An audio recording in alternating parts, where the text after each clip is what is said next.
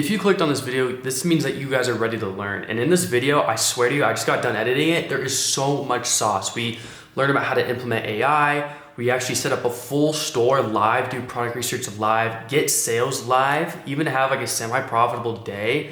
And then I actually go and show you guys how to scale and how to do everything from literally finding a product to even hiring people for your team. And so if you guys are clicking on this video, you guys are in for a ride. Make sure you guys watch everything in order. I think it's super pivotal for this video that you understand the information before you kind of skip to the other parts, especially if you're a beginner, which this video is made for beginners. So you guys should be following along, being patient and taking in all this information one bit at a time. And by the end of it, guys, you're gonna be able to build out a full store, branded store. You're gonna be able to know how to scale your ads, do everything that you need to know with Ecom. So without further ado, let's get into the video. This truly will be probably the most valuable video that I've ever made on my YouTube channel and maybe ever will. And I wanna get into, first off, why am I making this video? Why do I feel called to make this video? Why am I qualified to make this video? Before we even get into all the sauce and the nitty and gritty. So number one is I've seen other free courses on Ecom, on YouTube specifically, and they're either very incomplete in terms of how they use AI, maybe some things they're telling you when it comes to back end stuff. There's honestly a lot that people leave out. And then also most of these courses are from people who don't even do dropshipping anymore, right? A lot of the main ones you'll see are from people who make their money just simply from info. If you guys don't know what info is, it's selling a course. And although I do make money from info, I still do Ecom. I still do Ecom. It's my main source of income, and it is what has made me and got me to the place where I am at this point in my life. And I've done, almost, I believe, $7 million in revenue up to this point with Ecom specifically. And so I feel a lot more qualified than basically these other people to make this video. Another thing is that all these methods are changing, right? And with Ecom, these videos that were made in the past and stuff like that, the method changes every year. Every single year, there's, some new way to implement AI. There's new things that are coming. And so with this video, I'm kind of trying to teach you fundamentals, obviously teach you methods and stuff, but also teach you how to be adaptable, how to actually be able to transform your business and your skill set with how, the world is transforming in terms of AI. And then also I just want to make a timeless piece of value. I want, every time that I come up to someone or someone asks me what I do and I tell them, I want to be able to point them to this video, and this has everything that they'll ever need, right? And then also, like I said, the AI craze, AI is crazy now. It has completely changed the game. Most people don't even know how deep it goes and how much you can use it for. And so I'm gonna be breaking it down, obviously in this whole video, you guys see how long it is. It's going to be a very, very long piece of content. And so that is basically why I'm making this video. So without further ado, I wanna get into the next portion. Okay, so before we get into anything else in this video, right? I need to talk about my story and kind of give you guys some background information on me, right? So I didn't always, have the success or have the accolades, or, I didn't start from any rich parents or anything like that. I had a very humble beginning. And so I want to kind of show you guys that right now. So this was me. This was me 3 years ago, right? So I was, I believe, 19 or 20 when I started, drop shipping. And right before that, I didn't go to college because I was like, I don't really like college. I don't like the idea of it. I don't think it's worth my time, yada, yada, yada. So I just went and worked at my job at Chipotle. As you can see here, literally worked in food service. I was making less than 20 an hour. I think New York minimum wage at the time was probably 16 or something like that. At this point, obviously, I was broke, never touched 10K in my life, just kind of trapped in that paycheck to paycheck lifestyle where I'm really worrying about, where I'm spending my next money, and kind of just trapped literally in a cycle of going to work, spending money, and then having to go to work again to, get money to spend or to be able to live and to be able to support myself. I never really had time or money to travel anywhere. And I really didn't have any future ahead of me either. Like I said, I didn't come from a rich family. I wasn't blessed with all this abundant like money or anything like that. I started with literally what I made from these jobs, what I made from, things like this. And, luckily, through a couple of things, I was at the time hitting the gym, and through, just practicing, good morals and good work ethic, I kind of figured like I was working super hard at these jobs, and, at Chipotle, like I was rising the ranks. I mean, of Chipotle, like what does that even mean? But like I was like getting promoted, but like I kind of hit a ceiling eventually.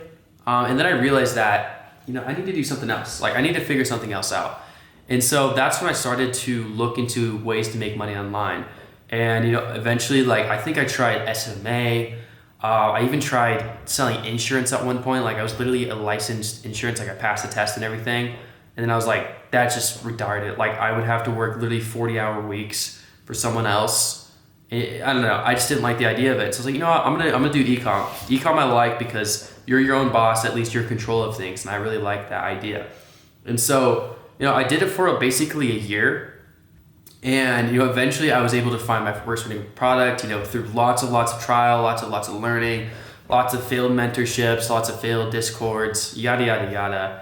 And I was able to, at this point now, 3 years later, I've done a combined, over I think maybe 2 years later, $7 million in revenue.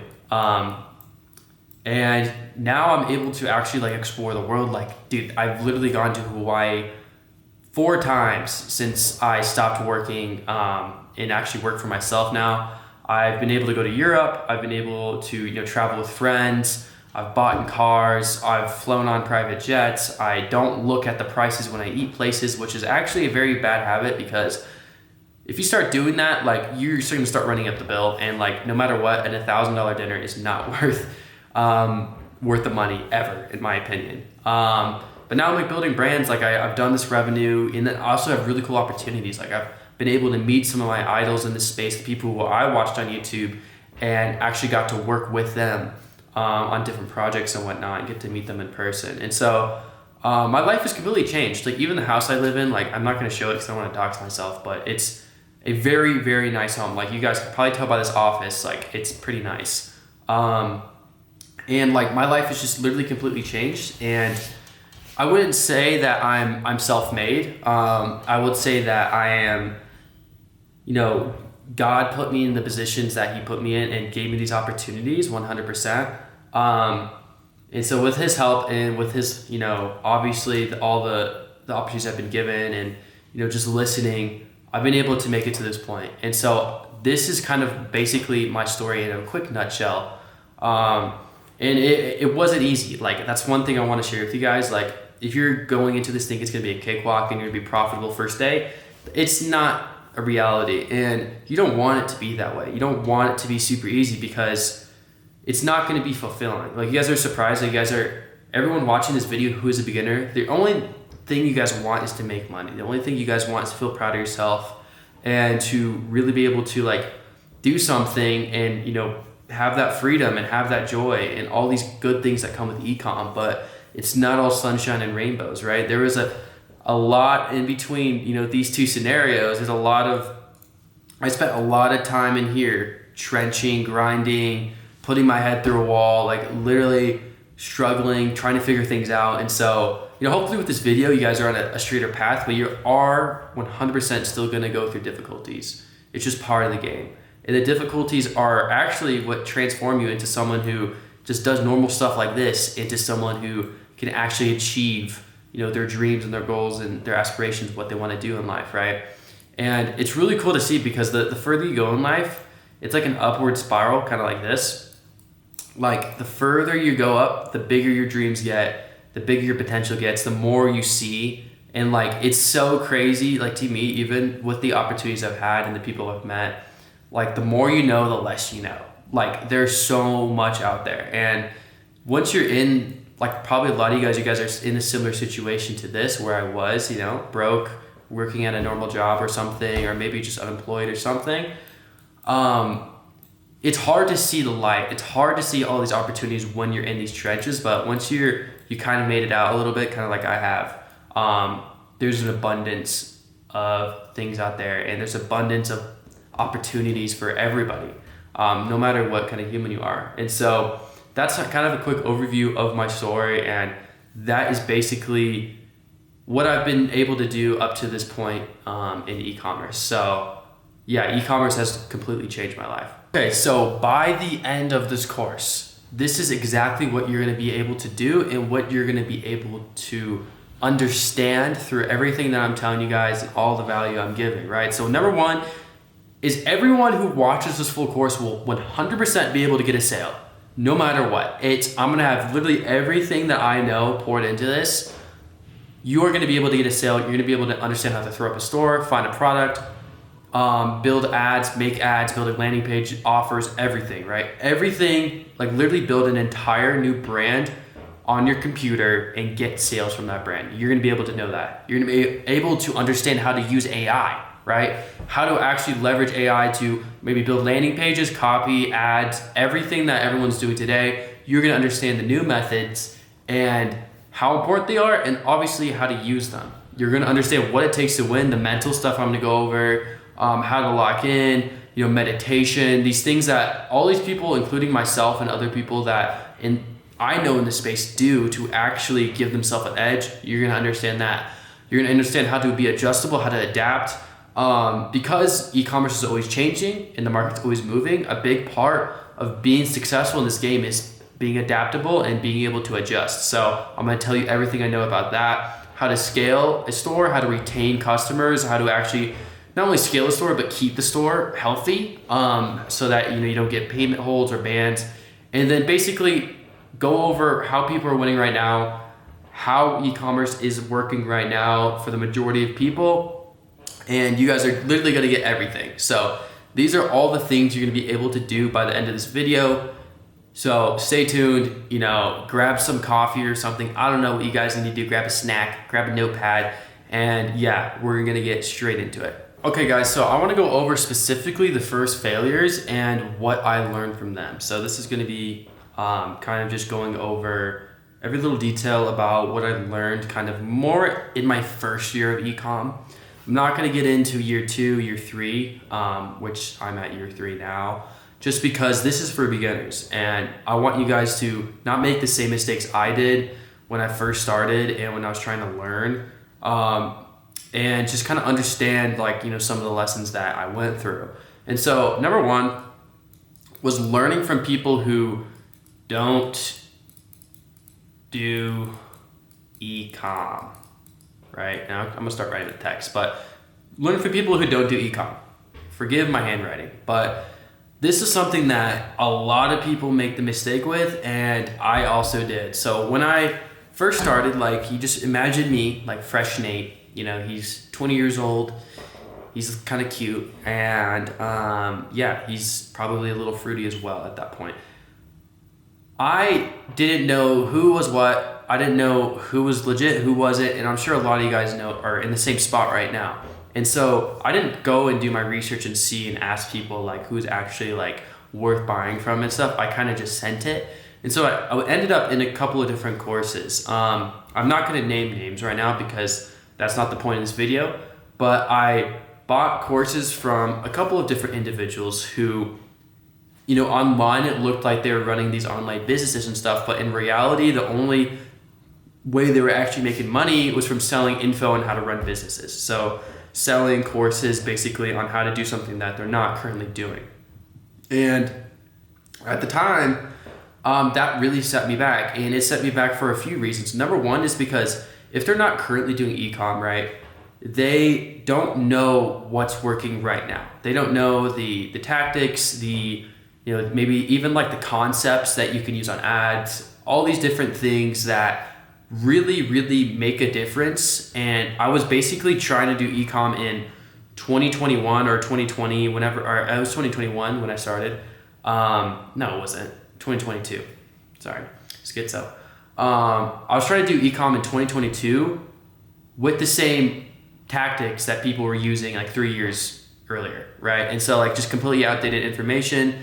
And so that really set me back. And one of the things was just doing organic, starting with organic. I thought that was the way to go. And I can see why a lot of people will think that is because one, it doesn't require much money.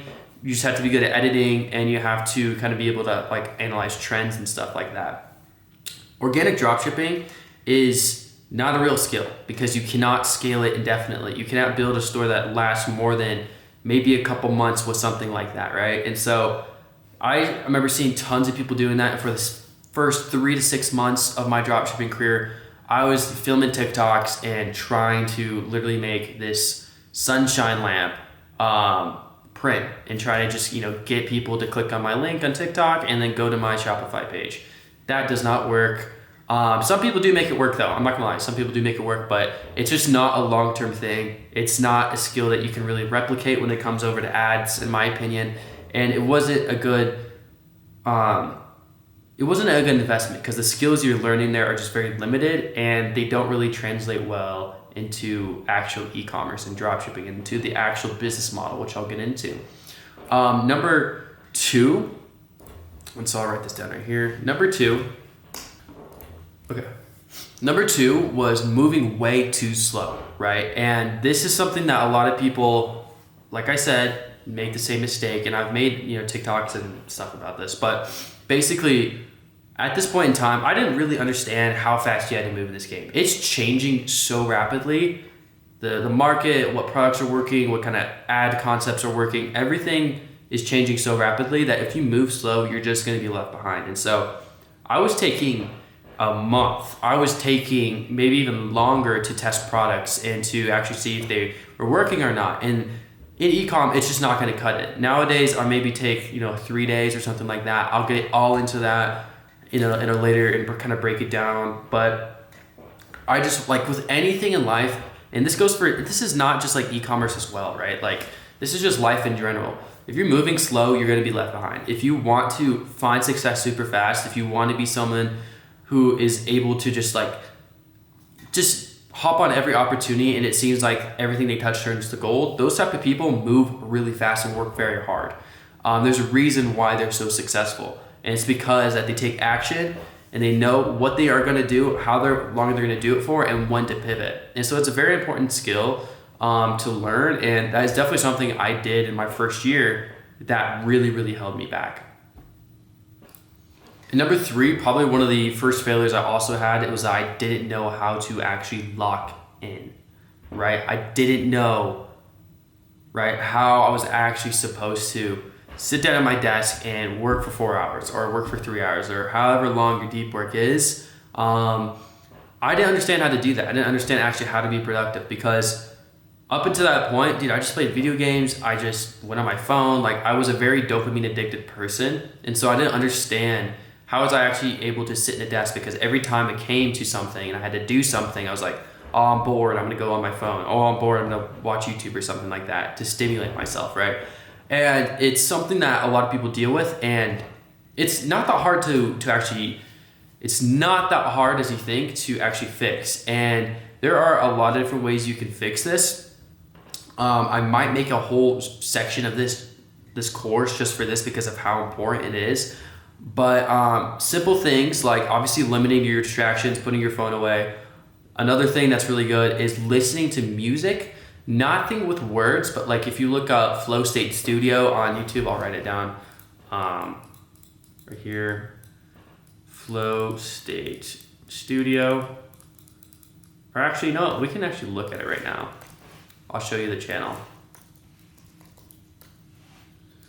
So Flow State Studio is this YouTube channel, right? And obviously they just make such good edits, and like for me, I really enjoy movies, and so they make a lot of the stuff based off of movies, and they like put in little like lines in here and stuff, and I just like hearing that. But if you listen to something like this, which I kind of skipped there, this music is literally, I don't know what's in it. There's something in it, and it makes you like Adderall addicted, focused, locked in, right? It fills that empty space in your mind. It clears those thoughts, and so you can focus on what's in front of you and on your computer screen. And so Flow State Studio, definitely look them up. I'm not like affiliated with them or anything, but they are a great way to lock in. Music's really important. Caffeine as well. Don't abuse it too much. Coffee's the best alternative for caffeine. because it's natural, not the Starbucks kind. Starbucks puts caffeine, extra caffeine in their stuff if you didn't know that. But like just natural coffee, freshly brewed is the perfect way to go. And then once you have your caffeine, you have your music, and you have no distractions, and you have your computer screen, and then also make a to-do list. And it's so simple as like literally like what I do is I'll have a piece of paper, I'll have one down here, and I'll make boxes like this. And every night, right, before I actually get to work, or before I go to bed rather, I'll write what I want to do the next day, all the little goals I need to do the next day. So maybe it's, first thing I want to do is like, read my Bible. And so basically, I'll have all these filled out. And so when I wake up, I don't have to think about what I want to do because I already have it written down. And this is super important because there is something called, I don't know what exactly it's called, but it's basically thinking fatigue. When your brain has to make a bunch of decisions, you start to become like more brain foggy, things become less clear, right? And so just having ultimate clarity early in the day is super important. And so that's why it's really important to make a list like this. I've been doing this for literally years, completely transformed my life. Every time that I actually do it and I execute, I feel great. I'm like, oh, I checked all these boxes off. I feel productive, and I know I'm at least moving the needle every single day. And so this is another way I lock in, and another way I'm able to stay very, very productive. Okay, so now we're going to be talking about some of the more mental things when it comes to drop shipping. And the first thing I want to get into is this concept called stacking skills. And it's the stacking skills mindset. I don't think this is an actual thing. I probably just made it up or something. But basically, I'm going to walk through what exactly this means, because this is very important for you to understand if you want to continue the momentum and actually be able to follow through and just have a better perspective of where you're going in ecom, dropshipping, and of like how much progress you're actually making. So skill stacking is a core mental model worth landing well. It reframes dropshipping from I'm gambling on a product to I'm building permanent assets I can deploy forever, right? So most beginners and most people who, maybe you're looking into this, you're like, okay, I'm gonna watch this video, I'm gonna be learning dropshipping. Which is true, but the thing is that you guys don't understand is that dropshipping isn't a skill. Dropshipping is not a skill. It's the output of like 7 to 8 skills working together. And so when you understand this, like there's gonna be some things that change. You stop expecting overnight wins because you cannot count the skills you don't have yet. You stop blaming the product or the algorithm. You start blaming yourself, understanding I need to get better at this, this, and this to be able to have better output. So you locate the actual specific skills in the stack in your repertoire that are actually weak, and then you can improve them. You realize skills are portable, which is super important. They pay you for the rest of your life in or out of dropshipping. So the things that you learn from dropshipping, which if you guys are curious, market research, copywriting, creative direction, media buying, conversion psychology, operations, finance, risk management, all these skills, and these are just some of them, right? All of these skills that you learn, you can actually do by themselves in an agency, right? So Brett Scales, for example, right? I don't even think he's that good at it, but he's supposed to know media buying pretty well, and he's supposed to know creative direction pretty well. And those are just 2 skills that you need to know in dropshipping to actually like succeed. Obviously, when you're first starting out, you don't need to have everything super dialed in, but over the lifetime, I'm talking about over the lifetime of your e-commerce career, if you learn all these things, there's so many opportunities that will pop up. And instead of looking at every product test at every store and just valuing it based on how much revenue, how much profit, and how successful the store was, you need to understand what else did I get out of it? Did I learn anything? Did I get any skill? Did I understand ads maybe a little bit better? Do I understand how to make landing pages a bit better? Maybe I understand what not to do now because this product has failed, so maybe I'm a little bit better off for the next one, right? And this is the mindset you have to have. And this is how we start getting into something called the compounding effect, where you start to make little wins and you get a little bit better. And basically, maybe when you start out, you have a 1% chance of every product hitting, but then with every little test you do and every little thing you learn, it starts to tick up slowly but surely, right? And so each one is its own discipline with its own masters, its own books, its own career path. Like I said, there's some copywriters out there who make $300K as employees. Media buyers run crazy ad accounts, CFOs exist, and you're learning very compressed versions of them, but very important skills still. And so why this matters is when you're at zero, most people quit because they think that they're failing at dropshipping, but even though that they're learning all these skills, like you're learning all the skills, you're getting all this information, right? You're building yourself up. And just because the revenue hasn't reflected that doesn't mean that you're losing, right? As long as you're in the game and as long as you're stacking these skills, you are technically winning. Because if you look at the normal, population, what everybody else is doing in this life, they're sitting around, they're watching Netflix, they're eating Doritos, and they're wasting away their time. Where you're actually taking the initiative to learn and to fail, to one, build your mentality, and then also build your skill set, which is always going to reflect in monetary goals eventually. It will always pay you back no matter what. And so when you're at 10K a month, the skill that got you there won't get you to 100K, right? At 10K, your bottleneck is probably creative volume. That's usually what every bottleneck is in this game, but it could be cash flow, hiring and systems. You're not scaling your business, but you're constantly and consciously developing the next weak link. So once you hit these ceilings, right, there's always a new skill to learn, and there's new levels to ecom. There's levels to this thing. Like, there's levels to this shit, bro. Like, I hate to break it to you, there's levels. And a lot of you guys aren't succeeding because you guys don't understand what it takes to get to the next level. Or maybe you're at a certain level and you're focusing on things that get you from level 2 to level 3, but you're stuck in level 1, right? So you got to understand how to get from level 1 to level 2 first. So it's very important to understand skills, how to skill stack, why it's important, and everything. Because when you've had a store fail, you didn't lose, you still could have leveled up 4 skills permanently that you're going to be completely better off. Experience in this game is so important. I'm going to get into why people quit within usually 90 days. Like 99% of people are probably going to quit after trying dropshipping for 90 days. And so you guys can understand what you need to do and the mindset and all the approaching that you, or the concepts, like the way you think, how you need to approach this game to actually be able to be consistent and to push through that barrier, right, where everyone else is quitting. And it has a lot to do with kind of the skill stacking, of course, but also some other things. And so yeah, we're gonna get into that to the next one, but skill stacking, guys, super important. All right, guys, so now we're gonna be talking about why most people quit ecom within the first 90 days, right? Or the first year or the first 6 months. This is a great example, and this applies, I swear to you, to the overwhelming majority of people who do ecom, right? This right here, this diagram that I just made applies to almost everybody, okay? So I want you guys to make sure you know that.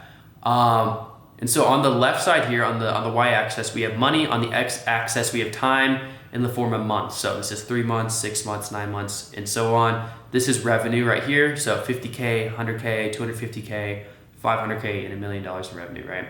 The numbers aren't going to be exact like for everybody as well, but this is a general idea of what happens.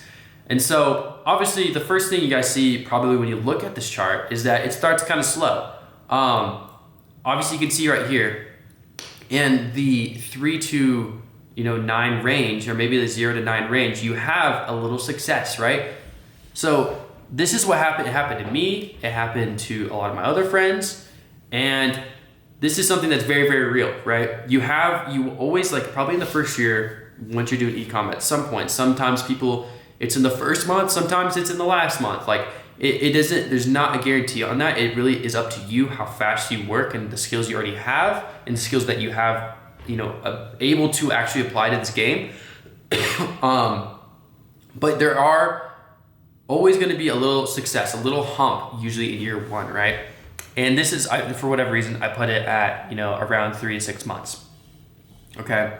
So this little 50K in revenue, once you're at this point right here, the top of this hump, right, you are going to feel like you're on top of the world. This happened to me.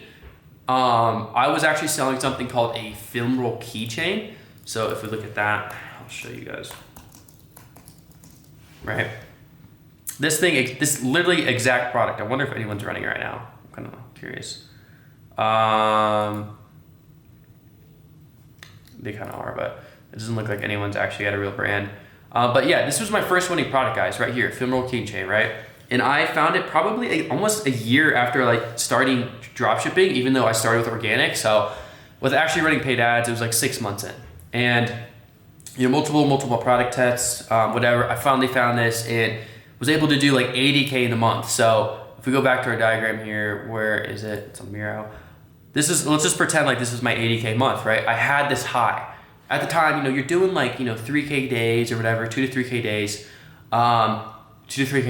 And at that point, I felt like I was on top of the world. And the adrenaline, the dopamine, the fulfillment, you're like, dude, I did all of this work. It's finally gonna work out. Everything from now on is gonna be perfect. I'm gonna drive a Lambo next month. I'm going to move into that dream home, right? I'm gonna do all these crazy things and my life is basically complete. Wrong, that's not how it happens. That's not what happens at all. What happens is what you see here. You have this high and then you go into something called the Valley of Despair, which is not the most pleasant place to be in.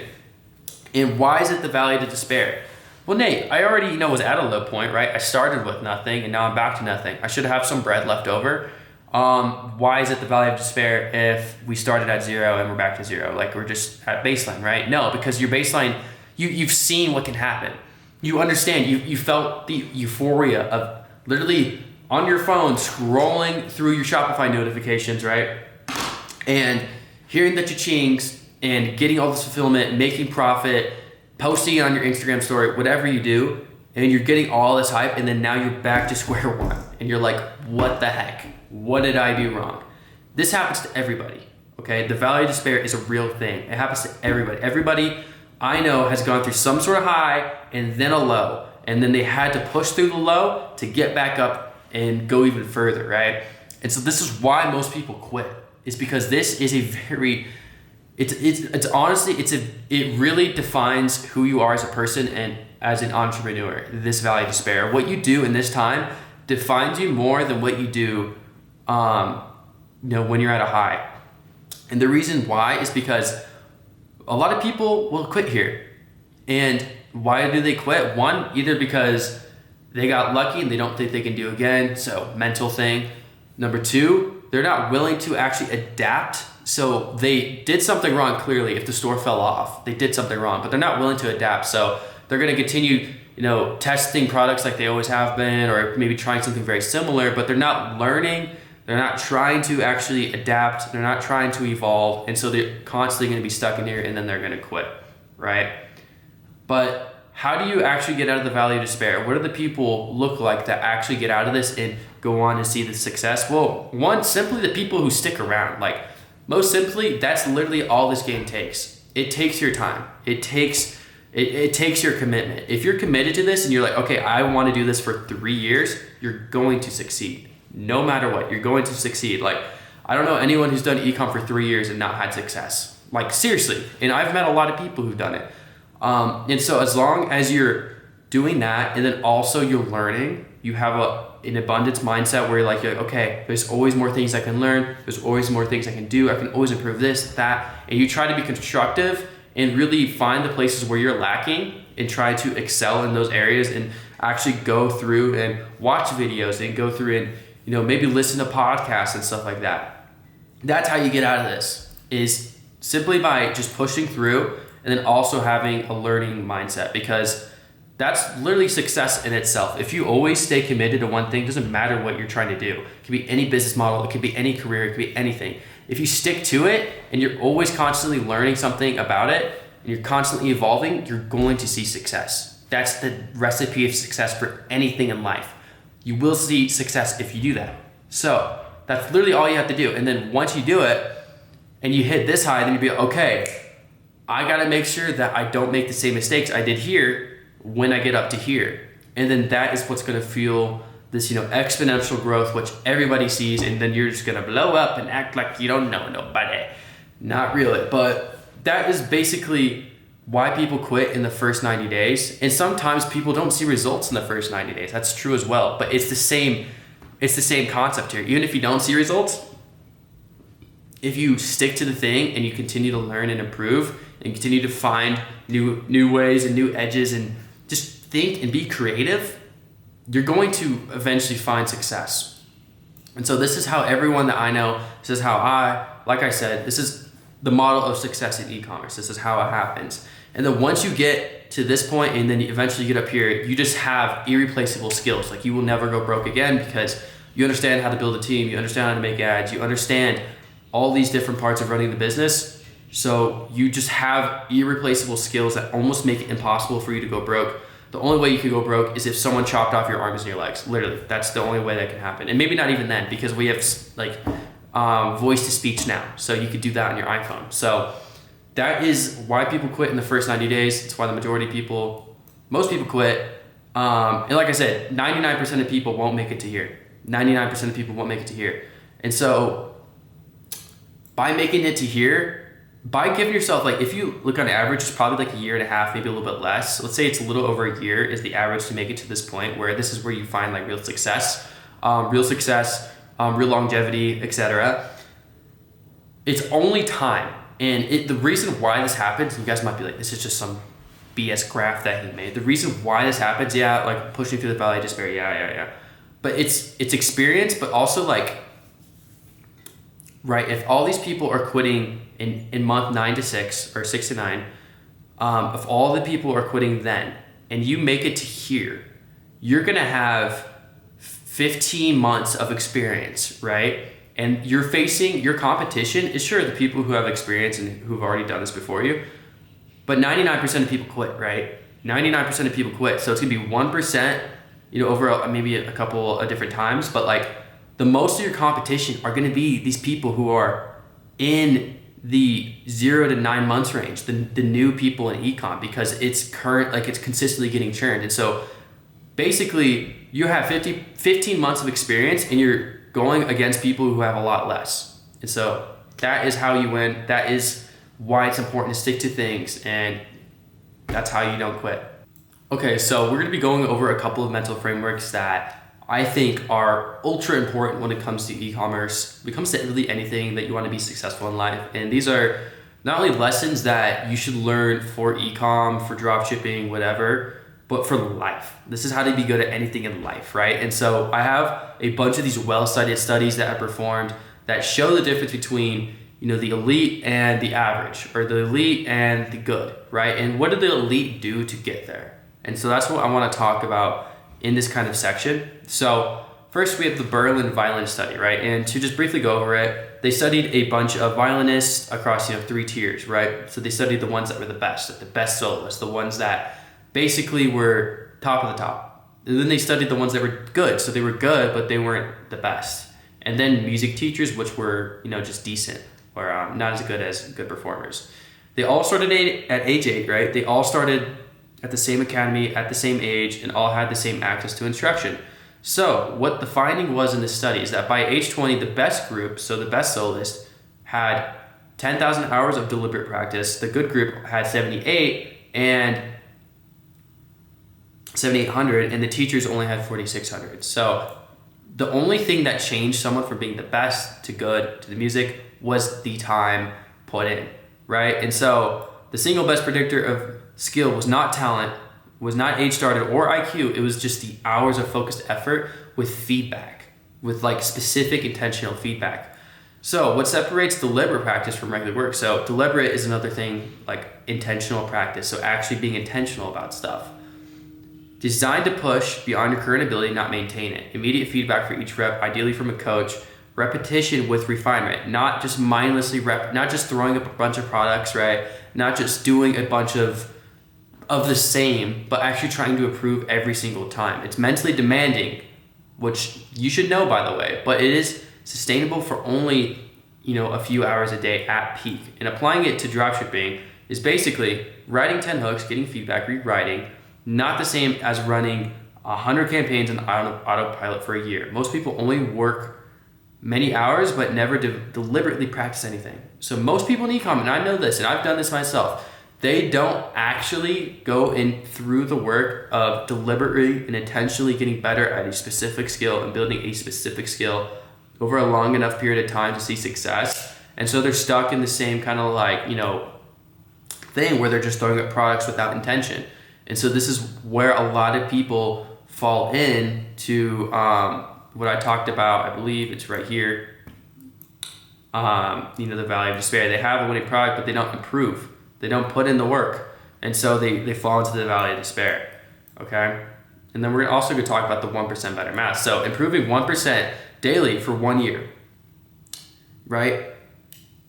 1% to the 306 power, so basically, times itself, equals 37% or 37x, right? And then declining 1% daily for a year makes you go from, the original value, which is 1, to 0.03. Same starting point, opposite directions.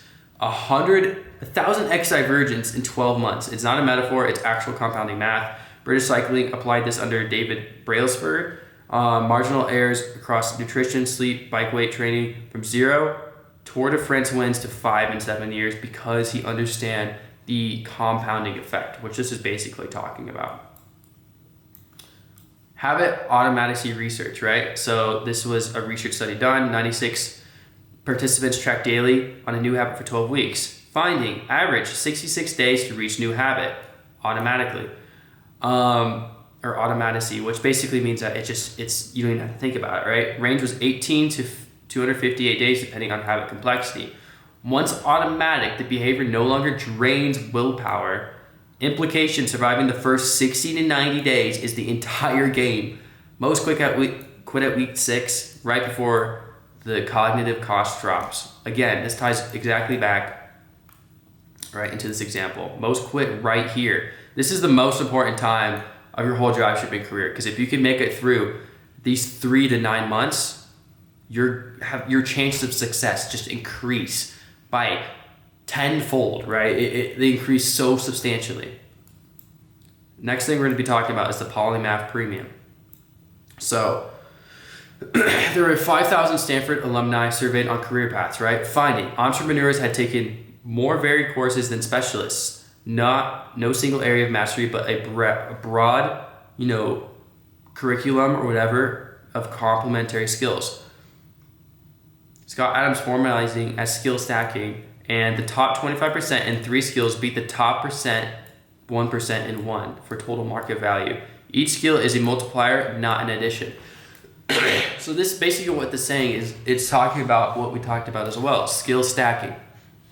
Skill stacking is the more skills you have and the higher level they are, they don't just add on top of each other, they actually multiply into themselves, right? It's like, I don't know, it's like, it's not 1 + 1 + 1 + 1 skill, it's 2 × 2 × 2 × 2. It's compounding. It's the compounding effect, right? And so that's just kind of another thing that goes over that. Transferring learning into expertise research, right? How people learn.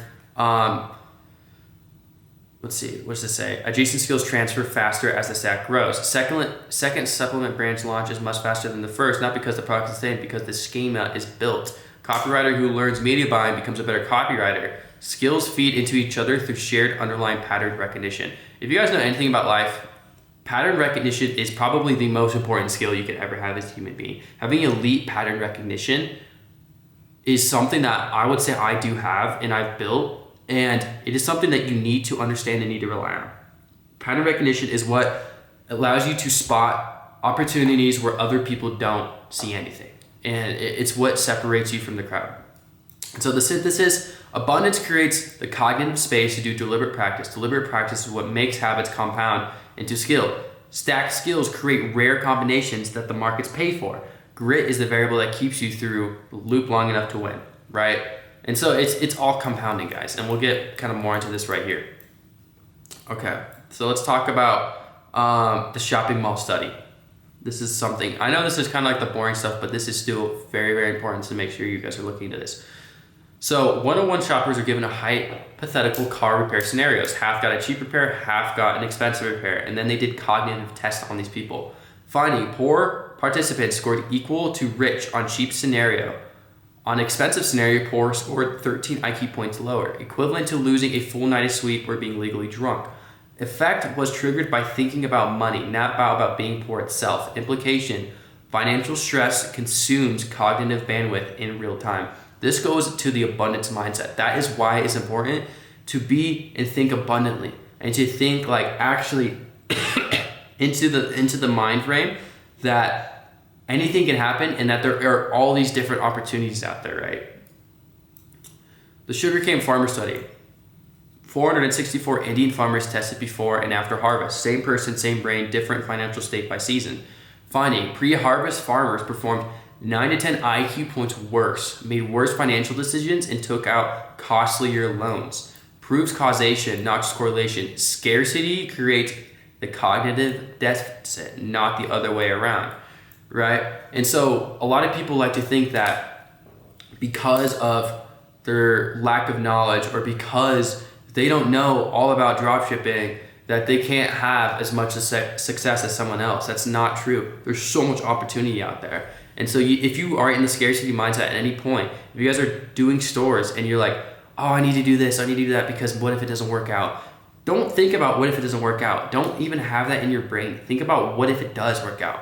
All the best people do this. If you look up Conor McGregor, look up his quotes, look up his YouTube videos, he became literally nothing. He was an Irish freaking, I think he did carpentry or something, or some sort of like, blue collar job. He was doing something like that, and he went and rose into UFC, like literally the biggest star in UFC within years because of how he trained his mind and how he thought. It's the same thing with everything. Life, and the thing you guys find about pattern recognition, there's a lot of overlap with these principles that go into other parts of your life. And so like you're not just learning about dropshipping, you're learning how to be a successful human being. So keep that in mind. But let's talk about the tunneling effect next. Scarcity narrows attention to the immediate problem. Long-term planning, peripheral threats, and the opportunity cost gets suppressed. Why broke entrepreneurs keep making short-term decisions, selling at break-even, refusing to invest, and panicking, killing winning ads. It's because they tunnel on one specific scenario. And what you focus on, where your focus goes, the attention flows, and it obviously grows. Okay, that's like something a bar I just came up with, but it's very, very true. Where you focus on grows. So if you're focusing on the one scenario that could go wrong in your business, doesn't matter what it is. It could be your ads, it could be anything, it could be your targeting, it could be how hard you can sell a product. If you're focusing on one negative scenario, you're missing out on all these other different scenarios that you could be putting your attention towards and actually breathing life into and making them happen. So now we're going to talk about the other side of this, the praise experiment, right? So this is the abundant thinking. This is what abundant thinking actually gets you. This was all scarcity stuff, the red. So the praise experiment. 4th and 5th graders give an identical puzzle, then random praise. Half praise for being smart and half praise for effort. Finding smart praise kids refused harder puzzles. Scores dropped 20%. Effort praise kids chose harder puzzles. Scores rose 30%. Same kids, same starting ability, one sentence of framing. The identity-based praise model made them protect their identity by avoiding risk, right? So thinking you're smart, thinking that you have, maybe an edge on someone, or maybe like it's too risky, and thinking that kind of, and that not having the learning mindset and being like, oh, I already know. Oh, I already know. Oh, I understand. Having that mindset is going to make you have an identity that you need to protect. That's going to make you avoid risk, which is not how you grow. Risk is how you grow. Risk equals growth, like literally. Process-based grades made them seek challenge to keep growing. So it's obviously the inverse of that. If you are someone who believes that you're hardworking, believes that you can do anything, believes that you are willing to put the effort in, you're going to seek the challenge and want to keep growing because you know that effort breeds success, right? Risk breeds success. The National Innovation Study. Let's talk about this one. The setup was, there was 12,000 ninth graders across 65 U.S. schools, 2 25-minute online sessions on neuroplasticity, finding lower achieving students raised GPA by 0.10 points. Enrollment in advanced math jumped meaningfully. 50-minute intervention measurably altered an academic trajectory, right? So basically what they did here is they taught these kids about neuroplasticity. And what neuroplasticity, if you guys don't know, it's about how you can literally change the way you think, the way you feel, who you identify as. You could change everything that goes on in your brain and create new connections, create new opportunities, things that you didn't even know were possible can happen because you have God gave you this gift of creation, bro. Like, he gave you imagination. Imagination is one of the most important things that you'll ever learn in your life. And that is what neuroplasticity is. It's expanding your imagination, thinking of these new opportunities, expanding your consciousness of what can actually happen. And by doing that, you literally become smarter. You literally become more effective and smarter. The film clip experiment. Let's talk about this now. Why abundance feels different. 104 participants shown emotion-inducing clips, then creativity test, right? So amusement, contentment, neutral, anger, fear. Finding, positive emotion groups produced 20% more solution ideas. Negative emotion groups showed narrow defensive thinking. Replicated with eye tracking, positive effect literally widens visual attention, right? Negative effect narrows it. Threat relevant to stimuli, why scarcity feels like tunnel vision and abundance feels like possibility. So being in a state of abundance and thinking in abundance, it literally expands what can happen. It literally does, because something can't happen that you don't think about. If you're not thinking about something happening, the chances of it happening are very low. If you're thinking about something happening and the possibility of it, the chances of it happening are a lot higher. And that's what this basically talks about. So this is the follow-up on long horizons predicting, outcomes and stuff. So the 40-year long, I don't even know how to say that, but the 40-year data, right? Set up. 4-year-olds offered 1 marshmallow now or 2 in 15 minutes. Research tracked the same children for 4 decades. Finding, high delay kids scored 210 on the SAT points higher on average. Lower BMI, less substance abuse, higher income, better relationships. Watts, 2018 replication confirmed effect, but credited environment to that. So the real lesson, a stable abundance environment teaches future orientation. Scarcity environments rationally discount the future. So basically, by putting yourself in an environment, like this could be your room, bro. This can be your bedroom, it could be wherever you're working, in a place where you are forced to think bigger, forced to think new thoughts, be creative. It's going to have an astounding effect, not just on your business, but on your life. And so these are all like life lessons here, right? And I got it kind of mixed up. I think these kind of go, this is actually more about abundance and this is more about the compounding effect. But basically, I just told you guys all that stuff regardless.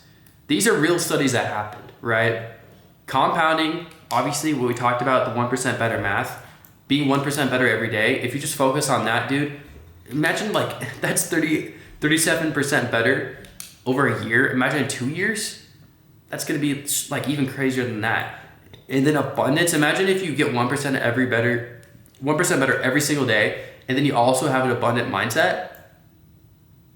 Bro, you're going to literally kill it. If you have these two things and you think like this, I promise you guys, success is not that far away. And this is how people have success very quickly. When I was basically in this point right here, let's see. When I was in the valley of despair, these are the two things I leaned on. Those principles are the two things I leaned on to get myself out of there. And what eventually happened was I was literally at a point where I was like, oh my gosh, I'm gonna have to find a job. I didn't focus on finding a job. I focused on what could happen. I was like, dude, there's so much abundance out there. I was like praying, I was like thanking God and being very like positive and just trying to do little things every day. Throw up a product test, learn, do another one, and just focus on that specific. That's all I focused on. I didn't focus on the negative. I didn't focus on my money, my bank account, which was dwindling at the time. I focused on that. And then I found a product, which I'll get into, that did literally this, right? Literally changed my entire life right after that. This is like, it was literally before August. It's July when this was happening. And because I channeled those things, it literally immediately started to take off. Immediately. 3K day, first day. First product test, 3K day, first day. It was crazy. It's a crazy story. I'll get into it. But that's the importance of these principles, guys. Like, all these studies are very true. And if you guys honestly, like, the proof is there, but even if you don't believe in it, like, choose to believe in it, bro, because it freaking works. You're learning from me. I'm telling you it works. And this is something that I love to look at. I love to go back on. I think it's super important for you guys. So this is 2 of the biggest mental things that you guys need to understand and need to leverage in your life if you're trying to be successful at anything. And so it does apply to this. It does apply to dropshipping. And so that's basically it. Okay, guys, so we just talked about all these principles, all these scenarios that, obviously back the thought of compounding effect, about abundance mindset, how to think, how to create a new reality, how to literally just be a successful thinker and how to think, right? So now how do we use this to actually become something completely new? Because to be something different and to achieve something different, you have to be different. You can't be the same person you are right now and expect to achieve something different. That is just literally the definition of insanity. You've been doing the same thing your whole life and getting the same result. So you think by doing the same thing again, you're gonna get a different result? No, that's not how it works. And so how do we use everything we just learned about how to think, why abundance, thinking is really important, how to use the compounding effect, all these things. How do we actually use this to become someone completely new, to actually transcend? Which I know that sounds super hippie and super weird. Guys, everyone knows about this stuff. Like if you're at my level, everybody, I talk to everyone, they, to some form of belief or some form of implementation, they do this, right? It's not some voodoo stuff, bro.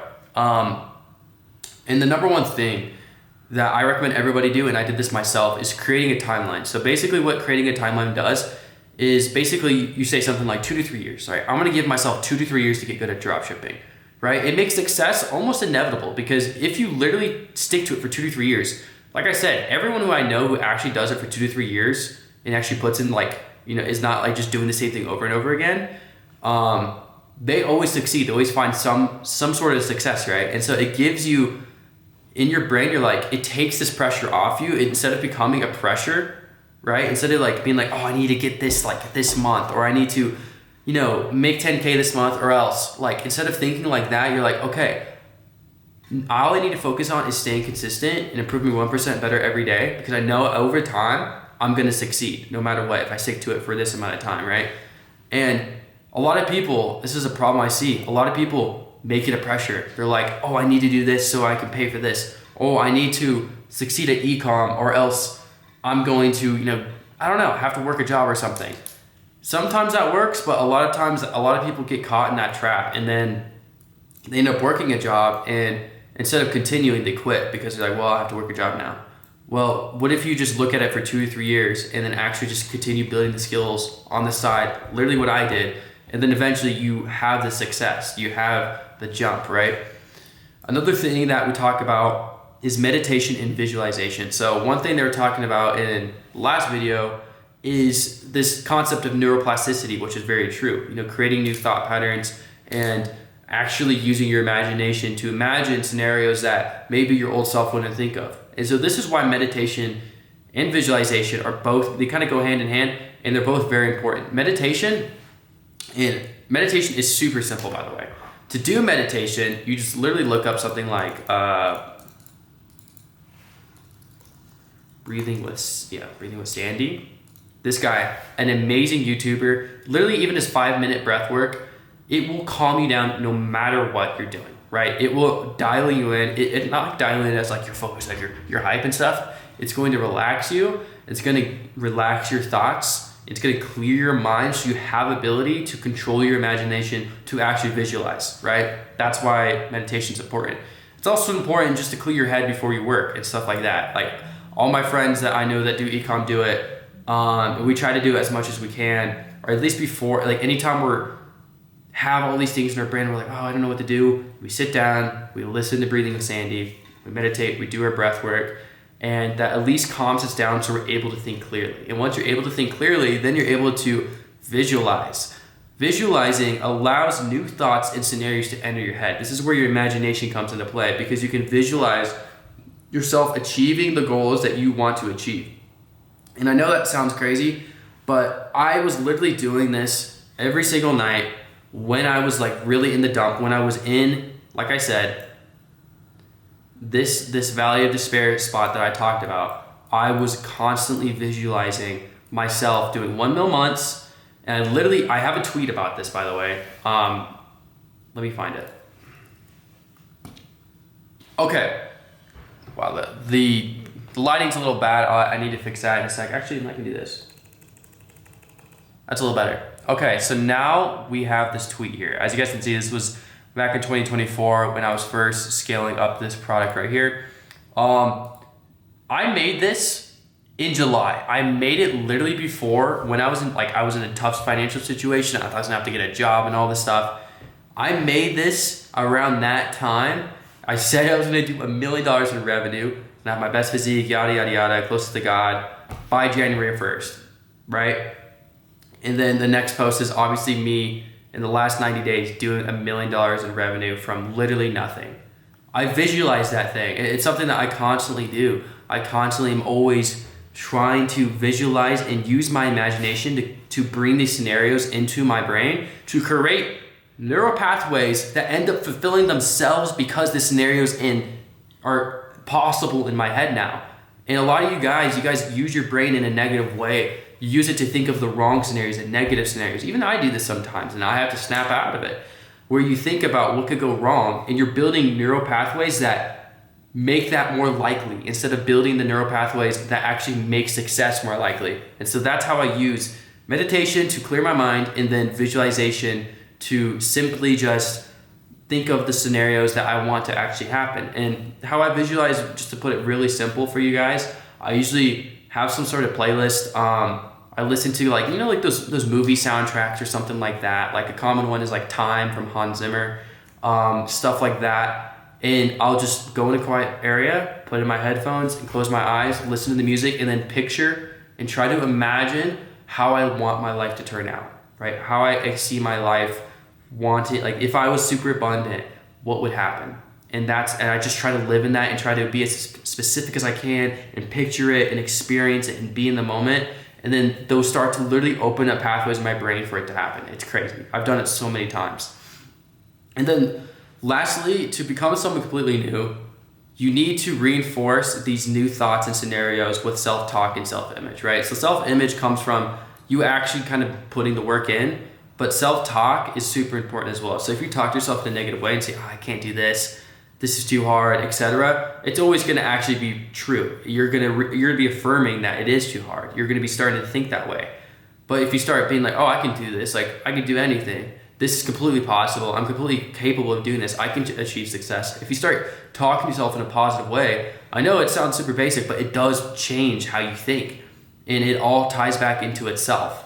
And so these thought patterns and these new beliefs really, really reinforce who you are.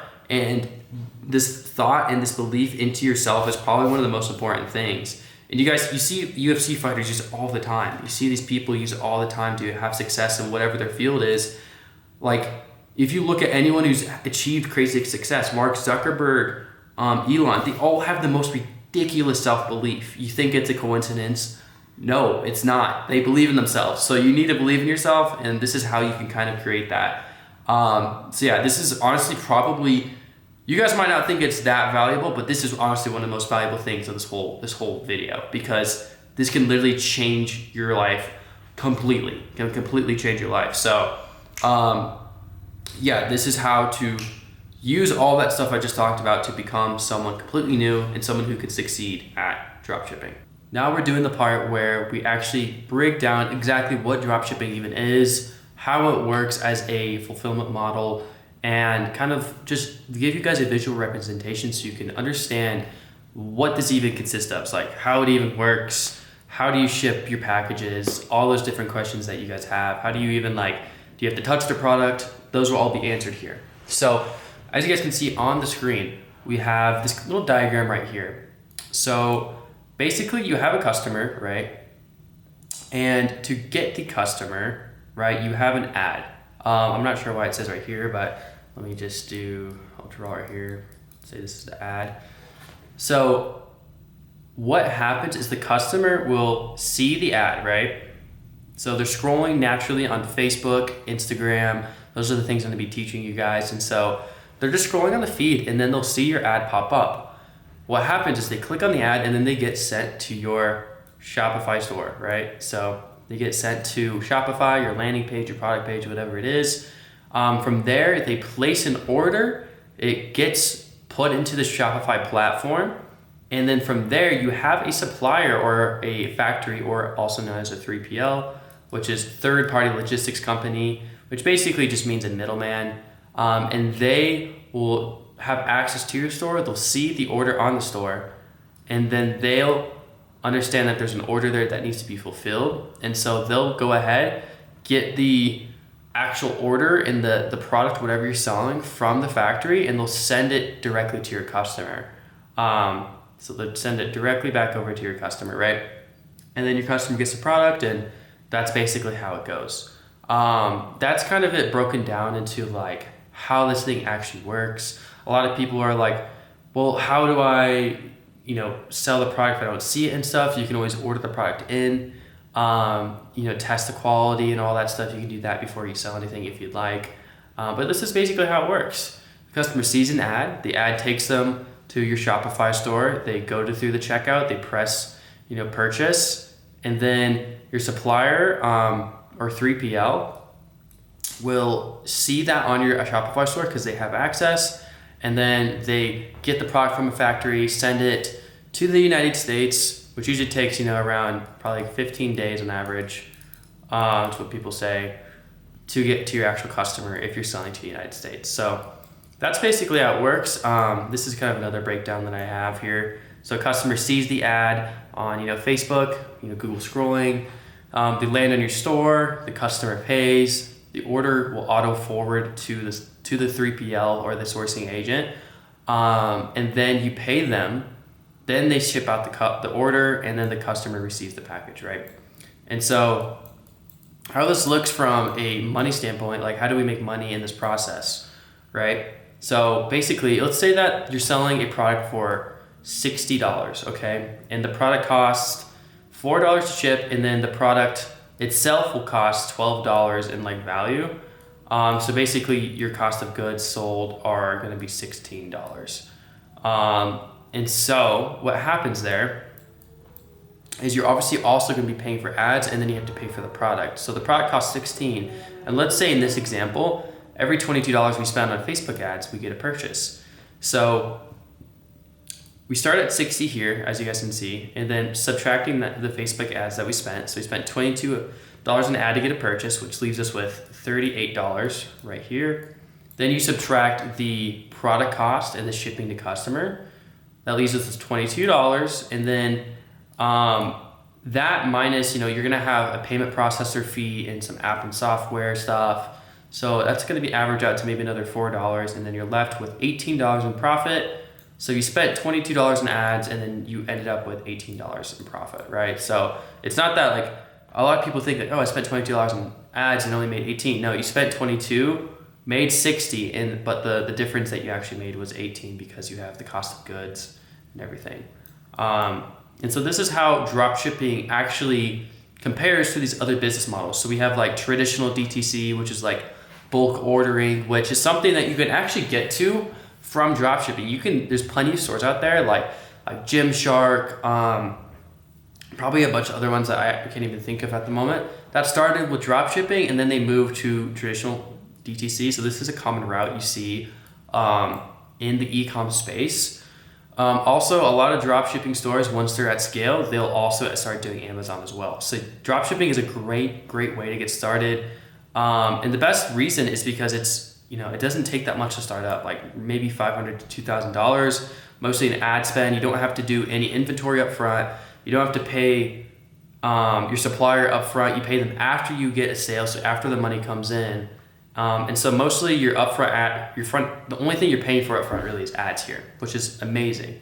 Whereas if we look at Amazon FBA, it obviously costs a lot more. You're gonna have to pay for a bulk order of inventory, which is a lot of money.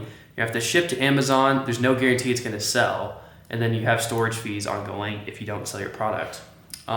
With traditional DTC, obviously the bulk order plus 3PL setup, and then you have to have contracts or warehouse, and then working capital is just tied up. And so it's a much leaner way to start, a much easier way to start. There's no really risk involved here with dropshipping, which is really nice. And I mean financial risk for the most point.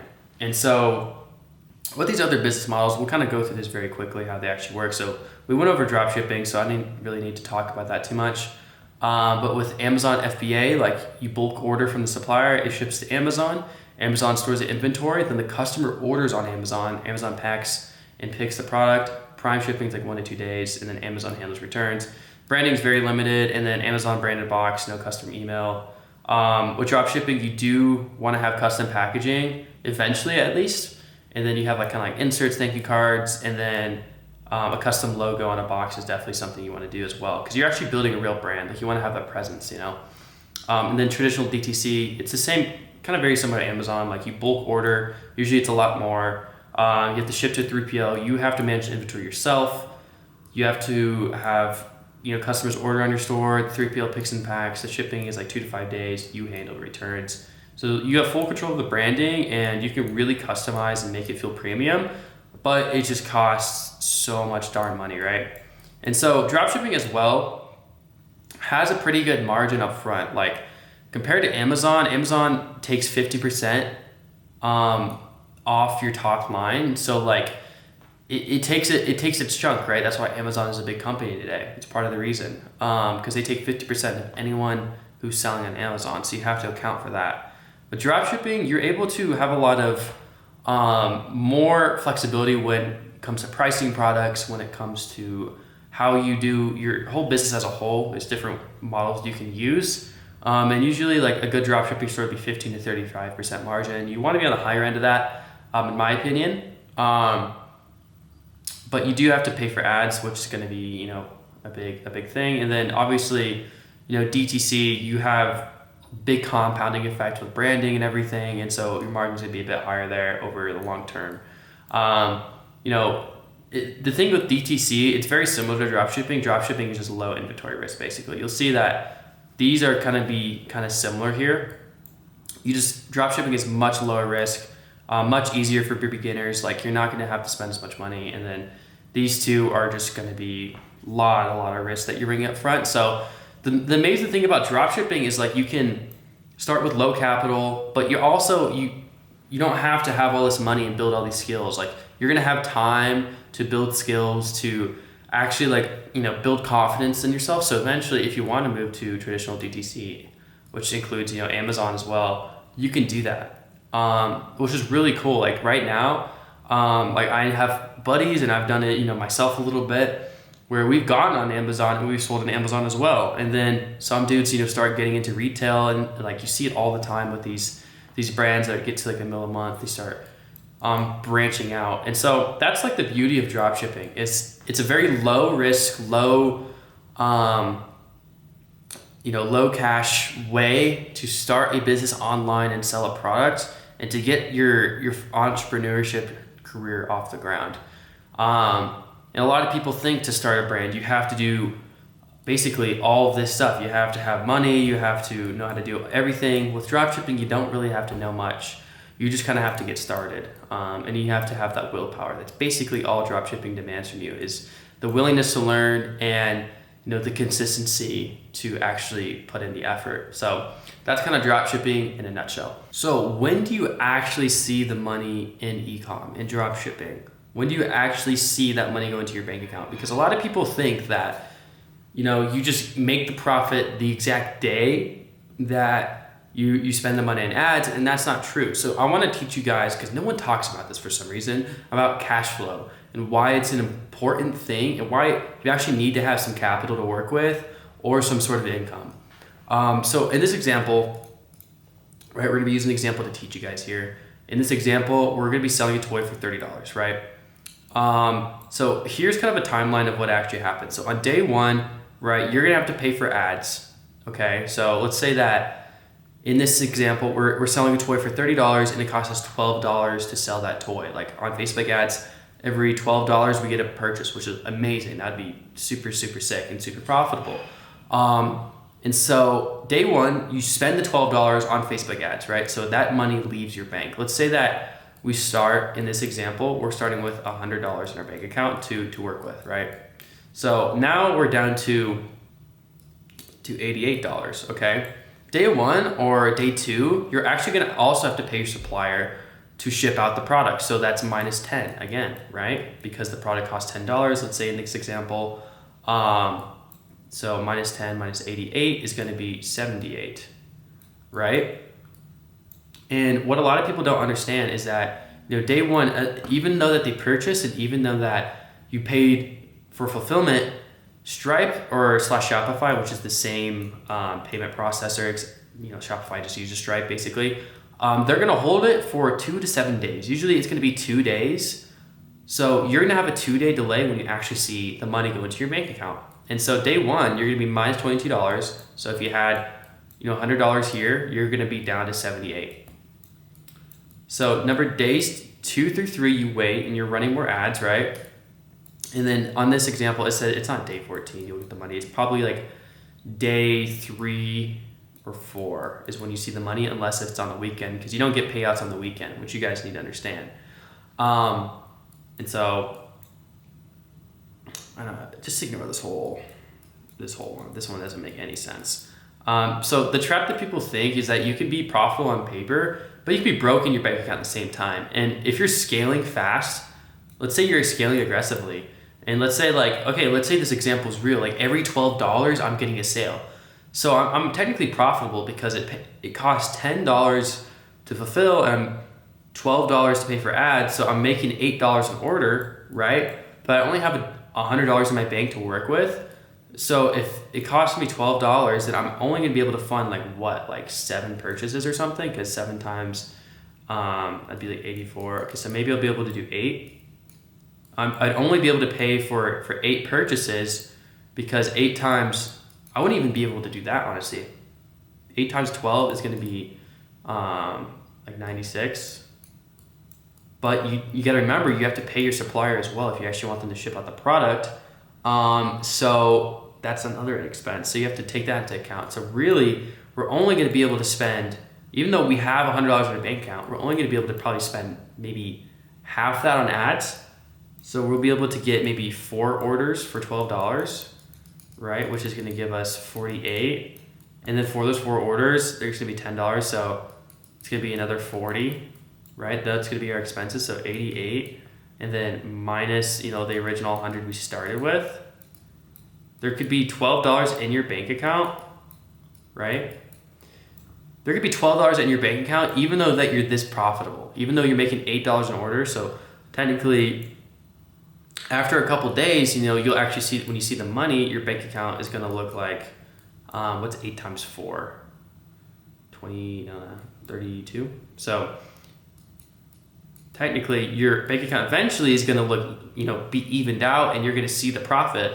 But for the first few days, Shopify is gonna hold the payment from those orders for like a couple of days. And so you're actually not gonna see that money until maybe day 2, 3, or 4, right? So you have to keep that into account. And this is why it's really important as an entrepreneur to have a solid personal credit score. A lot of people don't talk about this, but it is such a blessing to have a big credit line to actually, put yourself into, or be able to actually use for your business. Because in the event that you run into a scenario like this where you're super profitable, right? I think that's almost a 30% margin. What is it? So 30 divided by 22. We can do the math real quick. Yeah, so is that right? Okay, so it's like a 26% margin. It's still a really, really profitable margin, right? So you're at a 26% margin, you're making a lot of money, but because you don't have the cash flow, you're not gonna be able to make it actually scale it up. And so that's why it's, like I said, it's important to have credit cards, because let's say you have a credit card that's, maybe you have a credit limit of $2,000 and you still only have, let's say $100 in the bank. You can leverage this, right? Leverage this to give you more flexibility, because with the beauty about a credit card is you don't have to pay it off instantly. It's not like a debit card, it doesn't come straight from your account. So you can actually leverage this, with this, you're gonna be able to actually spend, if we're still making the same amount of money here and it costs us 12 and then 10 to fulfill, you're gonna be able to spend probably 1,000 of that credit line, right? Right off the jump on orders now. And so what does 1,000 look like? Well, 1,000, you divide it by 12. Do that math. 1,000 divided by 12. So you're gonna be able to get like 83 orders, right? So that's gonna be 83. 83 times 30, right? 3 times 30, 2,490. It's gonna be $2,490, right? And then if let's say the margin's 26%, it'd be 640, we'll call it 650 in profit, right? So just from having a credit line or a credit card of $2,000, you're gonna be able to scale that up to $650 in profit per day, essentially. Maybe you'd have to wait a little bit more. Maybe you have to be a little more aggressive and kind of like actually, but in total, you'd be able to do that. Whereas if you only had $100 in your bank account and it's just $100 cash and you're using a debit card, you'd only be able to maybe get for like $36 in profit or $32 in profit right here, which is 32 profit. So that's the importance of cash flow. And a lot of people don't talk about this, and I hope I helped you guys understand this enough, but you have to wait to see the money in dropshipping, because the processor, Shopify wants to make sure that you're actually sending out the product, like you're not just scamming people and no shipping like some people do. And so that's why they hold the money just for a couple of days, but after that couple of days, you eventually do see it, and it can be very profitable, but there are a period of time where you're gonna have to like use some extra cash to kind of fund it, right? So the best cards out there that you can use right now, I'll have a link in the description for you guys. One is gonna be the Amex Business Gold. Biz Gold, right? Why is the Amex Business Gold so good? Well, because you get, I believe, 4x on ad spend. 4x points on ad spend. So basically, if you spend, which this is not uncommon to do, if you spend, $50K a month on ads, which I've done plenty of times, basically every month we're doing something like that, you get 200K travel points, which is equivalent to around $2,000 in travel a month, which is insane. On the Amex Business Gold, there is a limit to this though. I think it's like, you get maybe like $250,000 or $300,000 ad spend you can actually redeem for points every year, but still like an extra $2,000 every month potentially in ad spend or like in just travel that you can use is like obviously amazing. Like if you talk to anyone in Ecom who is, traveling, or anyone who's successful, like they don't pay for flights. I don't pay for flights. Nobody pays for flights because we're able to do this. And then the second one that honestly might be a little bit better or even as good as this is the Chase Sapphire Reserve. These are both, for both of these, you're gonna have to have like a 700 plus to get them. I'm just gonna be straight up. But the Chase Sapphire Reserve is also really great because it gets you 3x ad spend, right? So you get 3x ad spend, but you also have unlimited amounts of it. So even though if I did 50K, I'd only get, 1,500 every month, I still have unlimited. So there's not a cap to how much I can redeem this at. And then also with Chase is they give you cash back that's 1-to-1, which basically means, let me write this out real quick, which basically means you can just straight up draw out this cash. You don't have to use it on travel. On Amex, you kind of have to use it on travel or else the value ratio is just going to be completely skewed.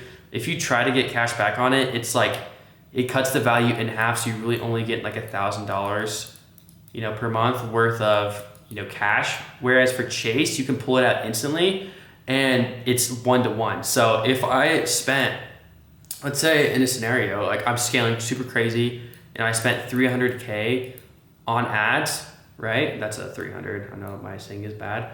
Times 3, right? It's going to be 900K in points, which is equivalent to 9,000 USD. I don't have to use this 9,000 on travel. I can literally deposit that into my bank account. I could literally deposit it and just take free literal money. And I know people who do this. I have a friend who was scaling, crazy hard, and he was pulling in literally, this is going to be sound crazy, literally 6 figures a month just from ad spend and cash back using this card. So Chase Sapphire is definitely super, super good. Honestly, it might be better than the Amex Business Gold in my opinion. But these are the two that I use, and I'll have descriptions down them. I'll have links for you in the description below if you guys want to use these as well. So just a reminder, you're gonna have like a 700K, you're gonna have to have a credit score and everything to do this, but they are super, super valuable and pretty much essential if you want to do dropshipping to the fullest extent and be able to actually scale your business. So now we're going to be talking about what has changed in dropshipping since 2020. Before 2020, that's when I first heard about dropshipping. I probably first heard about it in like 2017 or something like that. And I will tell you this, it is a completely different game now. It's completely different. If you're using the same tactics you did back then, you are just straight up going to get cooked now. And this is kind of just the evolution of everything in life. Everything becomes a little bit more sophisticated, people become better, but the barrier to entry slowly lowers and lowers and lowers because you don't have to have as many skills, which is really kind of like a oxymoron almost. Like it's getting more sophisticated, but at the same time it's getting easier. And that's because of AI. And so I'm gonna go through all these little things and kind of just describe you guys how it's changed a little bit. So this is obviously on the left side here, we have before the 2020 and now we have 2024 plus, right? So back then it was kind of like the gold rush days where literally like you threw up a product and your win rate was super high, right? You could throw up image ads and they would just absolutely print. You didn't have to do much. You didn't have to do much marketing. You didn't have to understand like all of these sophisticated things like awareness levels and whatnot. You didn't have to understand how to copyright. You just had to throw stuff up and it would print. Now it's a lot different. Obviously AI powered. Everyone's using AI nowadays. If you're not, you're just getting left behind. It's just a completely different model. Product sourcing, everyone back in the day, and some people even now probably to start, they still use AliExpress, 20-day shipping, and they would ship out these viral gadgets and stuff. Now it's not the case. If you're actually going to scale something, you kind of need to have a USA 3PL, 3 to 5 day shipping, private label, and like actual real ingredients if you're doing like a supplement. You don't need to have all this when you start, which is the beauty of dropshipping. You can start still from AliExpress and all these things, but if you're gonna scale something like really, really big, like I'm talking to like the 8-figure a year mark, you're gonna have to branch out to this. Now let's get into the creative part of it. So like I said, you could just throw up a UGC clip from Fiverr and then they would actually have a pretty high win rate. I tell you now, I have tried some UGC recently and it just never works for whatever reason. You can't just throw up an image ad that's like super generic and like has your product in it and expect it to work anymore. You need to test a lot of creatives, and a lot of these creatives are going to be utilizing AI, video, and voice.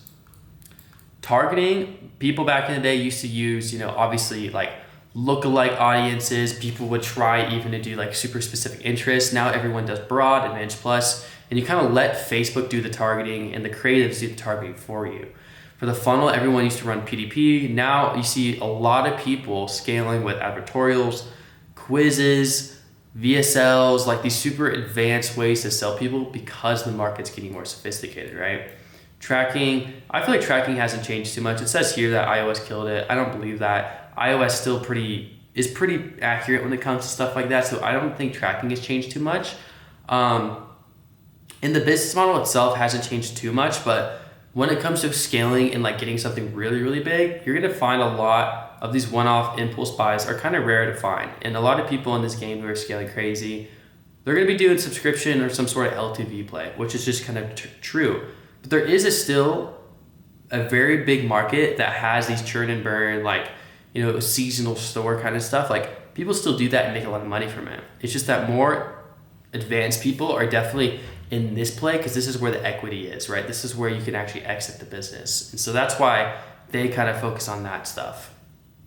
When it comes to, copywriting, so like the actual text and then like the angle, so how you advertise. It used to be back then you could just throw up like limited 50% off and like just hype, urgency, scarcity. Now you actually have to like really break it down into all these advanced marketing techniques, which I'm not even gonna talk about in this video because this is for beginners. Tools and stack, you just had Shopify and a spreadsheet essentially. Now, we're using Klaviyo for emails, we're using Tripwell to track maybe. I recommend something else besides Tripwell, but you're using Claude for sure. You have to have a Claude subscription nowadays. You have to have Higgsfield, and some other AI things as well. just to even compete in the game nowadays. And then who won back then is basically whoever copies the fastest, whoever tests the most. Now it's the best creative operator, the best creatives win, and like the sharpest like offers and funnels. That's kind of who you see winning nowadays. And the pro of all this AI stuff though, why this is so cool and why if you're a beginner, it's actually a good time to get started is because back in the day, it would take you 2 weeks to get a live store and set everything up, right? Because you're doing everything yourself, from the image editing to the copy, you're typing it in, everything you're doing yourself. Now I've done videos on this channel where I've spent around an hour, a store that like made money in 2 hours. So you can launch a store in 2 hours now, like probably less than that with all the AI tools that have come out as well. So that is the beauty of dropshipping now, is how fast it is. But it's also just much more competitive because more people are going to be in the game. And so, dropshipping kind of went from arbitrage to actual brand building now. The barrier moved, and you still can find hot products. You can do all this stuff, but if you really want to take it to the next level, it's going to be creative skills and understanding how to implement AI. The people who are getting ahead right now are just crazy with AI, basically. So it didn't kill dropshipping, it just killed the lazy kind of dropshipping, which is basically just throwing up a product and hoping it hits. You kind of have to have more intention behind things and understand just a bit more of the business model, right? And so this is kind of how dropshipping has changed over the last couple of years. And now I want to get into this, which is debunking some common myths that you guys might have about dropshipping, right? So these are things that I've heard from either students of mine, people in my comment section, people asking me, just a bunch of different stuff. So we'll just get straight into it, basically. One is that it's passive income. That is just completely false. It's not passive whatsoever. No matter what kind of store you're running or anything, it's never passive. You're always looking at your ad account. You're always trying to figure out where to go next in terms of an offer, an angle, how to advertise the next winning ad. Like, there's always something to work on when it comes to ecom. There's always something to work on. So I know right here it says it's a media buying job. I think it's much more than that. It's an operator job. And so you're constantly operating in this. And sure, you can get to the level where you outsource basically everything, but you're still going to be managing people, right? So it does not become passive. Like, it's not something you can just set and forget. Not going to be true. Also, no money needed is completely bullcrap. You cannot start this with $0. You cannot start this with $50. I wouldn't even say you can start this with less than $1,000 unless you have access to some good credit lines and stuff that you can actually utilize for this. So I would say 1 to 3K in either dollars or credit line, you can actually get away with it, but you cannot just start with nothing, right? You can't just be broke, unemployed, sitting in your basement and make $1 million next month. That's not how it works. Finding a winning product is not actually a real thing. A lot of people think it is a real thing, but the products themselves are not what win. It's the creatives, right? The only thing that really matters in e-commerce now is creative, which when I say creative, I mean an ad. Your ads are what separates you and what actually make the difference in your business, because you can have the most amazing product there is. If you suck at advertising or there's not good ads that you're running, you're not going to get any sales. You're not going to get any traffic. You're not going to get anything, right? You're not going to make any money. But if you have the most boring, mundane product and the best marketing, you are going to absolutely print. And so offers and most importantly, creatives win in this game, right? So winning product is something that a lot of gurus just like to say. AliExpress model works, so random gadgets, 3x markup. Not really anymore. People have kind of caught on to that. If you throw up a store and it looks like crap and it looks like it's from China, people are not going to buy. So you need to build a branded looking store with AI. You don't need USA fulfillment, honestly. I don't believe in that. You don't need it off the front, but long term it does make sense if you have a real brand. But you want to make it at least look like a real brand, right? That's kind of the whole point of this. People think that you can just infinitely scale this and you can just spend more on ads. That's not true, because there's something called TAM, which TAM is a very important term for you guys to know. TAM, it's total, right? Adjustable. I'm just gonna write adjust, I'm not gonna do a bull. And then market. That's a K. Total adjustable market is what TAM means. That basically means the total amount of people you can target with a certain product. Every product has a TAM. It has a limit. It's essentially a limit of how many people you can actually get to sell your product to. And so there are walls that you can hit.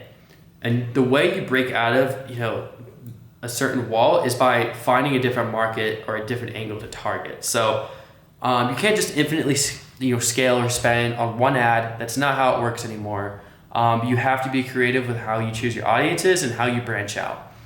Usually you want to start pretty niche and then you want to branch out. That's how people do it.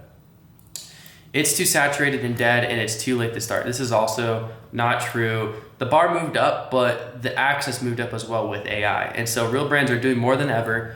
People are doing more than ever. I'm seeing kids throw up Kalo rips and doing 1 mil a month within 3 months on their first winning product. Like, it's insane. So the bar has moved up, but the opportunity has also moved up because how accessible this AI stuff is, right? Just copying what works is not a winning formula, especially when it comes to products. You can't just throw up someone else's product and expect it to work on the same platform, right? You need to have some sort of gap you're filling.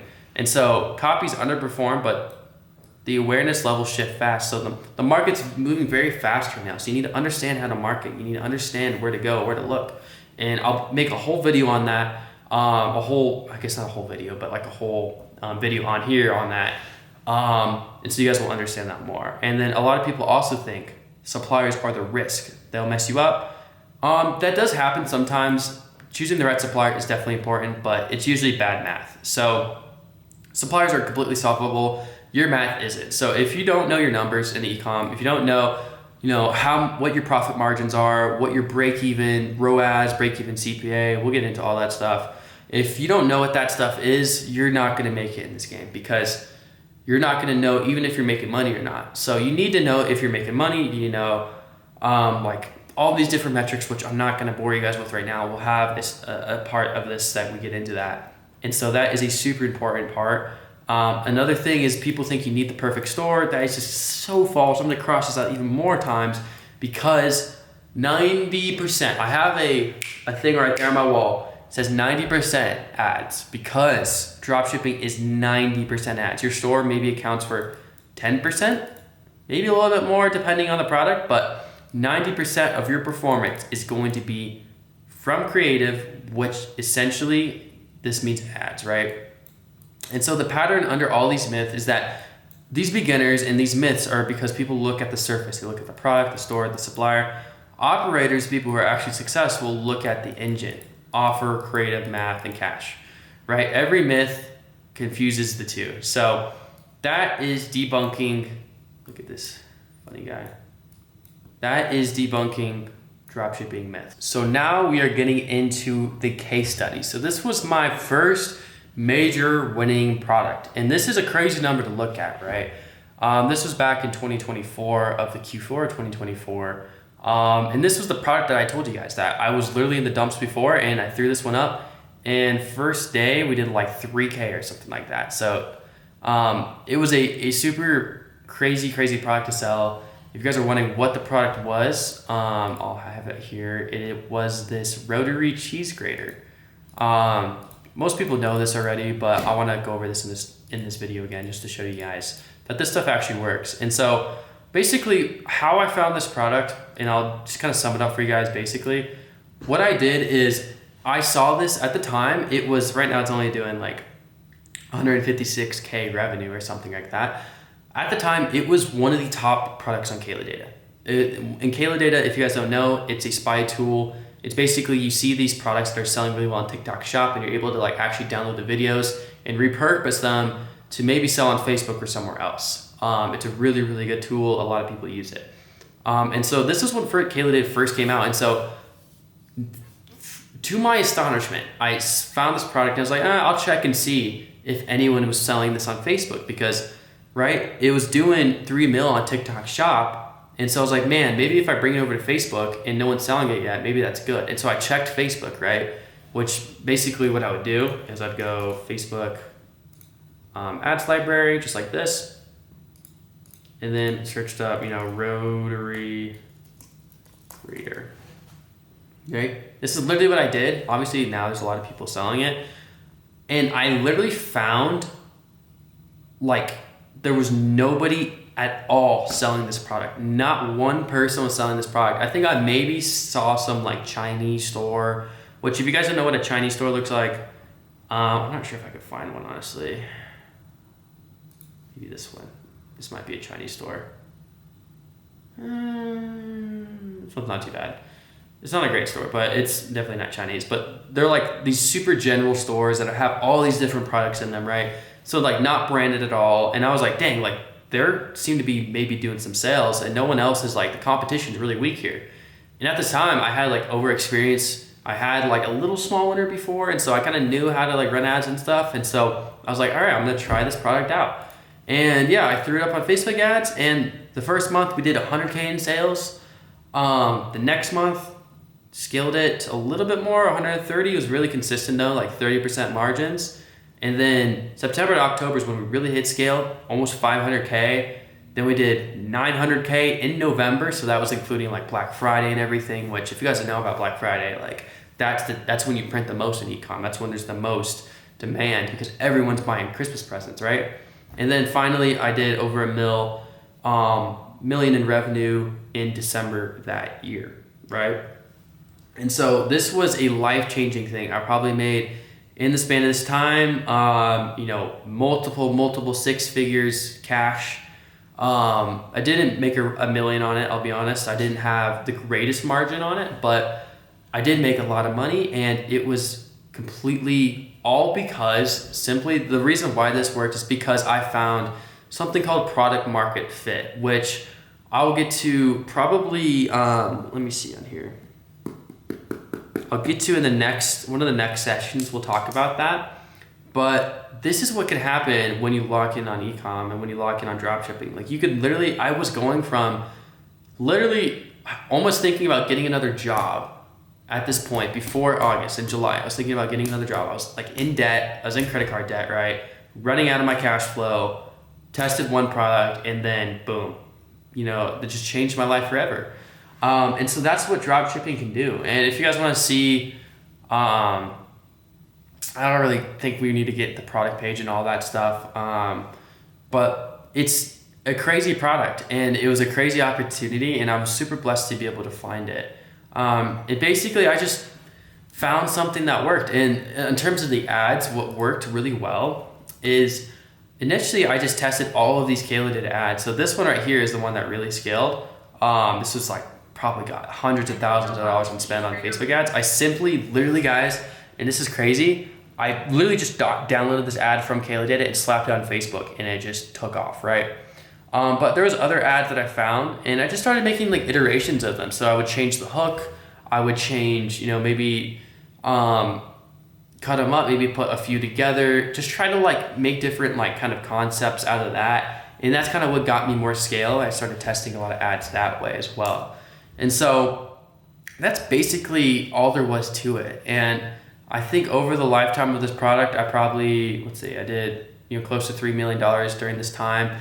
Probably spent over $1 million on ads, which that ties into the importance of having cash flow, because the only reason why I was able to scale this hard is because I actually partnered up with somebody that gave me access to their credit cards, because at the time I had credit cards, I had Amexes, but the limits weren't very high, right? They were only like maybe 6K, and I was spending over 10K a day on ads. So like I needed to really lock in and get some more cash flow, and so I was able to do that, and that's what scaled me. And so that's why cash flow is so important.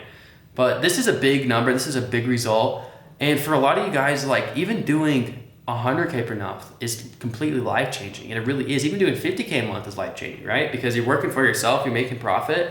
Like, this is what can happen. This is truly what can happen if you believe, if you like follow what I did as well. Because remember when I talked about in July, I was manifesting and visualizing and using all those things to really like open my conscious into what can actually happen, and it literally unfolded in front of my eyes. And so,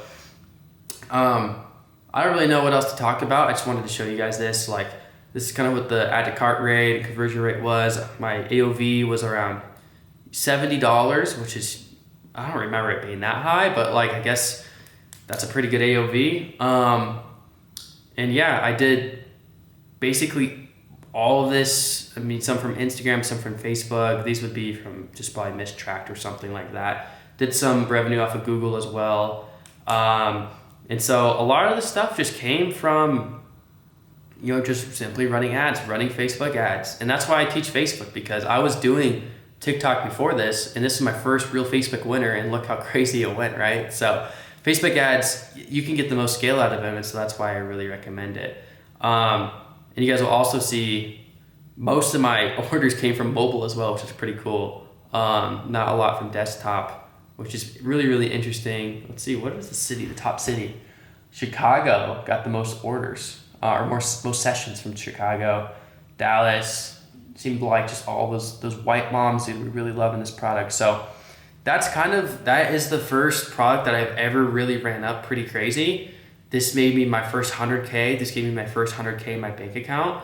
And then many more. I was able to buy, an M4 with this, and just kind of start my whole journey. This is when I first started posting YouTube and everything. And so really, really cool what can happen if you lock in. And this is exactly what can happen. And by the way, after this, I don't have it pulled up right now, but I have had other stores as well where I've gone in and scaled them to almost this amount of revenue as well. So this is not my only winning store. I've had other stores as well. I talk about it on my YouTube channel. I just felt for the sake of the video, I wanted to show you guys what's possible to happen when you actually believe in yourself, when you do the right things, when you fill your mind with the right thoughts.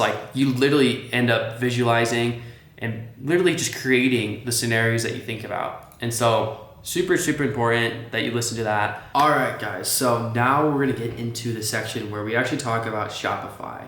And obviously, if you clicked on this video, you're probably familiar that most people, when it comes to dropshipping, they're going to be using Shopify to actually host their products, do their processing and everything. But I don't want you guys to blindly just follow advice. I want you guys to actually understand the depth and understand why people actually use this platform and why it's the best for beginners. So number one is that it's simply an all-in-one hosted platform. So these other things like WooCommerce, Magneto, maybe Checkout Champ, they are developer built, and so they require a lot of knowledge about developing stuff. They're a lot more difficult to use. Whereas Shopify, like you said, you can set up in a weekend, as it says right here. And then these other ones, they just take a lot of hosting, plugin, security, and no coding's required on Shopify. These you kind of have to have some experience with it, or you have to hire someone. Shopify has payments built in, where these you have to go out and find someone to process your payments. Where Shopify, it's super easy. You just have to apply for it really quick and you get approved every time pretty much. It has its own app store that solves problems. So anything you need, reviews, upsells, landing pages, anything, there's an app for it out there. It's really, really nice. And with these other ones, you kind of have to plug in third-party apps, which just slows the site speed down and whatnot. And then also Shopify kind of has some support. Honestly, it's not very good, but these other ones don't have any. So that's kind of why we use Shopify. It's just the easiest thing to use. And so lower friction to first sale, where these ones are more complex and they just take longer to set up. Especially as a beginner, you want to make sure that you're doing things that are low friction so you can get the ball rolling and get your store set up as quickly as possible, right? And so to get started on Shopify, you simply are just going to click in the link below. I'll have my link, and it is a way to support me. Obviously, I've given all you guys this value for free. And so every time you use my link, if you save for the 3 months, I do get a bonus, I guess, from Shopify. They pay me out. And so for the guys that actually go through this video, and the people who go through this video and actually succeed, I want to see you guys succeed and see you guys build stores that are active for more than 3 months. And so I only get paid if that's the case. It's not even that great of a deal, but if you guys want to give back to me, please use my link. It's in the description. But when you use the link, you'll get brought to a page like this, right? So your business starts with Shopify. And the great thing about it is you get a $1 a month free trial with this offer, right? So you basically I think you start for free, and then the next 2 months or something are $1 a month. So it's essentially free, which is pretty cool. And then also they added this thing, which actually for a new store I've been doing, you can earn up to 10,000 in credits as well as you sell. So for me, I earned $1,000 cash back on the store recently, which is pretty cool. And so basically here, you're just simply gonna put in your email. I would recommend making a separate one just for Shopify. But yeah, just put in your email here and then I'll see you in the next step. Okay, so next you're gonna start and actually choose one of the 3 plans they have. So you definitely don't need advanced if you're a beginner. You definitely don't even need grow. I would say for most of you guys who are out there, unless you have a partner or you have some sort of team, you can go with grow. But basic honestly is all you really need right now. So we're gonna choose a basic trial. And then we're not gonna be needing, POS. This is point of sale. So like if you're doing something in person, but we're doing this completely online. And then we're just gonna say you wanna sell online, and we're gonna call our store, just test store for now. We'll change the name later. And then boom, we are into Shopify, guys. We are all set. This is what Shopify looks like. So this is the platform where we're gonna be spending a lot of our time building out this store. And so now that we're actually into Shopify, guys, and you guys have used the link and everything, we got to do a few things here. So now it's important that we actually go through and set everything up. So luckily Shopify is really nice. It has a nice checklist for you. And so what I like to do is first I want to set up the Shopify payments. Then we're going to set up and review our shipping rates. I'll explain everything about that. And then, from there, we'll actually just go straight into our product research and everything. We don't really need to set anything else up. So Shopify payments is super easy. You go in there, you click activate, click complete account setup. And this is how you're actually gonna be able to process payments and have people check out on your store, is by setting these up. And so for most of you guys, you're gonna be an individual. So you're gonna sign in under your social security number, right? So super clean, super easy. Don't worry, Shopify is a billion-dollar company. They're not gonna steal your information or anything like that. They have stuff set up so that nobody sees it. And so we're just gonna set that up right now. Okay, so now that you put in your personal information, I recommend not putting in your actual number. This is gonna be what's showing up on your billing statement. So unless you want customers calling you, I put in like some other random number, or honestly, you could put in your own number at first. That's at the start. Honestly, it's up to you. I just personally usually just do like a different number than mine. And then in description of products and services, this is really simple to fill out. You can just put, I sell a variety of products on the internet. Like you don't really have to give them much. And then in here, I usually go into retail and then I'll do like beauty products, something like that. This is just for like filing purposes, but it's honestly not that important right now. So you guys don't really need to worry too much about this. So we're just gonna press next. We have that all filled out, and then basically it's gonna take a couple of hours and they're gonna go through, make sure you're a real person, and then you're gonna be ready to process payments on Shopify. It's really that easy, super simple. Next thing we're gonna do though is we're gonna review our shipping rates. And so I'm gonna show you guys exactly what I do. This is only gonna be right now just for shipping to the United States. As a beginner, I think you should probably stick to the United States unless you have some unique advantage. You can speak a different language or something. So I'm only going to be showing you guys how to do that. So we're going to create a new shipping. Okay, so basically what we do is we go to shipping and delivery here, and we're going to add a custom profile, right? So this is going to be what we put all our products under. Basically a custom shipping profile. It's not as complicated as it sounds. It's just simply a way to organize who's getting what shipping rates. So for this, we're going to put just like general. Okay, and we don't have any products to put in here, so we're just gonna add a zone as well, and we're gonna do the United States, right? And then we're just gonna say USA for the zone name. Done, perfect. All right, and then now we can add a shipping option. So into this is exactly how I do it.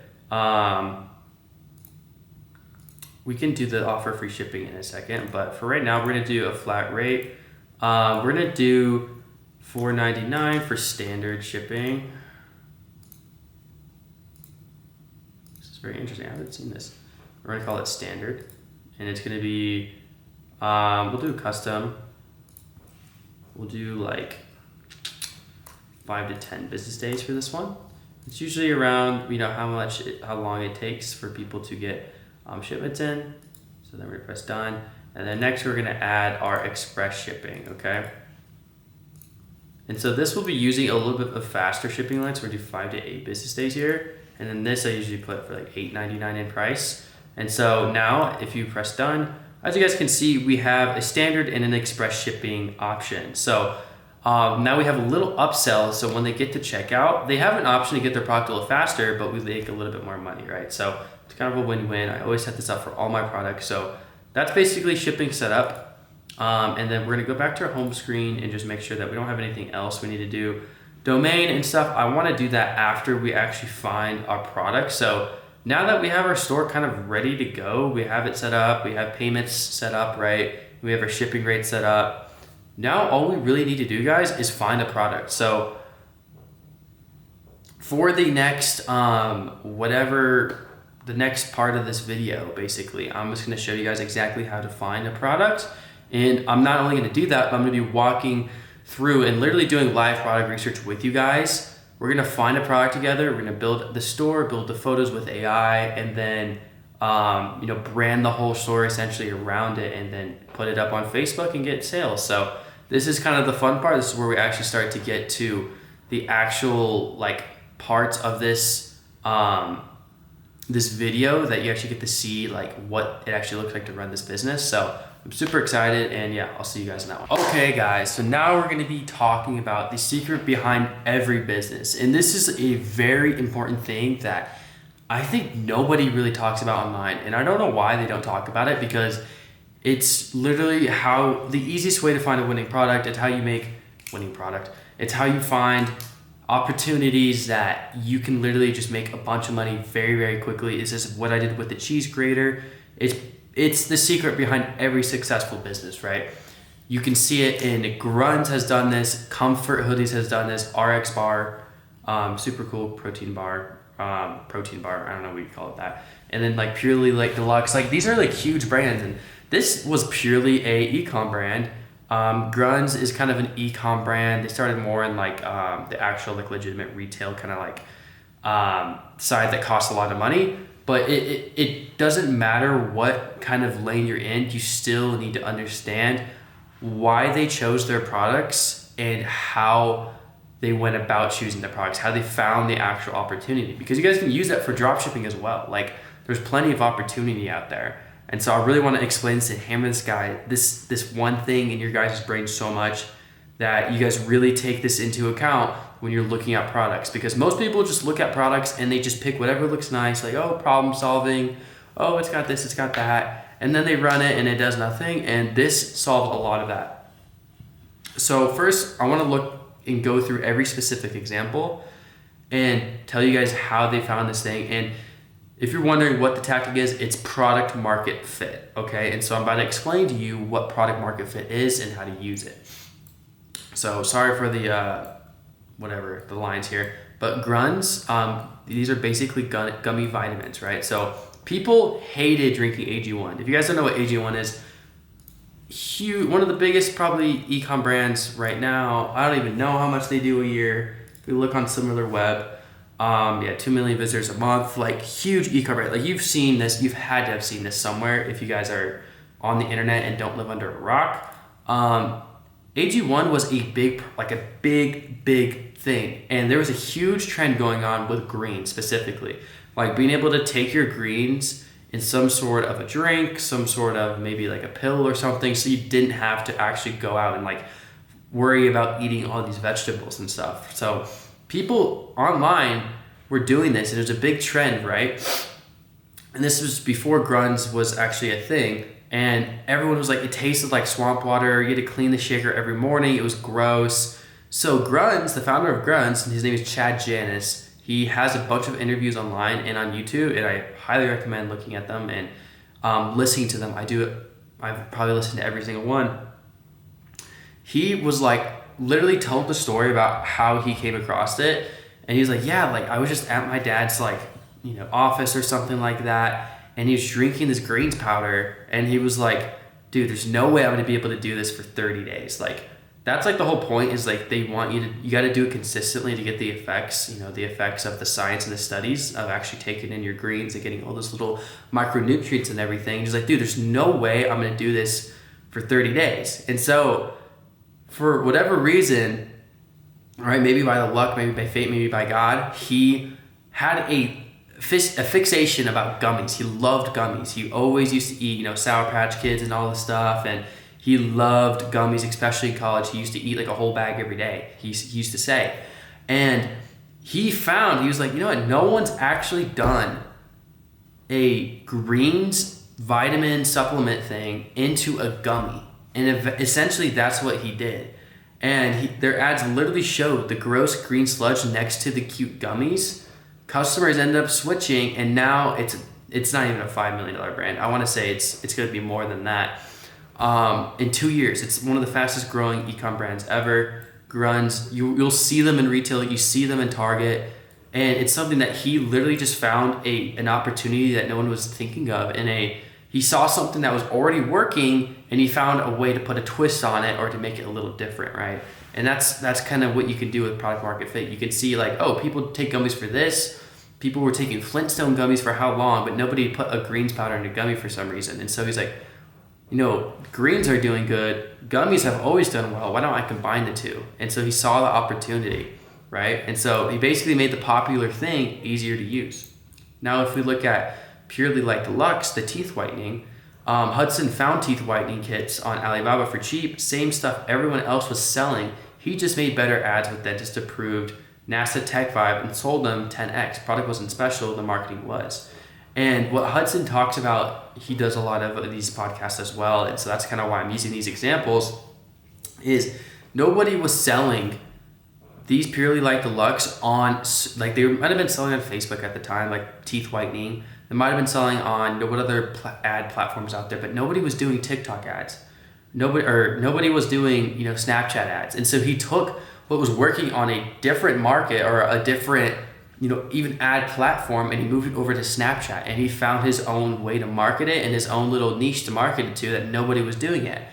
So he found something that was already working, and then he found an area that was untapped, and he took advantage of that area. He used product market fit, and the first year he did millions of dollars. I'm not totally sure how much it was.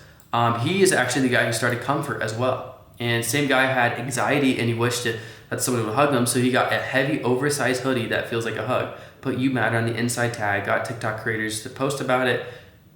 Comfort's one of the fastest growing brands as well. They're going to be well over $1 billion very, very soon. No ads, no stores. They have a very different, they're not really an e-com brand in the sense that they run ads like that.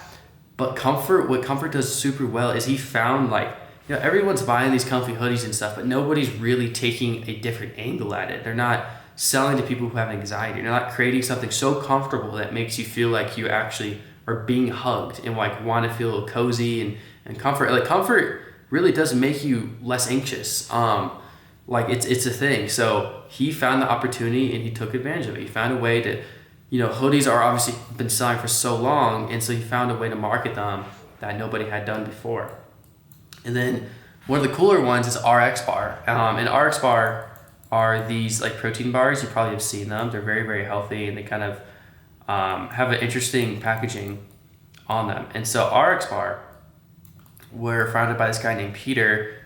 Again, he does all these podcasts and stuff on YouTube. Highly recommend you guys look into them. So Peter did CrossFit. Okay, so he had his own experience when he was thinking of creating this product. So CrossFitters hated regular protein bars.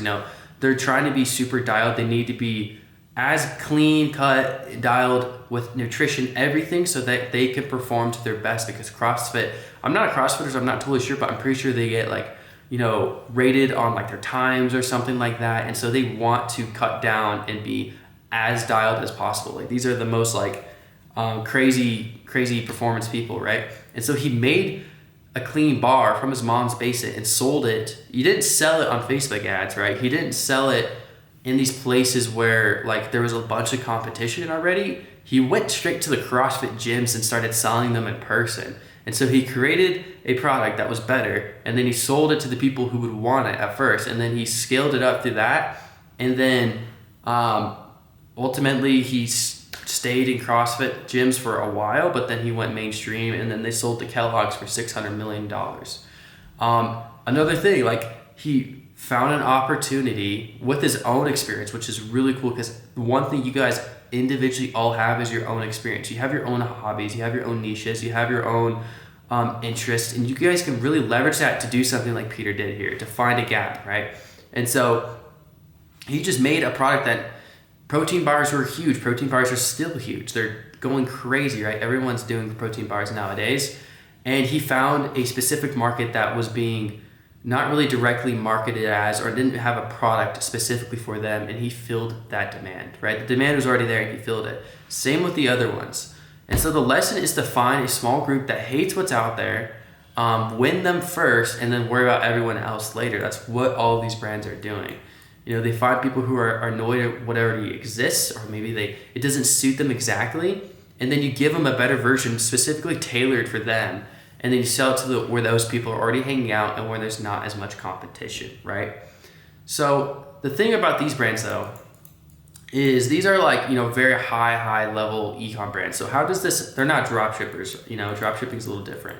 So how does this look like in drop shipping specifically? So I want to bring you guys back to the rotary cheese grater.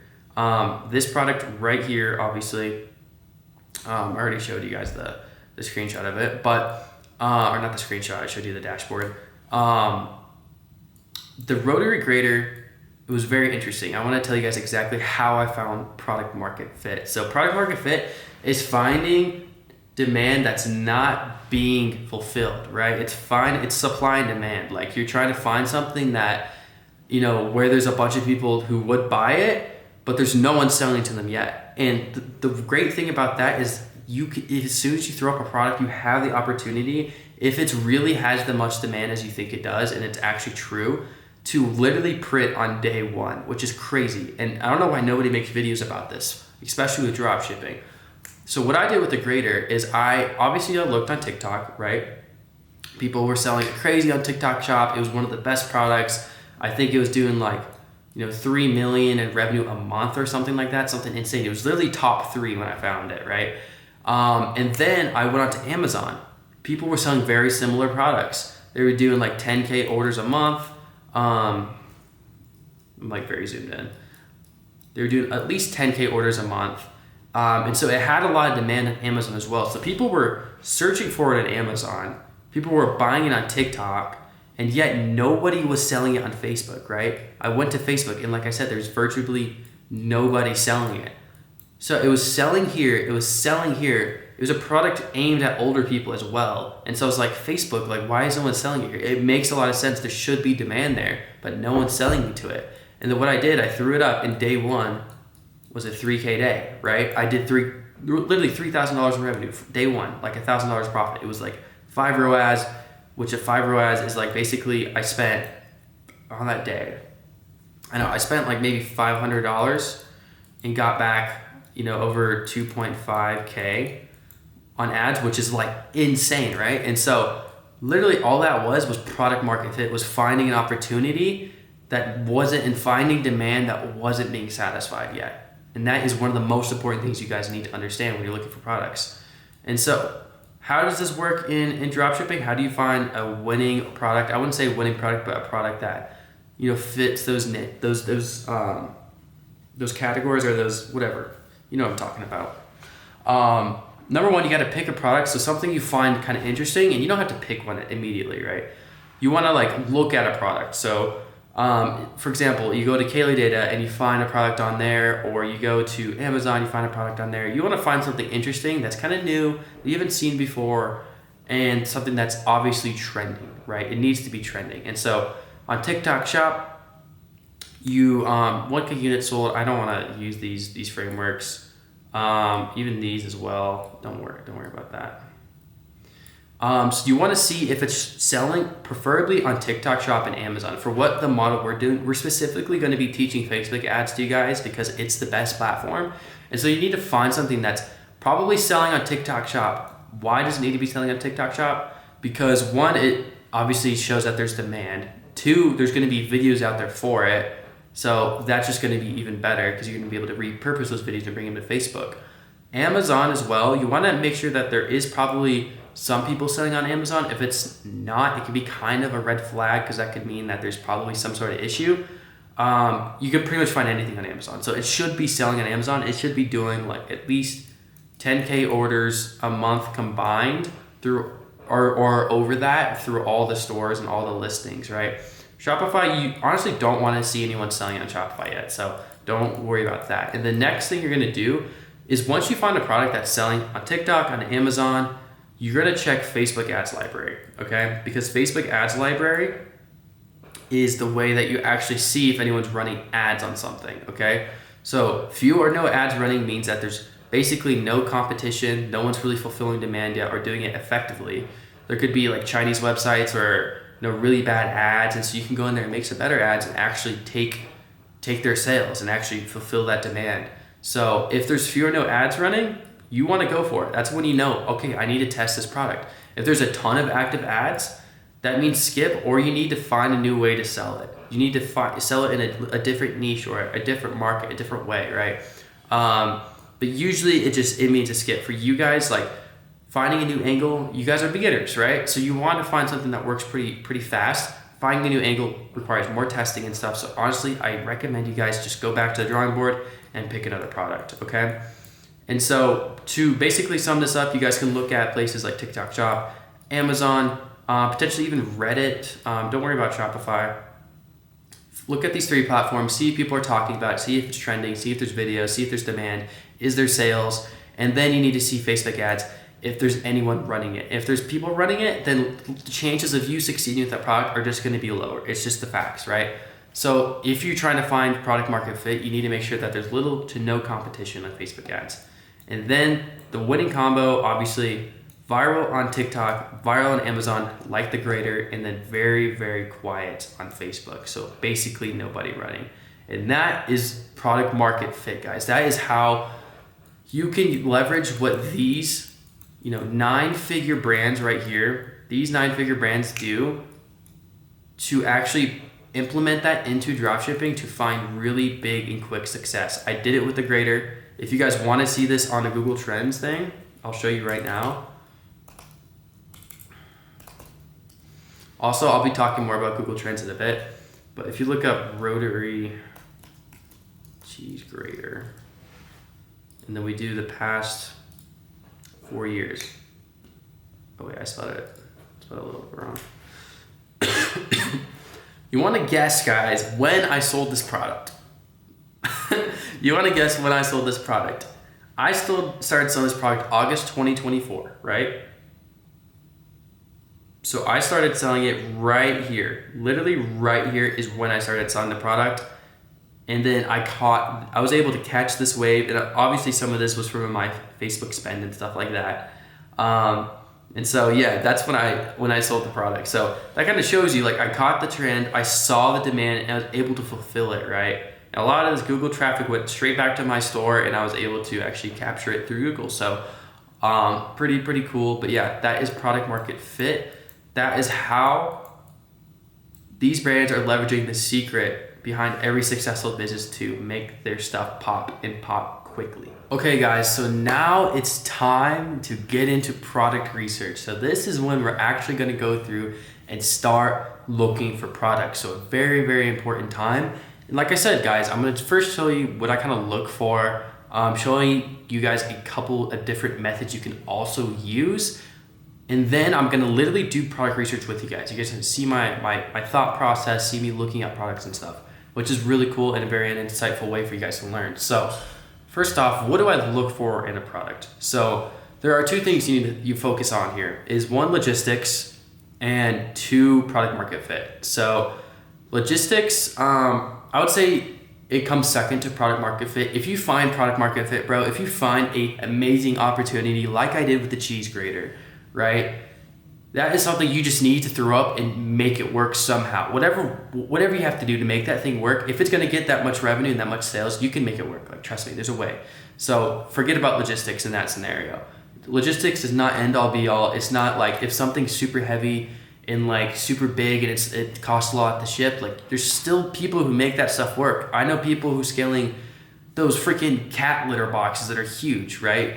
And doing millions of revenue with them. So like, it's all possible. There's people who run Ecom brands for freaking cold plunges, okay? So like, you can make things work. And honestly, some people don't even look at that stuff. So it could be worthwhile to actually focus on that because nobody's looking there.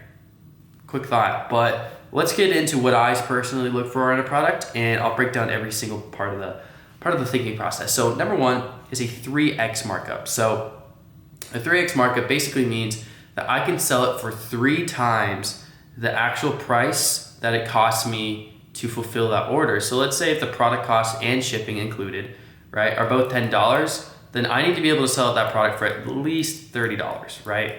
At least $30. Like that's like bottom tier, right? If I'm doing only like a 10 to like a 20, that leaves you only $10 to spend on ads.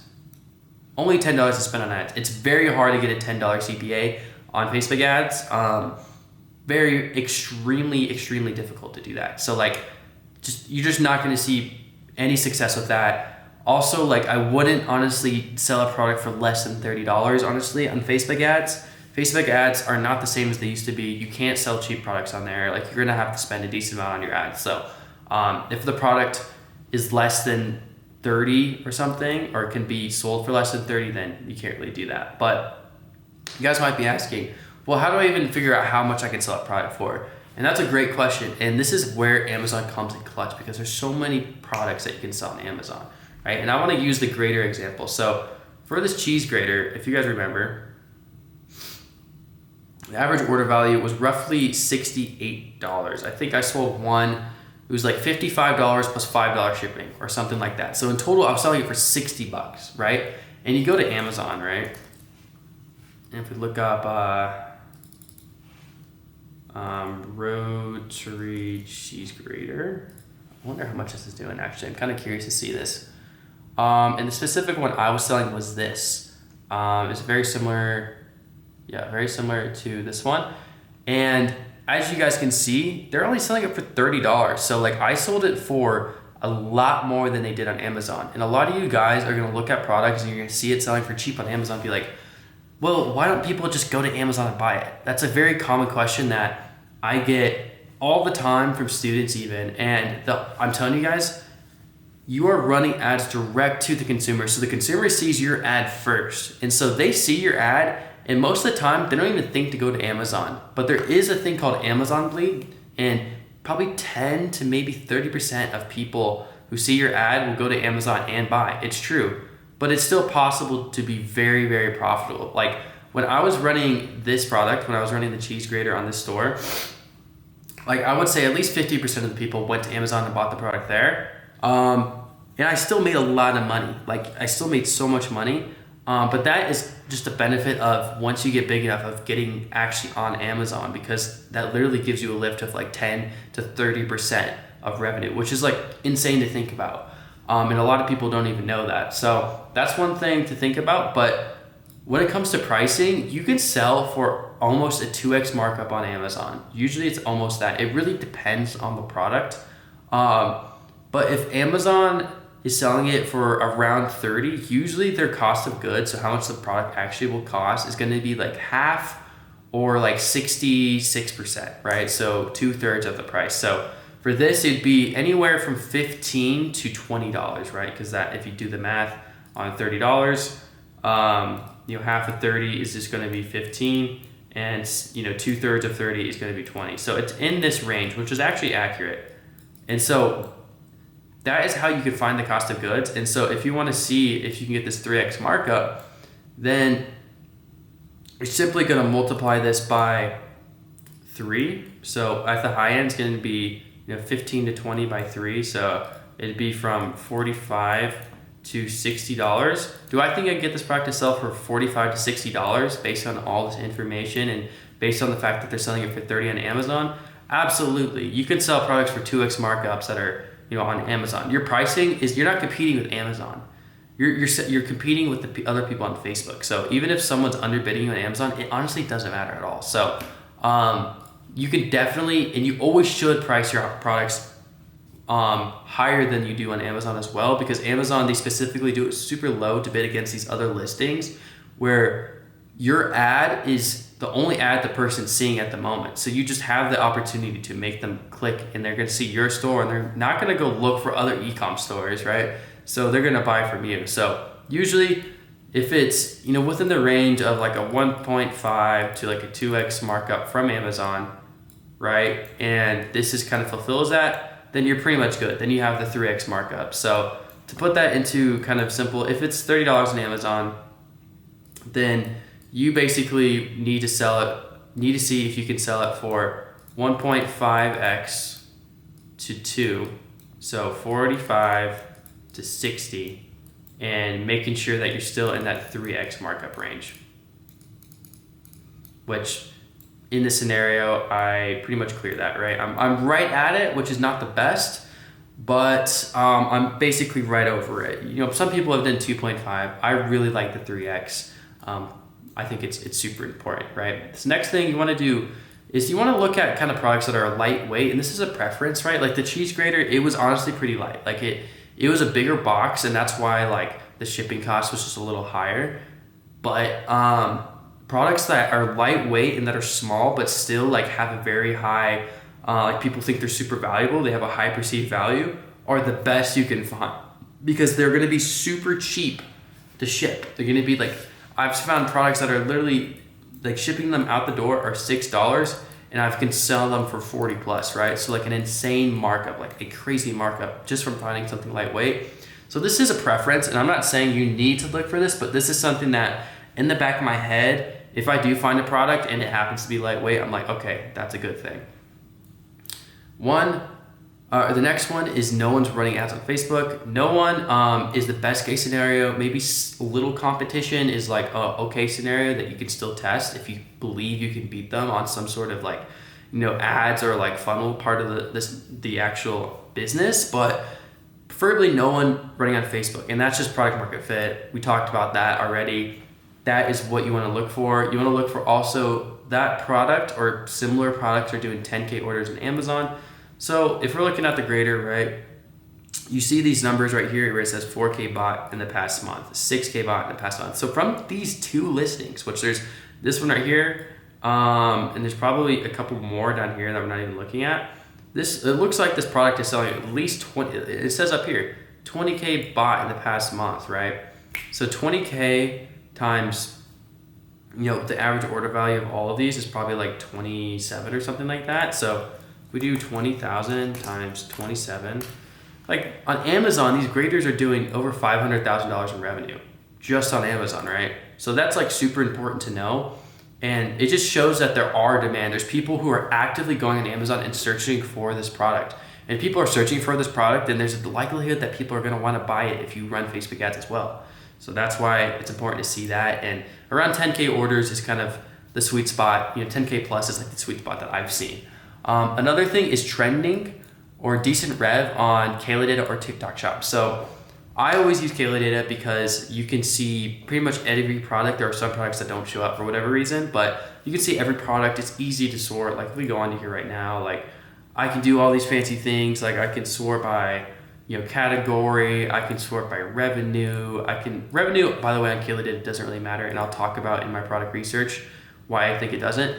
But there's just a lot of ways you can sort, and you can find a bunch of different products that, guess what, already have videos on it, right? So if we're looking at, for example, my cheese grater, which I actually probably have pulled up here, there are all of these different videos that I can use already if they're not on Facebook. Someone's definitely running this right now. People are running the grater. I've seen it.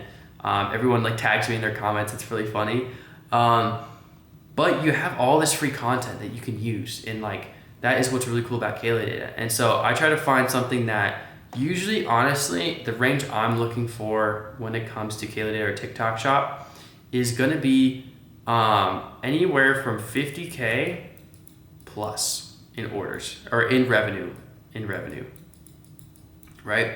And so what that looks like is if you go to here, and this is last 30 days as well. So as you can see, this is last 30 days. This one did over 200K. This one did 150K. This one did 74, right? So these are all products that I would look at, and maybe if I like to look at it, if I think it's lightweight, if I think it kind of fits what I'm looking for, I'll go in and actually see if it's selling on Amazon and then see if it's selling on Facebook, right? So that's kind of what I'm looking for on TikTok.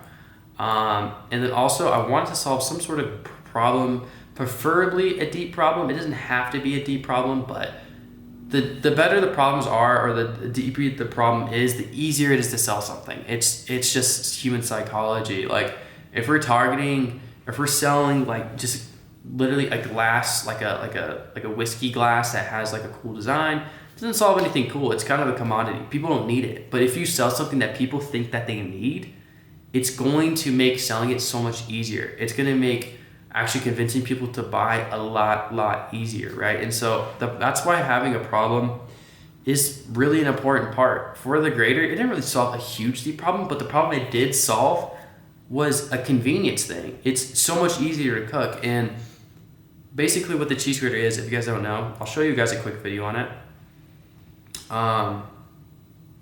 Like you can see this. A lot of people didn't think that this could grate through the core of an apple. The blades out and revealed like a tree. Let me see. So basically it just kind of spits out like the apples or whatever. It kind of like grates it, and it comes with all of these different attachments. So you can shred it, you can do all these different things to whatever you want it. You can do cheese, you can do all these different vegetables and stuff. So it makes cooking a lot easier. What's a big problem people have right now? Everyone's hopping on DoorDash, hopping on Grubhub. They're not cooking as much, right? Which makes your quality, or the quality of your meals a lot worse, which in a sense makes people, fatter, unhealthy. It's bad for your family. Like there's a lot of problems there, right? So obviously it solves a good problem. Is it a super deep one? It depends on how you market it, right? And then also the last thing to look at is a decent TAM. And we talked about TAM earlier in the course. Total adjustable market. So basically you just don't want to sell something like, and this is very rare that I find this, but something extremely niche, like something like only a handful of people would buy, like something like a custom, like something super custom, like literally something that says Nathan Ecom on it, like a shirt that says Nathan Shopify. Like how many Nathans out there actually do Shopify, right? No one's gonna buy that, right? There's not enough people to advertise to. So you never usually run into this problem, but like you want to find something that has a decent TAM. If the bigger the TAM, honestly, usually the better, but it usually means there's more competition. So you just want to find something that like is not super niche. Finding something niche is actually good, but something super niche, like extremely niche like that, obviously it's bad because there's just no one to target. So that is what I look for in a product. Next thing, I'm going to go through a couple of the different product research methods, right? Obviously, I'm sure most of you people who have either looked at or done ecom or tried dropshipping or anything, right? You guys know Kayla data, but for the beginners watching this video, I want to break it down for you. So the Kayla data method is pretty simple, right? You look on Kayla data, you see all of these products, right?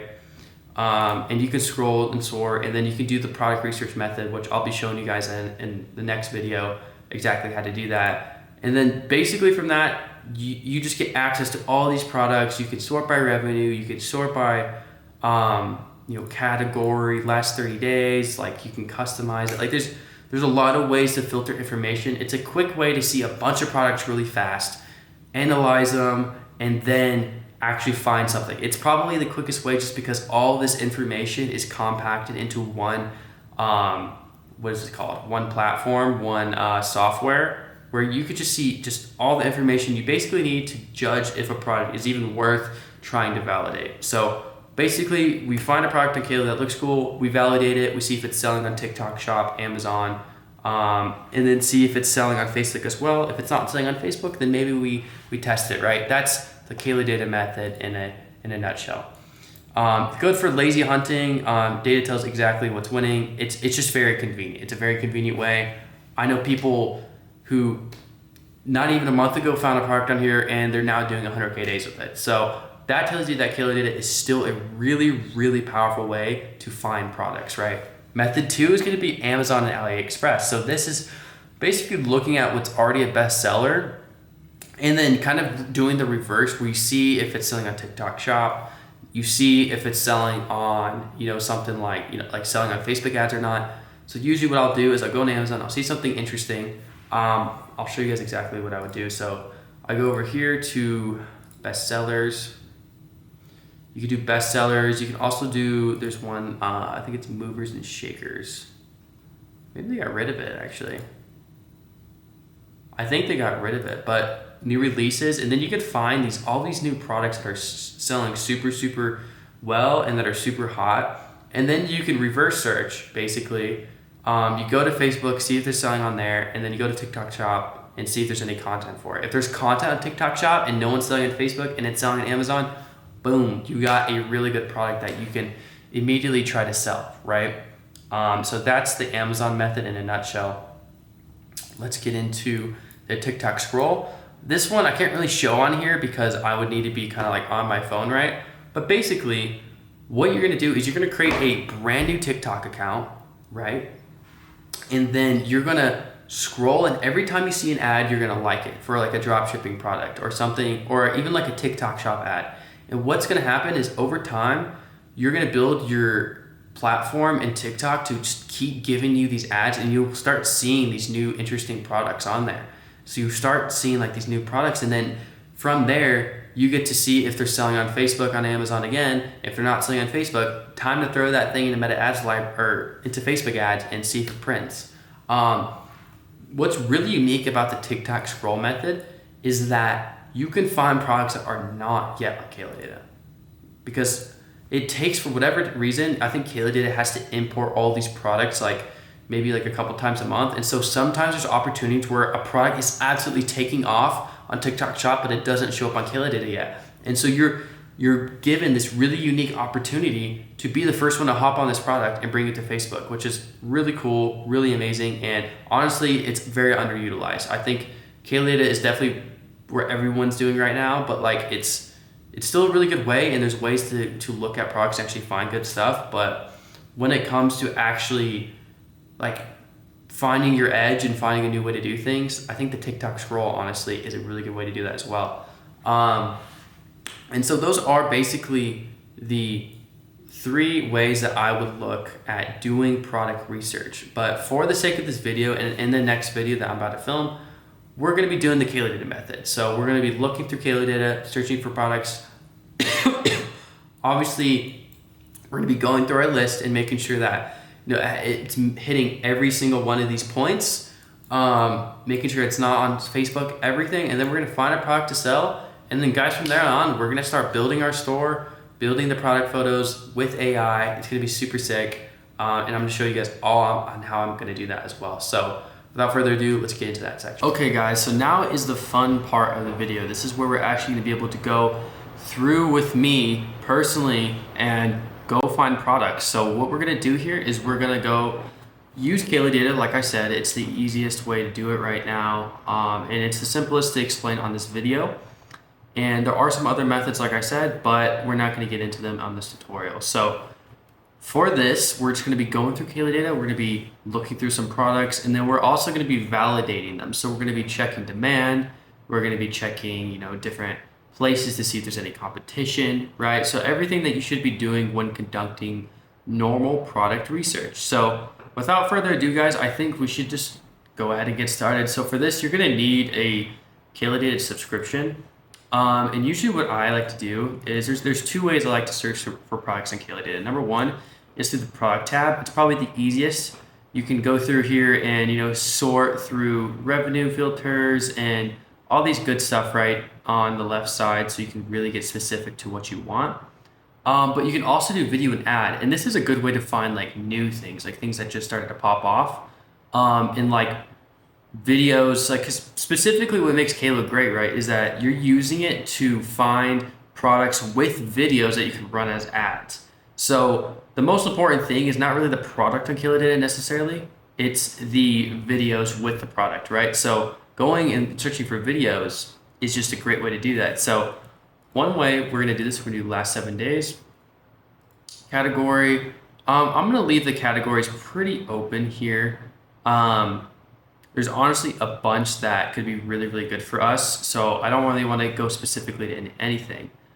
Keep in mind, guys, you want to also understand when you're doing product research, like the holidays that are coming up. So, one of the best holidays coming up is Father's Day in June 21st. Obviously, you're probably not going to be getting a product out maybe quick enough. It's 21 days or 20 days. And let's say you get products, shipped or bought from you for the next week, like the shipping time is going to be like 14 days. So you got to keep that in mind. So maybe like the next one, like July 4th, could be something we look at. So that's something we keep in mind as we're going through here. So number 1 is I want to do a revenue trend of growing. And for the revenue filter, let's just do something like, we're gonna go through the past 7 days. Let's do like 20,000 to 50,000 revenue. And to be honest, guys, I don't really have any specific things I use for Kalo in terms of like filters that I use. Like, I am very open-minded. I like to look in different spots, because if you're looking in the same spot forever, you're just gonna run out of products, and you're not gonna find, if you don't find anything from your initial search, you're gonna just run out and then you're gonna be clueless. So you need to understand that to use these spy tools, like, you have to be open-minded, and you have to learn multiple ways to look for products through multiple different lenses, rather than just one tried and true way, because it doesn't, things change, and sometimes they don't always work. So I don't really see anything on this page. And like, for example, like, this is clothing, it's nice, but like, I don't really want to sell clothing personally for this video. This is just too high of AOV. This is Medicube, they're on Facebook, so I'm not gonna want to sell a Medicube product. Scent diffuser. This is kind of interesting, actually. I've never seen this before. So let's take a look at what this. It's not candles and it's not glitter. It's the way people are getting their homes to smell like 5-star resorts right here. It is a waterless diffuser and it's from the hotel collection. That looks pretty big. So off the video, right? This looks pretty freaking big. So that's gonna be like, we're gonna have to sell this for a decent chunk of change. It looks like the price is actually 70 on TikTok Shop, which is good to hear. This is an interesting product. I'm like more as well. Like, guys, I like to find things that are interesting to me, and this is kind of interesting. I've never seen this product before, so I want to kind of just take, see like what's up with it on Amazon. Are people selling it, right? So it looks like, okay, it does look like people are selling this type of product. Like, we got a couple of different options here.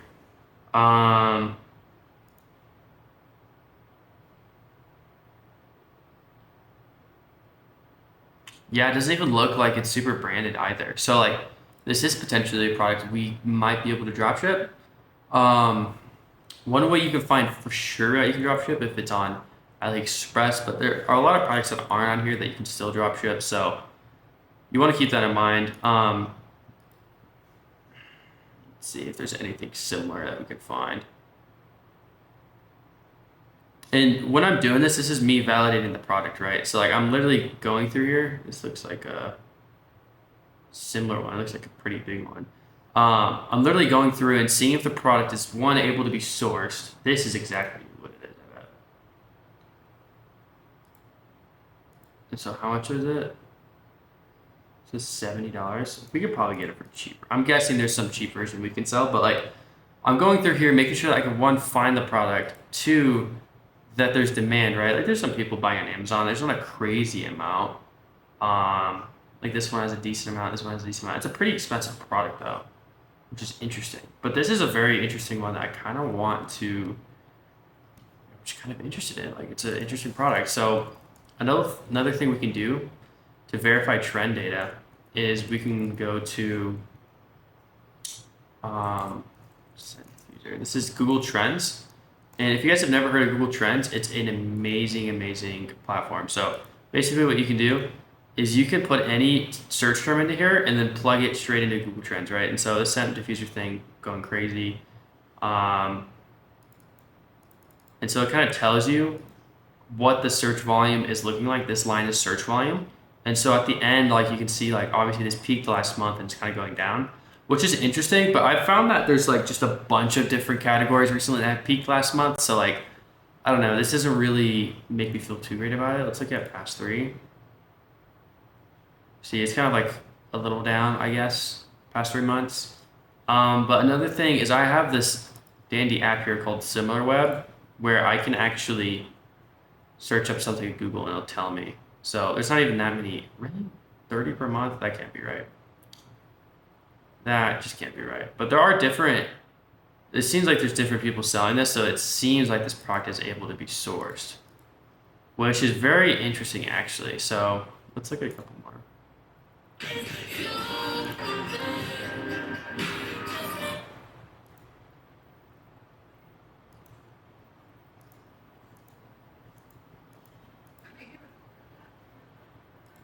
Yeah,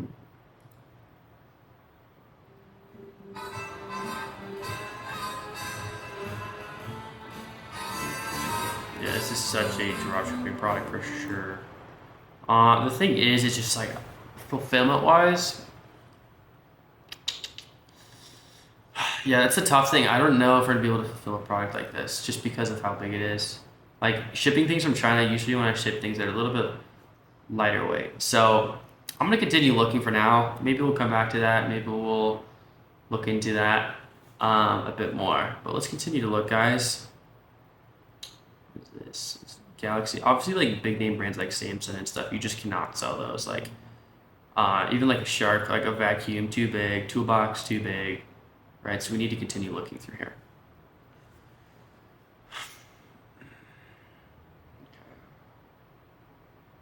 Lightning strips, that's like a legit brand. I'm not going to be selling clothing. High Smiles is a legit brand. Medicube is a legit brand. So like this bikini trimmer is something that you could potentially sell. But I'm just not really looking to sell in that niche, honestly, for this video. Air purifier for homes and pets. Just curious. This literally traps pet hair from out of. Holy AI video. Let's continue to look, guys. Let's get shoes. What's this?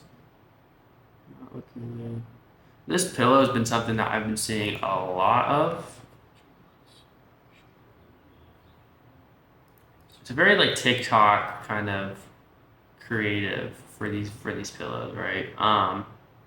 And these pillows have been sold a lot on Facebook, so I'm kind of not like, to me this doesn't really pique my interest, just because over the years that I've been dropshipping, I've seen this product a lot. So let's continue looking.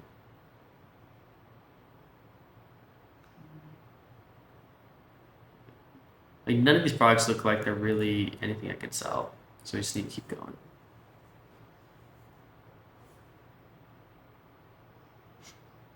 That's a fun product.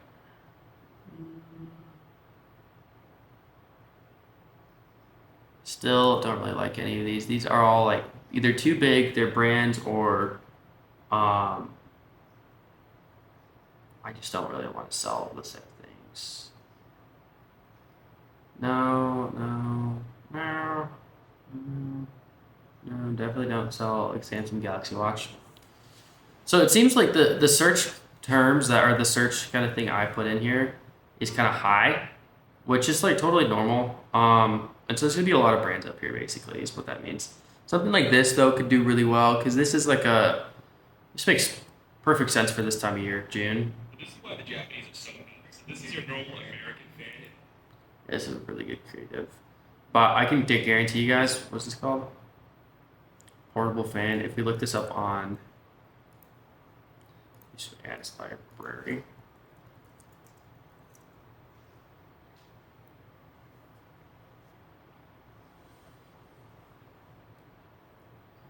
If you're going on a cruise ship, is it just a fit?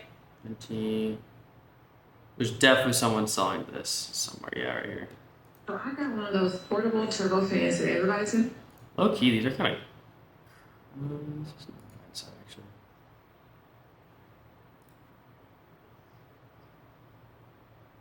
VIP Club. This is like a very. Wow, it's not even $9.99. Like what? Really black eye. Yeah, so there is some competition here with these fans. So let's continue looking.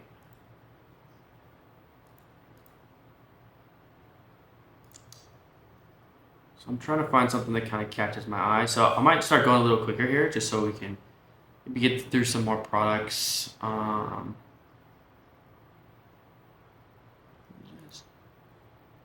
son, go ahead and hold my side. I'm gonna tighten up. So we got me something. You know, you should send these to your mother and maybe have her give me some more. It's a good product, but Hey son. this looks pretty custom, yeah.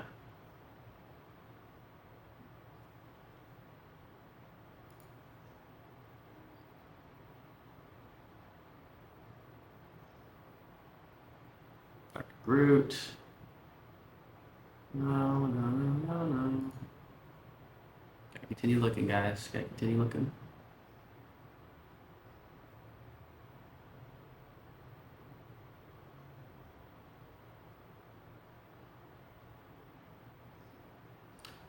seeing much right now. Just gonna continue. Maybe the lower revenue places are the better places to look, but we're just gonna continue going here, and continue looking. We'll find something eventually. So something like this is not branded or anything, but it's in Spanish, as you can see here. So I don't really want to sell that. It's probably a good product, but hair products are very competitive just from my expertise. So like specifically stuff like that, I've just seen so many different products like that. So I just don't really want to do it. This is very interesting.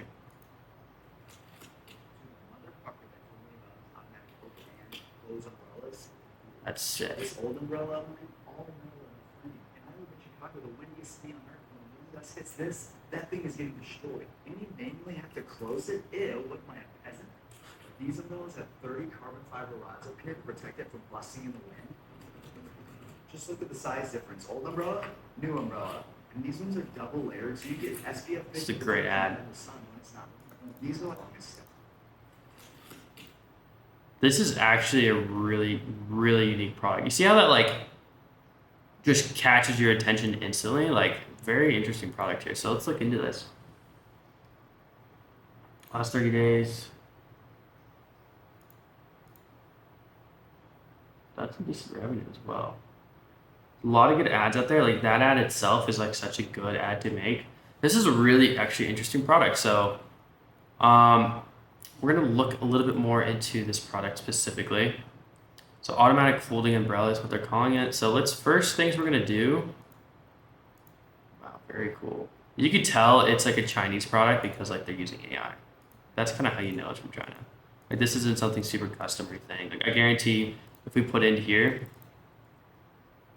it's going to come up. Yeah, right? So really, okay, this is actually really good signs. This is making me really excited actually. So let's go into Facebook ads library and let's see if anyone's started selling this. Hopefully not. Okay, let's see. To them. Let's see if these stores are any good. Okay, it seems like it's being sold by these really scammy stores, which is actually really good for us. Like, this store is like not great. Wow, they're freaking. Okay, so yeah, another general store as you can see. And if you guys see like general stores selling products like this, like that's a good thing. Like that means that like that's your if that's your competition is a general store, like this is really really good actually. So they only started running like a few days ago. This is honestly probably a really really good product to throw out. I'm not even gonna lie, we might have just found a gem. I don't even think like we need to really do umbrellas because this product, I mean, doesn't look too bad, right? I don't think the trend, yeah. So umbrella season peaks about right now. Like everyone's searching for an umbrella, which is good. We can verify that. Is anyone selling this on Amazon? Honestly, I would rather not have anyone selling on Amazon, but it looks like there are a few. It doesn't look like anyone's really buying. Wow, this one. It's just an umbrella. It doesn't even look like it's the same one.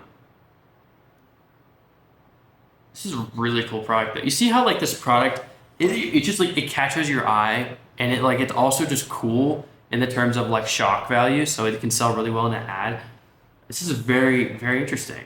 There are some selling on Amazon, but not too many. But just from the ads alone on this video, or on the, where did I put it? Like there's probably other ads in here too that are pretty good.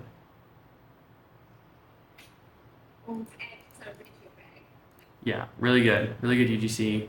You got powder blue, light green, gray. This is a really good product. Really, really good product. So honestly, guys, this is the one we're gonna go forward with. I'm really excited to see how this does. And it checks every single box, right? So like there's not really anyone selling it on Facebook. It's very unique, right? And it kind of does have that product market fit because there's just nothing out there like it. People are buying it on TikTok, like it's doing, let's do last 90. Last 90 days, it's done 400K in revenue. What? To the mother. Okay, so it's done 400K in revenue in the last 90 days, which is insane, right? That's insane. So it's selling really well on TikTok Shop, but no one's selling it on Facebook really, and then or the competition's really, really weak. And then Amazon, no one's selling it, which is like kind of good for us, honestly, because that means more people are going to have that shock value. They're not going to be able to go to Amazon to buy it. Wow, really cool product. Okay, yeah, so this is going to be the product we're going with. So now you guys kind of saw like how I do my product research. We looked through a decent amount of products there. We only verified a couple, but this one just kind of checks every box. It's interesting. It's got really, really good content out there, which is probably the biggest thing you need to look for. And so now it's just time to literally build the product, build the store, make all the images with AI. Like I told you guys, we're going to be doing this almost entirely with AI. So it's going to be really cool to see the rest of it. But yeah, guys, we found our product. I'm stoked. I'm hyped to make the store now. So I'll see you guys when we do that. What's going on, guys? So now it's time to actually put this product in our store, right? So we just found this really cool umbrella product that I want to test.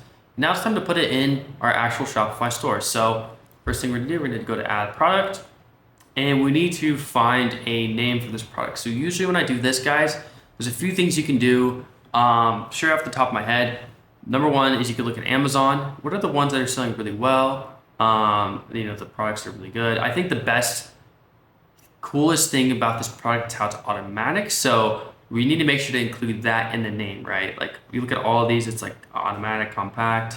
The one that's selling really well on Kayla data, that is automatic folding umbrella. I think honestly that in itself is like all we really need to do.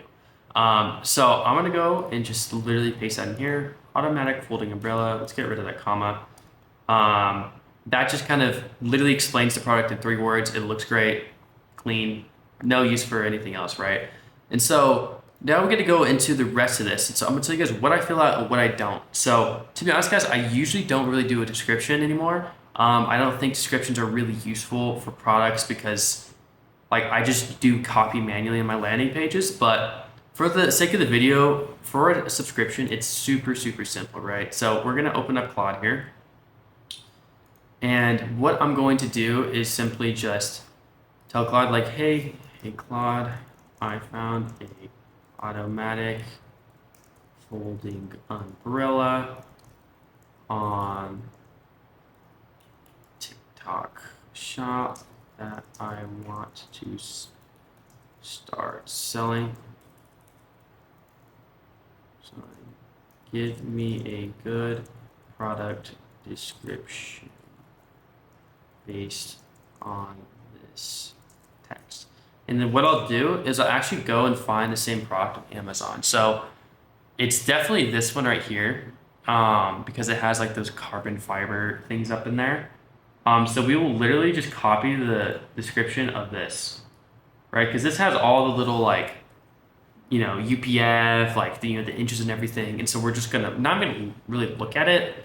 Probably should verify that the correction's the same, but I'm just gonna go ahead and say it is. And then I'll put this in here, and then boom.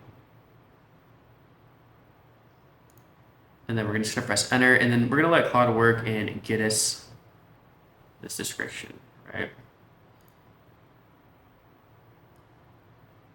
So honestly, to me, this looks a lot much too bloated. So I'm gonna be like, hey Claude, make this simpler and easy to understand. Right? Because we don't need all these words and stuff. We just want to get the punchy words that literally they need to understand the product with the least amount of reading. So got a description. So simply going to copy and paste that in there. Like I said, this is not the most important. Make sure you get rid of stuff like that. But yeah, there we go. And so now you guys are probably really interested. How do we even have product images? Like we don't have the product. I can't take pictures of it. I don't really want to copy the ones from Amazon. So how are we going to make branded product images? This is a very, very good question. And so luckily we do have some Amazon photos we can use here. And so literally what I'm going to do is I actually am going to copy these and I'm going to put them into Claude. Oh, that's not what I'm meant to do. So to copy them, I'm going to have to actually literally just do this. Right? actually, before this, guys, I think it would be a good time for us to create our brand name, because I'm reminding myself like, okay, we're gonna actually have to make this look branded if we want to get like decent sales and whatnot. So to do that, guys, it's really simple. You can ask Claude like, hey, what's a good catchy brand name for this product? And you want to make sure it kind of ties to your product, but is like, I don't know. So there's a couple different ways you can go at it, right? So the brand name can tie exactly to your product, or you can make it a little bit more broad so you can test more products on the store. Because if you don't, then you're gonna have to literally just continuously, buy new domains, which is gonna kind of suck. Let's look at these. We got Nimbus. So they're doing just like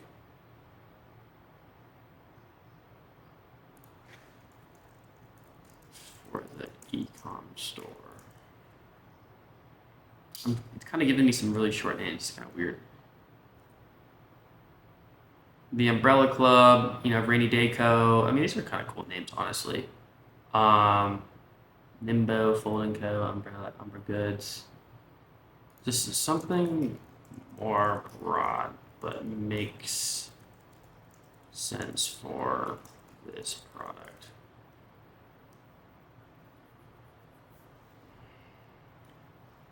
Really thinking here. So, just in case, come what may, stashing goods, carry well, on hand, pocket goods. Pocket goods is a good. I kind of like pocket goods. So, that's definitely going to be taken. The thing is, your name kind of has to be unique. I'm going to save this real quick, and we'll go back to that. But you guys, when you're doing your domain name, you need to make sure the domain's actually available. So like, you're going to actually be buying a new domain. So like, this is literally where you go to do it. And the great thing about buying a domain is you don't have to set it up like third party or anything. It's super simple. You literally just search it up and then buy it within Shopify and then make it live on your store. So we'll just see what they have for pocket goods. Okay, we're gonna actually, I kind of want to do more of a one product. Make it branded for this special umbrella. Pocket Hub US. So it's got like .org, .store. You can do .store, .shop, .us. Those are all fine. .com's really good. Honestly, I've seen store scale on all of them, so I don't think the ending matters too much. Pocket, Tuck Umbrella Co.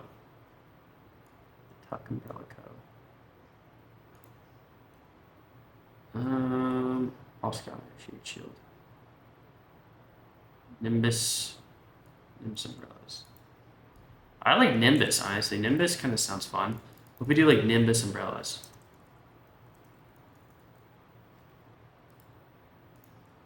That's a fun brand name. Boom, and we got nimbusumbrellas.com. So I'm literally just gonna buy it. Probably just leak some. I just buy it. I just leaked my phone number. No. Whatever.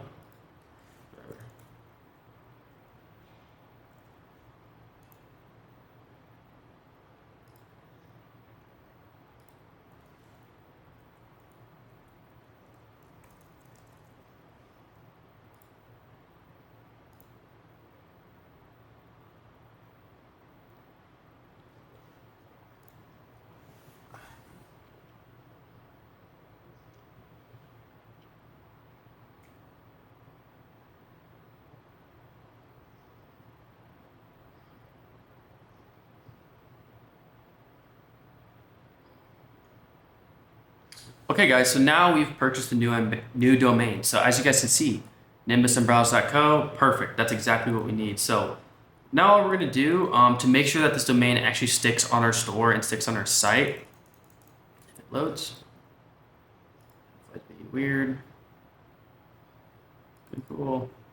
We're gonna go over to domains here under settings, and then you guys will see that's like propagating. I don't really know what that means, but you want to make sure you go into here and that you select it to primary domain. You got to change domain type, right? So it's just in this section right here. And then now when the domain's actually like up and running, it takes a little bit for Shopify to set it up, so it's not going to be instant. but after maybe a couple hours or so, it's going to show up as our main domain. So when you search up nimbusumbrellas.com, it's going to be your website, which is pretty cool. So now we need to finish creating this product because we have an actual brand now, right? Nimbus Umbrellas. So now we're going to do what I was doing before here. So that wasn't it. We're going to start taking some of these product images here. And we're going to make some really, really dope product images with AI in just a second. So I'll show you guys exactly how we're going to do this. I like this one. So I'm just going to give all of these to Claude. And basically what I'm doing is I'm giving it a bunch of context to pull from. So now it's going to understand, okay, what kind of like umbrella is this? Like, what does it look like? What are the use cases and stuff like, and I'm gonna be like, hey Claude, this is the umbrella. Coolest part of it is that it automatically opens and does it automatically shut? It shuts. The brand name we are going with is Nimbus Umbrellas.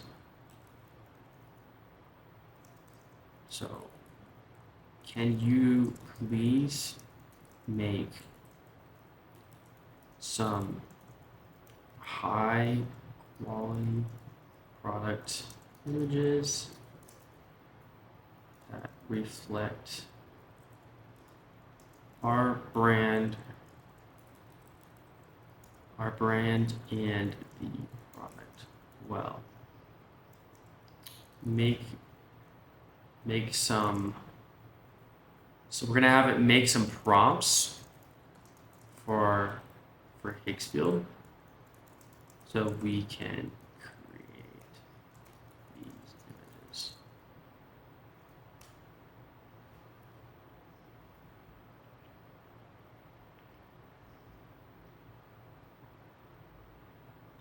So now it's going to be thinking, and it's just trying to understand, it's getting the context and everything, and it's going to shoot out some really good prompts for us to actually put straight into this program or this platform called Hicksfield.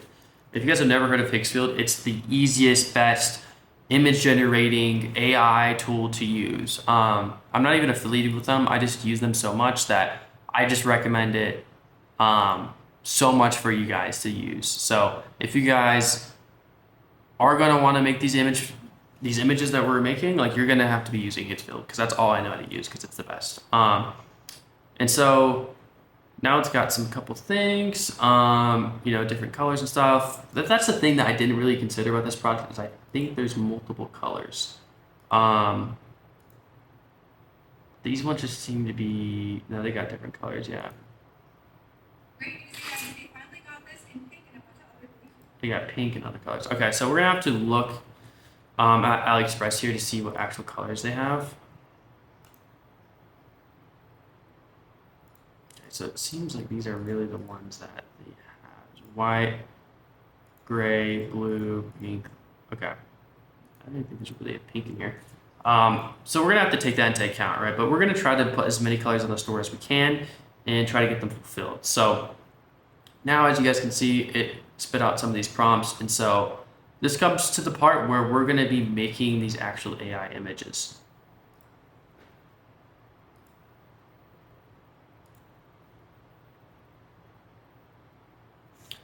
Okay guys, so now we're in Hicksfield, and I'm going to show you guys exactly what we do to make these images, right? So first things first, let's give it some context. So first it needs to know what the product looks like. So we're going to paste this in there, right?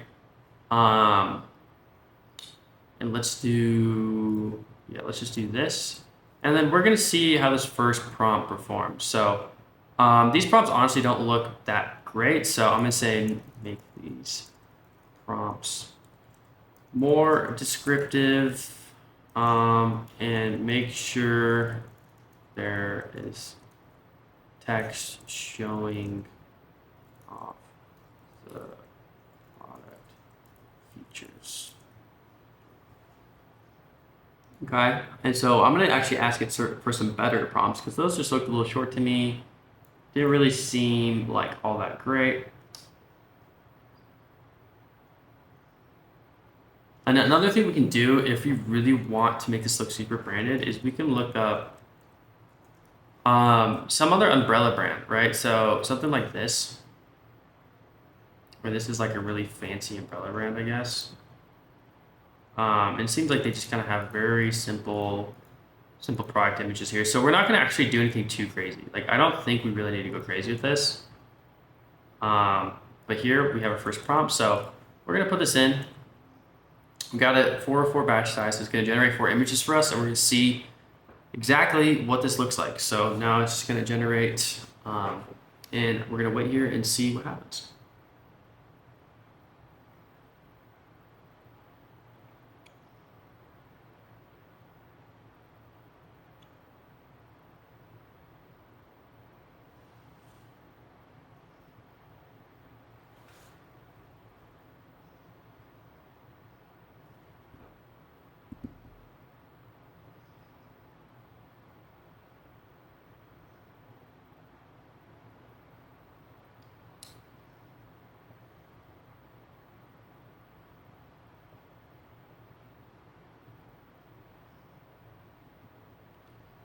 Okay guys, so as you can see, it generated the first 4. So obviously it's gonna have some errors here. That's what we do for. So like this first one here is not great, but all these other ones look pretty good.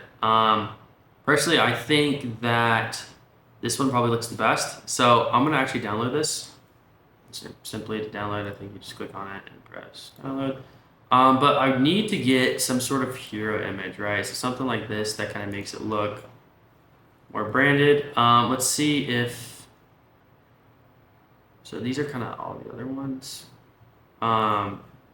Maybe we'll do this one. This might actually have all the different colors in it. So let's try this and see what happens.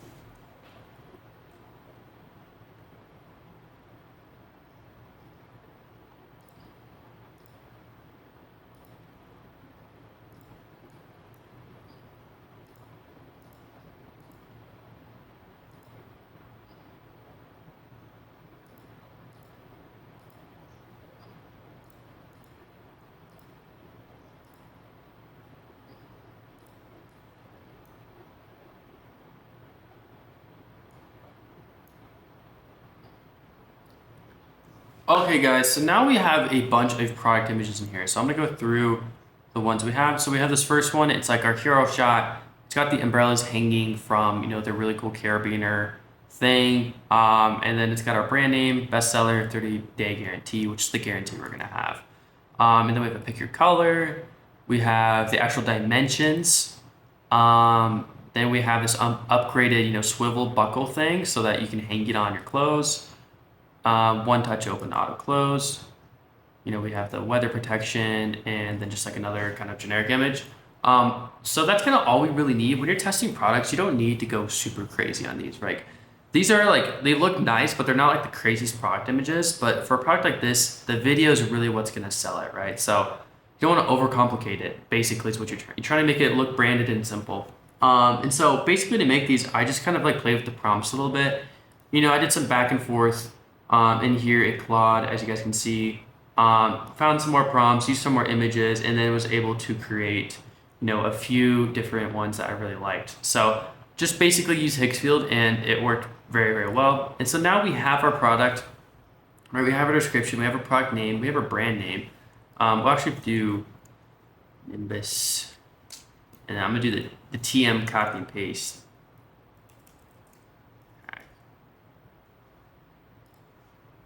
So we gotta find it. Where is it? Boom. Sometimes I like to do this because it makes it look a little more branded. You put a TM there. Right, trademark your name, blah, blah, blah. It just looks cool. That's honestly why I do it. But Nimbus automatic folding umbrella. We have our description. We have our product images here. And so now we need to figure out a price. And the price, I'm going to show you guys exactly how I do this. So number one, we went to AliExpress, right? We found all of the product, perfect, right? And some of these it looks like free shipping. It looks like these are selling for around $12. We probably get them for around 10. So with a product, you want to make sure you're doing a 3x markup so that if it's, let's say $12.45, you sell it for at least $37.35, right? At least. Usually I want to do 4 though. And one thing we can also look at, we have a couple of reference points here. So number one is that it's selling on TikTok Shop. It seems like it's selling for like only 12. We're going to sell it for a lot more than that. On Amazon, it's also selling for around 12, but we're also going to try to sell it for more than Amazon because we're not competing with Amazon. We're competing with people who are selling on Facebook, which there's not really much. And so umbrellas, like a nice umbrella, I think people would pay a lot more for. So I'm going to make this economically feasible for us, I want to sell this for at least like $35 at the very minimum. So we're going to do a price for one. We'll do a couple different variants, but we're gonna do $34.99, okay? And the compare at will be, we'll just say $49.99. Okay, unit price. And then let's do, also when you guys do this, you want to just put like a ton of, this is your inventory, but since we're drop shipping, just so you guys know, and I hope this doesn't confuse you guys, we're dropshipping, right? So there's technically unlimited inventory out there. So in Shopify reporting, you have to put inventory here, like a number, basically as a placeholder just to show them that you have the product. And so I always just put like a really high number and then, I'll press save or whatever. And that way, anytime a customer checks out, their order is gonna be placed because we do have infinite amount of sourcing because we're shipping from China, right? And we can create as many products as we want. So just keep that in mind. If you guys are running into a problem at checkout or anything that says, there's not enough of this product or product out of stock, you got to go in here and make sure that's updated. Shipping, like I'm not going to really worry about that right now. Variants. So we do need to add some variants here. So we have different colors. So I think we have a beige, we have a black, we have a blue, and we have a green. I want to say those are the black, blue. We have a gray as well. So let's add a gray in here. So gray, and we have a gray. So boom, now we have our 5 colors, simple as that. And then we're also gonna do add another option. Actually, we might just do that in the next part. So for now, we're just gonna leave it at this. We're not even gonna put really any images for the umbrella. So what you could do here, so these are the different variants and colors of your product. So I could make a product image for the beige one, for the black one, the blue one, the green one, and the gray one, and I'll put it in here. It'd look really nice. But for just time's sake right now, guys, I'm just not gonna worry about that. We're just trying to test this product. We're trying to get this going, right? It's not gonna make a huge difference. In my experience of dropshipping, it's just not gonna make a huge difference. So honestly, guys, now we kind of have our full product almost done. So I'm gonna press save. The last thing I'm gonna do is make sure we have shipping for this because sometimes this is something I forget. We created our shipping profile already and we just need to add the product in here, right? So done, save. So boom, now we have our product actually set up. And so now you guys have seen how to make AI or use AI to at least make your product, to make it a real thing. So now we're gonna go through and build our store with AI. using Atlas AI, which is like the quickest, the easiest, and the most convenient way to do it, especially for beginners. So I'm gonna show you guys that in the next video. I'll see you there. What's going on, guys? Okay, so now we're gonna get into the part where we're gonna be using this amazing app called Atlas AI. And basically this app, it's the fastest, easiest way to test products, right? So you can go in here, make a product page very, very quickly that looks really branded, very high quality, and then you can put all the information. You can even throw in a research doc, and boom, you have a full branded store. And so it's done, obviously, in the name Atlas AI. It's done with AI, and it's basically one of the best tools that I know a lot of operators like me are using to get product, tests out very quickly, and then also just to be able to build stores, scale them as well through their different landing page stuff that they actually offer as well. So we're gonna get straight into it, but first things first, before we actually create with Atlas AI, we need to build a research doc. So what we're gonna do is we have this Claude, right? This Claude thing that we've been kind of talking about our product with. And so literally all we have to do, guys, is research. If you have Claude, you just go click on this research thing and be like, hey Claude, I'm about to build out a store and landing page for this product.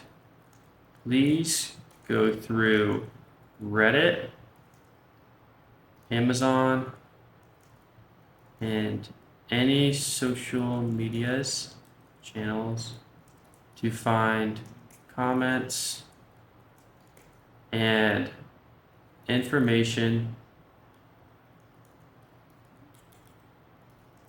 to build a deep research document that I can build my copy with. So basically, we just asked it told it we're going to build out a store, right? We're going to build out a landing page for this product, right? So the product is obviously the umbrella. And then now I told it to please go, I said ego, through Reddit, Amazon, and any social media channels to find comments and information, a deep research document, so that I can build my copy with it. This is an amazing thing to do. And basically why I said Reddit, Amazon, and any social media channels is because that's where people are commenting and posting about products, and like people are like giving their opinions. This is where you find, we wanted to do, I want it to be pretty broad. That's why you want to use this channel, because that's where everyone's talking, right? They're conversing, they're talking about why they like things and why they don't, what works, what doesn't, right? And so you get a lot of good feedback and a lot of information about your customers that you can actually make your landing page relate to them more, which if you do that, if you build better copy and you have a research document, your conversion rate is just going to be higher. And a conversion rate is obviously something that's very, very important in ecom. That's one of the biggest parts and biggest numbers that you're going to be looking at on a day-to-day basis. So that is why we do this. So already it kind of asked us like, what's the angle hook? Like you want to do the automatic close open, the carabiner hook. And I told it, I just want it to be pretty broad to start. And you want to start pretty broad because we're just testing creatives and we're not going to be really hammering down on any single angle right now. Like we have these creatives that are working well on TikTok. So we're just going to be taking them over to Facebook simply to test them very quickly and see how it goes, right? Later on, if we find a winning angle or if we find a winning creative, then we can actually go through, double down on that creative, make more ads about that creative, make more landing pages that are, the copy is about that, whatever's talked about in that creative, the angle, right? And that's how we double down on it. A creative angle would be something like exactly like this, like the carabiner hook, like how convenient it is. That's an angle in itself. Like you don't have to carry it around everywhere. You can just hook it onto your backpack, whatever. That's an angle. So right now we're just gonna do pretty broad to start. So I'm gonna tell Claude, I want it to be pretty broad. It might have some other questions. I think it's good. And so now, whatever, I'll confirm, it's just going to do our deep research. So in the meantime, we can actually go through and start building our store. So we have a couple options here, product pages, full store. We're gonna go with the full store. And you also have the option to add products through these other links like Amazon, Alibaba, Shopify, but we're just gonna do from our catalog because we already went and built out our product, right? So just gonna click on it, press select, and then confirm. Right, and then you either have the option to click an Atlas template, or you can let Atlas decide for you. I'm gonna go ahead and let Atlas decide for me, just because I trust their AI and I trust their system to give me the right niche for the product I'm trying to build out. So now we're gonna go into build AI store, and it's gonna give you some bundle and save options here. This is what the bundle will look like. We'll see if we actually go up through and use that. But here you want to put in your cogs.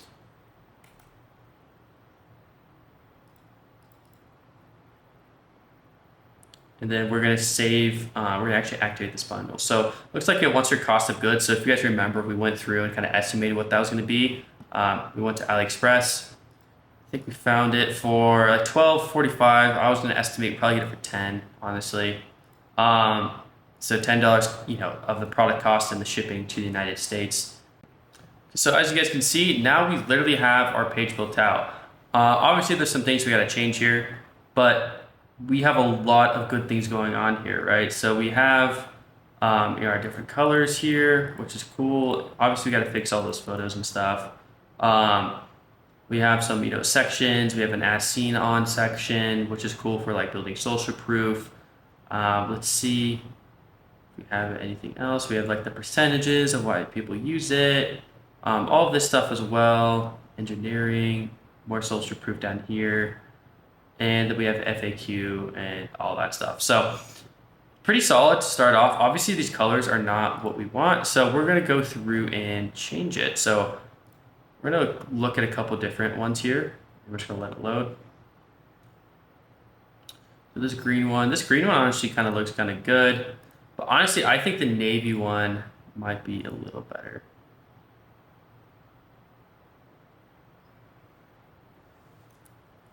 Yeah, I like this one a lot more. So this looks pretty freaking good. As you guys can see, we have an added cart.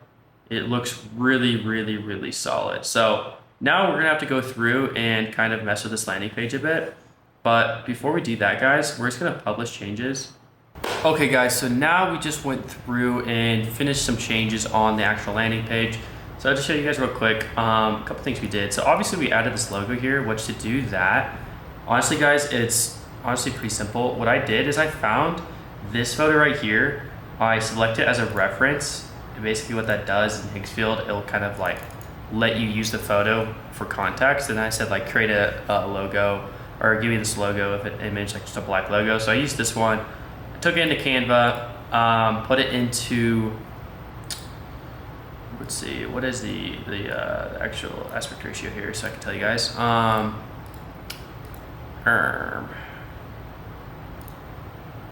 This aspect ratio, which you guys can see, 900 by 169, and then I basically just slapped it on my store by clicking on, just click on the logo, edit logo and theme settings, and then I just dragged and dropped it into here simply from my downloads. So that's how I put the logo up there. And so I did that. I went through the actual, oh my gosh.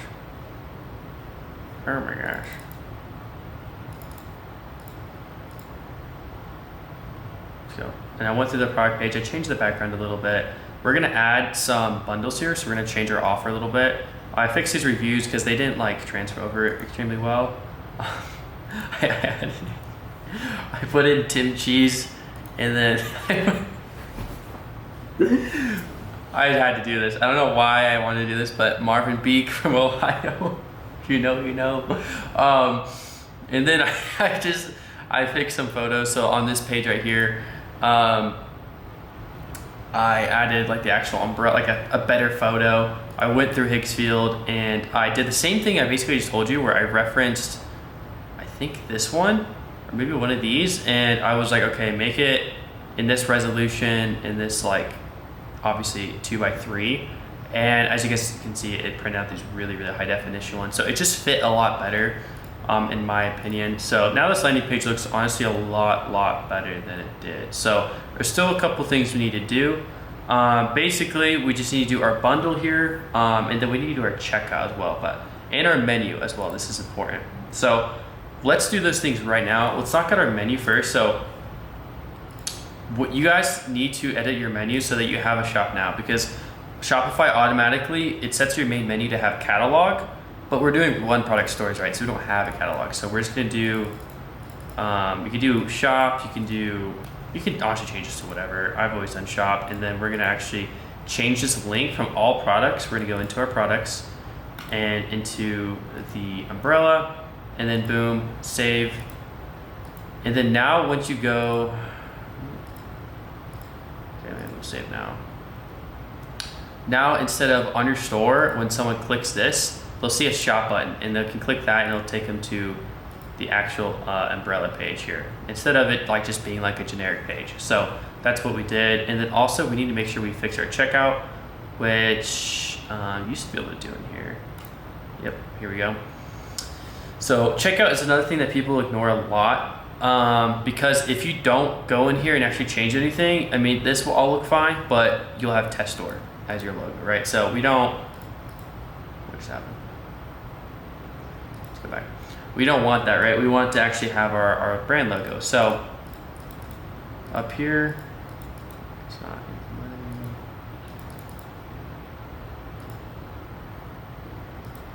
Okay, so now we have the option to add an image. So we're gonna do the same one as we did before, right? Nimbus, make it a little bigger. Check mobile. Where's this thing? Mobile. That looks pretty good, right? So we're gonna save. If you want to change any colors, you can. I'm gonna change this to gray, because I feel like that fits our site a bit better. Just pick a gray color. It doesn't have to be super specific, right? And then we're gonna press save.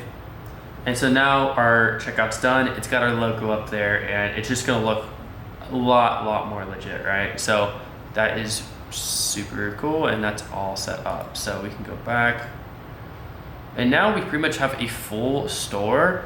So we're gonna obviously set up bundles now.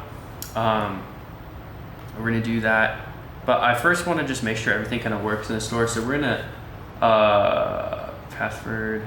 I'm gonna add a store address, I guess. So I'm gonna do my old address, so you guys can't diddle me. Okay, business address, and then we're gonna remove the password. Okay, so now our store is actually online. So if we literally go in and search up Nimbus umbrellas, is it nimbusumbrellas.com? It should come up with our store. Let's see. And boom, now we have a legit literal e-commerce store. Obviously we see some things right here, customer review title, we need to fix that. But it already looks pretty freaking solid. This is something we also need to change.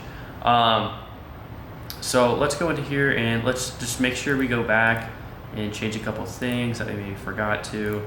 And this is what you should always be doing, guys. Like, you guys should always go through your stores and just check them just to make sure. So this section, we're not even gonna bother, we're gonna get rid of it. And then this, I mean, a before and after, we don't really need that. This is not a before and after kind of product. Also, this is kind of just meh. So I'm gonna change it to this one until it's just gonna look a bit cleaner. So save, it's gonna save, and then we just need to reload, right? And then we should look, yeah, a lot better, right? And then we need to go to our shop. This is probably the most important page. So we get through here, obviously looks pretty freaking good. You got these numbers that pop up. Honestly, not a bad site. Like, it could always, I mean, this is not bad. This is not my greatest site, but like, as a beginner, guys, like, I just set this up in 20 minutes very easily, very quickly. So like, there's no complaints here. I barely had to do any copy. So this is really solid for now. We want to check it also on mobile view. So if you guys don't know how to do that, you right click, press inspect, and then you can click between these two little icons up here, and it'll change it to mobile view. So mobile view, I think, honestly looks better. Which mobile view is kind of what you want to focus on when you're doing dropshipping on Facebook, because most people scroll Instagram and Facebook from their phones now. So 99% of your traffic is probably going to be from mobile view anyway. So that's something to definitely keep in mind when you're building out your product page. So now it looks like literally we just need to probably add this in. I'm going to make sure add a cart works though. So Atlas is really cool. It has a bunch of different options here. So you can do free gifts. You can do like buy one, get one. You can do all these different things, right? So we're gonna go with we don't really have a free gift for this offer right now. That's something that I would recommend testing later. If you're just getting a product test off the ground, honestly, we just need to get this product up as quickly as possible. So we're just gonna do, I just wanna do like a generic, like buy one, buy two, buy three. We don't even need to do, let's actually see, which one makes the most sense for this. We could do, I guess we could just do this. So we're gonna create from scratch here. So as you guys see on the right, we have buy one, buy two, buy three. So when you're doing buy two and buy three, to incentivize people to get it, you can add the free shifting or free shifting. Sorry guys, I was driving my BMW today, a little all over the place. You can do free shipping plus mystery gift, which is probably going to get people to want to buy it, right? Like buy one, you want to leave it pretty much at that, because honestly, this bundle as it is actually pretty solid. I don't really have a mystery gift here, so I can't really say that. I'm going to include that. But yeah, I actually like this a lot. And you do have the opportunity to add an image here, so like they actually see three. But for the sake of this video, guys, we're just going to make it as simple as possible. We can change things like bundle and save. I like to do like, buy more, get more. And then this bundle, bundle one. I need to put a bundle name, I guess. So I'll do bundle one. You can throw on things as well, like a countdown timer. I don't really like that. Subscriptions, we're not doing that for this type of product. And so you guys can just go through here and change anything you want. I think this bundle looks pretty good as is, so I'm just gonna publish the bundle. And then this should show up in our store now. So we need to go over here. We need to go to shop. And then above the add to cart, right here. And then we're actually gonna drag this. Oh, can I not drag it?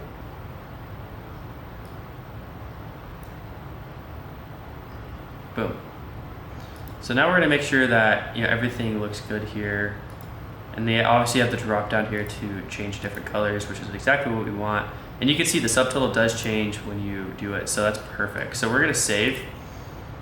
And this bundle looks like it's honestly ready to run. I'll talk to you guys. I think I already did talk to you guys, but I'll also, do I have a video in here talking about offers? I do. So we will get into optimizing offers and everything, but what we're trying to do right now is really just show you guys that you need to just get the product up and test it. That's kind of what one of the main things I've learned from dropshipping is just get the product up and test it. Because if you, all these little optimizations, I mean, they can change stuff, but it's best just to get things up as quickly as possible. So we got buy one, buy two, buy three, pretty sick, right? So now we need to actually, look at this. So what was it? It was at nimbus.com.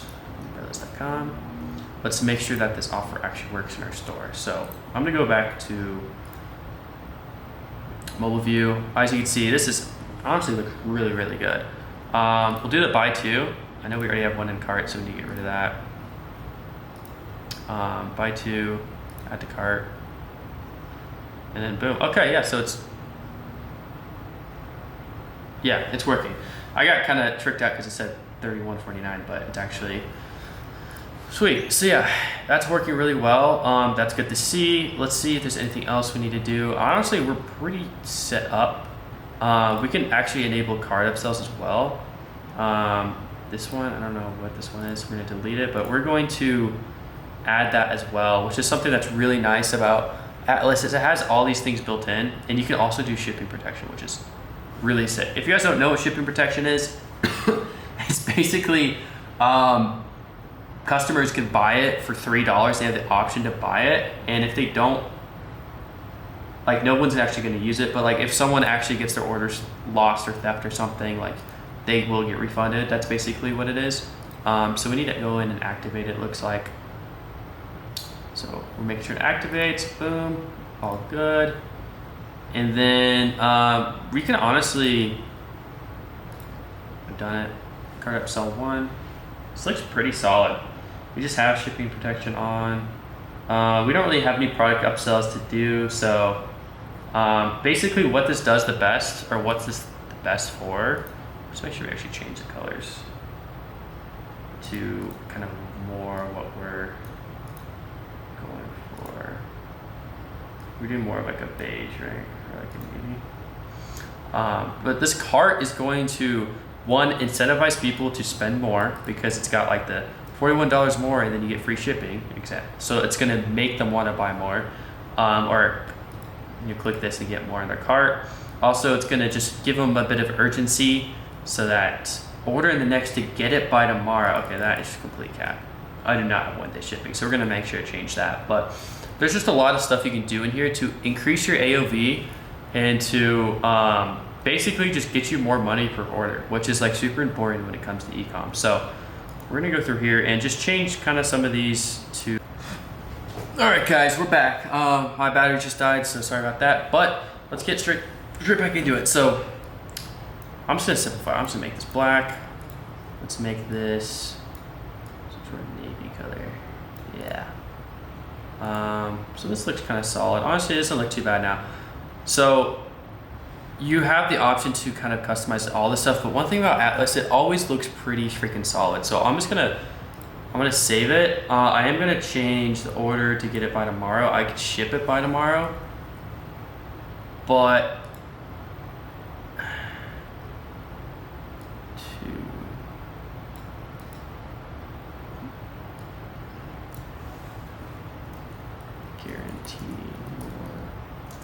order. Something like that's better. I just cannot fulfill 1-day shipping. Like I just, drop shipping, that's just like literally impossible.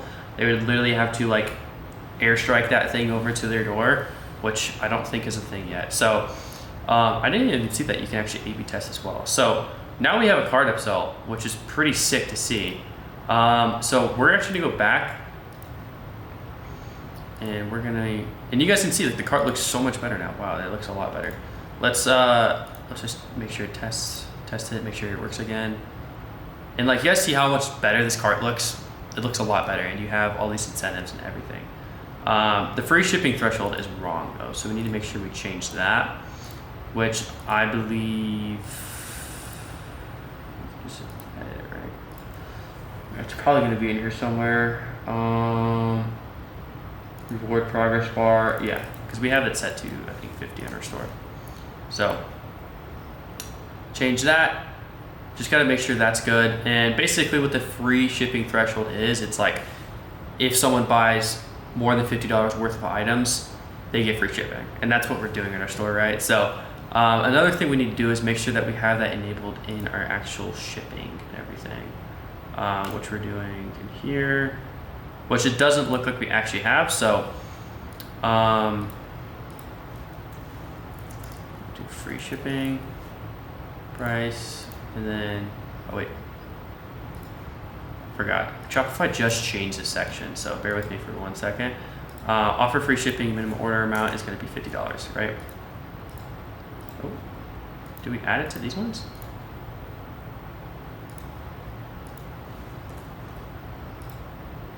Yeah, there. Oh wait, we don't wanna probably do that for Express actually. Probably do it for just standard. I'm guessing that you do it for standard, that way you don't actually have to ship out faster. I think that makes the most sense. So if someone wants, so now it says free for orders 15 up, so if someone has an order that's $50 and up, they can get standard shipping for free, or they can get the express shipping, which is gonna be the same price, which I think is fair. I think if you're paying for express, I'm gonna have to use a faster shipping line and pay more, so they are gonna have to pay more for that. I think that's totally fair. So now our store is looking pretty baller sauce here, guys, honestly. Like we go to home, we got this set up, nice Nimbus on brand, right? This looks nice. The only thing we probably could do is maybe add some like videos if we really wanted to, but I don't even think that's necessary right now. That's an optimization we can do later. So honestly, I think that's it for literally setting up the store when it comes to the actual product page and everything. So now,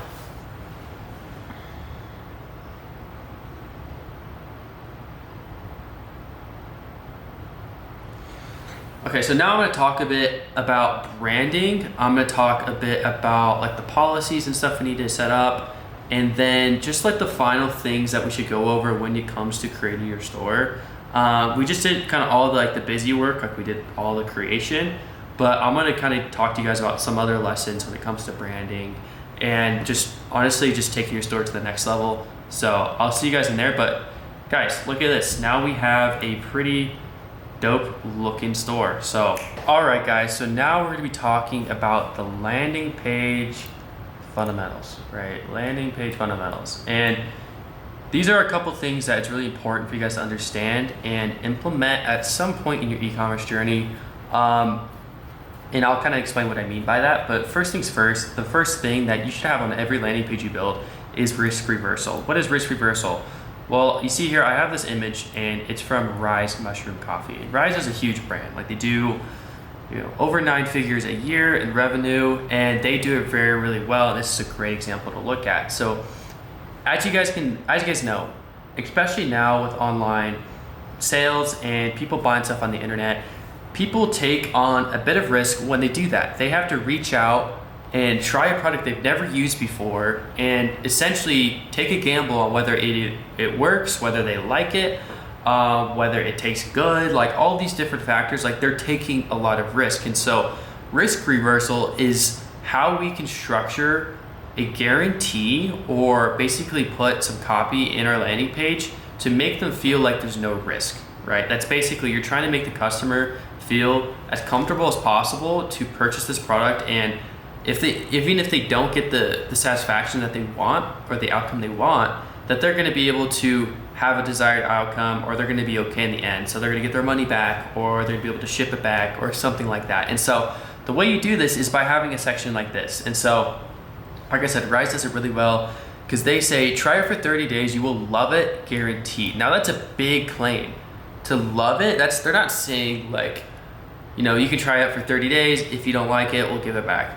No, it's you will love it, guaranteed. This is gonna make the customer, when you read that, it makes the customer be like, okay, like they have conviction. Like they really think that their product works. Like this makes me really want to buy this product, because they wouldn't say you'll love a guarantee. They wouldn't offer such a strong guarantee if it didn't work, because they would lose a bunch of money, right?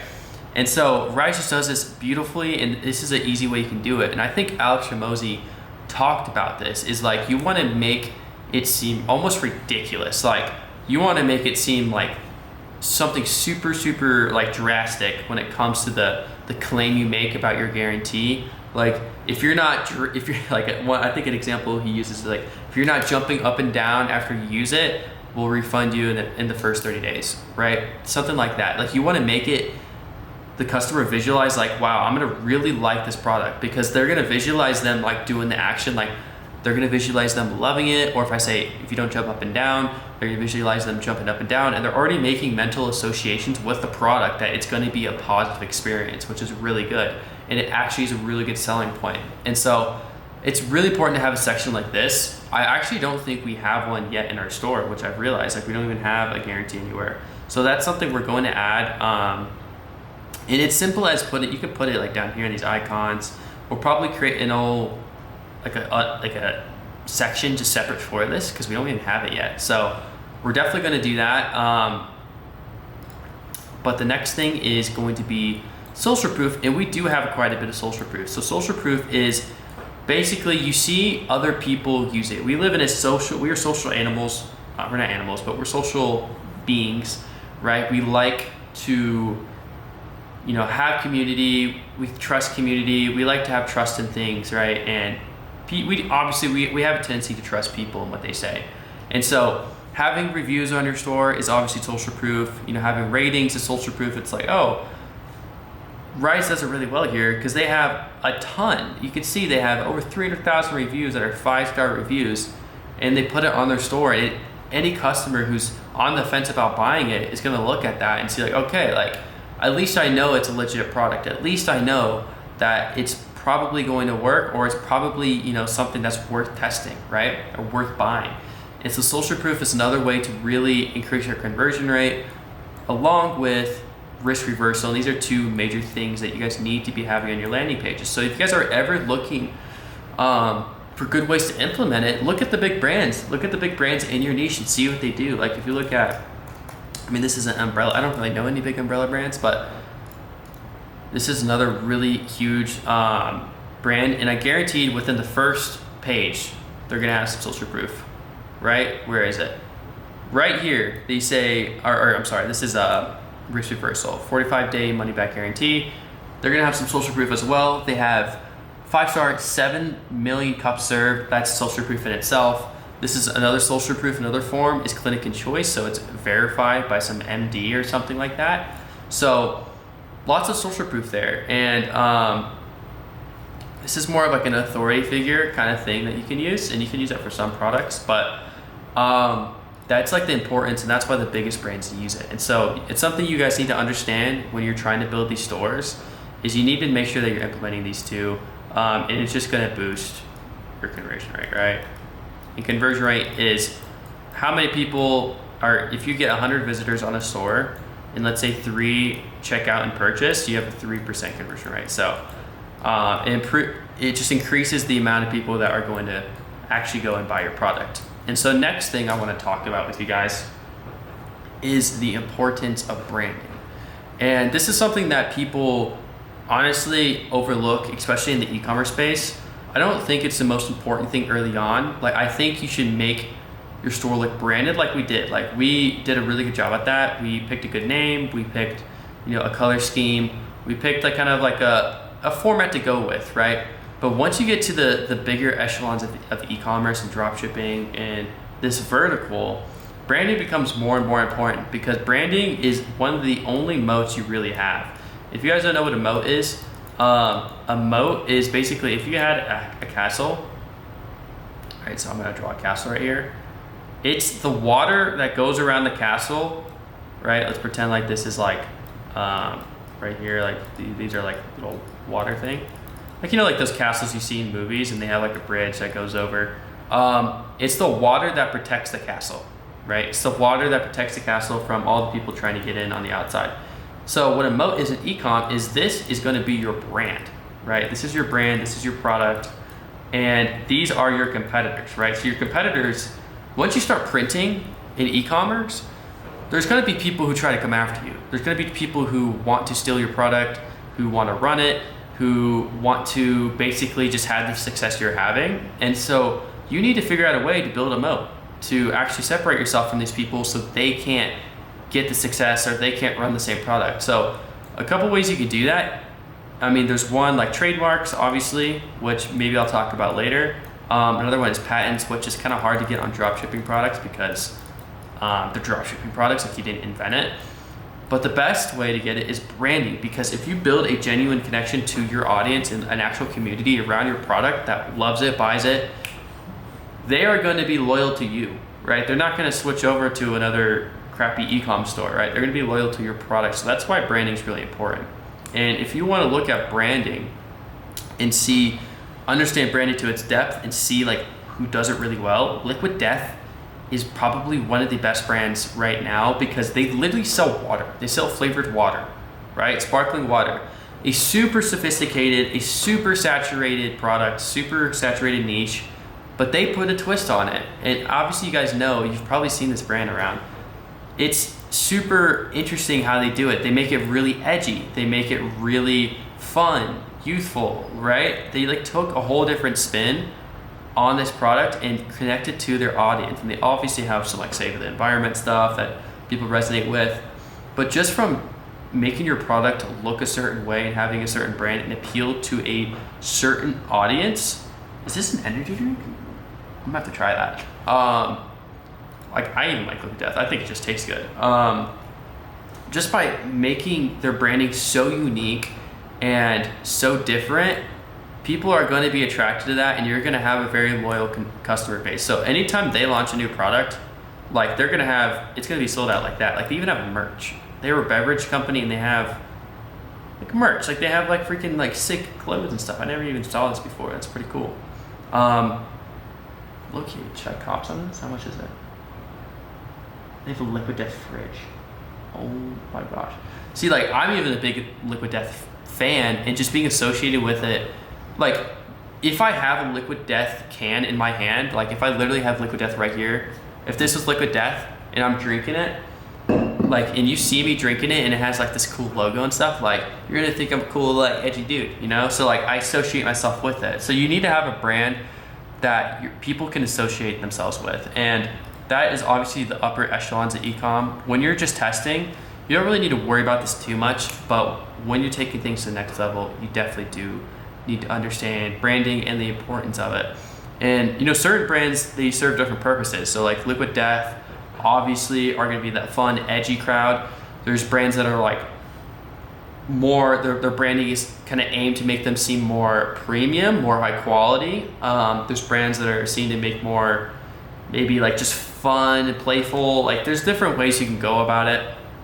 Even like more manly, like there's a lot of stuff you can do with it, right? Branding is a very unique thing and you could do a lot of stuff with it, but I just wanted to kind of give you guys a quick understanding of why branding could be important for your store, and why you should kind of have, at least in your back of your head, like a way you can take it, you know? I think that's very important for any operator. So yeah, so next thing we got, guys, is we're gonna be talking about, we're actually gonna implement this risk reversal really quick and kind of go through our social proof, and then I'm gonna talk to you guys quickly about quiz funnels, landing pages, and everything to do with that, why people use them, why they're important, when to use them, and kind of just help you guys out on that end, because I know a lot of people are hearing more and more about like advertorials and all this stuff, and I want to explain to them, to you guys as beginners, so you guys kind of understand, if you do get a product to work, why you should actually go ahead and use them. So see you in the next one. All right guys, what's going on? Before we get into the quiz stuff and all those landing page things I was talking about, I actually want to do a couple of things that I kind of forgot to do earlier. So number one is policies. So policies are super, super important. You need to set these up. These are how you stay compliant. This is how you don't get into any like obviously legal trouble and stuff. So you want to make sure that you always kind of have these set up, and it's pretty honestly simple. You can literally go into Claude and ask it to make all of these for you, right? So we're literally gonna screenshot that, throw it into Claude, be like, hey, make us Shopify policies. I definitely spelled that wrong, for each of these, right? And you definitely, I'd recommend all you guys read through them, at least briefly, make sure that they have, that they make sense, that they have the right emails, everything like that. But for now, I think we're gonna be chilling, so we just gotta let it think and then let it actually create the policies for us. So now I think it has everything we need. So we're just gonna go through and copy our policies here. So what we can simply do is copy that. Get rid of some of these tabs. We have too many tabs, honestly. And this is the return and refund policy. So, oh, we need to actually create a support email. So one thing you guys need to do is create a support email. I recommend, honestly, just doing a Gmail to start. So we'll just go with nimbusumbrellas@gmail.com. So I'll tell Claude, make these with the support email of, what did I just say? Nimbus umbrellas at Shopify at gmail.com. Perfect. And then we're gonna actually get rid of the space here. So now it's gonna put that email into all those policies for us, so we're actually able just to implement them kind of straight away, which is gonna be perfect, right? So while it's doing this though, I want to, okay, it's already done, never mind. Boom, okay. Bam, bam, bam, bam, bam. So now we have this. Okay, so now we can actually go through and put these in. So we're gonna take all of this out, right? Just copy and paste, publish, right? And then we need terms of service. We're just going to insert, actually, copy and paste that. And then we'll go to this. Where's the term of service? Perhaps you need term of service. Here we are.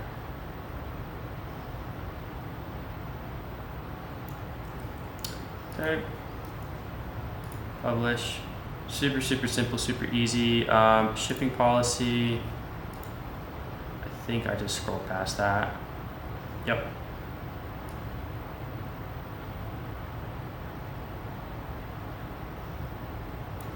Okay.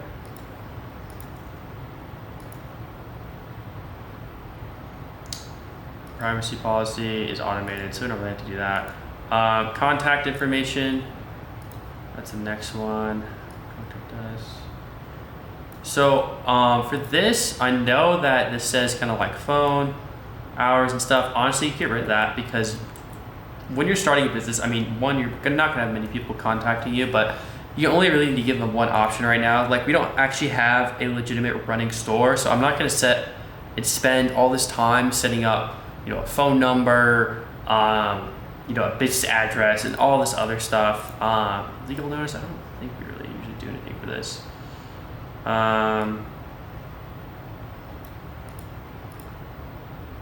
No, we don't need to do legal notice. Legal notice is like if you, once you have your LLC. Right now, we don't have an LLC for the store. I'm gonna talk about LLC.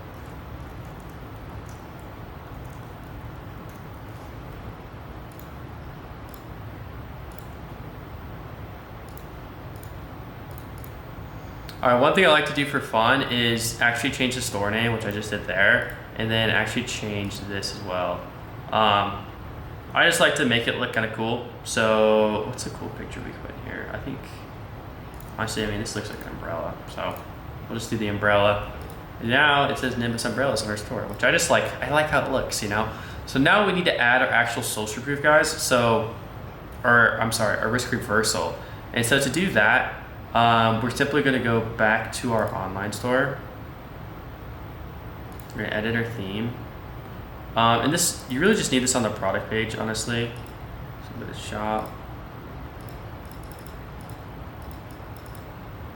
Okay, and so we really just need this on here. So we gotta figure out a good spot to put it. I think, honestly, one of these could be really good, like safe payment. I'll just do like 30-day money back guarantee. So that's a good spot to have it.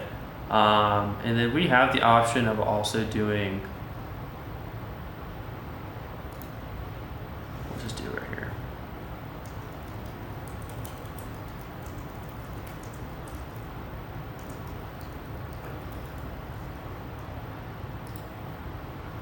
And then remember what we said about, like, we want to make a bold claim.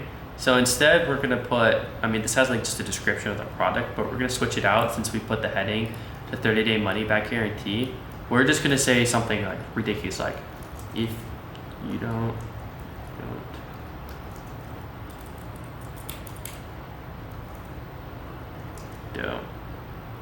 jump for joy after using our product, we will happily send you your money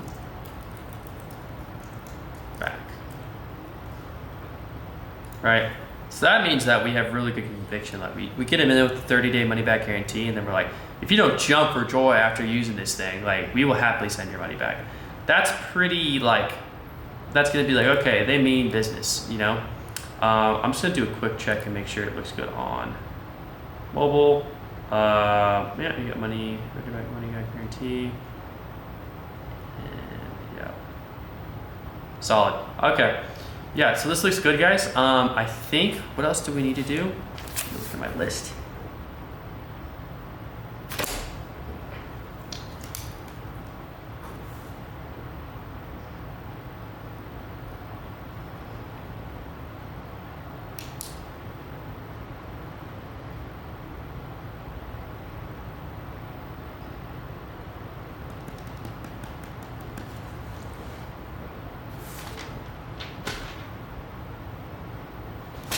Okay, so now guys, we have just the final lessons about building your store. We're gonna be going over, it looks like here we're gonna be going over, it's a little dark in here, upsells, offers, so like value stacking, how to create a really good offer that people are gonna buy, and then quiz funnels, listicles, all that fun stuff.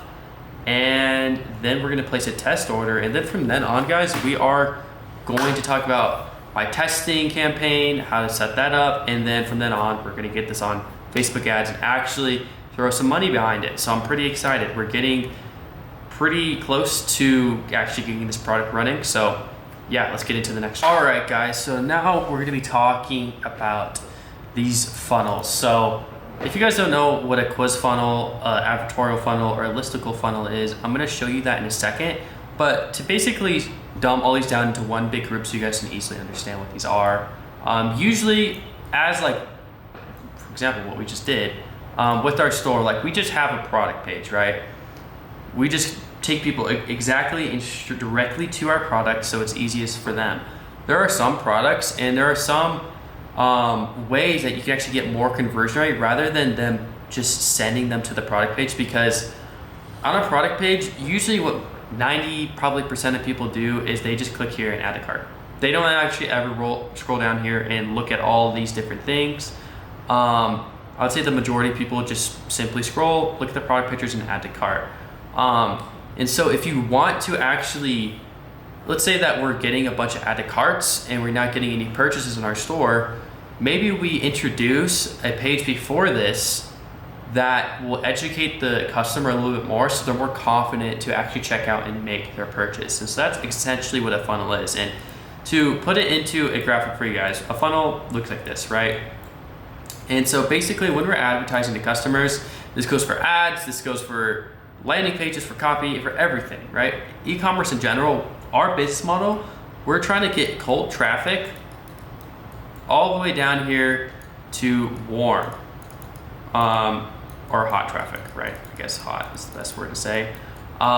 Because cold traffic, basically, they don't really want your product. Like, we're advertising to them. It's like, if you're driving on a highway and you see a billboard on the side of the road, like, you're cold traffic. Like, you're not qualified. Like, you're just a random person driving by a billboard. The billboard is put in your face, and you're not actually going out and seeking out the billboard, it's seeking you. And so that's what cold traffic is basically you're the one getting, the advertiser is seeking your attention. So we're grabbing their attention through cold traffic, right?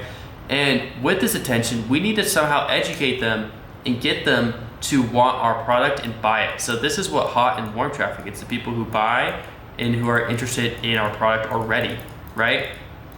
And so there is a whole process of getting someone from completely not even wanting our product to actually wanting it. And it's from taking them from cold to warm traffic. And by doing that, or the way to do that is to build a funnel and basically funnel them to that. And so sometimes what the funnel can simply be is your ad. So your ads can be in here. You have a cold customer, they watch your ad, and then now they're warm and they convert. But there are some times where your ad is just another way to get attention. It's just another way to get the foot in the door. And so you'll have cold traffic, they'll watch your ad, but they're still not warm enough to buy. And so then you implement one of these, we'll just call them landing pages. You implement a landing page after your ad, and then you send them to your product page down at the bottom, right? It's where they actually convert and check out. So it's just a little bit more of a funnel. It's one extra step you can add between your ads and your product page to basically give them more information, give them more conviction, give them more social proof, whatever you need to do, convince them to basically buy and get them warmer so that they're actually interested, right? So that's essentially why people use them. And so essentially, if you look at the big scheme of things, right? Why do people use them? Just to increase conversion rate. That's what we're looking for when we're implementing these things. Should you test these as beginner? No, you shouldn't, because you don't even understand what a funnel is. Most likely, you don't even understand when to use these. And so I'm gonna tell you that right now, but I'm gonna tell you that after we actually go through all three of these and kind of explain to you in depth what they are and what makes them unique, because they're There are 3 different ones.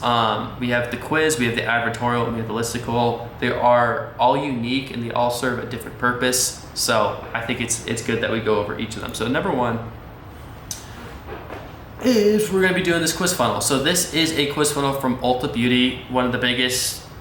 I mean, it's just like a retail kind of thing.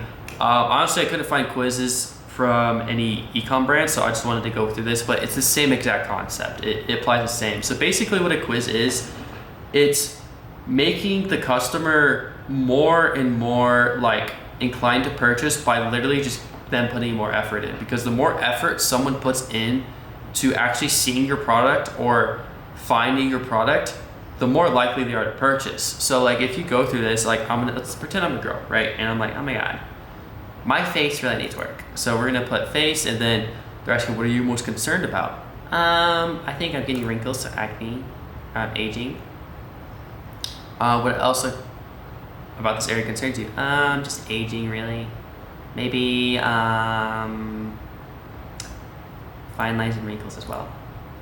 And then what's your skin type? I tell them my skin type. I have a very dry skin type. And then what product are you looking for? I think I'm looking for some sort of treatment or serum. And then do you have any other preferences? And let's just say like, I'm really into this cruelty-free stuff. I want to protect the animals. And then boom, it's gonna shoot you out a bunch of products. In the ecom funnel, and the way that you would use it, it would be one product. But now, like, basically what makes this so special and unique, why people use it, is because now that place I was talking in, whatever you want to call her, that old lady woman, like she now has all these products that are being recommended to her based on her specific circumstances, wants, and needs. And so it feels it feels super, super personalized to her. And so it's gonna make her be super confident in any of these purchases, because be like, okay, well, they know everything I just put in. They have all this information about what I'm looking for, what I'm looking to heal, how I want to heal, my ethical even stance on some of the products, and they're going to give us products that match all those criteria. And so now I'm like, okay, these are the products for me. And so obviously that's going to make me a bit warmer, and it's going to move me to the bottom of that funnel where I'm actually wanting to purchase, right? So that is what's really cool about a quiz funnel, is they do that. And it's in a very like unique way, because you're asking questions and it's fun. Like taking quizzes are fun. Like, I don't know, every time I have to take a quiz like this, like obviously not like a school quiz, but like one that's like talking about me, like I feel heard, and I feel like I'm actually gonna get the right treatment because they're asking the questions that actually matter to me. And so that's what a quiz funnel is really, that's why people use them, and that's how they can increase conversion rate for certain products. A lot of times it's going to be more like skincare, supplements. It's very like unlikely, like you would never take a quiz funnel for an umbrella or for clothing or stuff like that. Like it doesn't make a lot of sense, right? But for stuff that like is more like problem solving, in terms of like, it's a kind of like a consumable, then yeah, because there's a lot of options out there, right? So that's what quiz funnels are best for, and that's why some people use them. The next one is we have an advertorial. So I'm just gonna click on it. An advertorial, basically it's a fake, right? It's a fake news article that makes it seem like, okay, this is being talked about in an organic way from some sort of news source, or maybe it's some sort of blog or something. And so it's just it's a fun way to inform your customers more about a product, because they don't even think it's an ad, right? Because look, it even has like home trending. It says advertorial up here, but maybe they're doing that for compliance reasons. But it looks like this is written by some blogger named Emma Richardson. And so I'd go through this and I'd read about it and be like, oh, I get to hear about her story, what changed, you know, how this helped her. And it's these grounding sheets that apparently you could put on your bed, and they make you connected to the Earth's, you know, natural frequency or something like that. Is it true? I don't know. But basically it's given her story, and so the customer will click on the ad, click on this, read about the story that this woman is telling about, and they'll be like, oh wow, I feel like that. Like I actually resonate with this. And then basically at the end, they're gonna go through and purchase the product here, right? That's usually what happens. But that's advertorials are also used, they could be used for a lot of different products, even an umbrella. Technically, an advertorial can be used for anything, because as long as it's problem solving, it really, there's a lot of stories you can tell about anything that's problem solving that will relate to someone who's having that problem. So like an example of an advertorial for this umbrella would be like, this new umbrella finally fixed my morning routine or something like that, because it's easy to hook on. Maybe you tell a story about how I was always late to work. You know, I was on the edge of getting fired because I couldn't make it in time. I had to always show up wet. And then I found this new umbrella and I could finally take it with me because it was super small, it was durable, it, you know, hooked onto my bag so I didn't have to carry it in. And when I was biking, sometimes it would start raining and I would get drenched, but with this umbrella, I could immediately press the button. It would, you know, obviously expand, and then I would be covered from the rain. Like something like along those lines. But advertorials are basically like news articles. They're trying to frame a story or a blog piece or something like that, just to tell the customer a story, or maybe some more facts or information to get them to convert. And then next thing we have is a listicle. And this is one I've actually used a lot. I have a lot of experience with listicles. And I think these are honestly the easiest to use. And there might be a scenario, I don't really think so with this kind of product we're selling, but perhaps maybe if we end up scaling this thing, we'll use one of these. So a listicle is basically you're listing out reasons why they should buy it, or reasons why this product is better, reasons why, something like that. It's like basically a 10 reasons why, 5 reasons why, or something like this. So for this listicle, they're listing out 10 reasons why arterial plaque discovery became the #1 solution for adults, yada, yada, yada. So they basically go through here and they give you 10 reasons why this product is superior to other products. And so you're doing a lot with a listicle, right? Like you're informing them. You can even, you know, potentially be informing them why your product's better than other products, why your product is more effective. You could even say like, there's a limited amount of things you could do with it, but it's just another way to build trust, to even introduce social proof like we talked about, to do even risk reversal. You can even put in guarantees in here, a bunch of different stuff like that. It's just a way to inform your customer more, make them a little bit warmer on this funnel, and get them closer to actually converting down here, right? And so that is basically in a nutshell, guys. I mean, this is a very short video, but that is why people use quiz funnels, advertorials, and listicles. And obviously I didn't go too much into depth here on any one of these, but it's for a reason. Like I just wanted to give you guys a basis, so when you're looking at competition, if you guys see people using quiz funnels, advertorials, or listicles, they are already a decent e-commerce person. They're probably at least intermediate. So just keep in mind when you see stuff like this, I want you guys to be able to identify them, and then potentially down the line, actually be able to use them for your own stores and to actually increase your conversion rate.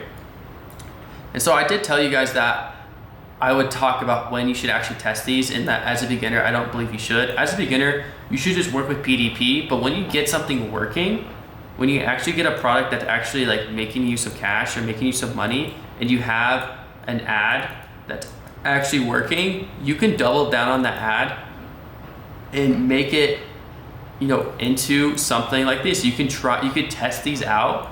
You can perform something called an A/B test, right? Where basically on the left side, you test traffic going to your product page, and on the right side, you'll have them go into maybe like a listicle or a quiz or something, and you can see which one performs better. You'll split the traffic, so 50% will go there, and then 50% will go to your listicle, and then you'll get the results, and you'll be able to see, okay, this one has a 3% conversion rate, this one has a 4% conversion rate. So obviously I'm gonna go with the listicle because that's a 4% conversion rate, but I'm gonna make a whole video on A/B testing. I just wanted to explain when you should implement it. It's when you have something working, when you have a product that's actually scaling a little bit, then you can start to do these sort of tests, right? And that's when you actually start implementing these things, and this is when brands actually start doing it as well. So that's basically everything you need to know. So there we go. Okay guys, so now we're gonna be getting into offers. Offers are one of the biggest levers you can pull when it comes to your store and the conversion rate, and how profitable you are. It's one of the things you can change, and it can literally make you 10% more profitable, or it can take you from break even to profitable. Like, offers are super, super important, and the biggest brands in the game, they spend a lot of time focusing on these things.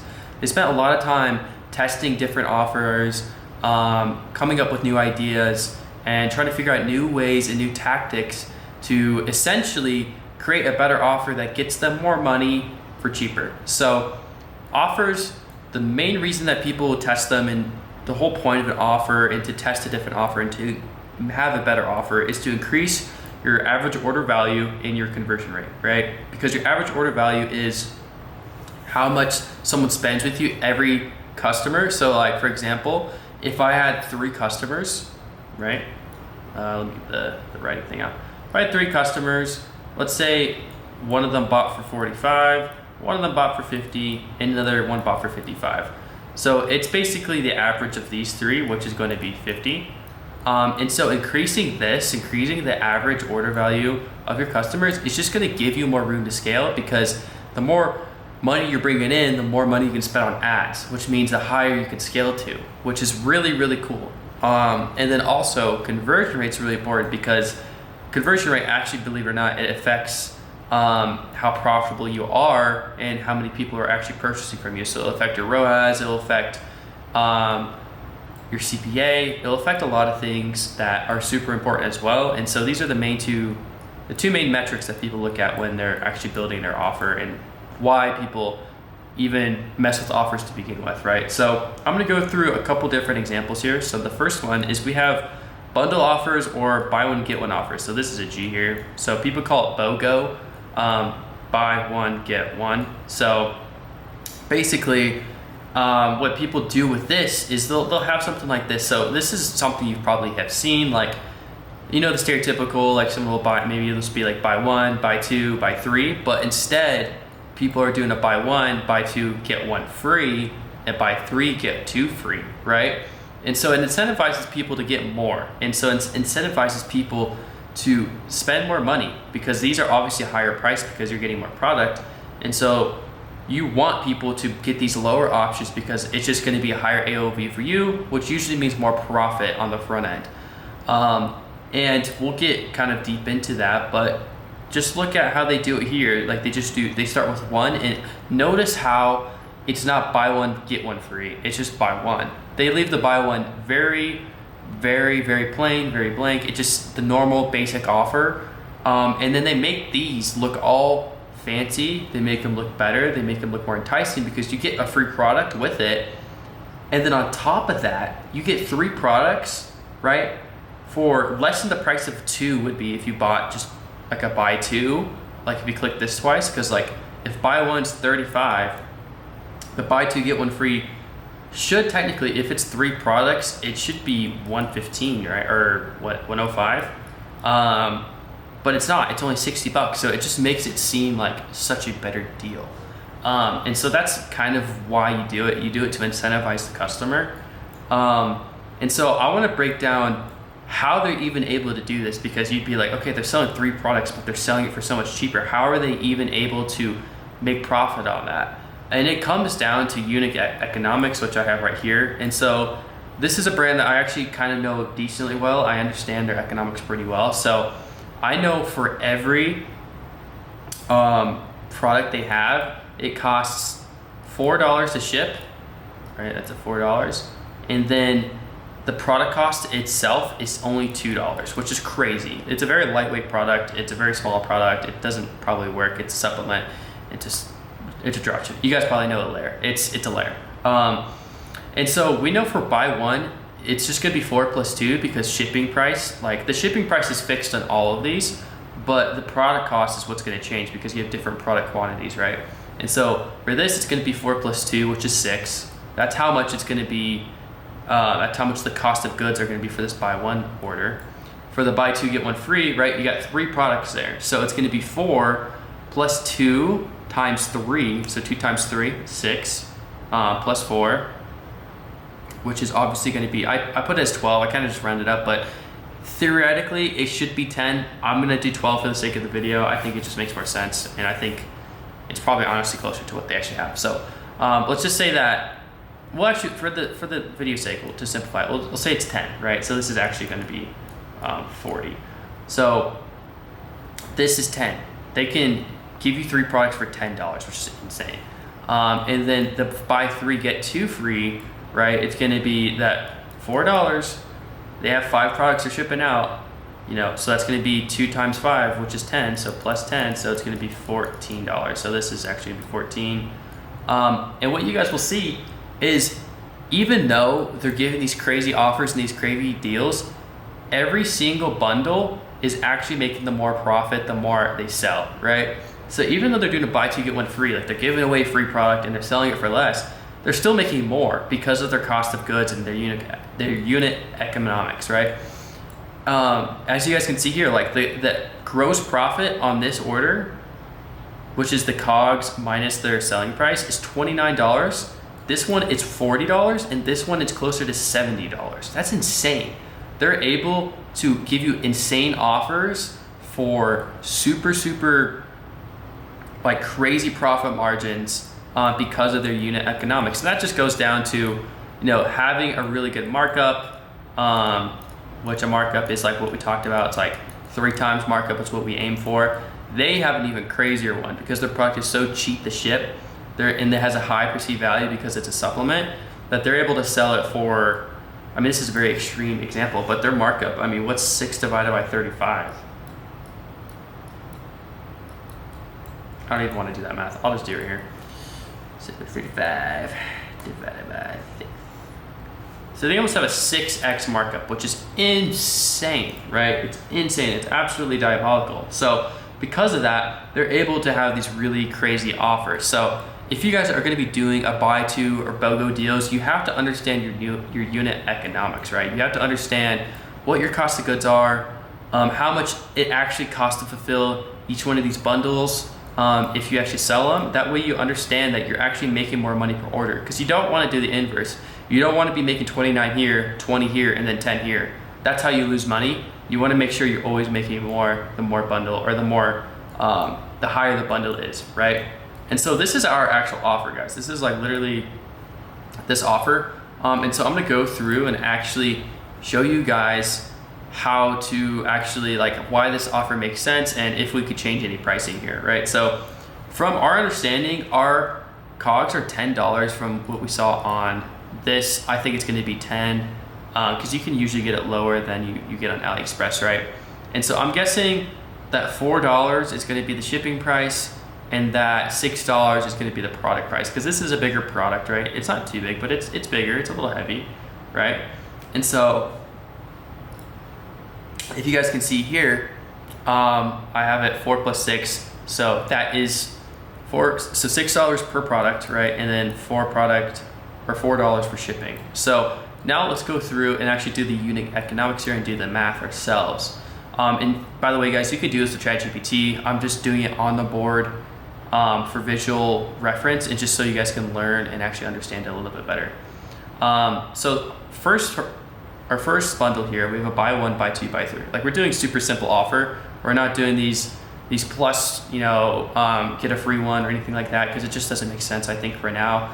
And usually I like to start off testing, because we haven't tested the product yet. I like to start off testing just regular normal offers, right? Nothing too crazy. And then we can go, if something starts to work, then we can go and try to test different things after we get some ad spend, right? So here we have $35 for one, okay? And we know 4 plus 6, right? It's gonna be one product, so it's gonna be $6, and then $4 shipping, it's gonna be $10. So we're gonna have a $25 gross margin here, which basically means that we're gonna be able to spend $25 on ads and break even. Like, if we spent $25 and get a sale every $25 on this offer, we will break even, because 25 plus the gross margin is gonna be our price, right? It's simple mathematics. For the buy 2, all right, so we're estimating that our product price is $6, okay, and our purchase price, our shipping price is $4. So the 4 stays the same, just like on Alaire, right? You know, where is it? I'm retarded. I think I did 4 here as well. Yeah, the 4 stays the same on there. But there's 2 products, so it's going to be $12, which equals $16 COGS. But if we subtract 16 from 63, we still have $47 of gross profit there, which again is higher than 25, significantly higher than 25. So it's still a good deal, right? It's still a good offer. Do we have potential room to actually add in a buy one get one free? Yes, because even if we did that, it only costs us $6 more because it only costs us the product price more. And so this would just go simply down to 41, but the perceived value of this offer is going to be so much higher because it has a free item with it and a free umbrella. And so it could actually work out in their favor. For the time being, we're not going to add it, but that is how you kind of have to think of these offers, right? Buy 3 is 4. Obviously 3 times 6 is going to be 18, so it's going to be 22, and so we're going to be at 62. So even here, we have potential to maybe add a buy 1, get 1, buy 3, get 1 free or something like that to get people to buy. But we're not going to do that for now. I just want to keep it super simple for this video while we're testing. But that is kind of BOGOs explained. So that's one of the best offers you can test, especially off the bat. You can do it off the bat if you want.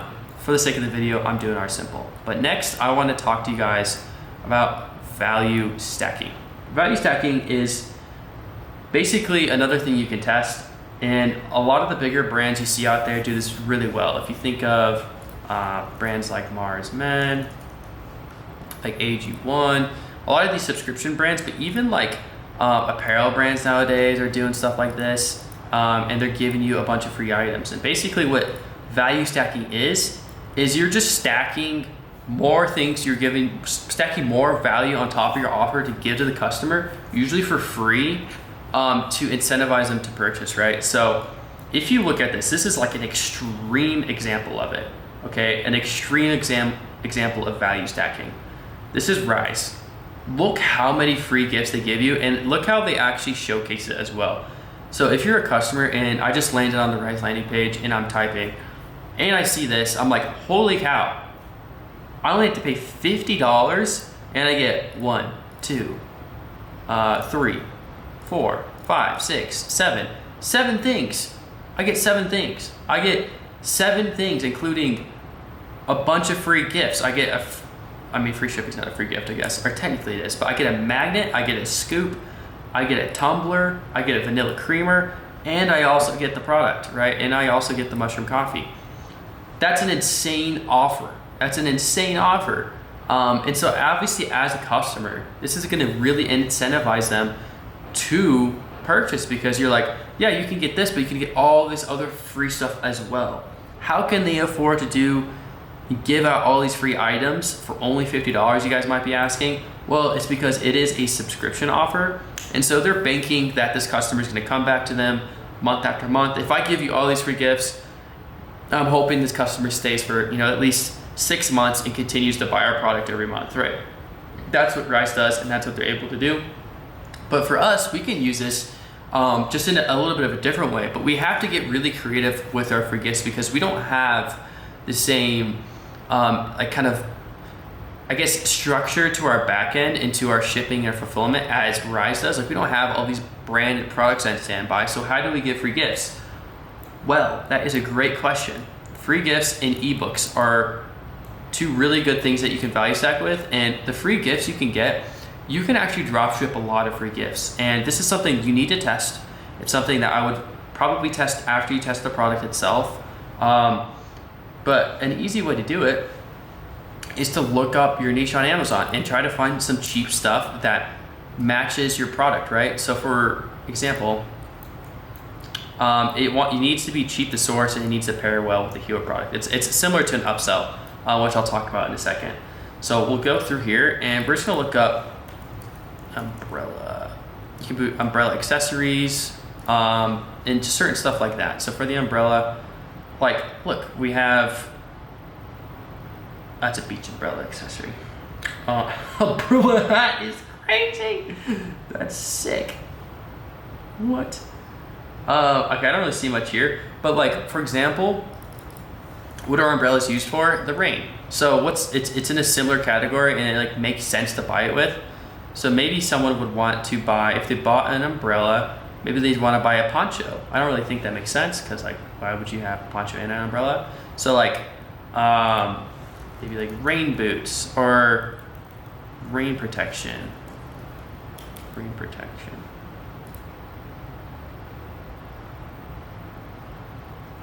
Something like along like these bags for your shoes. Maybe that's actually a pretty good upsell. And I'll explain to you why. So number one, it fits the product, right? It matches well. It actually pairs well with the product.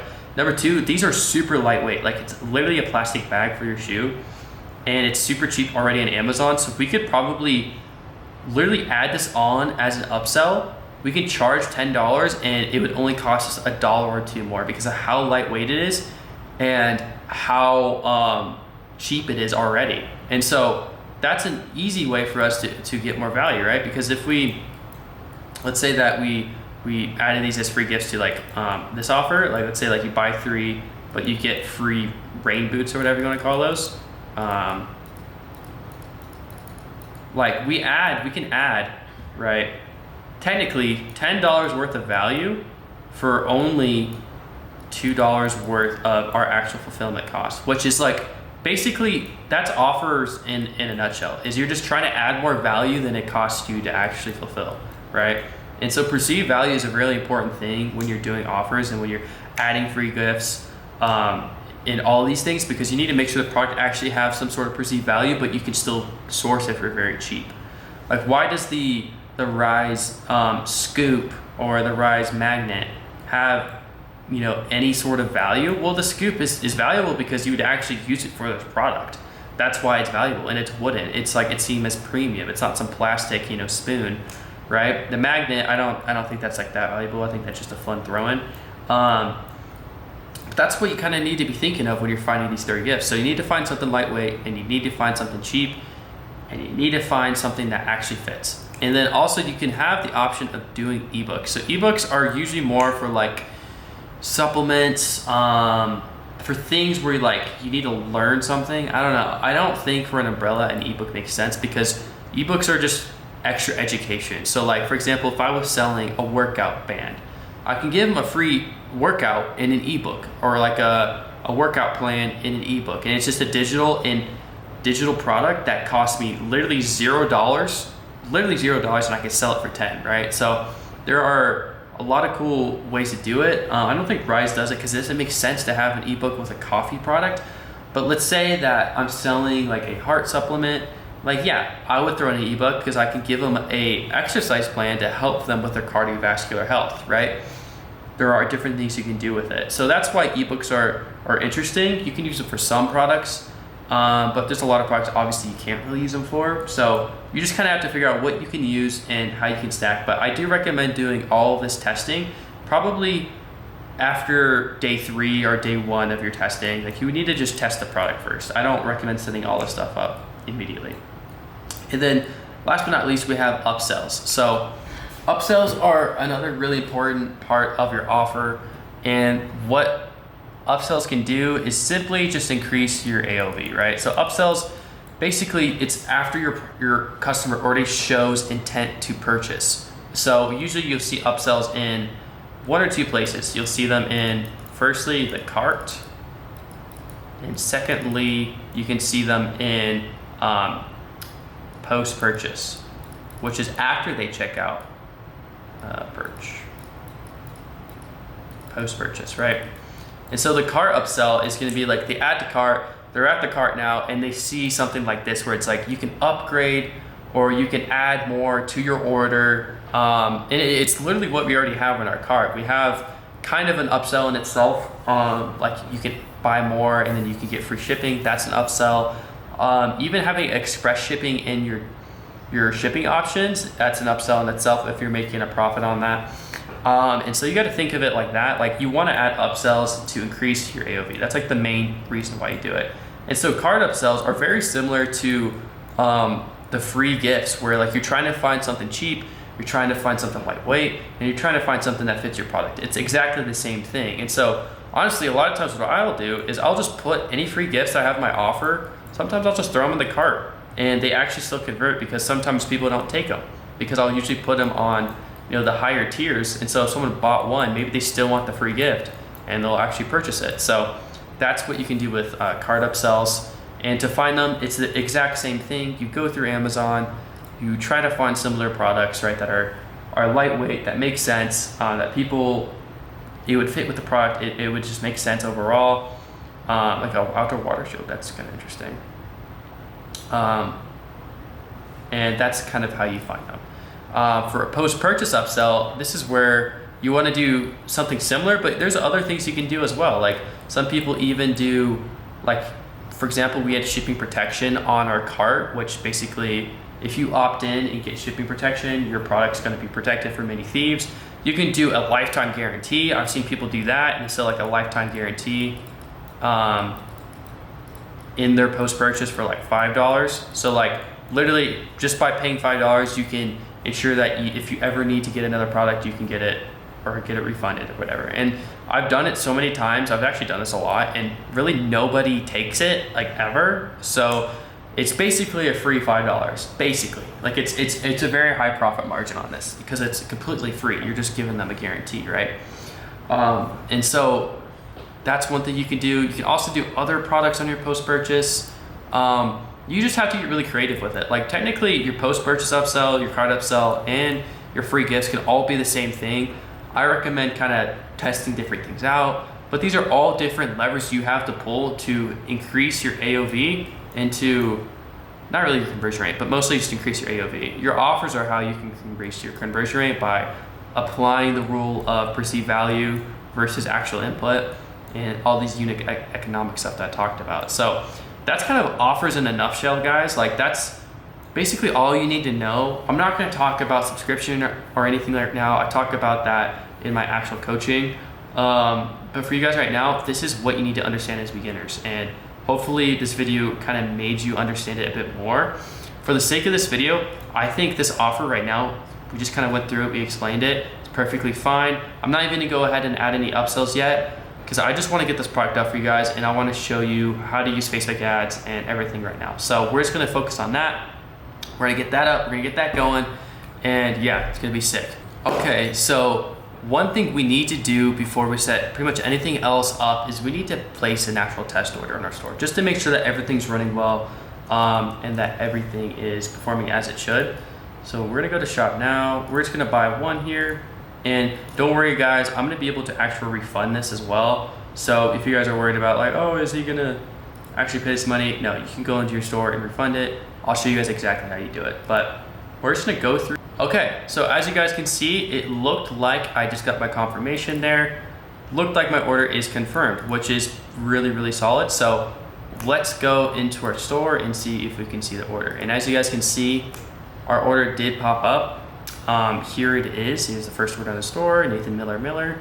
And so we know now that this actually does work, our store does work, and that we're actually able to get sales. And so all I gotta do to refund this really quickly is click on it and then cancel order, and then it'll just cancel the order, and then basically this card is going to be refunded, and yeah, you wouldn't be charged anything. So that's how you do a test order. And so now guys, we're going to get into, what do we have next here? We're going to get into actually how to testing versus scaling, how that works on meta ads. We're gonna be talking about everything meta ads, how to set it up, how to get your pixel set up, how to maneuver it, how to create a Facebook page, all those things meta ads we're gonna get started on because our store is ready to print. Our store is ready to go. So I'm really excited to get this product up and get some. All right guys, so now it's time to set up Facebook ads. So we are gonna go and actually download the Facebook ad app onto our Shopify store. That's the first thing you have to do, because you cannot connect to Facebook if you don't do this. Simple as that. No need to overcomplicate it. For some reason it's taking a lot longer to load, but simply gonna go to the Shopify App Store and look up Facebook and Instagram here. We're gonna press install. Wait for it to load, and then we're gonna click install here. And there's a couple of settings we need to turn on actually inside of this. So number one is, you can just press get started. So it's gonna want you to set up your shop, and this is where you're actually gonna have to go through, you just press next, don't even have to read all that. It's gonna want you to create a Facebook profile. You need to have a Facebook profile to run your ads on, because this is how you, like if someone sees your ad and it's running from a Facebook page, it's the page that they can see there and they can click on it and go to that page. So it's important to connect or to create one or connect one. Okay guys, so now we got to this part and we just need to simply connect a Facebook page. Here I added our Facebook profile, which I use my personal profile for this. It's not what your ads actually run under. Like if someone sees your ad, it's not going to say your name on it. It's simply the profile that you create all these other business assets under. So there's no way, it doesn't like lead back to you or anything like that, so you don't have to worry about that. But now I'm going to create a Facebook page. So I'm going to simply go to here, go to Facebook, and we're going to create a new page. And so for this, I'm simply just going to do the brand name here, guys. So I'm going to do Nimbus Umbrellas. Right? Category, we can try umbrellas. I doubt there's going to be, we'll just do like local service. And bio, you don't really have to worry too much about this page, honestly. We'll just say established in 2021, right? And then we're going to create the page. One thing that you guys do need to do for these Facebook pages is you need to have a profile picture. That is important. And so here it's going to give you some option like website and stuff. Honestly, guys, you do not have to fill any of that stuff out. I actually don't even recommend it. I think it's a waste of time. So here's where you can actually go and add a profile picture. So for this, I'm going to go through and just download, or I'll actually go through and I'll reference this. All right, let's say I'm going to change the aspect ratio to 1:1 and say,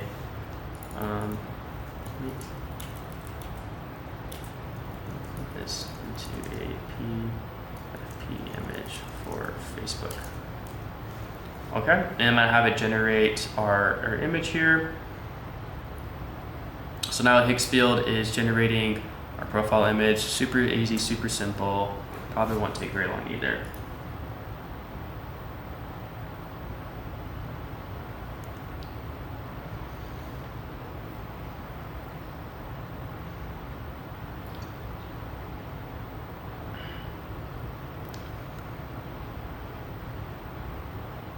It is taking a bit longer than I thought it would, but it'll generate. Just give it some time.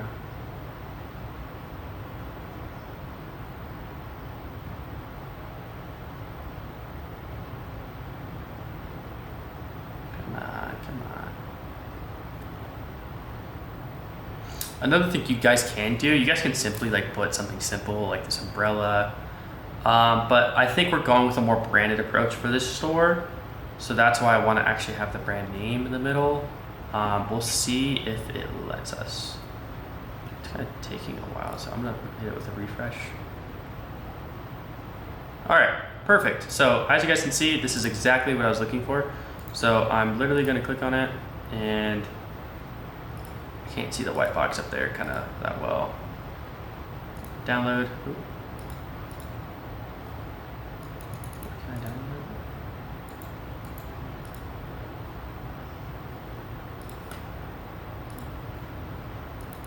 Why is it not letting me download?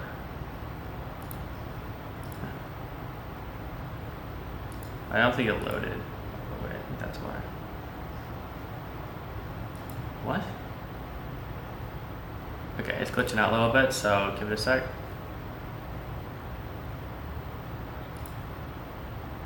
Okay, now we finally got it downloaded, so we can actually drag and drop our profile picture into here.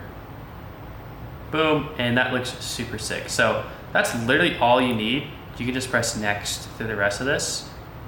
Next. Taking a bit longer to load for some reason. Skip, next. And then you can toggle these on or off. I usually turn notifications on my page off just because like I don't care if anyone like follows me honestly on this. But now we have a Facebook page. So now we can go back and let this reload, right? And then we can go all the way down. And now, as you guys can see, we have our Nimbus umbrellas under the business assets, so we can connect it. And then we got to connect it to an actual business portfolio. So basically, I'm gonna make a video right after this whole setup on how to even make a business portfolio, make an ad account, how you should go about that. But for now, I'm just gonna put it under one of my ad account or business portfolios that I do have. Gonna select maximum for this. So this is basically the amount of data you're gonna share with your customers. And so that's the reason we set up the policies we did and like the privacy policy and everything like that, is because it allows us to share data with Facebook basically. Like as a customer, you're opting in by having that policy on the store to actually share your data. And so this is how Facebook actually goes and targets people with our ads, is they get information from our store, they get data from our store, feedback from our store, and they use that to improve its targeting and improve its algorithm, right? So we need to make sure that we have that on. And then for a pixel, we're just gonna create a new pixel. Okay guys, and then now we're gonna choose this ad account down here. Just make sure it has access to our store and our pixel and everything, because the pixel, you have to make sure it's on the specific ad account you want to run on. But I'll kind of show you guys more. I'll talk more about that in a little bit. So now we have that. Business details, so we need to actually fill this in. So we have that business email that we're creating.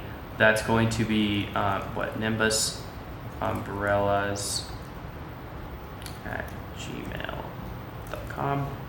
And the return window we already selected was going to be 30 days. And then you just have to agree to everything, press next, and then you submit for review. So now, after you have all this set up, guys, it's super easy, super simple. It's just going to finalize some stuff. It's going to get you approved, which I've never not been approved, so you should be totally fine. And then from then on, you guys are basically ready to set up your ad accounts and get ready to run on Facebook. But the thing is, some of you guys might not have ad accounts who are watching this video if you guys are beginners, and I understand that. So I'm gonna show you how to set those up and how to actually get everything prepared, your business portfolio, your ad accounts. It sounds all really, really complex. It's really not. And so hopefully I can explain it in a very simple way for you guys. So I'll see you then. All right, guys, so now we're gonna be talking about what even is a Facebook campaign. So I'm making this video for beginners, so I think it's necessary that we go over stuff like what is a Facebook campaign and what do you use them for. So a Facebook campaign is basically how you structure spending money on your ads, right? So there's a few different ways you can do it, and we're gonna get into that. But basically, for every Facebook campaign, you have the campaign, right? So C just kind of stands for campaign. It's just basically a way to label the rest of the campaign and to sort it against others. Okay, that's something that you should just probably remember.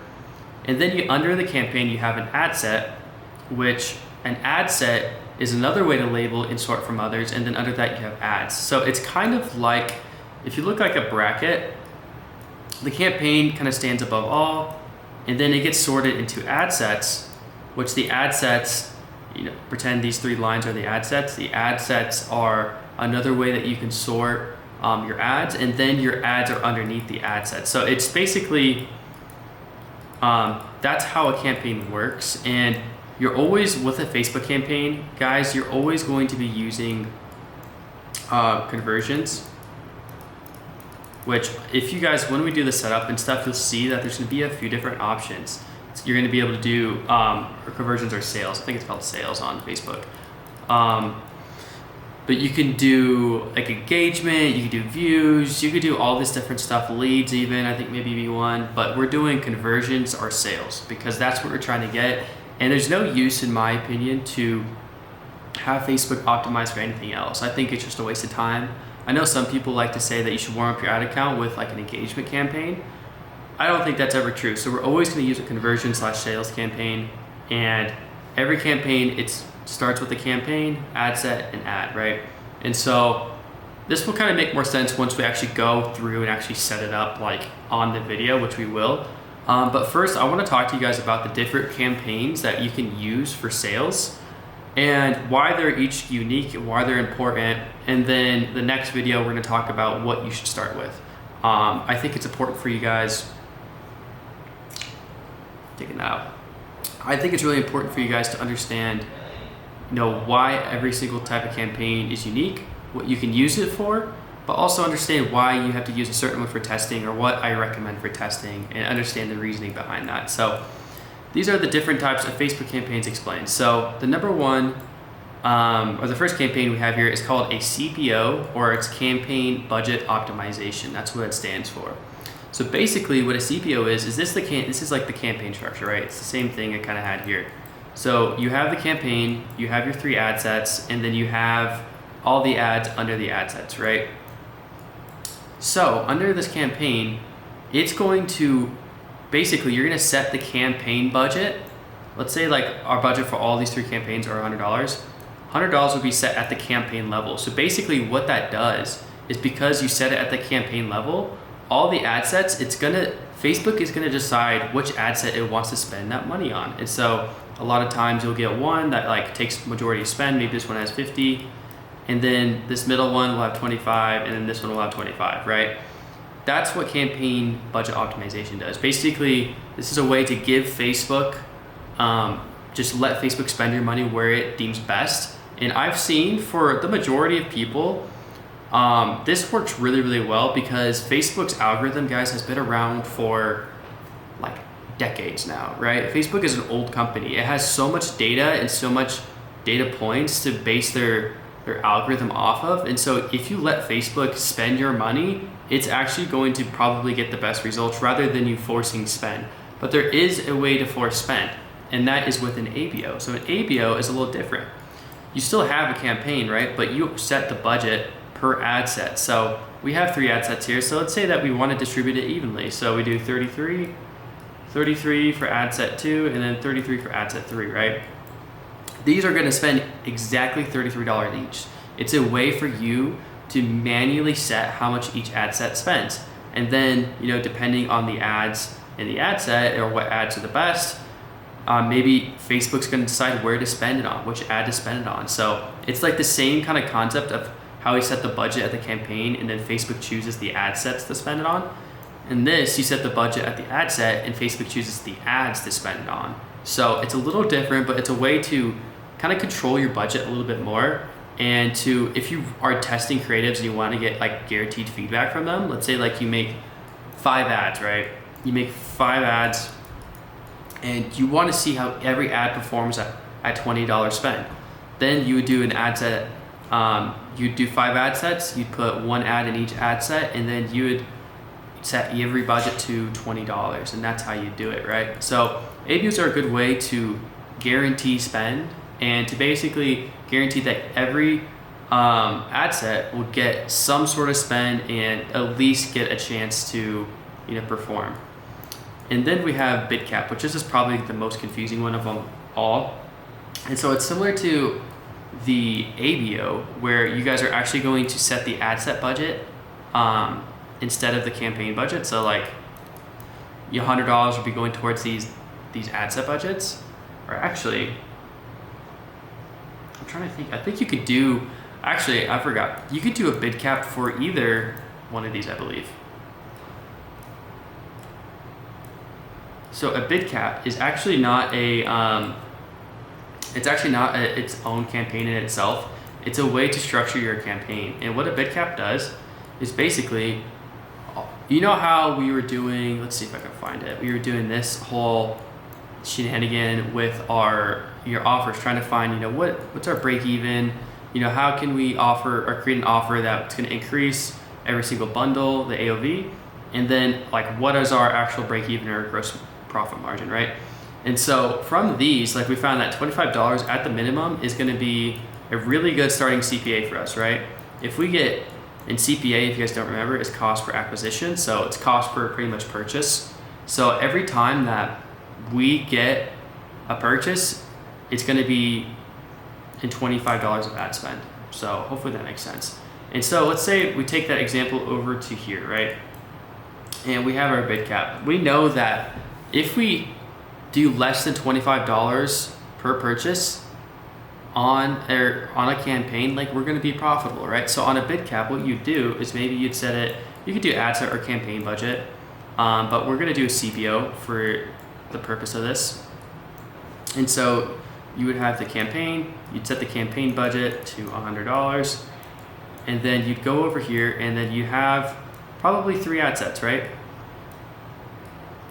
But the way you distinguish these ad sets is actually by your bid. And so the bid is basically how much you want to spend per purchase. And we just looked over at our bundles and stuff and saw that, okay, we can afford to spend $25 per purchase. So we'd probably want to do at least $25 or less. So maybe this ad set, our bid would be 25. This one would be like, 20, and then this one would be 15, right? And so now, and then we have all our ads under there, right?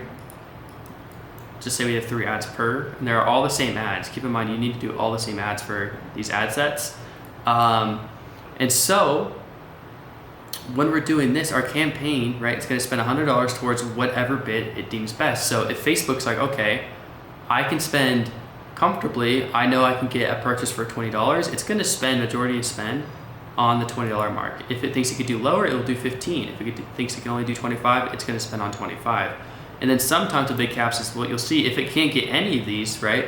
If Facebook's, it's spending money on your ad and it's not thinking it's going to get any purchases, per $25 you spend, it's just not going to spend at all. And so bid caps are really they're a very risk-free way to try to scale your ads. So if you have any winning ads, people will put them into a bid cap campaign. They call it a zombie campaign.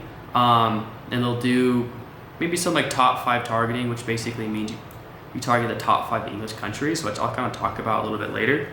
And they will just throw it in there and throw all their winners in there and just see if it picks up any spend. Because worst case scenario, it has to be $25 or less per purchase, right? And if we get $25 or less per purchase, we're probably going to be profitable because of how we have our bundle set up. So these are all the kind of campaigns that you basically run for Facebook ads when you're trying to get sales and when you're doing dropshipping and e-commerce.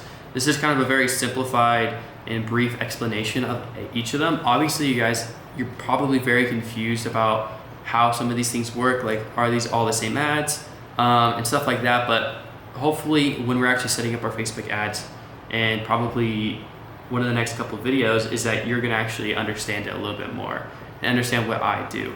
But first things first, I guess, let's get into our testing campaign structure. So this is how I usually do my test, right? And so a couple of questions I get is, number 1, how many ads do I test with? Number 2, is CBO or ABO? And number 3, how much spend do I want to do per day when I'm testing? So I'm going to answer all these questions for you guys right now and try to make it as simple as possible, right? So for a testing campaign structure, first, how many ads do you want to test? In my opinion, you should have at least, in this day and age, 10 ads, right? 10 plus ads. You guys can make image ads so quickly in this day and age. It's and obviously I'm gonna go over that.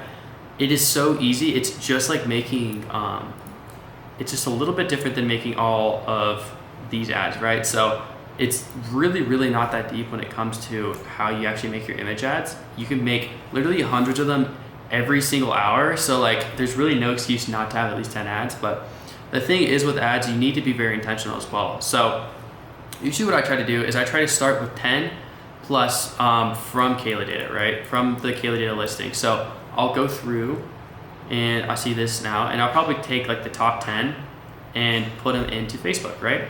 So literally all these 10, I'll download them and just throw them into Facebook. So that's 10 I start with.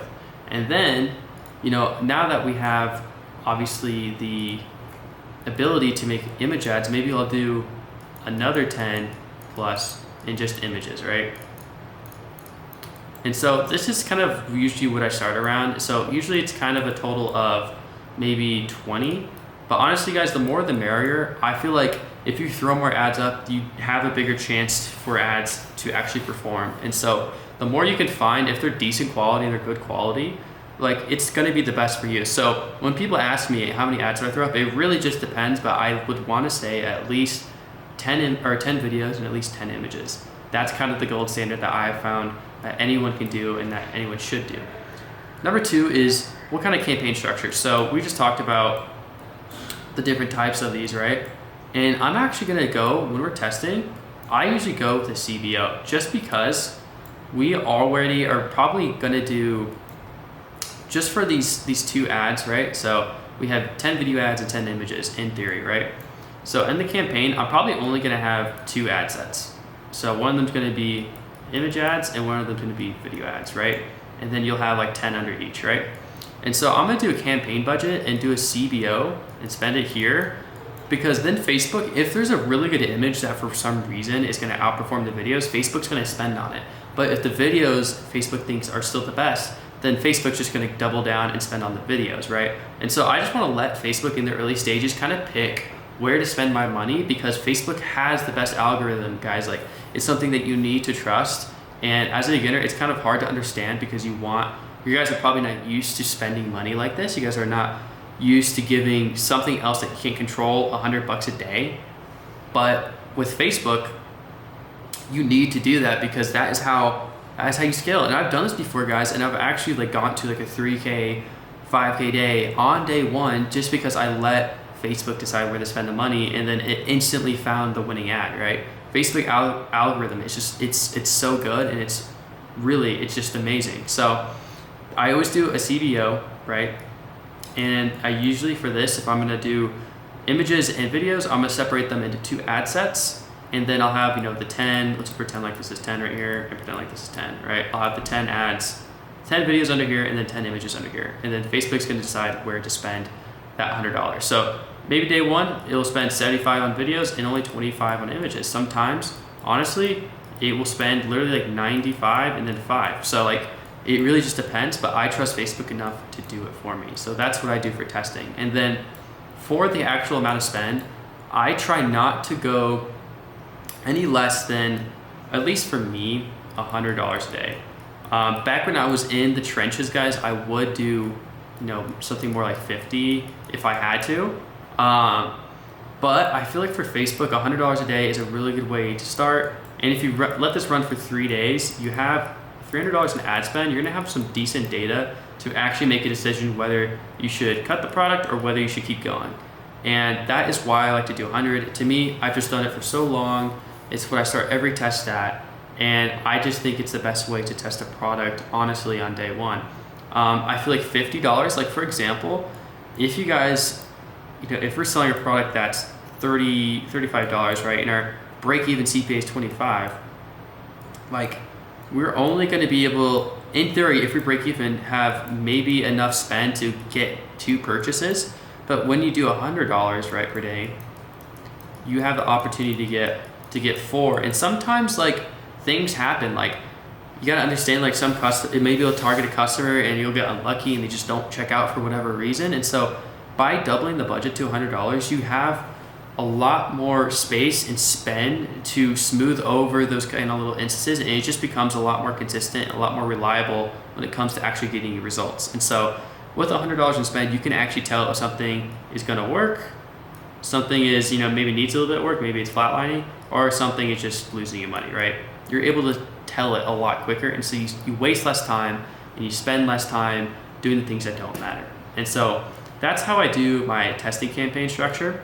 And yeah, that's pretty much it for the Facebook campaigns. We're gonna get into also how I structure my columns, which is basically, okay, I don't have it pulled up yet, but we're gonna go into showing you guys how I actually sort my Facebook ad columns next. And then after we do that, guys, we're gonna actually start putting up our first testing campaign structure. We're gonna get the 10 video ads, and then we're gonna actually get 10 image ads, and then we're gonna throw them into this testing campaign. So we're gonna do all of that very shortly, so I'll see you guys then. Okay guys, so unfortunately I could not actually get a Facebook account that I could actually create, like go through creating a business manager and creating an ad account for you guys, but it's actually really simple. If you guys do need to find or figure out a way to do it, you can guys literally just go to YouTube.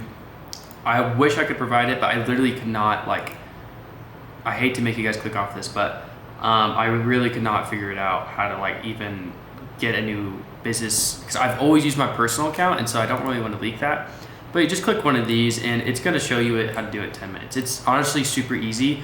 basically you go to Facebook and then you go to Ads Manager, and then if you don't have an ad account, you have the option to create one or create a new business manager, and then from then on you create your ad account. Super easy. You just have to fill out some information. It's honestly not that complicated. But now that we have an ad account, right, and we already actually set up the test, I'm kind of filming this after, but I forgot to actually talk to you guys about these things. So these are the columns, and these are how you get all the statistics, results, whatever from your product test, right? And so it's gonna look a bit different if we just do like performance. This is how it's gonna look normally on, I think, when you start, or it's gonna look different than this, but what you guys wanna do is you guys need to do customized columns. And basically, I'll show you guys really quick. You should probably pause the video and actually look at this. But your quality ranking, hold up, is this the right thing? Hold up one second.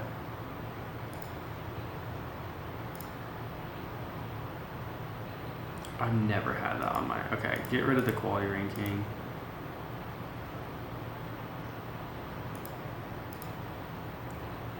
Okay.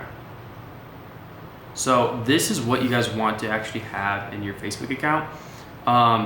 There are a couple of things that are really important in here, are a couple of metrics you really need to have on your columns to actually be able to tell if the product's doing well or not. So the most important ones are going to be cost per result, amount spent, because you actually see how much you actually spent on ads, results, because that just tells you the total sales.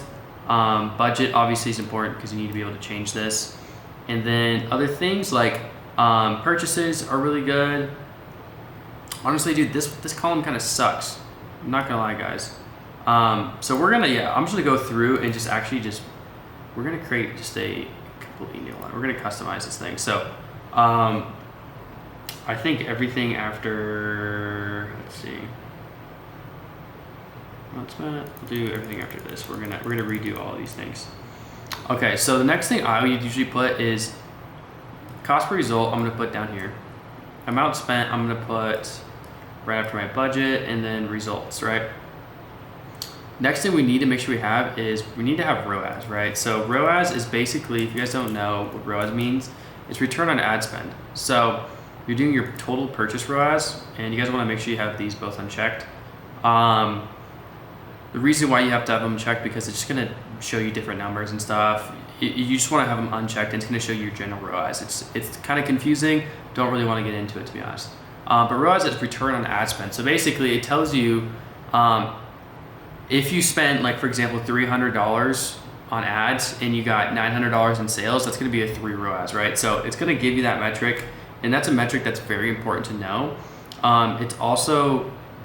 It's like very similar. It's one of the two things that people look at the most for looking at profitability are gonna be their CPR, cost per result, or CPA, it's the same thing, or their ROAS, right? And so you guys need to understand these. If you guys don't understand them, you should probably do some more research, break it down, and try to understand it more with Claude, because these are really, really important metrics to understand. So from these, we also need to get a couple more, right? So I like to have my cost per add to cart. I like to have my cost per checkout initiated, right? Because this is gonna tell me how many, if I'm spending like $100 and let's say I had a $15 cost per add to cart, but then my cost per checkout was super high, it tells me that like, okay, I actually need to do a better job of warming up this traffic, right, to actually convert on my store. These are things I just like to have. Another thing we should actually do is have CPM. CPM, guys, is gonna tell you how expensive your ads are to get to 1,000 people. So if your CPM is 50, it costs you $50 to get your ads in front of 1,000 people, right? So right now, Facebook CPMs are pretty high. So anything honestly near 100 or below is actually pretty decent. I've seen people get 20. It just depends strictly on your niche. So that is something you need to look at. Another thing we need to do is click-through rate, and you want to do link click-through rate. So this tells you how many people who see your ad are actually clicking and going to your website, right? So this is a part of the funnel you need to understand. That's really, really important. And then some extra ones we have. We have hook rate, which basically tells you the amount of people who stay watching your video after the first 3 seconds. So it tells you how good your hooks are. This is important for just judging how good like a hook is on a creative, which if you guys don't know what the hook is, like I just said, it's the first 3 seconds. So that's a very important thing, but you guys don't really have to go too crazy. This is usually kind of what I do. I just kind of have the basics in here, right? I have cost per result, purchase ROAS, cost per add to cart, cost per checkout, CPM, CTR, hook rate. You can definitely add some more, and I've seen people who do that, but for the sake of this, guys, like, I think that this is perfectly fine. It tells you everything you need to know. It tells you how much you spend, how profitable you are, if the product's getting any add to carts or anything like that. So this is kind of usually what I look at, and this is how I organize my columns. And so when you guys do that, you have to press save, and then you can also like rename this as well if you want to like scaling, or sometimes people do like 2K days, like just for like good luck, I don't know. And then another cool thing that you guys can do, actually I can't even show you right now, but yeah, I think that's pretty much it, guys. So columns are kind of how you actually tell what's going on in your ad account. So it's very important that you have these set, and then when you set it, actually make sure that you have it selected as well. Okay guys, so now we're gonna get to the part where we're actually gonna go out and create our 10 images and our 10 videos for testing, right? And so basically when you're testing a product, what have I said this whole time? You want to get it up kind of fast, right? Like speed is the name of the game in Ecom. You want to do things fast, and you want to just get stuff out there, spend, and see the results, because that's how you catch the wave, that's how you catch the trend, right? That's how you catch an opportunity. So for videos, literally it's so simple. It is literally download and upload. And what I mean by that is you literally go to the Kayla data, you click on the video, and then you hit download, right? And I just downloaded it twice, but we're basically gonna do that for all these 10, right? Because we're doing 10, so we're gonna take the top 10 and download all of them. And sometimes I'll go through them just to make sure there's no labels or logos or anything, but luckily this product that they're looking at has literally no logos or anything. So luckily we're really chilling on that, so we don't have to do really any editing. If there's like a major logo and stuff, you can edit it out. You can take some precautionary steps to make sure it looks like a different video. But for these, it's an unbranded product. It's not an actual brand. They're just getting them from China, right? So we are totally good there. So we just have to download those 10 videos. Now for the images, it's a little bit more complex. We use Claude and Higgsfield. So what we'll do is we'll go in, all right, I'll first probably get a couple of images of, or I think Claude has the context. Let's see here. So for Claude, we actually opened up our, this whole Claude kind of conversation we've been using. So it has all these pictures and everything, right? And so it already has the context of what a product is, what it looks like. And so now we're gonna be like, hey Claude, please make 10 Facebook image ad prompts for the umbrella and make them in solution aware, product aware, and most aware. Make sure to include benefits, titles, everything good, compelling image ad should have, and these should be done in a 1-to-1 aspect ratio. I always do 1-to-1 when I'm testing. So we are just going to give Claude that, and it's going to basically take all the information from our previous conversation, all the research we've done, and it's going to give us 10 image ad Facebook prompts, right? And so now it's only going to be our job basically to give Higgsfield enough context to actually create these. So what we're actually needing to do while it's waiting is we're going to need to get a couple pictures, right? So we can do, this one looks pretty good, honestly. This one in there, because that's like a full picture of the product, right? For an umbrella, it's a little different than other products. Other products are honestly a little bit more simple, but for this, we're gonna have to actually kind of lock in here. And then this one's probably good as well. So we'll give it 2 images for context, and then we're gonna go back into this. Luckily, it already did it by Schwartz awareness level, which is pretty cool. If you guys know about Eugene Schwartz, it's not a beginner thing. So it's gonna continue creating these 10 image ad prompts for the umbrellas. And soon enough, we're gonna have prompts that we can really copy and paste straight into Higgsfield and start creating these image ads. So we just gotta wait on it for a couple seconds.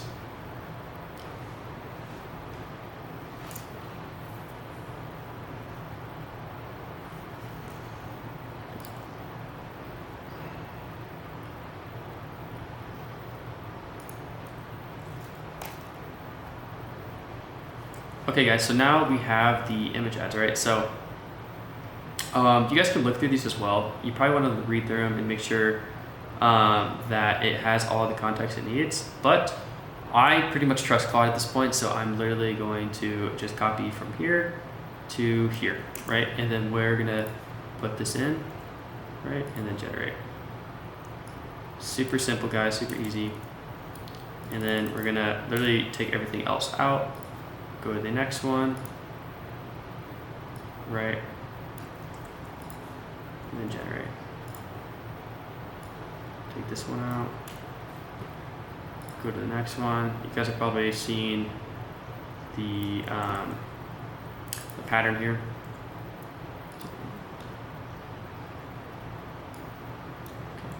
So I'm just gonna do this for every one of these ads, right?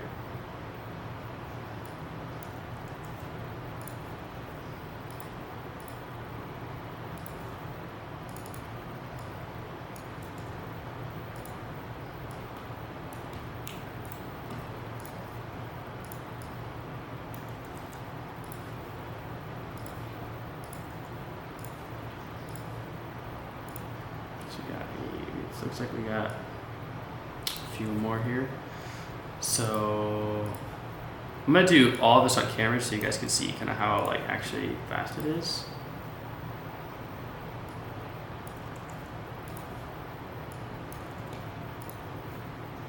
Right.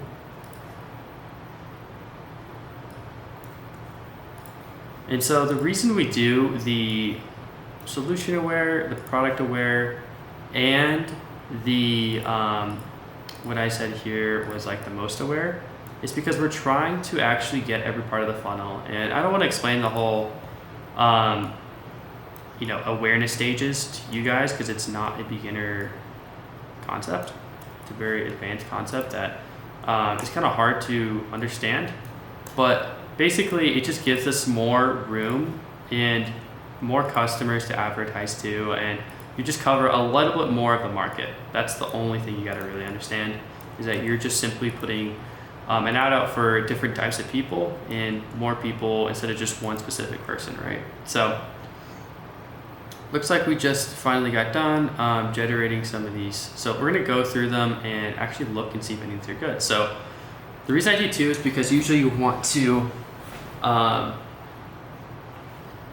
just look through it and see which ones are good. You want to give it like 2 different generations and you can pick the best one. So still fighting with umbrellas. Nimbus doesn't flip, doesn't fight, doesn't quit.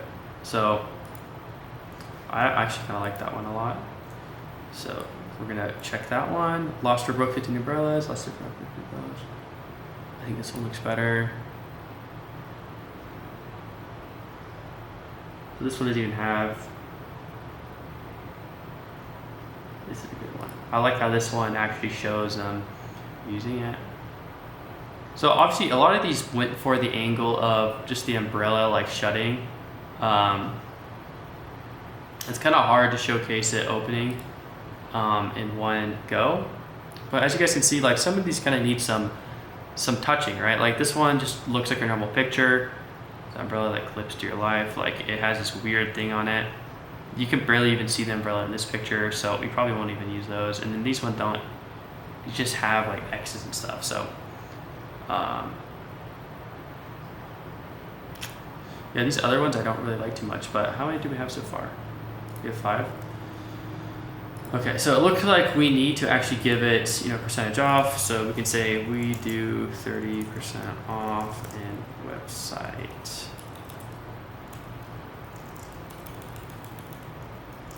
Is Nimbus umbrellas.com.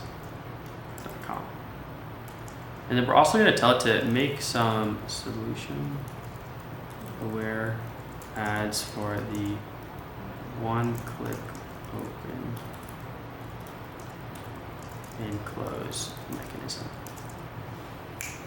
So I think the coolest part of this product and why it sells in these scale data videos is because of how easy it is to open and close, right? That's why people are buying it. That's what separates it from other products. So we really need to make sure that we're creating prompts for that, because all of these other prompts, these 5 other prompts, were mainly about just the practicality of it and the durability, but we want to have that unique mechanism in there as well. So that's what we're going to focus on for these next 5, and then we're going to make them, and then we're going to have our 20 ads to test with.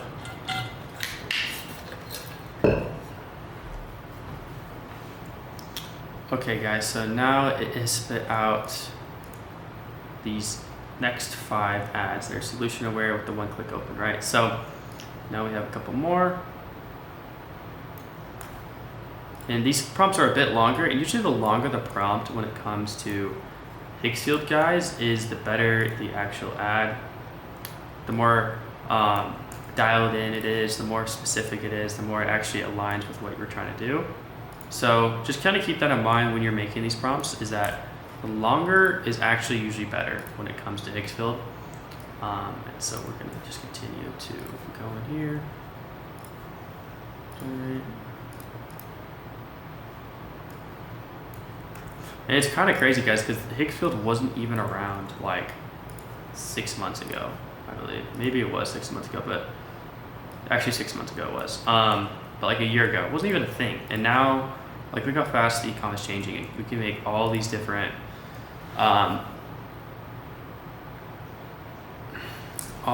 ads like very easily. So honestly, for this product, guys, I'm not like too worried about the image ads, because this product shows itself best in the video, just because it's easier to understand that mechanism, like the open and closing of it. But for this, I mean, we're still gonna just go ahead and stick to our basics, stick to the fundamentals, and do our image ads, right?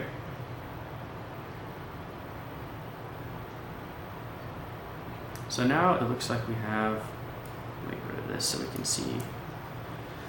Looks like we got some more ads here.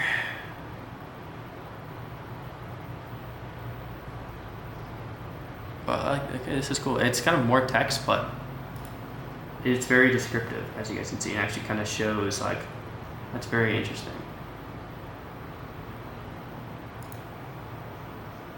I like that as well. Getting in the car.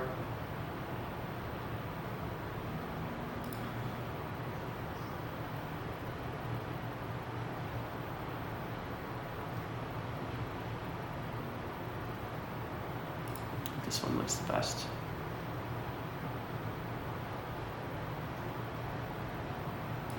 This one also looks the best. And the reason why I think this one looks the best is because it has like the timer here, it has like one click, pretty bold. It's just easier to read. It stands out more than this, in my opinion. This one, why I chose this one is because it actually shows you a close-up of like the clicking function, which I think is unique and cool. So now, guys, we have those 10 image ads, right? Which is perfect. So we have 10 image ads. I'm actually gonna go through and just go ahead and download these. All right. It's so fast as well, like it's literally just like instantaneous.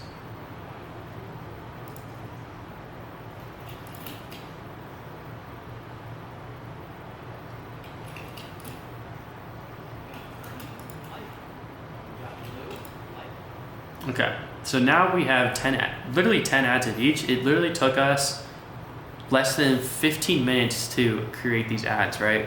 And that is the power of doing what we call is the lowest hanging fruit. So if you have a tree, guys, and you could go ahead, like metaphorically, let's pretend this tree is creating your ads, right?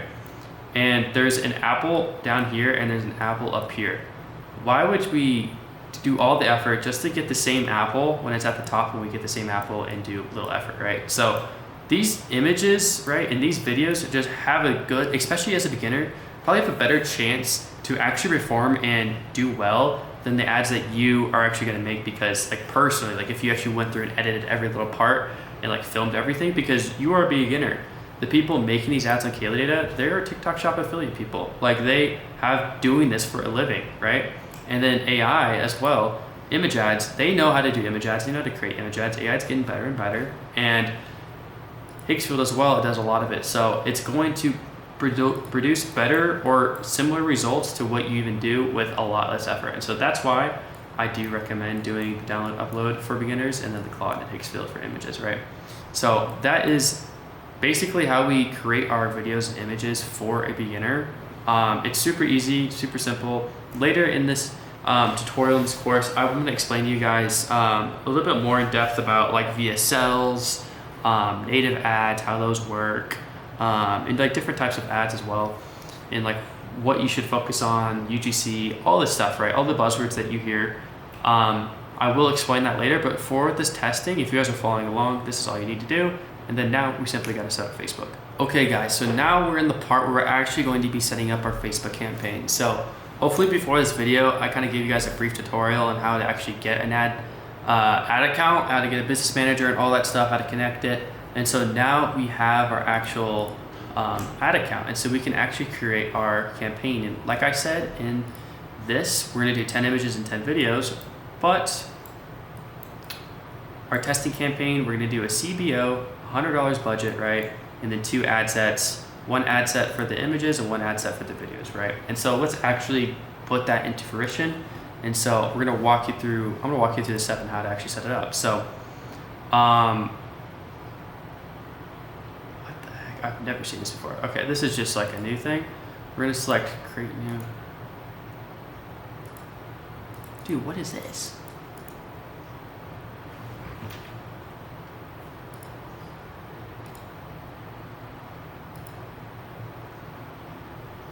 Okay, that's some bull. All right, so I've never seen that before, but this is some new thing they just rolled out. As you can see with beta, they're just rolling it out. But basically, we're gonna click standard objectives and go to sales. We're doing sales. I already speaked about like awareness, traffic, engagement. None of these stuff really apply to what we're trying to do. So you have to do a sales campaign. So I'm gonna click set up campaign, and this is the campaign level, right? So this is, you guys can see the little funnel here and what I demonstrated in this part of the video. So we're doing a CBO. So this is the campaign. You have an ad set. Right now we only have 1 ad set and 1 ad. As you guys can see, 1 ad set and then 1 ad here. But we need to start with the campaign. So for this, I usually just go with like, umbrella test or something like that. I just like to, if I'm testing, I like to make sure I label it as an actual testing campaign. Here, you want to make sure it's auction. You want to make sure this says sales. Basically, this is the campaign objective. And auction, I don't know. I don't even know what reservation ever means. I've never used that in my life or seen anybody use it. So to be honest, it can be anything. And then down it says budget. And so it's going to give, this is where we actually decide if we want to do an ABO or a CBO, right? And so it says, do we want to bid on our campaign budget or an ad set budget? We're doing a CBO, so we're going to do campaign and we're going to do $100 a day. Okay? And we're not going to do any A/B tests, any special ad categories. This is all you basically have to do. Make sure this advantage stuff is turned off as well. I do not recommend it for test. And then all you have to do now, guys, is press next. And now we are having our first ad set. So like I said, we're going to do 2 ad sets. So the first ad set is going to be our videos. You can also call this like, Kayla Rips, whatever you want to call it. We're going to be sending traffic to our website, so we can leave that. We want to maximize the number of conversions. And our data set is actually, we're going to have to go into Facebook here. And there's actually going to be an ID because I put it as one that I have a ton of. So I didn't change the name on mine. And so we'll go down here and it ends in 0815. So I just got to look at that. Go back here. 0815. So it's this one. Okay. Conversion event. So this is very important. This is where we're actually going to be I'm gonna take these off because my hands are hurt. But this is actually what we're gonna be optimizing for. And so as you guys can see here, we have a ton of different events, but we're always gonna be optimizing for purchase. It's gonna have this setup conversion event thing. It happens every single time. You guys don't have to worry about this message right here. Just ignore that. It's going to work. We already set everything up. We set up the pixel, right? And so we just connected the pixel, so we're all good to go. Attribution model, press standard. And then the start date, guys, I'm gonna start this for tomorrow at 12 a.m., okay? So I'm gonna put in 12 a.m. here. That's what I usually do. I always usually do the next day at 12 a.m. You can start at midday if you want, or if you wake up early and do this, you can do it in the morning. But I usually recommend just starting it the next day at 12 a.m. I found that when I do this, it actually spends the budget evenly across the day. So I find it's a little bit better. And then next you have some options here, like you have placements and stuff. So this is where, maybe it's up here. So this audience section right here, this is where you can, if you want to do a top 5 campaign, which basically means you're targeting every English country there is. So the top 5 would be like United Kingdom,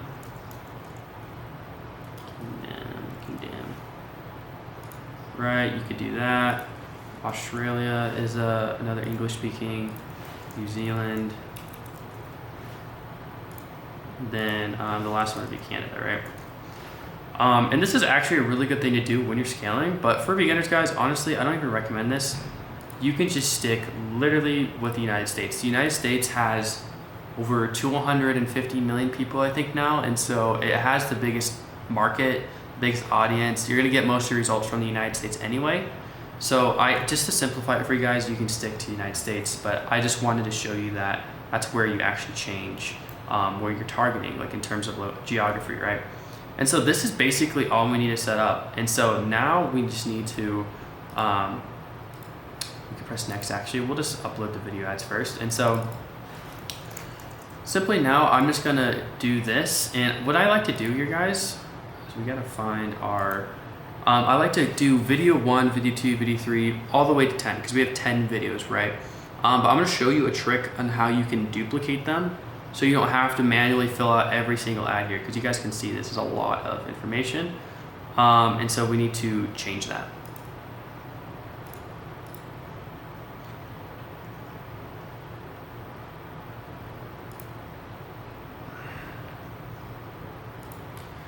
Okay guys, and then obviously you guys can see Facebook page, I went under and selected the one that we created earlier. So that's Nimbus Umbrellas, and then I put use Facebook page, right? So partnership ad, you want to leave that off. Ad setup, you want to do manual upload as well. And then we're doing single image or carousel. And then I usually check off multi-advertiser ads. I don't like doing those. And then we are doing a website. And so this is where we're actually going to put in our product page. So we need to make sure that we go here and we copy and paste. Make sure that it's the actual your product page. So it's the page your product. It can't be your home page. It needs to be the page that's shop, right? So it needs to be this one right here.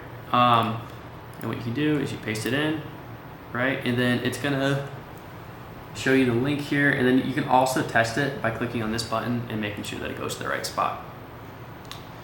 Okay, and so now we're gonna add our ad creative, right? So we're gonna add a video ad. And so here, one thing I'm gonna do is I'm just gonna start dumping in all these video ads, right, that I already uploaded, or downloaded, I should say. And we're uploading them now to Facebook so that we can actually use them.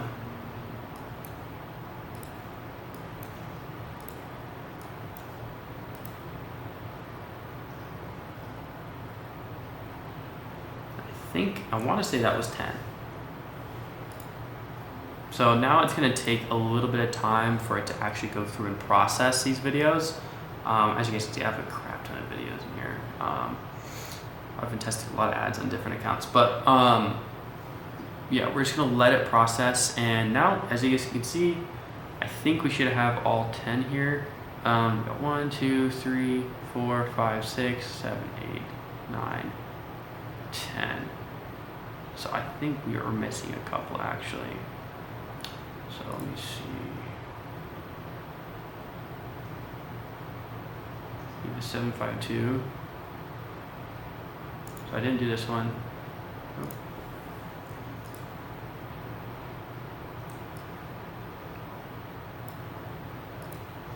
And also I think I need to do,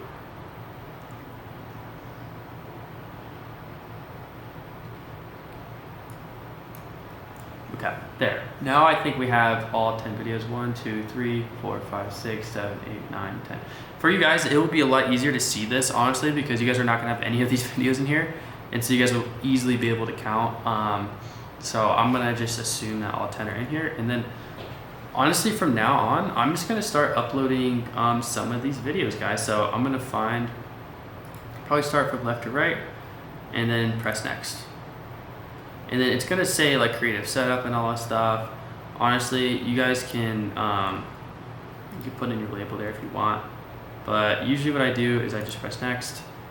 And then here is where we're gonna add our primary text, our headline, and our description. So we can actually keep this the same for all our video ads. And so usually what I do is I'll literally just copy this, put it in here, be like, hey, make these for the umbrella, please.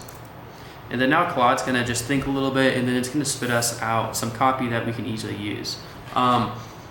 Claude's really good at doing this, honestly, so I recommend just giving it to Claude and letting the AI work for you, and then it can actually just help you upload the ads. Boom. Okay, so now we have some primary text that we can use, right? So you are able to add more options, which we actually are going to do. So we're gonna add a couple of different options here. We'll just do like 3.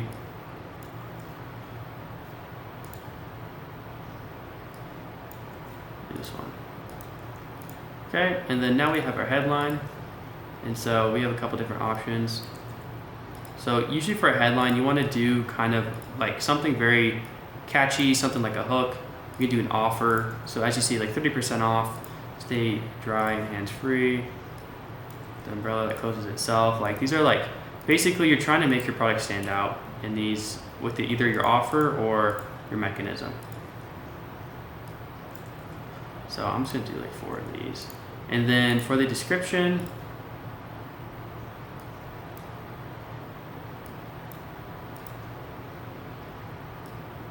we're just gonna do both of these. Description honestly doesn't really matter, especially for video ads. I think for image ads it matters a bit more. But I just put in a little, UPF 50 plus, 30-day guarantee, everything that might help them feel comfortable and want to click on our ad, right? And so for call to action, I always do shop now, and then now we're just gonna press next. Enhanced CTA and all this stuff, you don't have to do it, honestly. I usually just press next, press done, and then boom, we literally have a Facebook ad ready to run now, guys. So literally this ad, I believe, is currently completely done. Our pixel's connected, right? And so sometimes you run into an error here where it's like ad account has no access to Instagram. So you might have to connect an Instagram account or something. I'll figure that out in a second. But for now, what we're gonna do is we're going to duplicate this ad 9 times because we have obviously 9 other ads that we need to make. And so what we can do here is we're gonna call this one, we're gonna uncheck them all, right? Actually, no, we could do this, right? This is actually kind of convenient. So vid 2, we call this one vid 3, vid 4, vid 5, vid 6, vid 7, vid 8, vid 9, and video 10. Okay. And then we're going to continue to editor. And so now we have, as you guys can see, we have 10 image ads technically, but we need to switch the actual creative because all the videos would be the same right now. So we're going to go to video 2, and we're going to go down to, where is it? To this, and we're going to edit. Can I delete that? Change selections. Okay, that's what we're going to do. on. So now we just put in the second video. We're gonna press next through all this because all this is already done for us. And then we're gonna go to video 3. Right, change selections, click on this one. Next. So then you guys can kind of just start, you'll get the hang of it and you just kind of start speed running this. So one more. Next. All right, we're gonna do 5. That's right here. Right. It's this one. Next. Video 6 is right here. Right. Video 7. Yeah, 7. Alright. Video 8.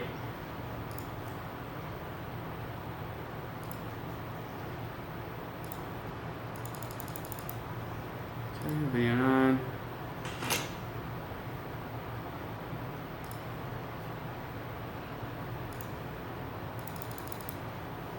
And video 10.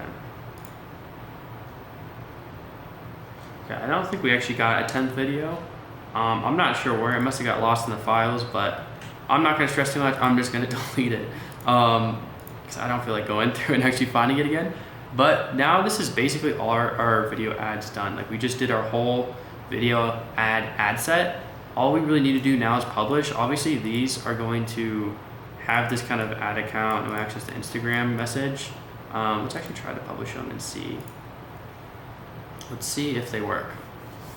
And then next after this, I'll show you guys how we set up our images. Okay, so yeah, Facebook does this thing where it likes to trip about having like an Instagram account and stuff. So let's actually go look and see if we can just set one for now.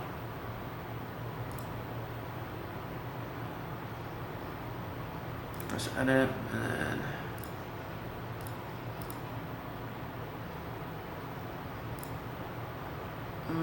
I'm just gonna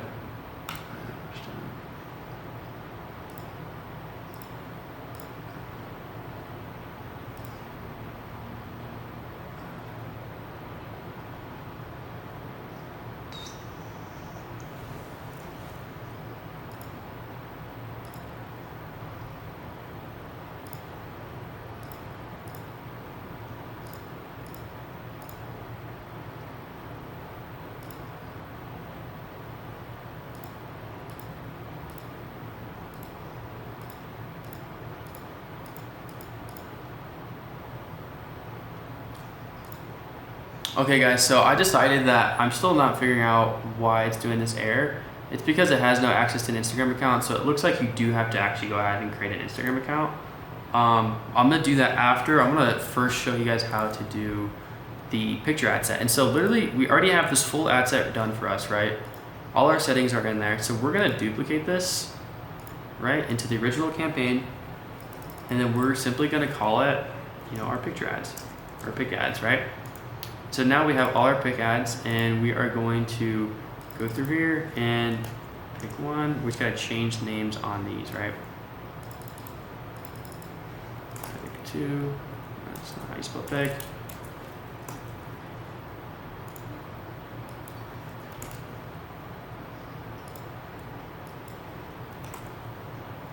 Four, pick 5. 6,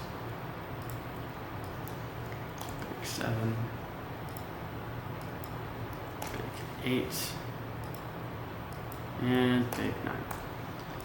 Okay, and then we're gonna actually quickly duplicate the pick 9, and then we can do a pick 10 because we actually do have 10 image ads. And so now we're gonna go through and we are going to go down here and change selections, right? So we're actually gonna be doing images now, and so now we have to upload some images, right? So we're gonna press the upload here, or actually I think we could just drag and drop again. So we can go down into all these images we created.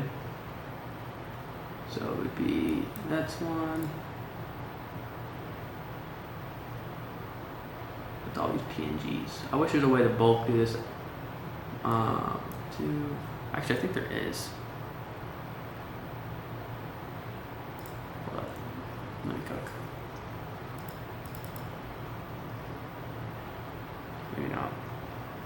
Missions? No? Okay. Yeah, it looks like we're just gonna have to. Okay. Yeah. So I was dragging them to the wrong spot. Okay, so let's go to the last MP4.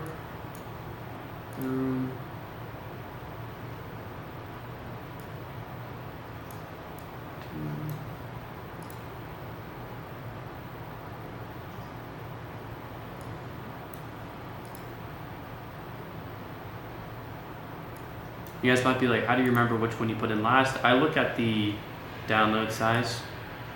That's what I'd be doing.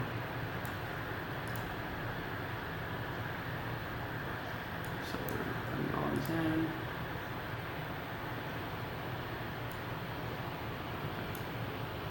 How's there only 5 in there? Oh, I never. Oh, it's so good. Okay, we're gonna open. Alright, so I'm just gonna manually drag these other ones in here.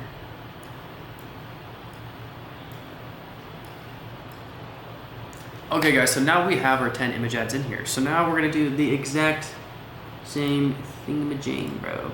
Alright, so we're gonna go do this. This is gonna be image 1. Next, and done, right? Pick 2, change selections, images. Obviously, you gotta get rid of this. Boom. Next. 3, right? Change selection, images. Get rid of this. 3. Next. Pick 4. Change selections, mate. Nope. Images for each. Holy trench, dude. I'm literally trenching this round. Images, 5.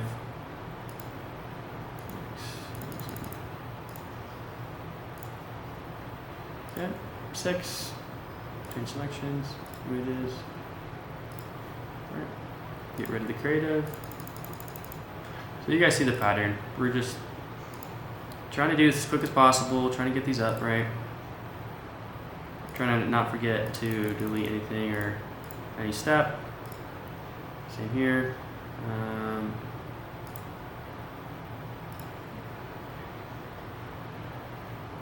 Where are we on? We're on pick 8, so this is 8, yeah.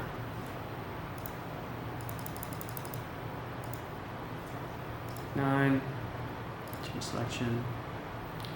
Image. Do this last one. We got one more. We got one ad. 10. Hear it. Shit ad.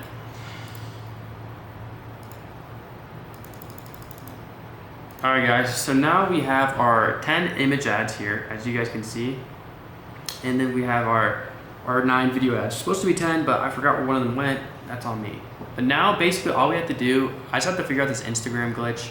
I think honestly what you guys have to do is literally just go in here, connect a profile, and then actually connect like an Instagram to this account. I don't have that created yet, so I have to go out and create that right now, and then I'll get that set up. But basically now you just basically come out here and you can literally press X and then review and publish all these 20, right? And then basically from then on, I'll show you guys in a quick second, everything's gonna be ready to run, and we're gonna be set to run ads literally tomorrow morning. So yeah, our ads are up, our product page is up, our store is done, guys. Now it's time to see, and this is the fun part, it's time to wake up and see if we get any sales, right? So this is the exciting part. So yeah, the next video will probably be an update for tomorrow. And then yeah, we'll see how everything goes, guys. What's going on, guys? So now we're gonna be talking about the different ad format use cases and explaining them, right? So we have 4 I'm gonna be talking about here. We have the static image, we have the UGC video, we have the native ad, and then we have the VSL, right? I wanna make sure that you guys know that the native ads and VSLs are very similar. I would almost group them together, but they are a little different, obviously. And if you guys don't know the difference between these two, I am going to explain all that so that you guys know. But I feel like the two that most people know about pretty easily are static image and UGC. So the thing is, and this is a hot take, you should only nowadays really be doing AI UGC, right? And there's a couple of different ways you can do that. You can do that with some different apps and stuff. I don't really cover that in this video, but AI UGC is a great way, and actually, if you guys want to know how to do it, you can literally do it with Higgsfield. You just kind of mess around with it. But AI UGC is a quick way. It's a little expensive because it costs, it doesn't cost a few days if you're doing AI UGC, it's instant, but it does cost some credits. But it's really good for certain types of formats, right? So for certain types of awareness levels.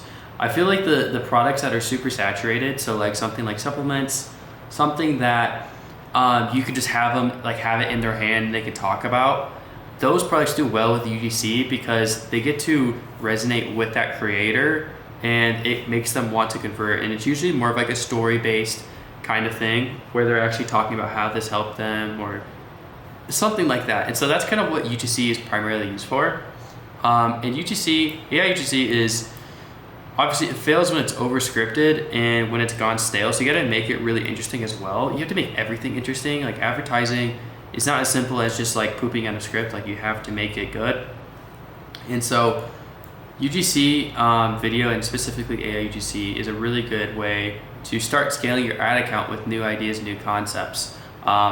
Obviously the easiest ads you guys can make, and you guys know this, are static images, right? And so I talked about that, how you can make them.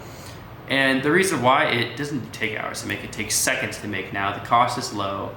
The thing is, these don't scale nearly as well, right? So they don't scale that well. Like, I don't know when's the last time I even scaled on a static image ad, to be honest. I've always scaled on one of these three, right? So it was either a UGC video, a VSL, a native ad, or a mix of a VSL and a UGC video, which is where you kind of like just have B-roll and stuff in there. But you guys probably know or are familiar with UGC and familiar with static images. So I want to talk to you guys more about natives and VSLs. So a native ad is basically an ad that looks, it's like an image ad. If you want to see one right now, I will show you guys Facebook ads library. Look up literally anything like lymphatic or something. Lymphatic. I guarantee it's gonna come up. Okay, let's take a little bit to load.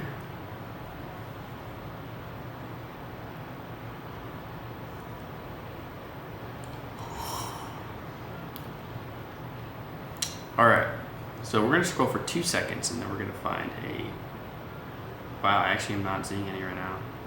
What, they're all videos, so interesting.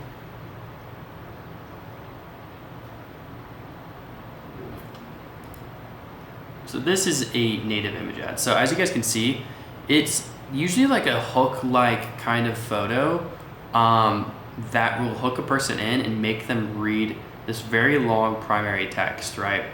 And so these are used, and the reason they're so long is like no one's reading that. People do read it, and actually like it works pretty well. And usually it just goes to like a product page or something for this, I'm sure. Or this one they actually did some sort of like advertorial or listicle. But native image ads are used when you need to write to like the unaware, and usually like maybe problem aware or solution aware as well. You can do any kind of awareness level, honestly, but they are used usually when you're like understand your customer super well. When you know your customer like the back of your hand, you can start to write native ads. And a lot of people just honestly use ChatGPT nowadays or Claude, and then they go through and make sure like that it actually makes sense, and then maybe I change some couple things here and there. But the primary use of native ads is really, I wouldn't even say it's an article that pre-sells. It's just a easy way to get out a direct response or like a sales letter, basically. And if you guys don't know what a sales letter is like, in the old days, there used to be, how would they sell people? Like there wasn't no Facebook ads, right? So they had this thing called, like they had newspapers, right? You guys know what newspapers are. And so sales letter were the letters in those, in the newspapers, pretty much the articles in there that looked like normal articles, but they actually were to sell the customer on something, right? And so basically the same principles of those old newspaper sales letters work in today's, but you have to put them into either a native format or a VSL. And a VSL is literally the same thing as a native, it's just in a video form. It's a video sales letter, right? And a native ad is just a like text sales letter with a picture, basically. And so what's great about a native ad is it doesn't, the scripting does take a while, so I would say days of copy is true, but you don't have to spend a bunch of time actually creating images or creating video content, creating AI content, getting B-roll, and sourcing all these clips. Like where with the VSL, sometimes it's harder to crack these because you have to make sure the editing's pretty good too. If you guys want to know what a VSL is, it's usually a longer video that is just simply a sales letter. So if we look up like the classic E layer,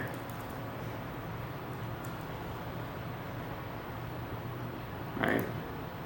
That's actually only 10 seconds. This is definitely, no, it's not even in here.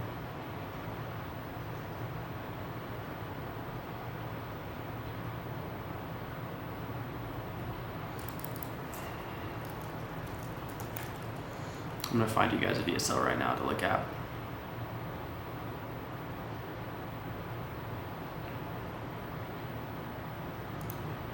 So you see how this is 4 minutes long? This is more like the UGC format of the VSL, but it's still technically a VSL. I want to find you guys one that looks kind of more like a normal one. This is another native ad. Native ads, native ad.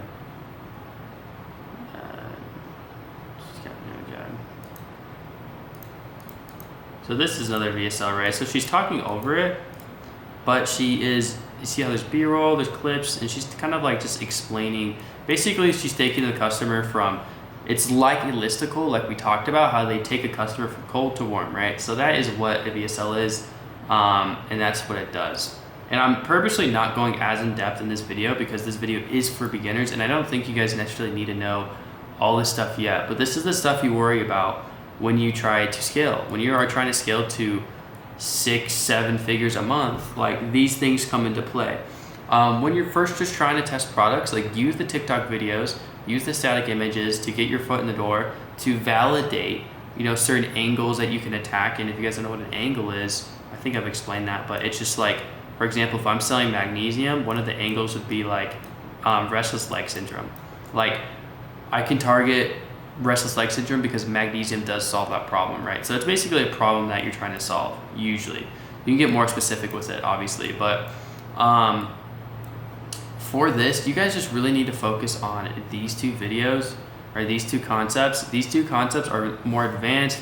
You have to have a really good understanding of direct response, and you have to have a lot more learning. And this is usually where I start to tell people like, okay, you need to invest in some sort of mentorship or invest in people who know what they're doing, because learning this stuff on your own, it's a grind. And everyone does have to do their learning, but it's always nice to have people to give you pointers here and there who have been there and who have done that. So that's something I do recommend if you're trying to get into that. But these are like the 4 ad formats that you guys are gonna see basically in Facebook ads library. Like all the ads basically fit under all these to some sort of standpoint. And so I just wanted to give you guys a brief overview of what you're trying to see. What's unique about each one. Like these are the easiest to create. These take probably the most time, but a video sales letter is probably the hardest ever to create, but this gets the most scale as well. So if you kind of make a little chart here, like we'll just say 1, 2, 3, 4, like this is going to be the easiest to create in order, but then also this is going to be the amount of scale in order that you're going to be able to get. So you're going to get the least amount of scale here with the static. The UGC videos are going to last a little bit longer. The native ads are going to last even longer than that. And then the VSLs are going to last even longer than all of those, right? So obviously it depends a lot on the ad too, but this is something just to keep in mind. And so when you're trying to find, let's say you find a winning product, or you guys just made a winning product or something like that, and you're trying to actually scale it and to have a long-term trajectory on it where you can actually like repeatedly get the same results or even better results or try to scale, you need to start tapping into these things because these are the ones that last, right? So hopefully I didn't overwhelm you guys too much. I just wanted to show you some quick examples of these. And so I just wanted to kind of give you guys a brief education for beginners on what these are, what people use them for, and what they're good for. And so, yeah, you'll see a lot if you guys end up sticking to ecom, which you definitely should, for a while. You guys are eventually going to get into the native ad VSL game. That's kind of like the major leagues of ecom. That's where all the people are making the most money. So, yeah, without further ado, guys, let's get into the next video. What's going on, guys? Hopefully you guys are doing well. We have the results, right, for the first couple of days here. So we started running this test on June 4th. Today it is June 6th. So we've had a couple of days of running. And so I want to break through the performance on day 1, performance on day 2, and then performance so far on day 3, and then kind of break down some things that we could do to improve, but also how to even determine how the stores are doing, right? So there's a lot going to be in this section, so you guys gotta make sure you're taking notes, you guys are understanding everything that we're about to talk about. And the number one thing, honestly, guys, is you have to understand these metrics, right? If you guys don't understand these metrics already, these are super, super important. And so I'm just gonna briefly go over every single one. So these are the custom metrics we set up. Actually, I think we did scaling. Yeah, this looks like our, that's how this one is it. These are the ones, okay, this is the one that we actually set up, but we're gonna go over the scaling one because I like this one better, low key. So we have amount spent here. We have budget, which is like how much we spend on ads. Amount spent is how much is actually spent. Purchase ROAS, so that's the return on ad spend. Cost per result, which is our CPA. Impressions, which doesn't really matter, but it's how many people saw our ad. CPM is the cost per 1,000 basically views. Cost per click, which is how much it costs us to get someone to our website. And then we have a link click-through rate, a hook rate, which is how many people stay for the first 3 seconds, adds to cart, checkouts, and results. So on day 1, guys, we did get some results, right? We got 2 purchases here. We got apparently 7 checkouts initiated and 7 add to carts. So we had a lot of intent here, actually. And if we actually go to the Shopify side of things, right? And we go to the 4th, right? We can actually look at, so looks like Meta overtracked a little bit, but we had about a 4% add to cart rate, 4% reach checkout, and 1%, 1.14 or 1.41% conversion rate. So in my ideal world, guys, I usually want to see fairly early on, honestly, a little bit of a higher added to cart rate, a higher reach checkout. Conversion rate, honestly, the first 3 days is not something I'm really looking at. It's really the add to cart is the biggest thing because that kind of shows me how much intent there is. Usually if a product has like an 8% or above, that means that there's actually a decent amount of intent there. The traffic simply isn't warm enough to convert yet. So I have to do maybe a little bit more informing on my product page. Maybe I have to do more work and even try something like a pre-lander advertorial or something like that. But for right now, guys, we were at a 4% and we did get 2 conversions the first day. And the first day, first day can be up and down. It's very interesting. I think the first day of testing a product, and I think this is important for you guys to understand, it can be very good, it can be very bad. And so I usually let products run for at least 2 days to see some more consistent results, because sometimes you just end up testing on a day that is just a bad day for performance on Meta overall as a community, as an ecom community. And if you're testing on that day and it happens to be a bad day and you have really poor results and maybe no sales, and you cut the product, the next day could have been a lot better, right? So I like to let it run for 2 to 3 days usually and then kind of see where I'm at there. And so that's exactly what I did with this product. And as you guys can see, we did get 10 orders here, which is awesome. And it's actually a pretty good start. And don't get me wrong, guys, this day was not very profitable. But if we go to the 5th of or Friday, for some reason, again, we got 2 purchases, right? It only tracked 2, but I believe we actually had 4 this day. Yeah, we had 4 this day at 285, right? 285.90, that was the amount of sales. And so we spent 180 in ads that day. So if we do 285 divided by 180, right? We actually broke even the second day of running. I didn't change anything. I just let it run another day. But this is actually probably a little profitable. If you guys want to understand what your break-even CPA and everything is, I'm going to go into that in a second, but we'll get into that in 1 minute, but I just kind of want to show you guys the results so far. And then today, so far, it looks like we were at 4 sales, which is pretty consistent with how I performed yesterday as well. I think the ad spend for today, we might be at, okay, we're about the same ad spend. So the ROAS is down a bit, but the thing about that is that we are seeing that there is some consistency in the store. Like, we're getting sales. Yesterday, we were a little profitable, maybe break even, and I'll show you guys how we're gonna determine that. And so what I would do now, and honestly, this is what you guys should do. For the sake of this video, I'm not gonna make this into like a huge case study store. Like, I'm not gonna like go through and like do all the upsells and little changes and tweaks and like make some new ads and everything for you guys, because this is a beginner kind of like how to test. But like, I wouldn't give up on this product is what I'm telling you guys right now. Like, on the store, if we go to like our page, like, we don't even have any like free gifts here. Like, our offer can be changed. We can increase our pricing, we can decrease it, right? We can add more to the landing page. We can have better product pictures. Like, there's a lot of things we can change on this store to actually improve it. Another thing that we can change that we don't even have right now is we're missing some revenue because we don't have any cart upsells, right? We have the potential to have a couple of extra products in here, like those boots, those rain boots I was talking about, or whatever you want to call those. And so we can actually put those into our store and potentially make more revenue from that in the cart, in the post-purchase upsell as well. And so those are other ways we can optimize, right? But like, straight off the bat, like, we did get our first sale, our day 1, and it's been kind of consistent so far. And so like, it's really up to us to really dial in our ads and like actually go through and look and see what's working, and then also do that on the offer side as well. So first things, what I would probably do right now is I'm gonna go in the past 3 days and actually see what ad is getting these sales, right? So if you remember the test, we're doing this one.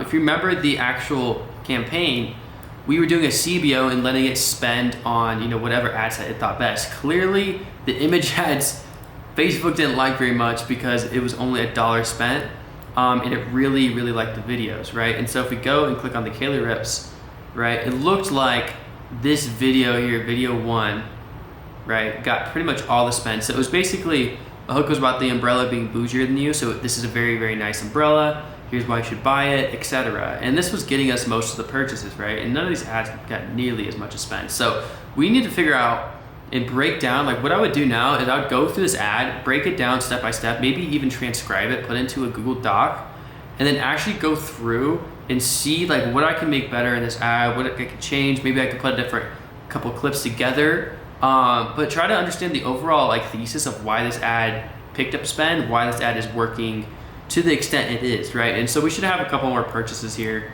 So if we had, you know, the 10 purchases instead, we're gonna be like at a $43 CP cost per result, so probably a little bit above the 1 ROAS. But right now, it just, you know, obviously 0.9 is not something that we want to be scaling this product at. But it's just important for you guys to understand like what to look at in your ad account once you are actually getting an ad to get some sales, and like what matters. It's really these 2 metrics right here, right? And that's why I have them highlighted, right? Purchase ROAS and cost per result. These are the 2 that you are going to look at. A lot of people want to make the mistake and they go in and they're like, oh, my CPMs are super high, but they'll be profitable. Or my cost per clicks, or my CTRs are too high, but they'll be profitable. Or my hook rate's really low, but they're still profitable. Like, it doesn't matter, you're profitable. That's like all that matters, right? These are just all underlying, you know, analytics, metrics, all of these metrics, like they do matter to an extent to dissect and see why the ad's doing well or why the ad's doing bad. But when you look at like the end all be all is going to be your ROAS and your cost per result, which they pretty much go kind of hand in hand, but they are a little bit distinguishable. So that is basically what we're looking at for the first 3 days of running this product, right? And just because it didn't rip day 1 and like become super profitable, like day 2 was actually a little profitable, and I'm gonna show you guys how to check that out. But we're gonna actually go through now. I'm gonna teach you guys a little bit more and a little bit more in depth about how to understand cost per result and all these things, because I feel like as a beginner, these are the things that are hardest to understand. So I'm not gonna go over like every single metric that's like in here, which like you guys have seen, there's like so many you can throw in. But the most important ones that you guys really need to understand where you are, you know, what it means, for example, like what does CPM mean if you have a really high CPM, and stuff like that. So I'm gonna be doing that in the next video, but so far guys, it's not going too bad. It's not going amazing, but we have some motion. We have something working a bit. And I think so far in the first, you know, maybe 3 days, you know, we've done almost $600 in revenue. So like, not too bad, right? Obviously I've scaled products a lot harder, a lot faster than this, but this is something to work with. So let's get into the next video so I can help you guys understand those metrics and help you guys kind of understand where we're at with this product. Okay guys, so now we're getting into which metrics actually matter and what they actually mean, right? So this is very important. Like if you don't understand what metrics actually matter, how they work, like what they actually mean, you're not gonna be able to read a single thing when it comes to how your ad performed, right? And so we're gonna go through and break down, let me click this. We're gonna break down, all of these metrics here, as you guys can see, and we're gonna actually go through and tell you what they mean, tell you what they should tell you, like kind of what clues they give on what you can improve, and everything you need to know about, you know, Facebook metrics basically. Right now we're only gonna be focusing on, looks like 5 here, so we're gonna focus on CPM, hook rate, click-through rate, CPA, and then ROAS. These are like basically the main ones you really need to understand. Anything else is usually like the combination of some of these, and some sort of combination of these, but these are like the overlying metrics that I've seen everybody pretty much use and everybody kind of looks at to an extent, right? So without further ado, the one thing I want to get through your heads, and I already told you guys, the most important ones are going to be these bottom two, which is ROAS and CPA, right? And so I want to talk about those first because I think they're just more important. And so ROAS, like I said, is return on ad spend. So it's revenue divided by the amount spent. It's simply, that's all it is. So let's say that, you know, on, we can do an example here. Let's say yesterday. All right, yesterday I had $285 in revenue, right? So it's simply this equation, 285 over, I think I spent like 180 on the 5th. Yeah, 181, so 285 divided by, we'll just do 180, which equals, I already did the math here, as you guys can see, 1.583. So we would have a 1.583 ROAS, right? So that is the exact math. That's how you do it. That's how Facebook comes up with it. So it's also, it tells you kind of your efficiency of advertising. So a 3.0 means $3 back for every one in. So since we had a 1.58, it means that every $1 we spent on ads, we actually got 1.58 dollars back. So simplified to its like lowest, I guess, amount, that's kind of what it means.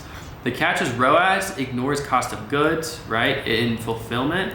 So it's not profit, which is really important to understand. You need to understand what your actual like break even is and everything, because if you say you got like a 1.58 ROAS, you're like, oh, technically I made money, right? Because I spent $1 on ads, I got 1.58 back. Well, no, because we can go through the metrics here, right? We had, or actually we already wrote it down here. So we have $285 in spend, right? And $180, or 285 in sales, 180 in spend, right? So if we subtract these two numbers, that's gonna leave us with $105 in gross profit, which gross profit is the profit before you actually pay for the product. And so now we actually have to pay for the product, right? Because we haven't done that. It's just ad spend and then sales. So if we go to June 5th, actually we're gonna have to go through orders here. June 5th, right? So we have, we had a couple big ones. See how many items we had sold. So June 5th was this day. Okay, so this one had 4. So we had 4, we can kind of go through here. I want to walk you guys through every single part of this so you understand. So in order of 4, looks like we had an order of 3, an order of 1, and an order of 2. Okay, 3, 1, and 2. So we already went through, I think a while ago, guys. We went through right here, what like actually cost to fulfill. So for 3, right? It cost us $22 to fulfill that order. For 2, it was 16, and for 1, it was 10. So we know if we go back over here, right, 1 is gonna be $10. 2, it was, I think, 16, right? 3 is gonna be $22. And then 4 would be an extra, what is it, $6 on that? If we go back here, I think, yeah, $6 product price. So if we go back, 4 is gonna be an extra $6 on top of 22, so that's gonna be $28, right? So now we need to add all this up, which is 22 plus 28 is gonna be 50, right? 10 plus 16 is gonna be 26. So we add these together and it's gonna equal 76. And then if we take, so this is the total amount that we need to spend to fulfill these orders, right? To actually pay for the product and get it shipped to the customer. So now we have 180 in ad spend. That's how much we spent on ads. So we can do 180 plus 76 to fulfill the product, right? Which leaves us with a total expense of, I want to make sure I get this right. It's going to be 6, right? And then 2, then 3. Oh my gosh, I haven't done this in so long. It's going to be $256 in actual total cost minus our sales. 285 minus 256. We're gonna call it 55 just to make it easier. It means we actually made $30 in profit. Technically, we made $30 in profit that second day. So we were profitable in our second day, which is actually cool to see.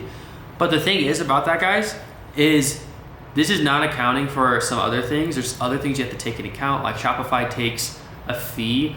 It's about it's a little under 3% every single sale. So there are some other fees and stuff that we need to set up, but in a general miss, I would say that this day we technically just broke even. Like I wouldn't even say we made $30, we probably just broke even this day, right? Because of all the softwares we pay for, because of Shopify fees and stuff like that. And I'll get more into that, but I just want to understand how you can get, like what this means, like what this actual ROAS can lead to and how you can calculate how much profit you made with it, right? But another thing to take into account is like we know that we just spent, right? We had a 1.58 ROAS and we basically broke even, right? So we can say now that our break-even ROAS is probably going to be like a 1.5, like comfortably a 1.5 probably means we're breaking even.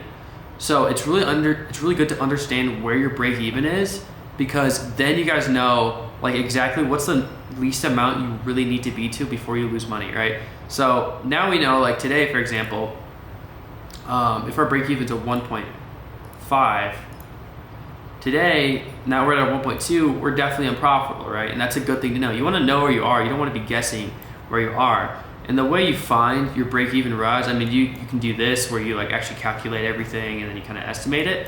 Or you can literally do it just mathematically where you take your lowest offer, right? So it's going to be this buy one for 35 plus, what are we doing, like $5 shipping. So we're just going to call it 40, the $25, or with the $10 cost to fulfill. So if we go back right over here, that lowest order, so it's going to be $40 in total with shipping, right? Minus the $10,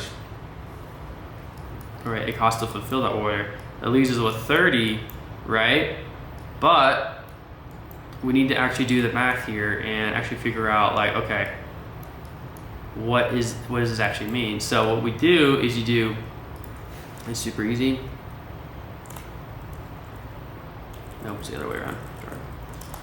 40 over 30. So technically it would say that our break-even ROAS is a 1.3, but we just kind of proved and showed you guys that like on average with all the bundles and stuff, it's probably gonna be a little bit higher than that.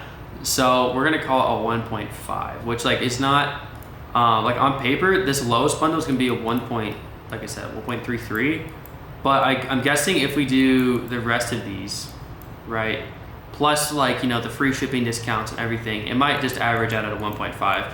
And I would say it's usually better to overestimate what your break-even ROAS is. So like say it's a little higher than say it's a little lower, because you don't ever be cheating yourself out and like thinking you're profitable when you're not. So that's what ROAS is, guys. That's how you kind of like understand what it means. In general terms, if you're running a product that's like not a subscription product, anything 2+ is a pretty good ROAS. I've seen people even scale like at a 1.8 with stuff like that if they have like some really good LTV or something. But usually you want to be a 2+ for products like the umbrella that are like upfront. Next, we need to understand what CPA is. So CPA is cost per acquisition. And CPA, like I tell you guys, it's the same thing as cost per result. I like to consider it the very, very same thing, right? So it basically means amount spent divided by the number of acquisitions. So the way we'd find that if we went to our ads, like obviously we have the metric here, but I want to show you guys like how you actually find it to make sure it works. So for this June 6th example, right, we have $170, right? And we had 4 purchases, okay? So it says here our CPA is like 143. Let's see if it actually lines up. What you literally do is, like I said, the amount spent divided by how many purchases you had, which literally gives you the same exact number. So that is how you find CPA. What one customer or lead actually costs you is what your CPA is. So how much it costs you to bring in a customer and get them to purchase, right?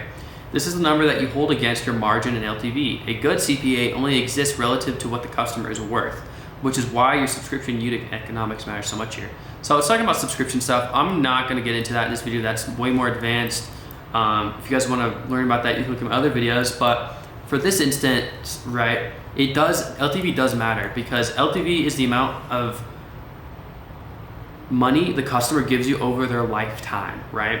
And it only costs you one time, right? So for example, this product would only cost me $40 to acquire a customer for a lifetime, and I could hit them back, like, even though that they're giving me, let's say $60 up front, and it's like not even that profitable. That's like a 1.5, technically it's break even.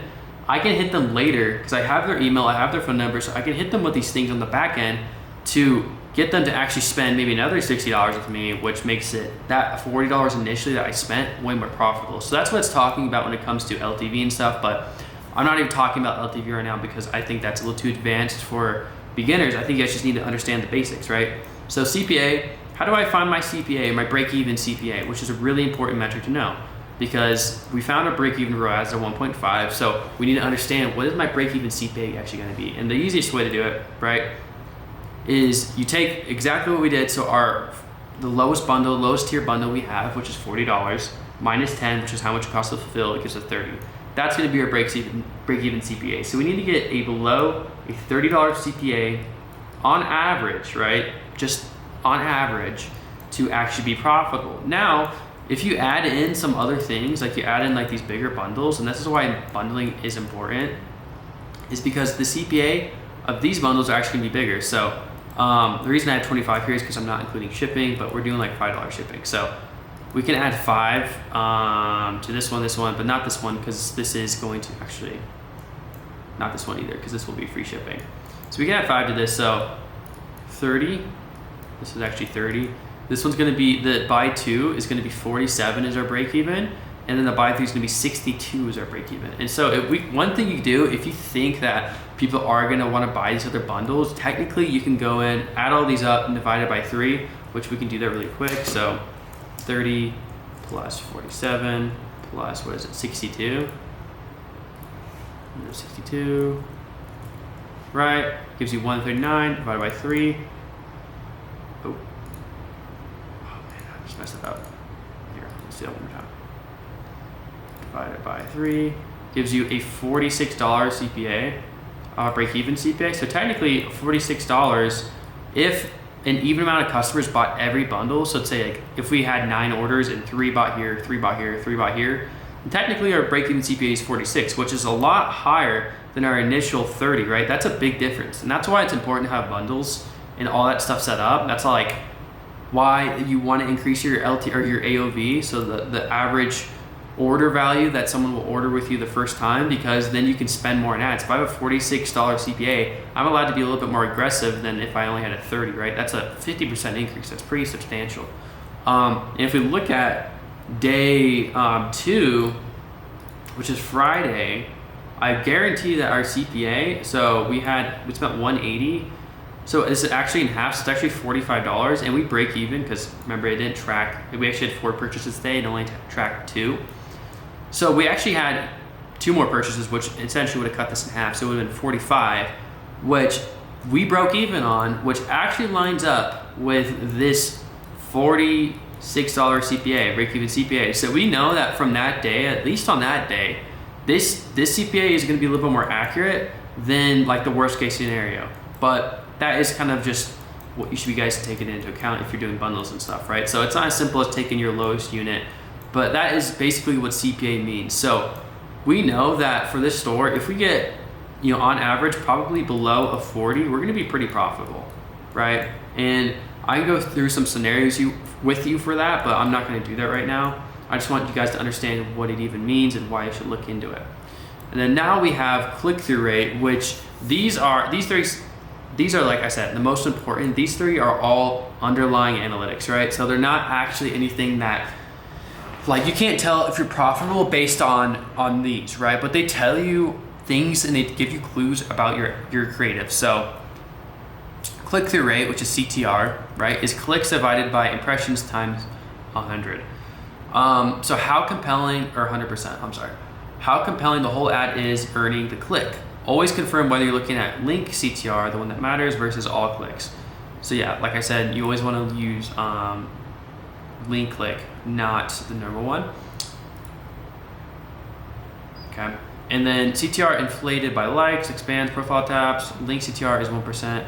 Common rough floor, higher is better. So usually CTR just tells you how many, like the percentage of people, right? It's strictly this statistic means if 100 people clicked on your ad, how many people out of those 100 are actually, or if 100 people saw your ad, how many people are actually clicking on it out of those 100? So if 100 people saw, right, let's just say all, and you can go, it's not ad by ad, you can actually look at your campaign as a whole. So all these K-rips, like all our videos as a whole, if 100 people, let's just say like 100 people looked at it, we would get probably 4 clicks every 100, right? Because it's a 4% click-through rate. So that's something that's good to tell us. And a 4% click-through rate, it is a decent analytic, but it's really dependent on CPM as well. And I'll tell you why. CPM is the amount spent divided by impressions times 1,000. It's the price of attention. So what it costs to get shown 1,000 times. So if it cost us, right, let's look at this.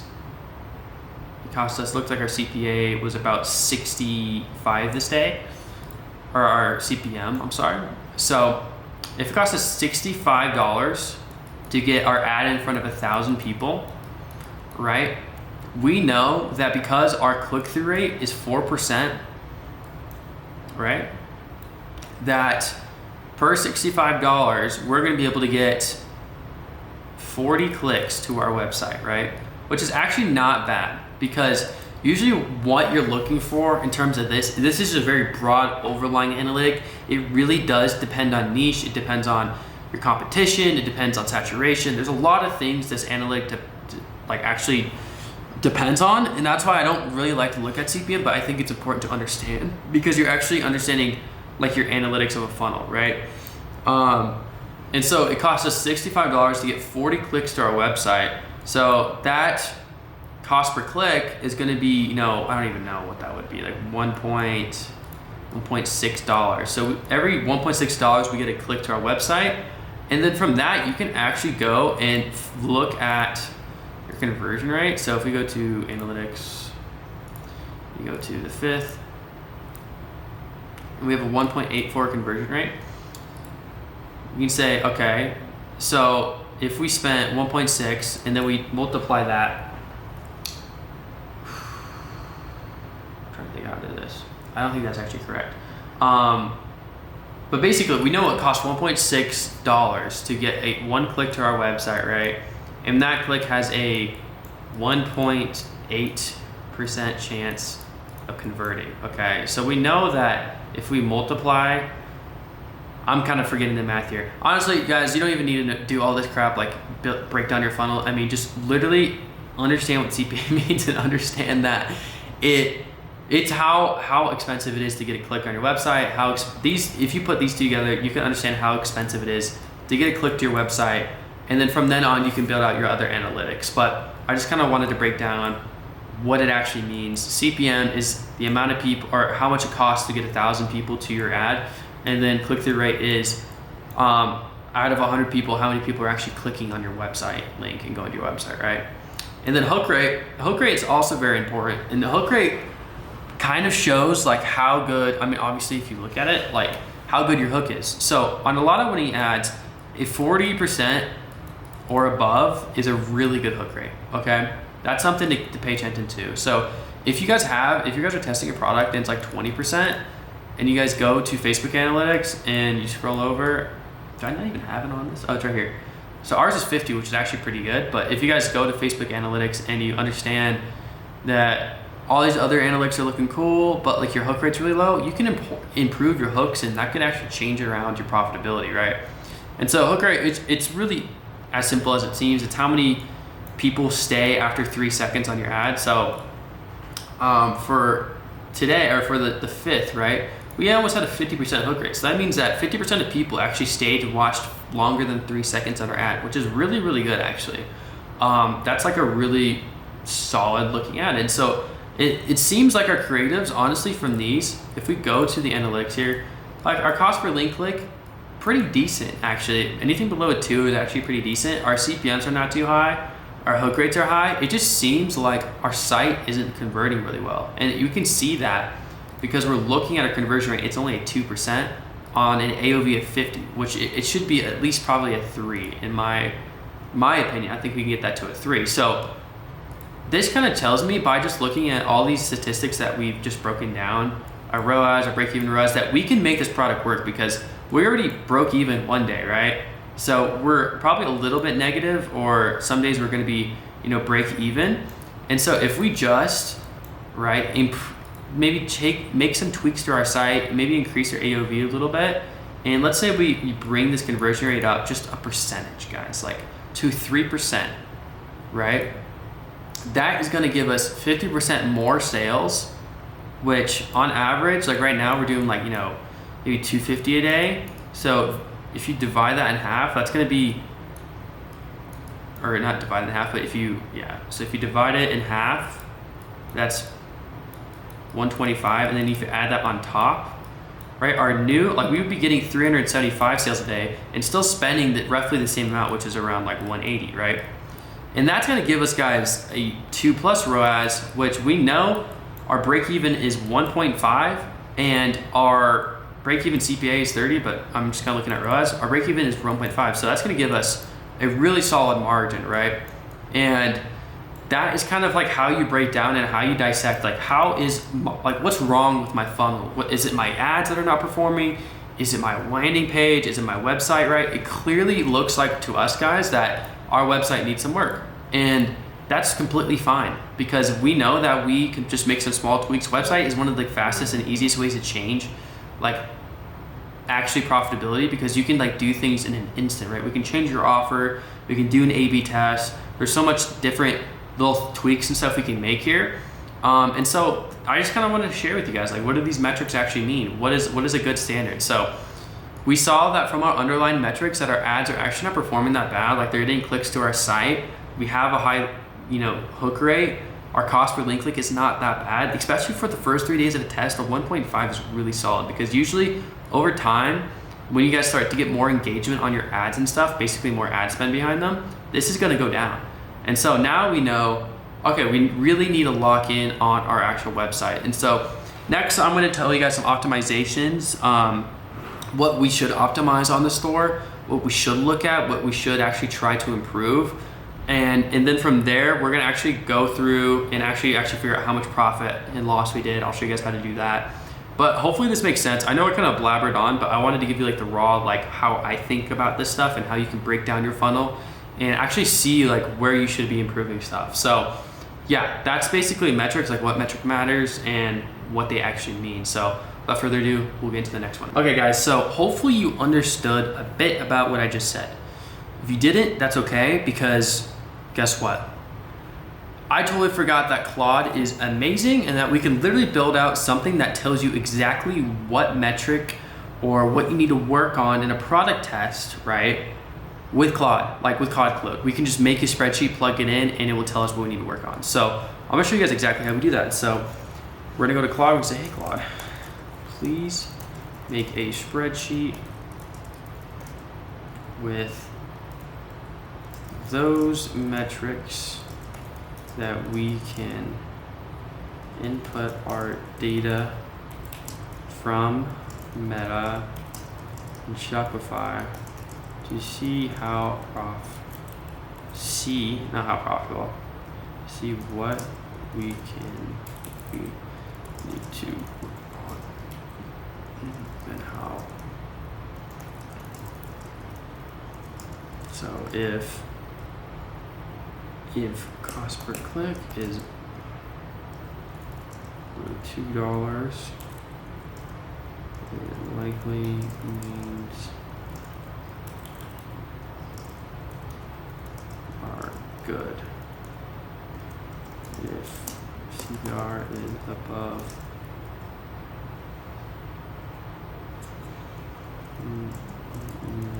our website is good.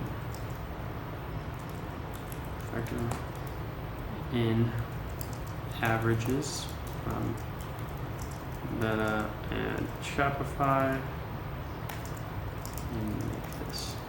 All right, so now it's going to be making us a little spreadsheet where we can go in. You guys don't even need to understand really what these metrics are now because AI can do everything for you. You're gonna plug in your CPM, your hook rate, your CTR, your CPA, your ROAS, right? And probably like some things like your ad spend and like other things they need to know. And it's gonna tell you based on the metrics you give it, what you need to work on and how profitable you are. And so honestly guys, initially I was gonna tell you guys to use True Profit. I was setting up an affiliate thing and everything. I totally forgot. I don't even use that thing anymore, bro. I straight up use Claude. I just build out profitability trackers that way. And so you guys can honestly use that early on when you're first testing. I will say long term, when you need to look back like the full month and stuff, it's very nice to have it automatically done for you. So I do recommend then to like, you should probably sign up for like something like True Profit, because like if you have to input numbers every single day, it kind of gets annoying where those automatically do it for you and they're like basically free. But to understand what you actually need to work on and everything like that, I think it's important to make this spreadsheet. So right now it's just kind of working on the spreadsheet. And so we're kind of have to wait on that. But if you guys are like actually scaling your product, I do recommend getting True Profit. And so I will put a link below. I was gonna make a thing on like how to actually use it and everything, but honestly, you guys, it's pretty simple. You just put in your cost of goods, you put in your expenses, and then you connect it to Meta and Shopify. That's all you gotta do. So yeah, now we're just gonna wait for the spreadsheet to cook, and then you guys are gonna have a free way to really track your track your profit on the early days and see what you need to work on a store. So let's, I'll skip to whenever it actually gets built.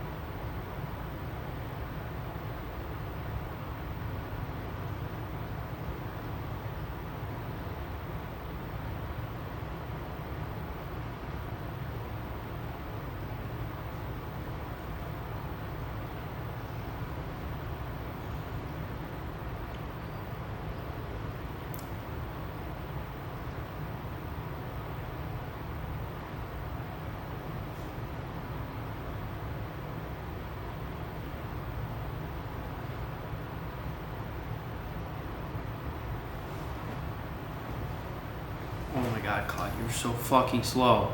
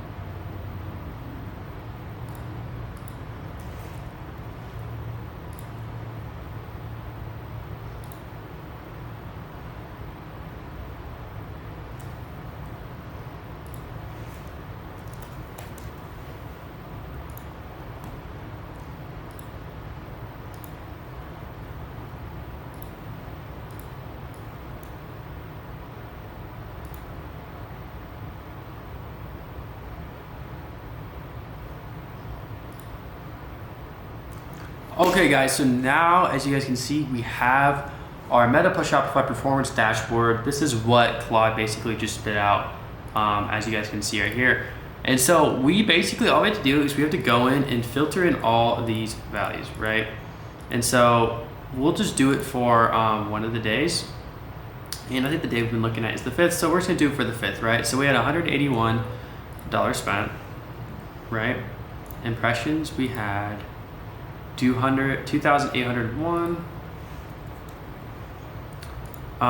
We don't actually have a thing for this. Link clicks, don't actually have a thing for that either. Purchases, do 4. Shopify inputs, we can do this as well. Let's go to the Shopify inputs. Obviously, we got to go to Shopify. 163 sessions. 163, right? We had 4 orders and $285 in revenue. COGS per order is roughly, we'll just say it's roughly like 16. Shipping, full fulfillment. So I included that in the COGS, so I'm just put 0 here. So shipping, so technically it'd be like COGS per order is 6, and then our shipping is gonna be 4.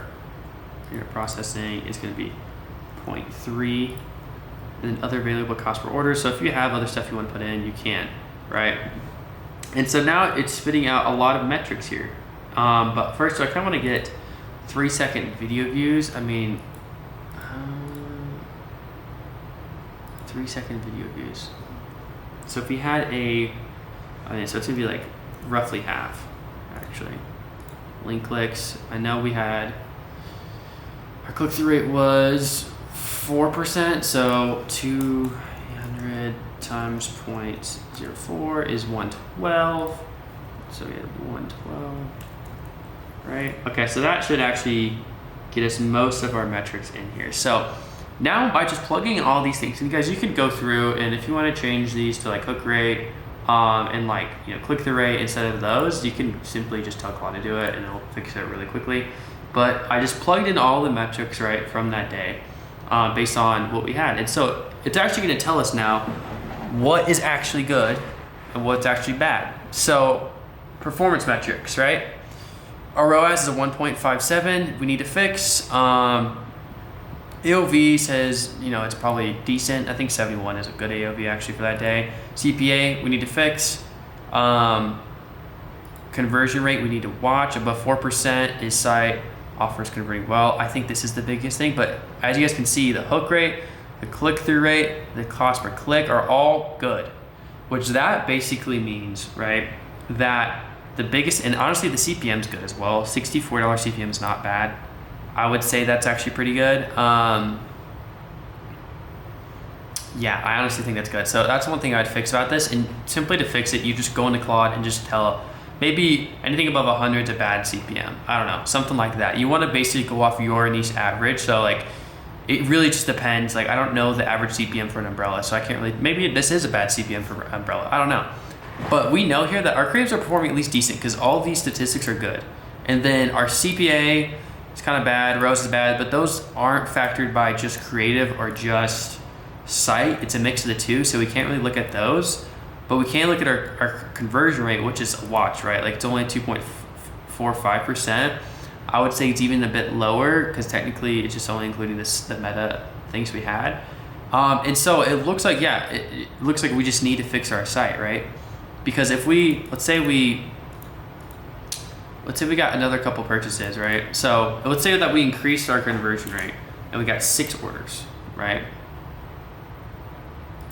6 orders. Here, 6. Now with our conversion at 3.68 and 6 orders, so on our average order value, what did it say here? Where's our AOV? Our AOV was at like 70, so I'm just gonna call it like 60. So that's an extra 120 in revenue. So let's say we got to $400 in revenue with the 6 purchases, okay? Now we're profitable, as you guys can see. So fixing, or basically increasing our conversion rate, which is up here, to 3.68% actually made us pretty profitable, right? And if we go out of here, you know, margin per order, gross margin, break-even CPA, break-even ROAS, total contribution. I don't even actually think it spits out our actual profit, but it basically tells us that we are profitable, right? Which is like, it just shows you that the one thing we need to fix on this funnel, and the one thing I'd actually go fix on this store, is probably my site, because the site is what's not really performing, right? Everything else, we're getting clicks to the website, right? People are watching our ad. The ad's doing its job. It's getting traffic to the website, but our website's not converting the traffic. So we simply need to figure out how we can increase conversion rate and how we can actually make this product convert more per 100 visitors, right? Get to that, 4% or even higher would be amazing. And it's really not that crazy. It's like, if we go and look at the site right now, I'm not gonna go super deep into this because like people pay for this stuff, but like, our product pictures can be a bit better. Like these are kind of all over the place in my opinion. We didn't really spend too much time on this, kind of sputtering this. Our offer definitely could be better. We definitely could do a buy one, get one free and then do like a 49. That way it increases our AOV and then the perceived value is good. We can add some free gifts in like we were talking about, way over here. Like these are all these offer things that I talked about in the offer video are ways we can increase our conversion rate, right? Switching up the pricing as well. Like we can maybe try a lower pricing. We could try a higher pricing. We can do split tests to figure that out. And by doing a split test, you kind of just have to go an app that I recommend for split testing. I'm not going to go into too much, but it's AP Convert. You can just search that up. It's this one right here in the App Store, and you can do it that way. So it kind of just shows, it goes to show that we have a path to actually make the store profitable. It just looks like we need to really fix our site, maybe upload some more ads too. That never hurts, but it looks like our site is really the main drawback based on this chart. So yeah, you guys just got to see how with Claude, you can literally build out a actual spreadsheet that will tell you what you need to fix on your website, which is really, really cool, right? And so if you guys want the actual prompt I use, like I did type it out on the video, but it's right here. So I don't know, pause the video, type it out. I don't know what you guys want to do, take a screenshot, put it in Claude, do what you got to do. And yeah, you guys can literally just copy and paste this spreadsheet. I can also provide this spreadsheet for you guys as well. Let's do a free course spreadsheet. I'll provide this in the description for you guys as well. That way you guys can look at it. I wouldn't recommend using it since all of you guys can't use it because it's viewer only. So you guys are gonna have to obviously get access to it, and then you have to file, make a copy, and then make your own, right? And then plug in your own stuff. So you guys do have access to this as well. But yeah, that's basically how you can go out and look and see what's wrong with your funnel, which is a really cool way that a lot of people are using AI now is for all these analytical stuff. Like it is just so good at that. If you guys have any questions about like where you are analytically, like what's your profit at, you can just plug all your numbers and tell them to Claude and it will figure it out for you. Obviously sometimes it makes mistakes. Sometimes it like gives you the wrong analytics or it misinterprets what you're saying. So you gotta make sure it's right. I would double check it always, but like most of the time it's gonna be good. It's gonna be correct. So that's basically that. And then yeah, guys, this is like a decent product. Like I could actually go through, try to increase my funnel. Maybe I could, or increase my conversion rate, fix my funnel, fix the product photos, add more reviews, maybe make the copy a lot cleaner, maybe make the whole site just look a lot cleaner, what you can do. And then also you can build out, like I told you guys, I think I went over, right, some basic funnels and stuff. Yeah. Like I could build a quiz funnel, probably not a quiz for this. I would say the only thing that would work was like a listicle would work probably pretty well for this umbrella product. So maybe that's the next step. If I were gonna continue running this, was to actually build out a listicle, and then that way my cold traffic that is not converting maybe would actually start to convert and my conversion rate would go up. And then improve my offer, and then just improve the landing page in general, guys. And then from then on, maybe we're able to scale. So that is how you guys can fully understand your analytics. For me, guys, like if I were in your guys' shoe and I saw this similar situation, like I would continue running the product. I would try to lock in on my lander, lock in on, maybe some more ads as well. Try to maybe make an iteration of the winner, and then also just really try to build out a better funnel, a better store, so that our traffic is actually converting, because we're getting people to the site, right? And then I would also make sure that like my stop loss, like you guys, I told you in the very beginning, like when you're testing product, you need to make sure you have a stop loss. In this specific scenario, we probably already lost a couple of hundred, few $100s. So maybe for you guys, that's not enough to bear. But for me, like I've seen signs from this product, so I'm gonna continue to run it, right? And so you guys have to understand where you're at with that as well.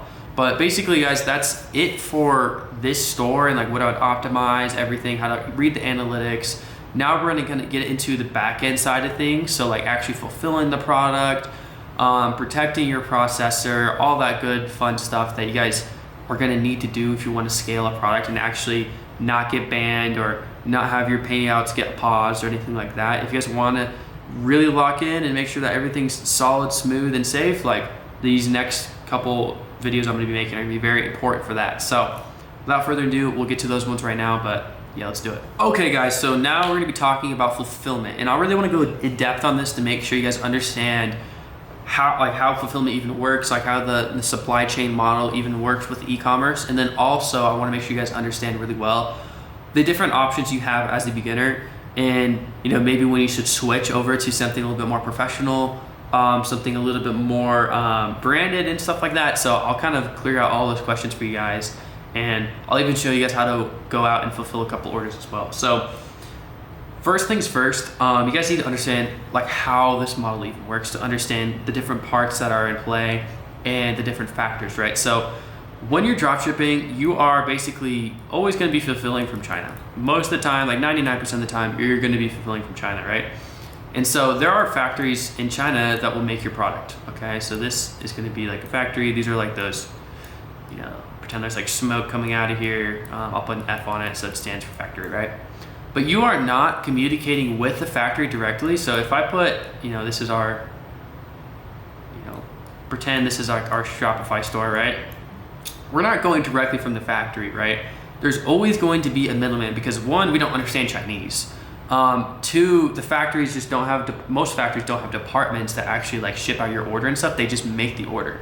And so we need to make sure that we have shipping, and we need to make sure that we have like the language barrier covered as well. And so what you guys usually do is there will be a middleman, and this will be called a 3PL, okay? 3PL, and we'll just kind of make it into like some sort of hut. And so the factory basically will make your orders. Actually, the way this goes, factories do make your orders, by the way, but usually what this goes is you guys are gonna get orders. So for example, on this store, we have 10 orders we need to fulfill. So we have 10 orders. We're gonna tell our 3PL, right, hey, I have 10 orders. So they're like, oh my gosh, 10 orders. Pretend that's an exclamation point. 10 orders, we need to make sure that we're filling this. And so what they're gonna do, we just contacted them, the 3PL, and be like, hey, we need 10 orders for this umbrella product. The 3PL is gonna reach out, right, to the factory, ask the factory, hey, do you guys have this product, and how much does it cost to source? The factory's gonna give them a price. The 3PL is gonna take maybe 10 cents on top of that, like put 10 cents on top of that. That's how they're gonna make their money. And then they're gonna tell us the price, right? And so usually what it looks like, for this product, the one thing I've been telling you guys is like, it's probably gonna be around $10 to fulfill. So let's say like, if we think it's $10 to fulfill, we actually don't know yet because we don't know the factories and stuff. But in the scenario that it would be $10, I wanna show you guys kind of how that would exactly work, right? So let me get rid of a couple things here. Okay, so the 3PL is asking the factory's like, okay, it's gonna cost us, I don't know, $5 to make this product, okay? $5 to make this product. So 3PL is like, okay, it costs them $5. I'm the middleman, so I want to take a little bit of money as well. So I'm going to tell us, right, with the Shopify store, that's going to cost $6, right? And then also that because we are in charge of shipping it out, the 3PL is in charge of shipping it out, another $4 is going to be charged for shipping, right?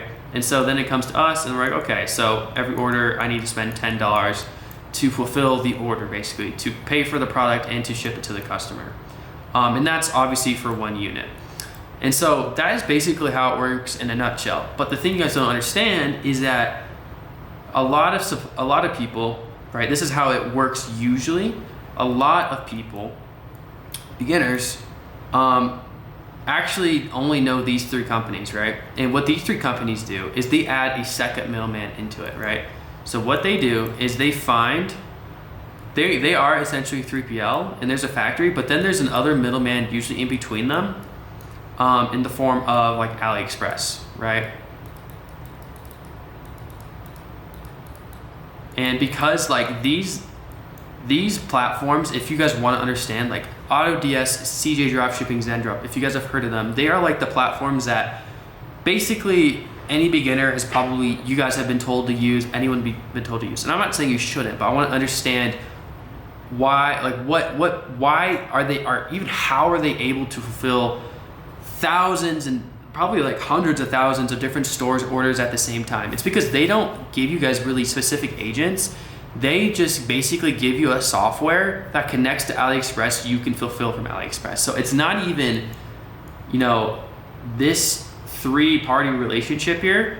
It's a 4-party relationship because the factory goes to AliExpress. AliExpress goes to Zendrop, CJ Dropshipping, whatever, and then it goes to you, right? And so you're adding in an extra step here. And so usually what that means is it's going to be a longer shipping time, and you're not going to really actually have a relationship with the factory or with the 3PL because these are like the big boys, right? They serve everybody and anybody.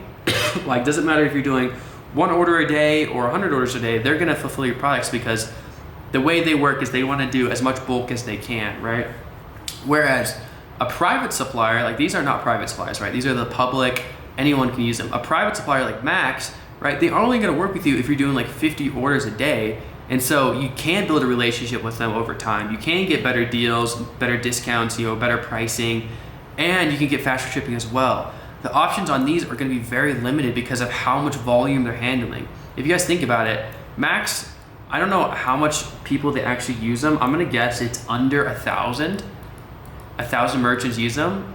That's just my guess. I'm going to guess it's under 1,000. For these, every one of these combined is probably doing at least 100,000 merchants, right? So if you think about it, you're not going to get much priority when it comes to these. Like there's not going to be much negotiating power. There's not going to be much, brandability really on that. Like they're not going to be able to brand your product. They're not going to be able to get any deals. Shipping, I mean, they're not going to really give a rip because you're not a big part of their business. You are just a small percentage of this 100,000. So like they don't need to ship out your product super fast. They don't care if they lose you. There's no relationship, and the product quality as well. They don't really care. They're just trying to do as much bulk as they want. And so as a beginner, I think it's important for you guys to understand, like these are not long-term options. These 3 fulfillment companies, and there's other ones as well, right? Like they are not what you're trying to use in terms of a 3PL. I don't even call them a 3PL. I would call them something completely different. I don't even think, like they're not private at all. So they just take anyone and anyone. And the thing is though, if like what you guys might be asking the question, like, okay, Nate, like obviously these ones are not as good, right? Like they add another thing to the whole supply chain. They also, you don't get a relationship. The shipping's probably slower. The products are probably worse. They don't really care about you that much. So what do I do? Because I'm not even at 50 orders a day, right? And so as a beginner, what should you actually do? If you're starting from 0 and you have only like 10 orders to fulfill like I do, what you need to do basically is you kind of just have to play the game and suck it up. Like honestly guys, you kind of have to. I would recommend CJ. CJ is the one I've used, and like I feel like you have the most control there, and like you have a decent pricing there. These other ones are very overpriced in my opinion.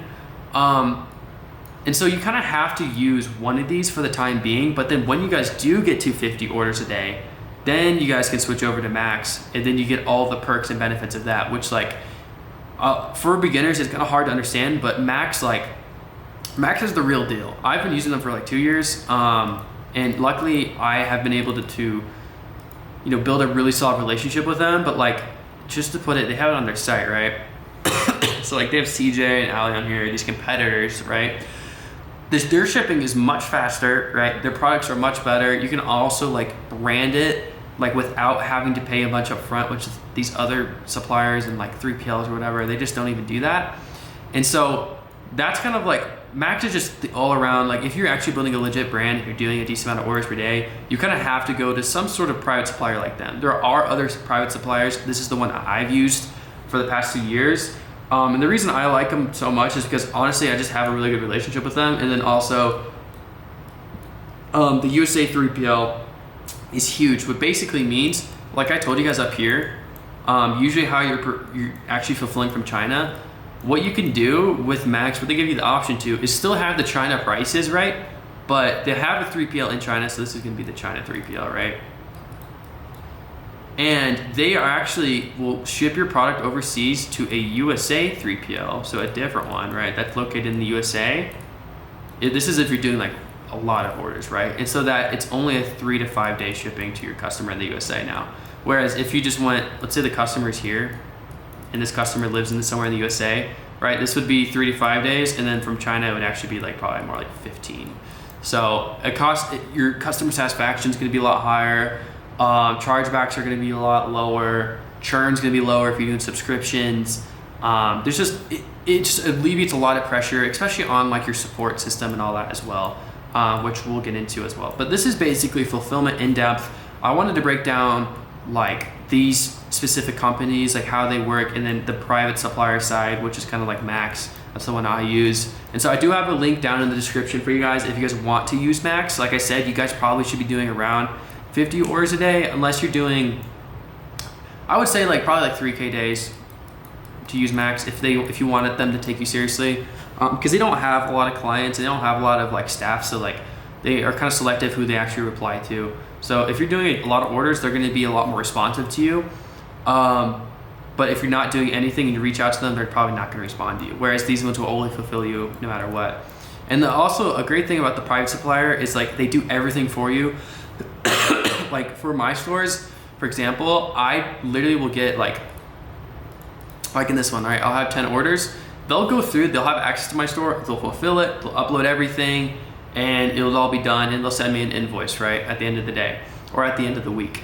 With these ones, right, you're gonna have to go in, manually click each order and go fulfill it, go add your payment method, everything. You don't just get a nice invoice that you can pay once, right? So it's just more hassle as well. It's more time on you, and this actually just makes the process a lot smoother. So that's basically fulfillment kind of in depth.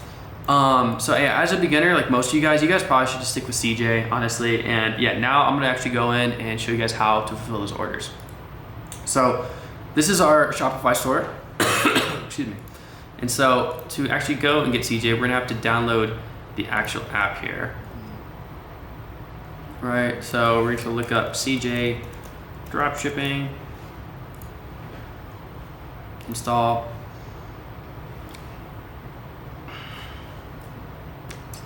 We're going to press install again. I'm going to take a sip of coffee here.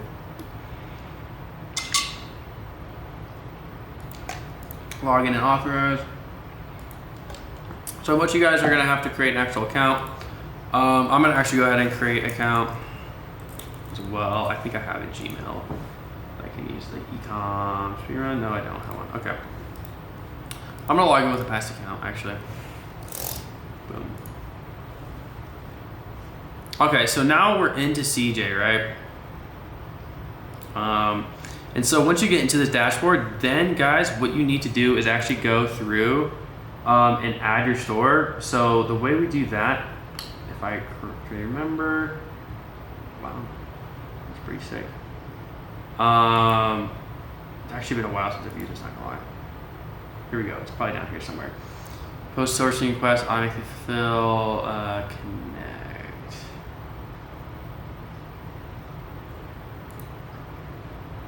You click on this. Okay, yeah, this is the dashboard you want to be in. And so from here, what you guys are gonna do is you guys are gonna go to, it's probably gonna be somewhere it's called stores. Honestly guys, like I said, I haven't done this in a while. So we gotta figure this out together. Source, products, home maybe? How do I add a store, bro? My products.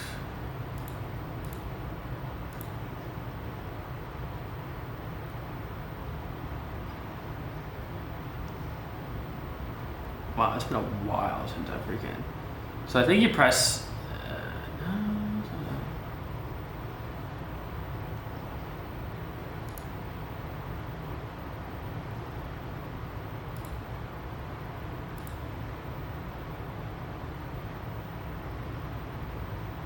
Okay guys, so here is where you actually go and enter the store. So what you'll do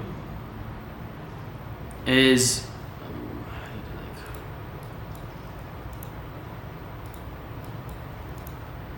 okay, so guys, if you guys downloaded the app on actual CJ, if you guys go down to apps, once you're in the screen, go to Shopify, you'll see that the store is actually connected, right? So Nimbus Umbrellas is actually connected here. Email permission, auto sync. So it should have all of our orders here. So if we go to orders and go to store orders, it should show it. It doesn't look like it does right now. So we're gonna see if we can sync store orders maybe. No, actually, hold up. Sync store orders. And we're gonna choose, what is that? We gotta find the actual Shopify domain for this store, which if we go to domains, it's going to be this QIVAHP, so QIVE. We're going to look at that. So it's this one. So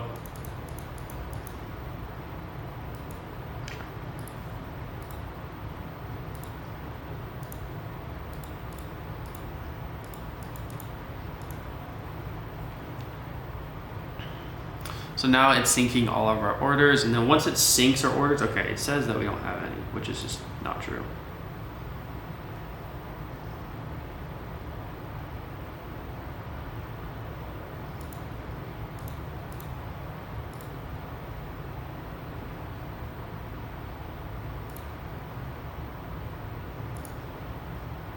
Okay guys, so now, so what we had to do is we had to go up here, go to imported invalid orders. For some reason they showed up as invalid, and then we actually selected the actual Shopify store that we're using, and so now we have the this, and so for some reason it's saying unconnected, and that's because we haven't actually picked a SKU to fulfill this with. So we need to go and actually find this product and fulfill it, right?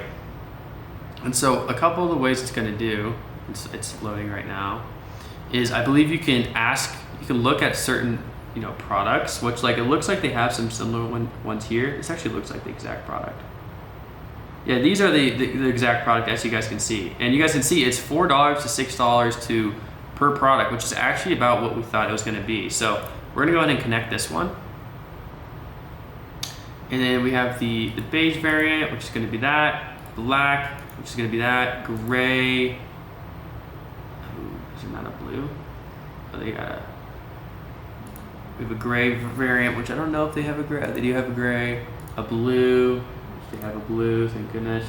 And then a green, which they also have a green. So we are able to connect every single product to it, which is perfect. So we're gonna press confirm.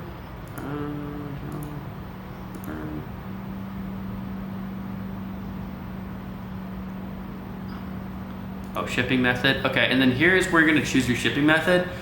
Usually for this, I think for mine, I could just do CJ packet sensitive and then confirm. That usually ships it pretty fast.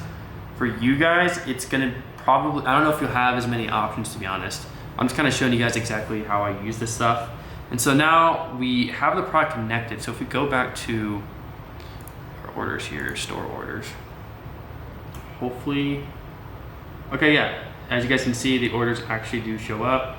So for this one, total NA, why does it say NA? Oh, this one's in Hawaii, that's why. So if you guys look at some of these, like this, she ordered from Hawaii, so they can't use the same shipping line. So the shipping cost is gonna be cooked to Hawaii. So that's something to keep in mind, guys. Honestly, if you guys are shipping to Hawaii, it's gonna be expensive. So that order's kind of cooked, but as you guys can see, the rest of these, like this one, I'm not totally, so it's $83. It cost us that much to fulfill. Honestly, the shipping is kind of expensive. Why is the shipping so expensive?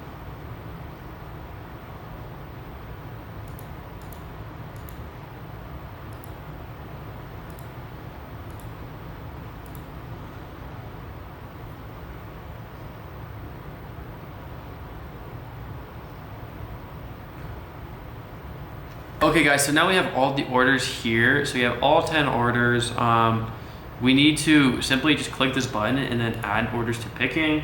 And then from then on, you kind of just go through the process and then you'll actually go and then fulfill your order. So they're in order picking, right?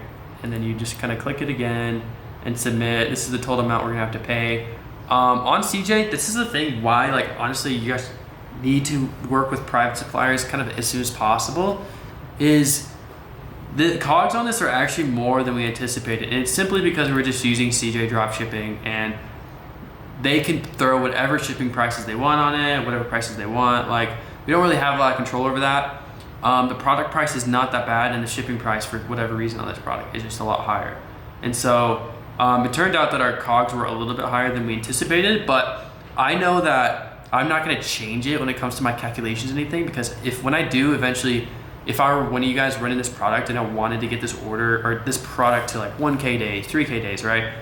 Where I actually switch over and get a private supplier, I know they're gonna cut our shipping a lot. And it's probably gonna be closer to that $10 mark. So yeah, from here on, you just go press submit, close your pop-up window. I don't know what that means. Press submit, and then basically they'll go through here to awaiting payment. Then you click on awaiting payment. Order status change, please refresh today. Oh, we gotta refresh. You guys will see only one is in here for some reason, but basically, because it's a bulk order. So you'll click this, you click pay, and then basically here you kind of just go through, submit, add your card, and then you pay. That's how you use CJ Dropshipping. And then once you do that, CJ will go in here and mark all these as fulfilled as well. Right now, guys, I'm not gonna actually ship these out because I'm not running the store, so I'm gonna go through and click this and literally just refund all these.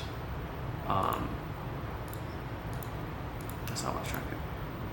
We're gonna cancel all these orders. So yeah, I'm just gonna go ahead and cancel all the orders because I'm not actually fulfilling these, but that is how you would go and fulfill the product with CJ Dropshipping as well. So you just gotta connect it to your store. You kind of have to play around with like the actual, like how to maneuver CJ. Like I said, guys, I don't use this. I have a private supplier that does it for me now, so I don't really have, I just know that you kind of have to go through here, find the order, connect it like we did, and then you go through here and basically make sure it's all the way into completed. Okay guys, so now I'm gonna be talking about some extra apps that I think could be very important, especially when you're trying to dial in your store when you find a product that's worth trenching and worth actually working on. There's a few apps that you basically need to implement to just maximize your revenue, to make sure that you're getting as much as you can out of your customer when it comes to actually them ordering. So number one is going to be, and the most obvious one that you guys have probably heard of is email and SMS, right? So the app that everybody uses, right, for this is Klaviyo. Klaviyo is basically, it just integrates directly to Shopify. I'm not going to show you guys how to set it up, but basically you go in here, it's going to probably come up if I always spell it Klaviyo for some reason, but it's actually Klaviyo.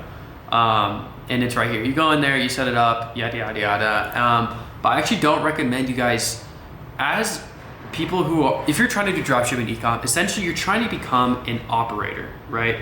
And if you, where do all my orders go? Oh, it's because I'm doing that. And if you guys are an operator, that means that you guys need to understand how to manage people and manage teams. And so you kind of want to outsource some things, and one of the first things that I actually recommend outsourcing is emails. And so one thing you can do, if you're trying to do it for cheap, you can go to Upwork, you can go to Fiverr, you can find someone to set up some basic flows for you that will like capture, maybe an extra 20% in revenue. So basically, if you guys are doing 5K a day, you can basically count on there being an extra $1,000 being generated from sending out email and text to your customers. So it's just free revenue, right? Free profit. So it's like, why not do it? So I think it's a worthy thing to invest in. On Fiverr and Upwork, you just want to find someone who's got, good reviews, who's had some work in the past, and then obviously you want to shoot them a couple questions to make sure they know what they're doing.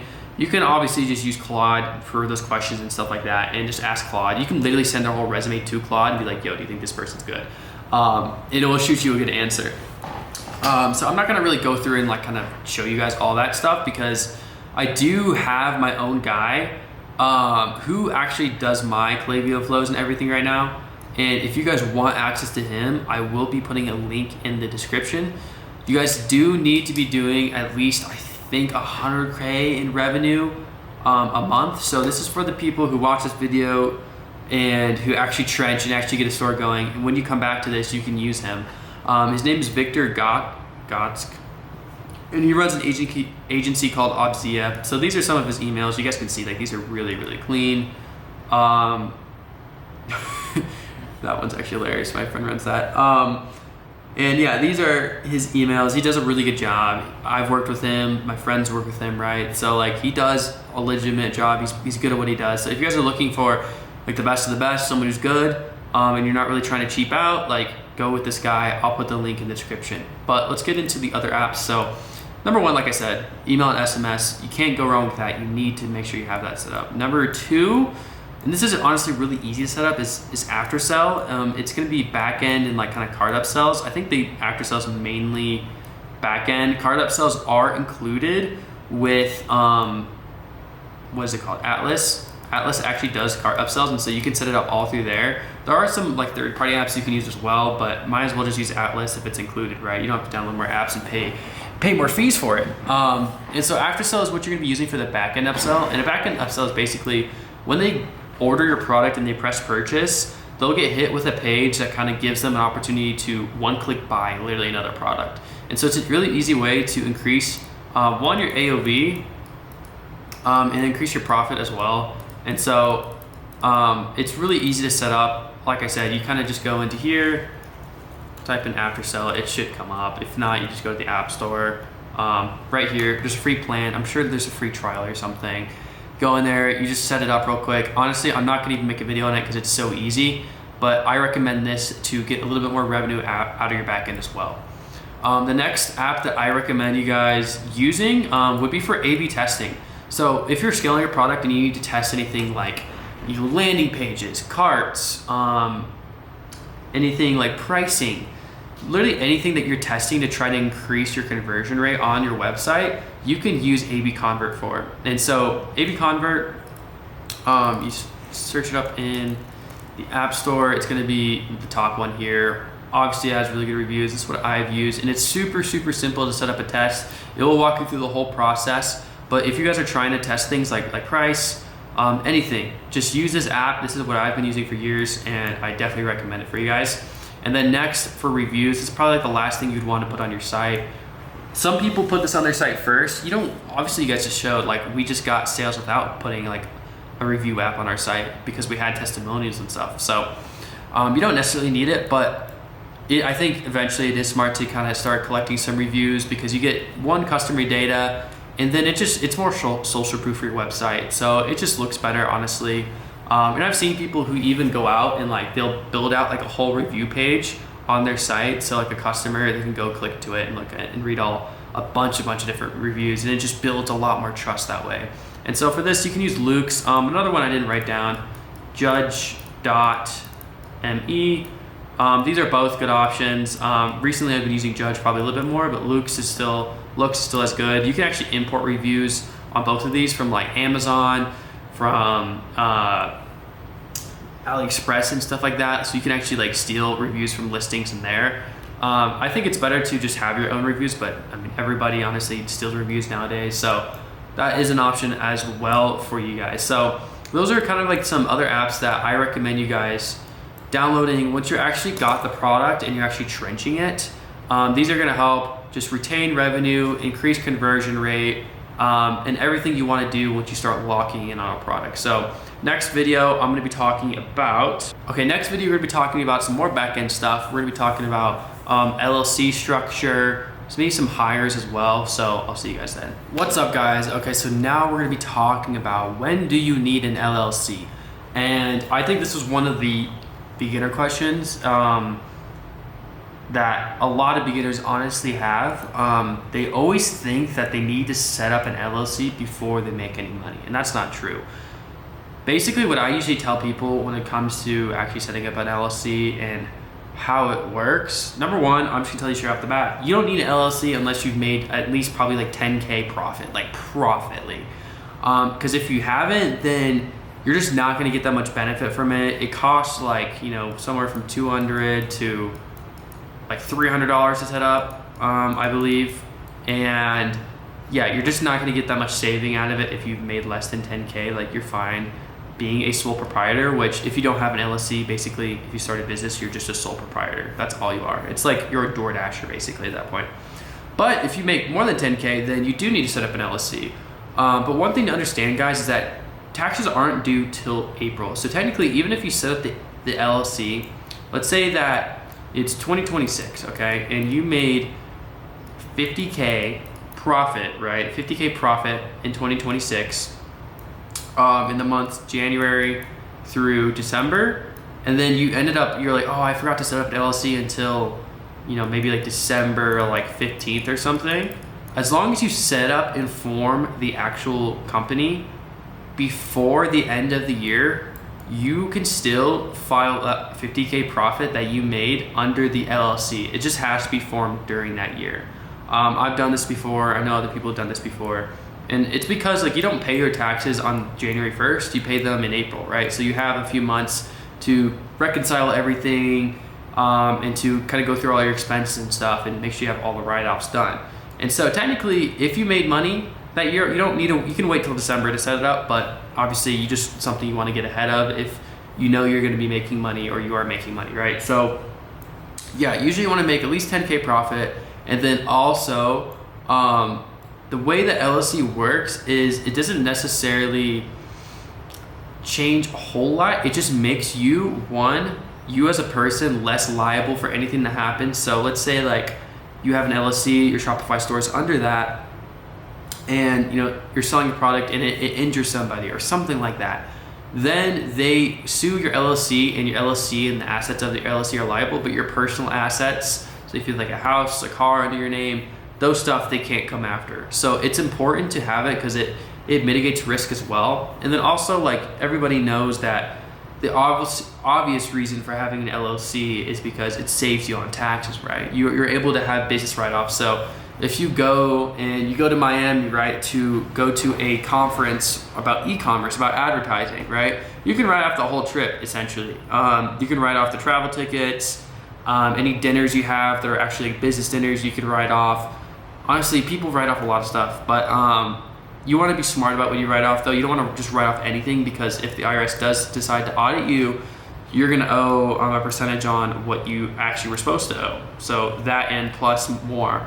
So that's obviously no fun getting audited, but that is basically what an LLC is for. That's the kind of what you need to know as a beginner. To be transparent with you guys, I've turned my LLC into an S Corp, and that allows me to pay even less in taxes. I'm not going to even talk about that right now, because that's for when you're making, you know, a lot of money. I'd say over, you know, 300K a year profit. You need to kind of worry about that. But for now, you guys just need to worry about getting an LLC set up. And where I actually go, where I would recommend, I always do. I'm not affiliated with them or anything. I just have used them, and they're the easiest for me. It's a site called, I believe, Wyoming LLC. And so basically they give you kind of like some physical address there. And so you're able to have all the tax benefits of Wyoming without actually living there. And so I've always just done Wyoming, and it's really served me well so far. And so I definitely recommend that if you guys don't know where to go, don't know where to look into it. You can also ask Claude. Claude, like I said, guys, knows legal, knows the book better than most people. It just has so much information. Obviously, it doesn't have as much, like, maybe it does have more data points, but Claude's really good for questions like this as well. I've always used Wyoming LLC. It costs less than $200 probably to form it with them. It will take you probably a couple weeks to a month to actually get everything set up, but once you have it set up, you guys are pretty much good, and then from then on, you are pretty much covered. When it comes to actually filing and stuff, you guys are going to need a CPA, which is a tax representative. I don't have really a link for you guys for that currently. That is something that's what's important. That's why it's important to have like kind of a network when you start doing e-com, especially if you guys are scaling. I do recommend you guys kind of posting on like Twitter or something, just so you can get contacts, and then you can like get their CPAs and stuff. Because that's what I've done. I've gotten really good CPAs from friends and from people I've met in ecom who also understand ecom so they know what to do for your business as well. It saves you a lot of time, a lot of headache, and you don't have to like teach them about like your business model. They already know how ecom works. Like they've done plenty of ecom dudes. So that's what I recommend. And yeah, that's pretty much everything you need to know about an LLC and kind of how it works. What's going on, guys? Okay, so now we're gonna be doing the how to scale Facebook ads. So structure, rules, everything that you guys kind of need to know about scaling, kind of put down into the simplest form. Obviously, different brands and different kind of, models and stuff, like they all have their own way of doing things, but this is what I know most people use, and it's the easiest for you guys to understand at the beginner level. So a lot of big brands use this as well. Like I've known people that are spending, I don't even know how much a day, like probably like 30K a day who do this and above. And so I know quite a few people who are doing that, who are using this exact structure and this rules and stuff. So yeah, let's just get into it, and this way I can kind of just tell you guys, how it's done. So with scaling, usually what happens is you start to add more campaigns, right? And so we already talked about what an ABO is, what a CBO is, what a bid cap is. And so usually what you'll see when people start to scale is they're going to separate their winners into a scaling CBO, right? So they're going to build a CBO and then put all their winning ads into that, and they'll kind of like bump that up accordingly.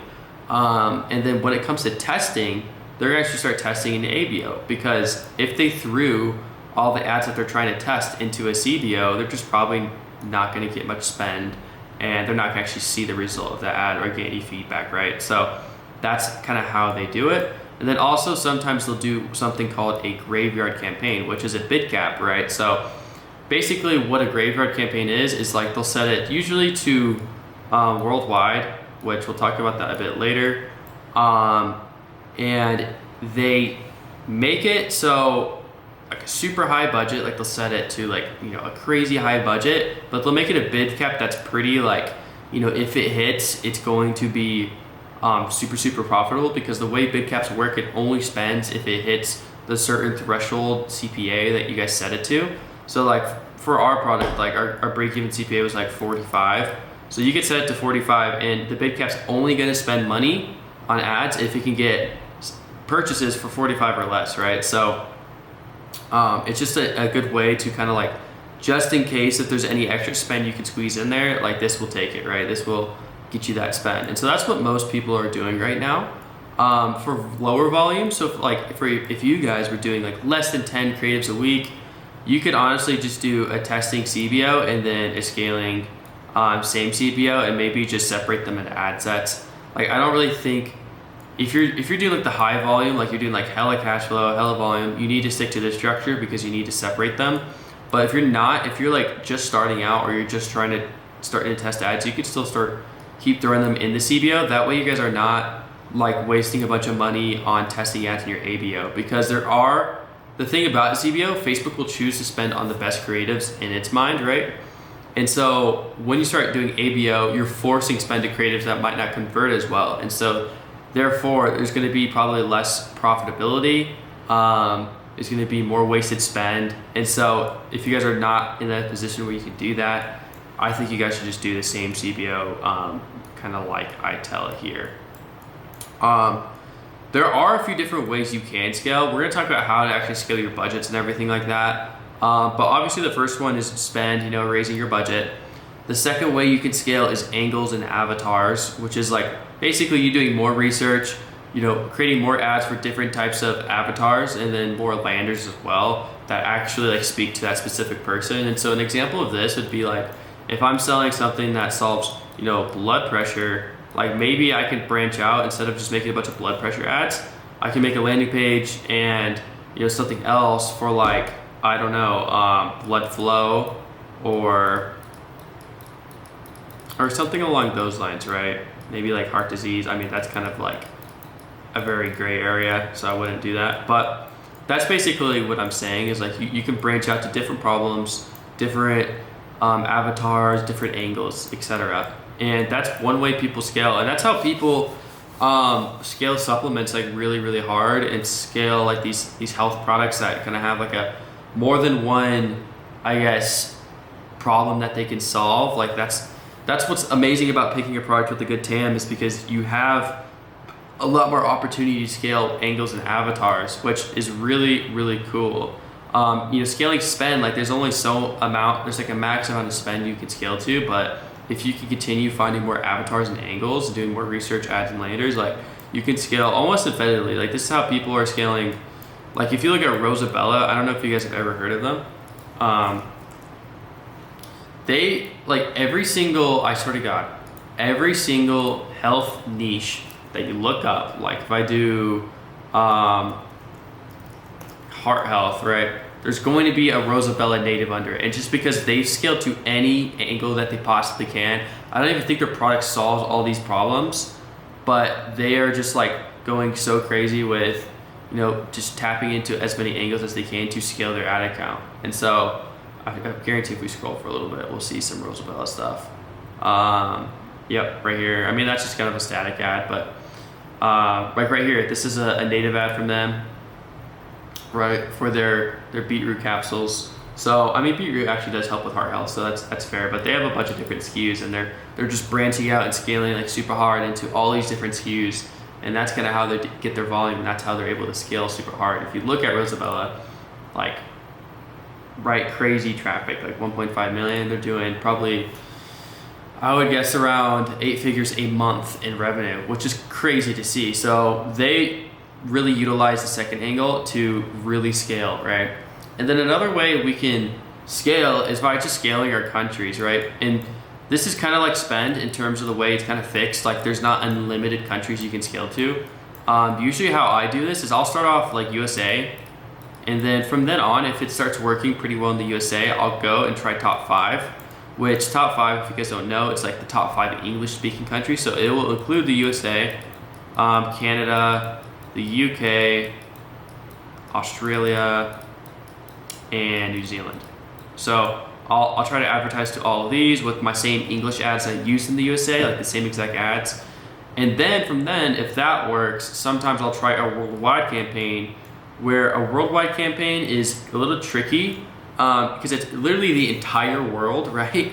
But the thing is, your fulfillment, you can't fulfill to the entire world. Like there's some countries that just don't have shipping lines set up, or it takes months to get there and stuff like that. So you have to find some sort of exclusion list that will actually exclude all those countries for you. And you could probably look it up with Claude, or you could like go on Twitter and maybe find something, or you could just do your own research and ask your supplier. If you have an actual like private supplier and you are scaling, you can ask them for this list and they'll tell you kind of where they can't ship, right? So that's kind of how you can scale countries. But like I said, spending countries are kind of fixed. Like you're limited by your ad creative, you're limited by your TAM, whereas this is kind of how you break out of that limit and scale to crazy, crazy numbers like obviously Rosabella did, right? And so now we're gonna get into actually how do you scale spend. So like this is the most straightforward way to scale. Like if you're currently profitable, like you're at a healthy margin, let's say like a 20 to 30% profit margin, which means like you're taking, if you made $100 in sales that day, you're taking home like $30 to $20 in profit, right? So like you're very healthy margins for e-commerce at least.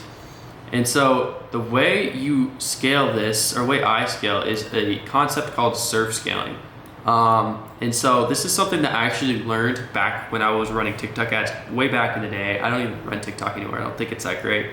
And I've kind of realized that you can kind of do it on Facebook as well. And everyone that I know like bumps budgets, like this is kind of how they do it.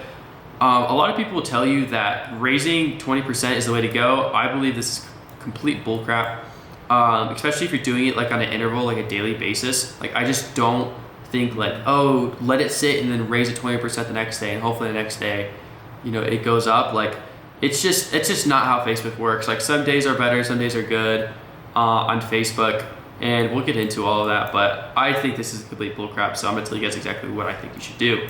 If your ads are printing, so like if you're at this 20 to 30% profit margin, and you're like, getting decent profit, you need to be aggressive. This is something that I tell everybody, especially beginners, because you are selling products from China, most likely, and these products are products that anyone else can technically sell, right? Anyone else can sell, anyone else can throw up ads for them. And so you need to do something called getting the bid, which is basically you need to try to spend as much as you can on ads early on if you're profitable. Like obviously you don't want to push it too far to where you become unprofitable, but you want to really scale as hard as you can and get as much spend behind your ads, because if you do that, Facebook is going to literally give you better results than anyone else who tries to throw up your product. But if you're at a low spend of like less than $500 a day and a competitor comes in and spends more than you, let's say they just throw the budget to 1,000, the first couple of days they might get crappy traffic, but eventually they're going to win the bid on you. And they're gonna get that priority because they're spending more. And that's kind of how Meta works. And so you really need to be aggressive early on. And you need to have balls. Like I'm telling you guys, like if you don't do this, if you're very like just kind of, oh, I need to be at my 40% profit margin or else I'm not gonna bump. No, you can't do that. It's not how Facebook works. Like you will eventually just get outbid, and then you'll see that maybe the first couple of days you're doing really well, and then after that it just tanks. And then you check Facebook ads library and you see all these new competitors for your exact product. Yeah, you don't really have a moat. So the only moat you really can have is your spend on Facebook. So you need to remember that. And then in certain cases, it's even good to scale on lower margin at the beginning just to outbid competitors. I've done this a lot. I know friends who've done this a lot. And if you find a really good opportunity, like I highly recommend just being as aggressive as you possibly can with being profitable. I would try to keep your margins above 10 to 15%, and eventually you want your margins to be like obviously higher than that, but you want to win the bid. Like winning the bid is so important, and a lot of people don't even know that that's how Facebook works. But if you're scaling, if you're profitable, like dude, just bump the budget. And I'm gonna tell you exactly how I go about bumping that budget. So this is how I actually serve scale, right? So I just told you about why bumping is important, everything. This is how you actually serve scale. So serve scaling is pretty simple. It's honestly not that hard to understand. So basically you raise the budget. Let's say you start at $100 budget and you're like super profitable, right? 30 margins, like I said. Basically you'd raise the budget by 10 to 50%. That's a pretty big range, right? And I'll explain kind of how that works when at a certain profit margin. So for me, if I'm running an upfront product, if I'm at like anywhere from a 20 to a 30, or even maybe a 15 to 30 plus, like anything above 30, obviously I'm gonna do this too, I'm gonna bump pretty aggressively. And usually when I'm bumping aggressively, like at the beginning, like I'm not gonna just bump this to 110. Like to me, $10 is not gonna change that much. It's not gonna change your bid. Like it's not that substantial. And so what I do early on is I'll just bump it, I'll straight up just double it. So I'll bump it to 200, which I guess is 100% early on. And then from then, if it continues to work, I'll wait 1 hour. Let me backtrack. I'll bump it, right? And then I'll wait 1 hour, and then I'll check, has profitability dipped or maintained / gone up? If it's dipped, then I'm gonna leave for another hour. I'm gonna wait, and then I'm gonna check again. I'm gonna wait, and then I'm gonna check again. And then if it, let's eventually profitability just keeps dipping, then maybe I'll go back to this $100 budget. But let's say that I had the $100 budget, I bumped to 200, and profitability maintained, so I was still at that 20 to 30% plus margin, or it went up, I'm bumping again. This is kind of like the surf scale. So like now maybe I'll bump another 100, I'll go to 300 and see how it goes. If it continues, if I leave for another hour and I check and it goes up again, guess what? I'm bumping again, and I'll probably bump it this time a little more aggressive to 500. And then after that, if it continues to be profitable, like dude, I'm gonna chat scale this thing to 750. And then if it does it again, I want to scale to 1K. Like this is how I kind of scale my spend. I wait an hour, I see how it performs, and then I react based on that performance, right? And this is how everybody scales, and this is how people are like doing crazy days like day one. Like if you see someone doing like a 3K plus day on day one, it's because they surf scaled. And I think surf scaling is super important, and a lot of gurus and stuff are going to tell you like, no, you just need to do like 10% every day, you need to like just wait, like you need to be patient. No, you need to be aggressive on Facebook, bro. You are literally competing with so many different people. If you find something that is printing 20 to 30% on day one, day two, day three, you need to be aggressive. You need to scale that crap. And so this is how it kind of works. And this is why I say 10 to 50, it's actually kind of 100%.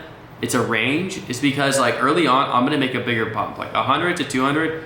Technically, it's less of a bump than this, but it's a bigger percentage, right? So I kind of bump a little bit higher the higher the spend is. So like if I'm at 1K, I'll probably just bump it to like 1.25, maybe 1.5, right? And then from then I'll just go like maybe to 2 or something like that. That's kind of how I do it. And so there's not like a fixed percentage. There's never a fixed percentage to how much you should scale it. It really just depends on your performance. And so this is kind of how you literally scale. And this is how people are getting to crazy, crazy days. Luckily, like the great thing about serve scaling is that you can react. And so like, let's say even if I get to $750 in sales and then I bump to 1K and performance dips a lot, I could just scale back to 750 and then let it sit for the rest of the day and then see how it performs, right? Like you have the flexibility, you have the options to actually chill out or to ramp it up. And yeah, it's pretty much that. And a couple things to keep in mind is that certain days can perform better and scale better on Facebook. Like in my historical experience, like Thursday through Sunday perform much better than like Monday through Wednesday. And it's literally not that deep why this is. There's simply more buyers and more demand on these days because people get their paycheck on Friday. Like the majority of the population literally gets paid on Friday.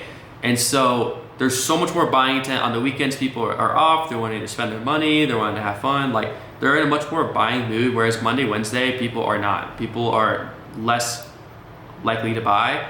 And so a lot of times, like for a past brand, it was a supplement, I would serve scale a lot more on Thursday and Sunday than I would do on Monday and Wednesday. Like I'd find myself bumping budgets consistently way more on these days, like through the weekend rather than these days. And it was simply because of demand. And the great thing about this is like you can do this if you figure out what kind of works for your product or what days are performing better, you can kind of like set the expectation and like you can even like lower your budget. So on Monday and Wednesday, your profitability doesn't drop much even though there's less demand. And Thursday and Sunday, you're still maximizing the amount of profit you can make, right? And so it's a really important concept to understand. And usually when it comes to serve scaling, people ask like, what do you set your budget to at the end of the day? Like if it's switching over, do you like just keep it to where you scaled it at? And no, I'll set my budget at the end of the day. I'll reset it to usually what my spend was. So if my spend, let's say it was like, if I was bumping crazy, let's say I got up to like 3K budget, Facebook's not gonna spend all that 3K. It's probably gonna spend closer to 2 to like 2.5. And so the next day I'll just lower my budget to 2.5 and start it there and then see how it performs. And then I can continue bumping the next day. That's usually how I do it. Another thing is that Facebook is inconsistent, especially at lower spends. I kind of talked about this, and this is why it's important to win the bid. Because the more you spend, like the more consistent your results get. It's just kind of how Facebook works. And so if you're less than, I would say like 500, even less than 1,000, honestly, a day, like there is a lot more inconsistency there. You're kind of bidding at a lower level compared to a lot of other brands. And so Facebook's going to be kind of giving you the scraps more likely, the leftovers of these other big brands who are spending, 10K plus a day, right? So you just got to remember that. Obviously, the more distinct your product is, the better, the more like consistent your spend is. But if you have a very like normal product and you're selling versus a lot of other people, like your spend's going to be very inconsistent. That's something that you should keep in mind. And then if you keep trying to serve and margins drop, it's always a creative issue. So like one thing I'll see from like students and stuff is like they'll be like continue like maybe at like $500 budget, like they're super profitable, like they have that 30% margin, right? But then once they bump this, they're like, I keep trying to bump to like 700 and then it drops literally off the cliff and I'm like at a 5% or even like, unprofitable margin. And the reason why is just because your creative volume cannot handle this amount of spend. Like it just simply can't. And so this extra $200 is just spends on crappy traffic because your creatives are just not good enough and won't support this amount of spend. So you need to either one, create more ads, right? Or 2, just create better ads, better versions of the existing ads. So those are the 2 ways you can deal with that. But that's just one scenario I wanted to talk about because I've seen a lot of people go through this kind of situation. So that is basically, guys, how to scale Facebook ads. That's the rules I use. That's the structure I use. Yeah, just basically a quick reminder, just be aggressive. If you're pretty profitable, like, be aggressive. Don't be afraid to scale. You gotta lose money sometimes to make money. You gotta risk money to make money, right? So that is a mindset to have. And yeah, that's exactly how me and most people in Ecom are scaling their stuff. So yeah, without further ado, I think next we're gonna be talking about, I don't even know, we'll see. Okay guys, so now we're gonna get into processing. So processing is basically Shopify payment. So if you guys remember in the beginning of the video, we went through and actually set up Shopify payments. And that's how we're actually able to get sales on our store. Like, that's how we're able to take someone's credit card information, process that, get the money from them, and then, you know, spend it on like our ads or whatever, or like inventory. And so if you don't have any processing, if you lose your processing, that means no payments. No payments means no sales. So obviously you do not want to lose your processing. It's like a very like easy thing to understand, I feel like, for most people. And some of you guys, if you guys are more advanced, or if you guys just know more about Ecom than the average Joe, you know that there are other processing, like, or payment processing platforms in Shopify, right? Like, there's a lot of different independent third-party people. But the reason why you guys want to stay in Shopify is because it has the highest conversion rate. And the reason it has the highest conversion rate, and this is something that is honestly good for you guys to understand, even as beginners, I think, is that Shopify is owned by Stripe, right? If you guys don't know what Stripe is, it's a payment processing company. Just click on Stripe. Like, this is Stripe, right? You probably have seen a Stripe invoice before once in your life, most likely if you're watching this video. And so Stripe, right, owns ShopPay. ShopPay is not, you cannot get a ShopPay order from any other processor than Stripe, right? Because the Stripe does all the processing for Shopify. ShopPay is owned by Stripe. And so let's say if you go with a third-party processor, like something else, like, I don't know, something like Phoenix or something, you're not gonna be able to process any ShopPay orders. And if you guys don't know this, and all the stores that I've seen, and my friends have even checked this, like 60% or above of the orders you get will be placed through ShopPay, because most of these old people, they have ShopPay accounts, like their cards are already there. Like, it's super easy, super convenient. It's like basically a one-click checkout, right? And so it just increases your conversion rate so much. And so that's why it's really important to stay in Shopify, because if you go off, like, more than probably 99% of the other processing providers are going to give you a lower conversion rate, which obviously is going to make it harder for you to scale. So processing is super, super important, and especially when you're scaling, your processing becomes more at risk because you're just doing more volume and you attract a little bit more attention. And so the biggest threat to processing is going to be, one, chargebacks. So a chargeback is when a customer, you know, sometimes there's fraudulent ones, sometimes there's not, but it's when a customer basically, either the shipping time's too long, or they don't like the product, they think the product's like gimmicky, or it just doesn't work, or something like that. They'll file a chargeback. So they'll call up their bank, right? And they'll be like, yo, like, I didn't receive this product, or this product sucks, like, it's not what they described it as. The bank will then send a chargeback, right, to your Shopify portal, and basically the customer, if it gets approved, the customer gets refunded, right? And so that's usually what happens. I think actually they get refunded initially, but then, like, you can appeal and stuff like that. But regardless, even if you appeal a chargeback on Shopify, it still counts as a like an existing chargeback on your account, right? So if you got one chargeback, you would still, even if you appealed it, your account would show that you got one chargeback.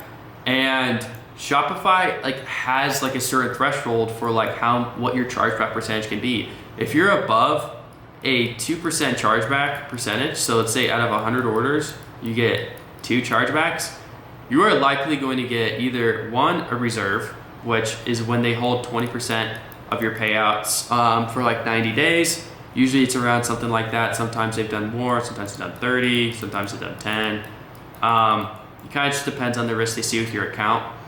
And then two, what they'll actually do is they'll just literally just wipe out. So like you just won't be able to process on Shopify. They'll deactivate your store. You're gonna lose a bunch of money. And sometimes they don't even pay you out. They don't even give you the sales that were in the processing. Like, because I told you guys about like when we talked about cash flow, right? Like you don't get the money immediately when you get a sale. It's like a couple days later. Like they'll just keep the money and just keep it in your account, and they just won't ever pay you out because they think you're scamming.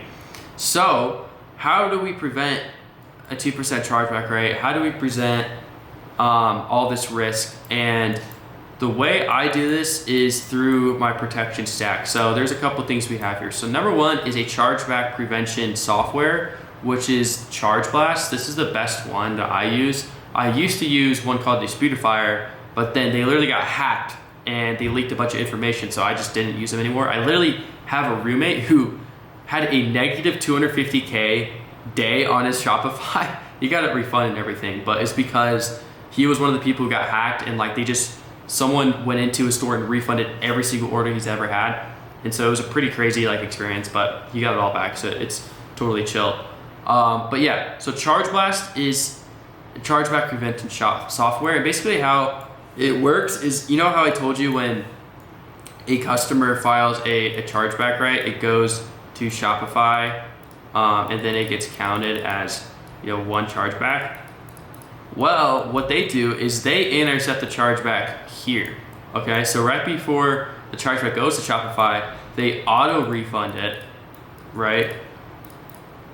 They auto refund the chargeback, so it doesn't show up in Shopify, and so you actually get left with 0 chargebacks, right? If it's just one.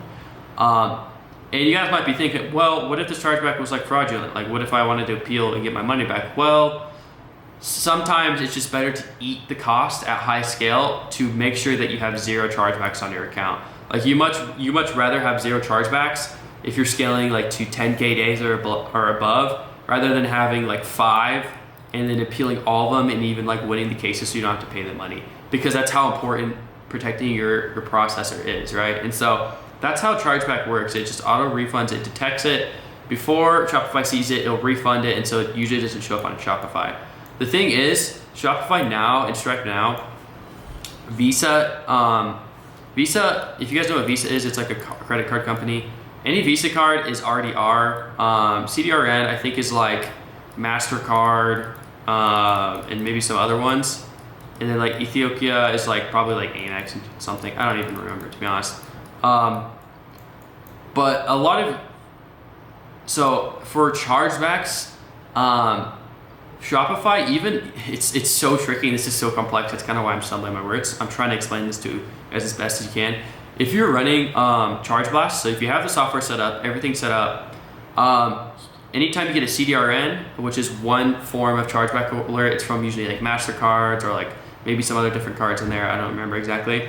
Ethiopia, I think is Amex, and these will always be detected, be refunded. You'll never have to worry about getting a chargeback on your account from these two. RDR is different because Visa now, they rolled out like a fraud system. So like now there's something called a fraudulent chargeback, which literally means like people are getting scammed. And if you get one of these and it's from a Visa, even if it gets refunded, Shopify will still see it and they'll count it against your chargeback ratio, right? So that 2%, they'll still like count it, even if you get it auto refunded, even everything, because it's a fraudulent chargeback. So these kind of hold more weight than regular chargebacks because these like are showing like there was actually fraudulent intent.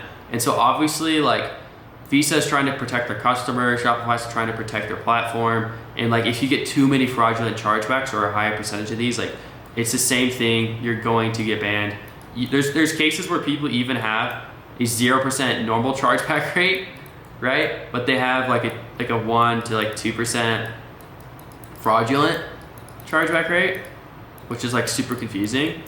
And they'll still get banned or they'll still get like a hold or something because of the fraudulent chargebacks, right? So you got to understand that as well. But as a beginner, like just set up ChargeBlast. That's as simply as I can say it. It will help a lot. Anybody, like if we were talking about in the last, or one of the last videos, Rosabella, like any of these massive brands that you see, they're all running Charge Blast. But this is something you really only need to set up once you're scaling pretty hard. Like I would say like 3K days are at least or above. You can set up Charge Blast. Even at 1K day, I guess you can do it. And that will help prevent a lot of the risk from your processing being taken down. Number two is just simply a goated backend support system. So usually what I do for my support, or right now, like I have one lead VA and then two under her, and they answer all my customer emails. Any like, if we have any chargebacks that somehow get through and they want to like actually appeal them, they'll like do that for me. They even go through and like read Facebook comments and filter through those and make sure like no one's like commenting some BS or like some like nice try Diddy under my Facebook ad. And so they do all of that. They handle all of that kind of customer service stuff. But the most important thing is like emails. That's where you get most of customers, either one, wanting a refund, one, where's my shipping, like asking questions like that. And it's really important to stay on top of that, because the more a customer hears from you, is the more likely they're gonna feel like, okay, I'm not getting scammed, right? If you just ghost your customers, like they're gonna feel like you're getting scammed, and then that's gonna lead to, right, fraudulent chargebacks, which is gonna lead to you getting your processor taken down. So it's really important that you really are on top of this. I like to tell people 12-hour response time minimum. Like you should be doing probably less than that, honestly, especially at scale. But it's really important to have this set up. When you guys are starting though, if you guys are at like this 1K day to 3K day range, and I'll talk about hires and stuff and like what are the important hires to make like as a beginner, like if you start scaling a little bit, you don't need to have 3 hires here. You just need to have one really good VA. Like just gonna make that clear. And you guys should be looking for someone who already has experience, has really good English, so like customers actually understand them, because like a lot of the ones I hire from the Philippines, and the Philippines actually they do speak pretty good English, and so it makes sense. And then you just want them to be like, just well versed. You want them to understand how to use Gmail, how to set up support emails, all that different types of stuff. I'm not gonna get too much into that. And so that's like a very, very important part of it as well. And this is how you can also prevent your processing from being taken down. Is one of the levers you have to pull is just your support system. And then next is simply compliancy. And so a lot of people, you'll see Twitter posts, like if we go onto Twitter, you see people like this, they're like, oh, my payouts got banned, like I only have a 1% chargeback ratio, or I have like a 0.5 or 0.4 chargeback ratio. But like if you go on their actual landing page, like it's super not compliant. What I mean by compliant is like, if you're claiming that your product cures anything, really, like cures any sort of disease or anything, like the word cure is a no-go, it's not compliant. If you are doing some like black hat stuff, it's not compliant. If you're no shipping, obviously that's not compliant. I mean, you should get banned. Like that's just like insta ban. But like you want to make sure that you're not doing anything shady on your website, and that will also tie into what Shopify looks at. Because Shopify, when they're evaluating your risk as a processor, like they look at your chargebacks, they look at customer support, like how easy is it for people to reach out to you, and they also look at how compliant your landing pages are, and like how compliant, like are people like getting rebuild and they don't even know it. Like Shopify looks at that, right? And so one thing that someone from WAP, shout out Derek from WAP, he told me and my friends about something called a mom test, and this is what you guys should implement in your store. If you guys are selling something, right, and you like this goes from literally your ad, like it's the whole funnel. It goes from your ad to your checkout, like everything in between.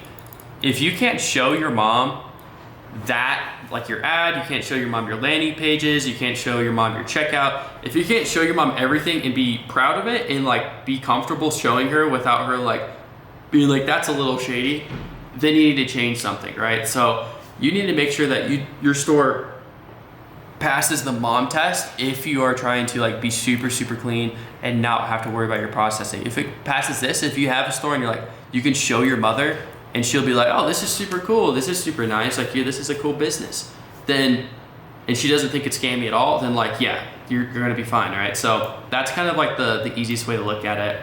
And then the final thing, and this is kind of like a very advanced thing, but QO is a automated voicemail telling customers to email. And so basically, when a customer gets charged, right, for, this is more for like subscriptions, honestly, but like it still works for like one-time purchases as well. Because sometimes people will purchase something and then they forget, or they don't recognize your billing descriptor, which a billing descriptor is basically like, if you go into like your credit card account and you see that you purchased from like Netflix, like you'll get a Netflix billing descriptor, it will say the amount and then it'll have a phone number. And so it's the same for for your stores as well. That's how banks work, right? They give these billing descriptors. And so usually what you guys do, and what I've done a lot in the past as well, is like, I didn't think my store phone number meant anything, but it does because it shows up on that billing descriptor, right? Because you have like, $20 purchase. We'll just say the store is like, Nimbus umbrellas. And then I'll have, some phone number under here. Customers, when they see this, and if they're like confused about the purchase or like they have any questions, sometimes they call this number. And it's the same thing with emails. Like if they call this number and don't get a response and they go straight to voicemail or like something like that, they're gonna think they're getting scammed. They're gonna go up here and file a fraudulent chargeback, right? So how do we prevent that? We and my friends use something called QO, which if you guys want to look at it, I think you just search it up. It's this thing right here. And so I forget exactly how you do it. I didn't do it. I had my VA set everything up, but basically you could set it up. And so that your phone number that pops up on, you have to like set everything up, obviously, but the phone number actually reroutes to a voicemail telling customers just to email you so your support can actually get to them. Because likely like, you guys are not gonna file or like hire people to answer the phone all day. Like that's just not like something you guys do with e-commerce. At least at like a low scale especially. So this is something that you can set up. This is like a very high skill thing. I got 10K days plus probably in revenue. This is when you would set this up, but this is like another tactic, another thing you can use to really make sure that you're getting the least amount of chargebacks and risk as possible when it comes to your processing. So that's kind of processing and how to protect it as a whole. It is a very complicated thing and it gets super, super deep. And so if you guys have any questions, like honestly, I would just ask Claude because Claude knows a lot about this stuff. Thank goodness. AI makes it very helpful to understand a lot of information nowadays. So ask Claude, but yeah, that's how you can stay on Shopify and scale without having to worry about your processing. What's going on, guys? Okay, so now we're gonna be talking about, and I talked a little bit about this in the last video, but the early hires I recommend once you've scaled or wanting to scale. So like you're profitable, like your product's starting to work or it's showing some signs and you're like, okay, it's time, I wanna scale this product, I wanna go all in. What are the hires that I recommend first? Well, the number one hire that I would actually go out and do is a virtual assistant. So this is someone who's gonna be handling your emails, right? Your customer service. They're gonna be, replying to, if you get a chargeback or something, they're gonna be appealing those, replying to Facebook comments, all that stuff, right? It's gonna be a VA. And the reason why I hire this first is because answering emails is probably the lowest ROI activity you can do. And you could find someone super, super cheap. You can find a VA out there for like under $10 an hour easily. Sometimes you can find them for under $5 an hour. The way you want to look for these and actually find quality talent though, because you want your first VA to be quality. And this is kind of a lesson that I feel like a lot of people skip over, but there is a lot of VAs out there. But you want yours to be, your first one to be pretty good. Like I'll tell you guys a story about my first VA. I hired someone who's cheap, he was easy to use off Upwork, which I'll talk about. This is kind of where you find them, Upwork or online jobs. .ph, which is like a website. These are both websites. I found him on Upwork, right? And I hired him. And I was running like some TikTok product or something, TikTok ads, right? It was my first real product winning. And bro, his English was not good, right? His response time was not good. And he didn't know all these different systems. He didn't know how to do Facebook comments. He didn't know much about how to actually like be a high quality VA. And so for you guys, like that could be potentially harmful because in that scenario, I remember I had customers being like, they thought it was a scam just because he literally responded with terrible English and like It's like if you hire from a website online and then someone responds to you and it sounds like they're from India or something, or they have broken English, like obviously you're gonna think it's some sort of scam from some Indian, right? So like it's super important to have a higher quality VA. The way you find them is Upwork and online jobs. And usually like you can find them for less than 5 hours. I feel like the sweet spot is gonna be like 7 to 10, but you guys can do your own due diligence and look at that. And so the way you have to go through here is, and this is for finding any of these, by the way, all of these I'm gonna talk about, you find them like on Upwork, but I'm just gonna show you guys briefly how to use it. So basically you'll create an account for a business, right? And then you're gonna click post a job. And it's so easy now, like they made it so easy for you. You'll click a long-term project most likely, and then you'll just press continue. And then they're gonna tell you, okay, describe what you're looking for in a sentence or two. So I'm looking for a virtual assistant to help with customer support, which is what we're looking for Shopify, right? And you want to kind of make it simple. You can go more in depth, or you can ask Claude to give you a description that like kind of tells you everything that you want, and then it'll put it into here. And then you press continue, right? And then you kind of go through here and maybe you'll put like, $5 to $10 an hour, right? Next. And then it's kind of got a description of what you want. And so in here, I recommend actually putting in a little bit more details, like you want them to have really good English, which I think is one of the things you can actually put in your preferences. Yeah. So here it has like English level, you want them to be like fluent or better. More than 30 hours a week. Like there's just a couple of things you're gonna have to check off here and ask yourself, like, what do you want? Usually I try to find someone who has a really good job success score. Maybe I'll ask them some questions like, describe your recent experience, any certifications, what applications, because they need to be like really tapped into Shopify and how all that stuff works, like Facebook as well. So you want to include all that stuff in your job post.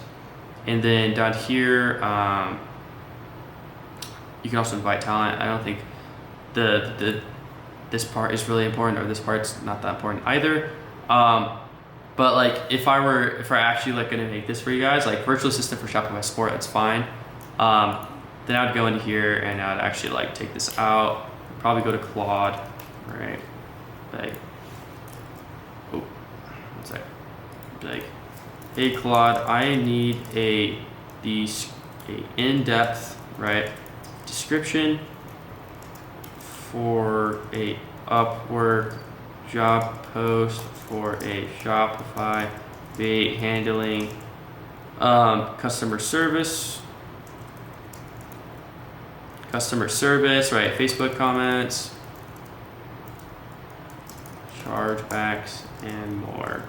All the advanced stuff, right?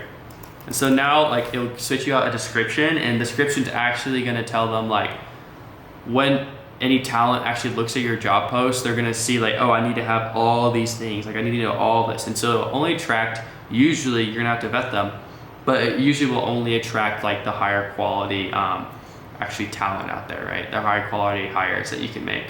And so you should type that in. I mean, Claude for some reason now on Opus 4.8 high takes 5 years to literally respond to any message you send, but that's basically how it works. We'll kind of like look over it in a second, but for the time being, I guess we can talk over the editor.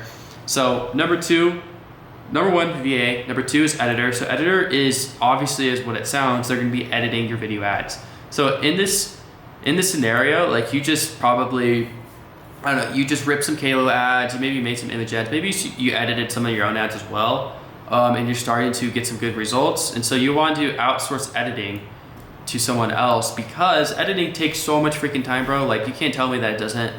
Editing is one of the most, and another low ROI activity that there's a surplus of talent for, and so it just makes way more sense to hire someone even better than you to do it, and then you can kind of instruct them on what you want the ads to look like. And so you should technically still be doing the scripts, making the creatives, finding the inspiration, but the editor will actually go through and fulfill that, and actually edit the video, do like any AI voiceovers or anything like that, and they'll actually go out and make the ads for you, right? And so that's a lot of editors nowadays. can do all of that. A lot of editors, like you should find one that's very well versed in AI. They should be able to make AI UGC, AI clips. They should be able to do AI voiceovers and like edit videos like pretty quickly.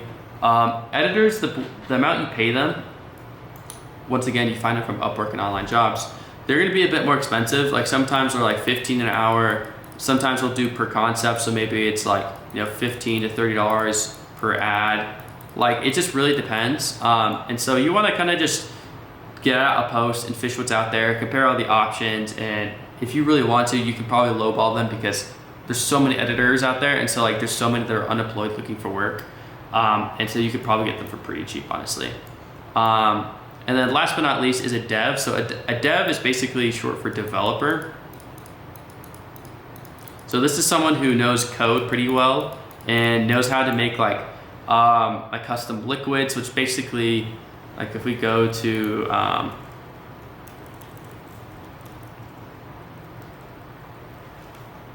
let's go to Roosevelt.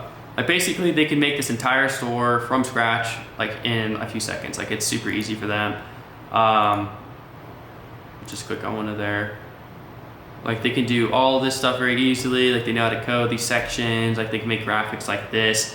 Like a developer basically is going to be like your landing page person. And so once you have that, like once you have the developer, once again, these are going to be, you know, a little bit more expensive. They're a little rarer. So you'd be looking at probably 20 plus per hour, but usually they work pretty fast. But once you have these 3 hires, guys, like you have customer service outsourced basically, you have editing outsourced, and you have developing outsourced. So all you have to focus on is really making winning ads, right? Winning ads is like basically 90% of your focus. And then you just kind of let these people do their part, and then you can obviously expand from there. I'm not going to talk too much about you know, the other hires that you can make down the line because it's just not for beginners. But like you want to make sure that you're putting your focus on the big levers in a business. That's just kind of a business principle. It's a business rule. Like if we're trying to grow and scale a business, like we're going to focus on the thing that grows and scales it, right? And that's winning ads. Like that's just ads in general. Like that is the name of the game in ecom, is your ads and your advertising.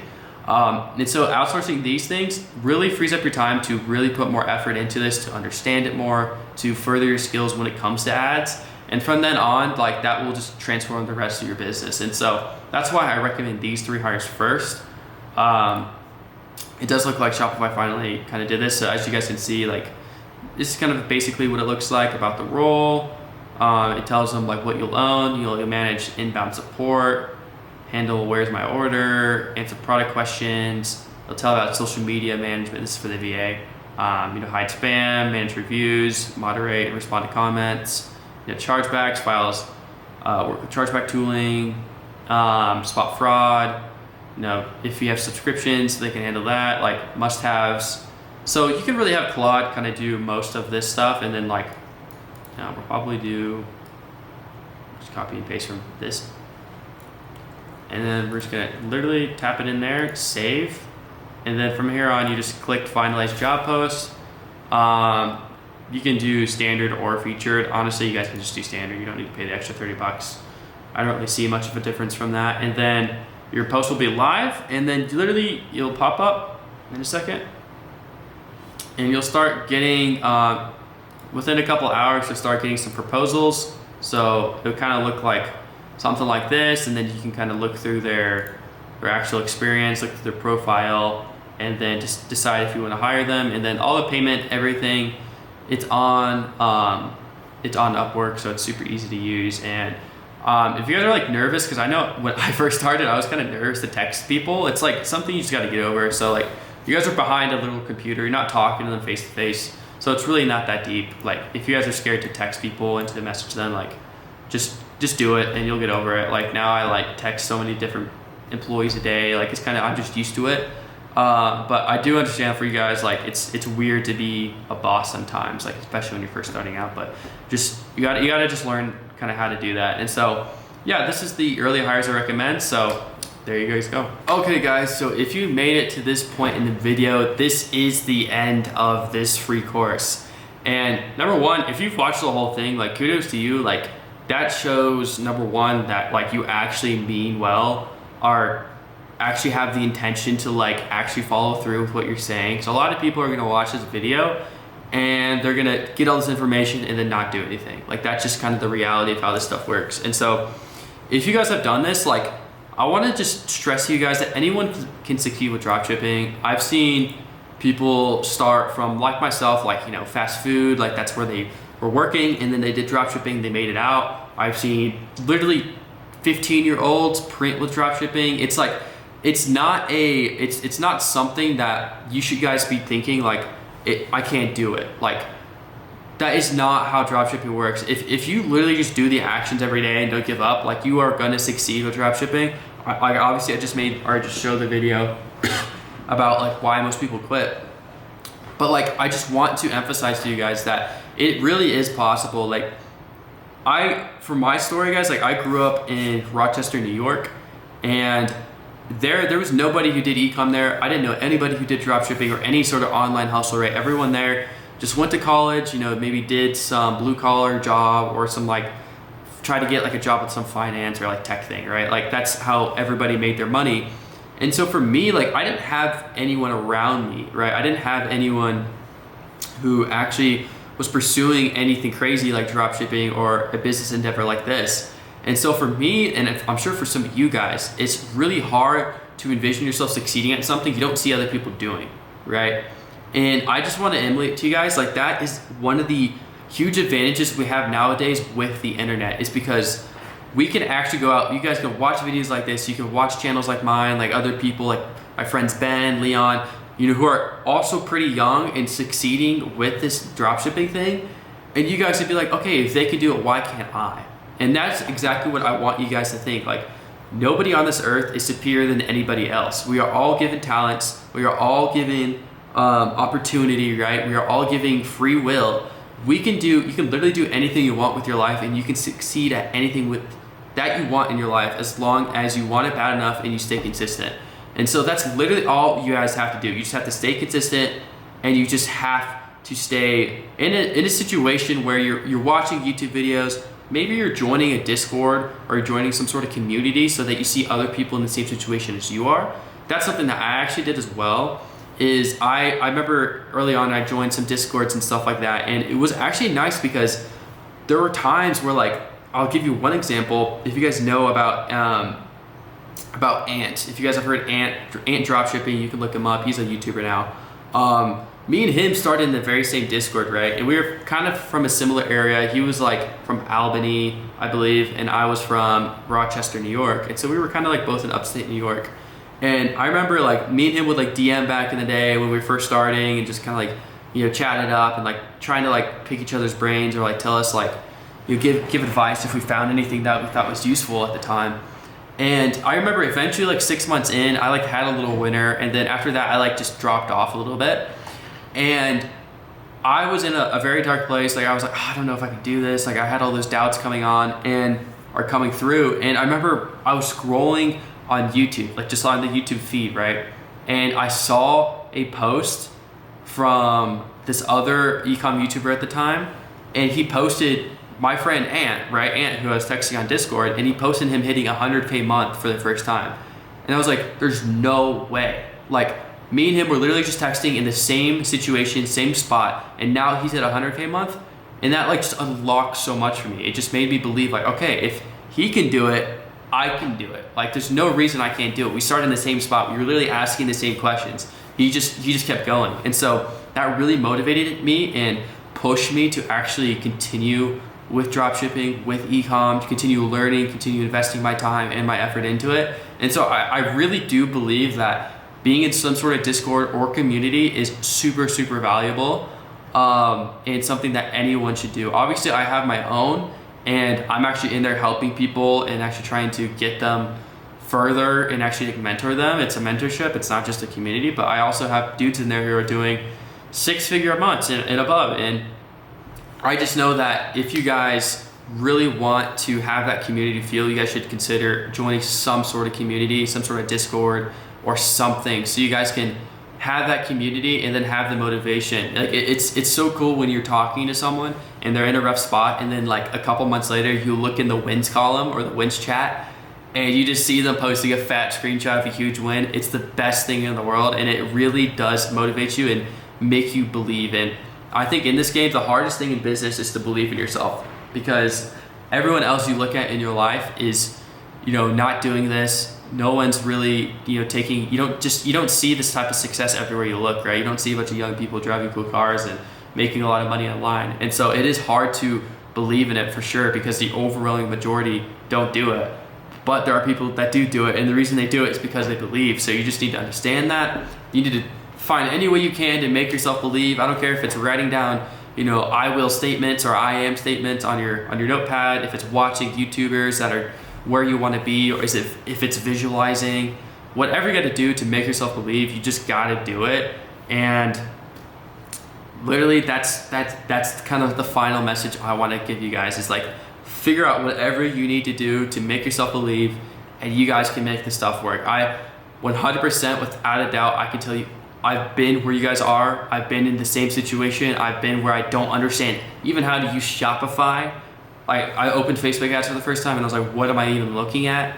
And if you guys just go through the motion and you actually just grind it out and you get comfortable with those things and you just keep taking one little step after the other, eventually you guys are gonna be up a mountain, and you guys are gonna look back and be like, wow, I've came so far. And one other thing about dropshipping, guys, it's so worth it. It is so worth it to make money online and to have your own source of income. And to have the best thing about it is not even the money, bro. Like, I don't even think the money's the best thing about it. It's the freaking freedom you get, because you can have a job that pays you $1 million a year, right? You get 100K per month. But if you're tied down to a contract and you have to clock in at a certain hour every single day, 5 days a week, you're still technically a slave to somebody. You're still somebody's B word, if I am gonna be nice and Christian on here. You're not free. You don't have freedom to choose your time, or spend your time how you want. And with dropshipping, if you guys take it to the next level and if you guys actually grind it out, you guys will get to the point where I am, where all my friends are, where we literally travel whenever we want. Like, in a couple of days, I'm going on some side quest to San Diego because I've just never been. I just want to check it out. And I'm just able to do stuff like that. Like, I've traveled to Europe. I've gone and watched Premier League games because I'm a big Premier League fan. And just going to do the stuff I want, going to see the places I want, and kind of do whatever I want. Obviously, I need to be disciplined. I need to make sure I'm still locked in and still moving the needle and still, on top of my stuff. But you can do that and then still have a lot of time, a lot of freedom to do what you want. Like, you can go eat out when you want. You can go, you can wake up when you want, technically, if you want to. You can hit the gym when you want. You're not confined by a work schedule or by someone telling you what to do, which is the best part about this game. And so I really hope that you guys truly lock in and apply this stuff. It's one thing to learn it, but it's another thing to apply it and actually go through the motion and stick with something. It's the hardest thing to stick with something. It's super hard, especially because it's probably not going to work out as fast as you think it's going to. And sticking to something is the hardest thing, but it's the most rewarding thing you can do for yourself and for your life. It's just to stick to something. To stick to something long enough to make it succeed. Because you can succeed with anything, but if you keep bouncing around to different models and different stuff, and you don't stick to anything, you're not going to see any success. So without further ado, guys, you guys can all do this. I believe in you, and all you guys got to do is just stick to it. Just stick to it. Just keep going, keep learning, keep improving. And yeah, I hope to see you guys on the other side, and I guys hope you had and learned a lot of information from this. So without further ado, guys, if you guys enjoyed the video, please drop a like, drop a subscribe. I would really appreciate it. All the affiliate links are also going to be in the description. So if you guys need Shopify, you need Charge Blast, all that fun stuff I talked about, all the softwares I talked about in the video, they'll be down there, and you can use my code. And like I said, I'm giving this out for free, so the only way I make money from this is if you guys use my links, just transparently. So yeah, without further ado, guys, hope you guys have a great day, and yeah, peace.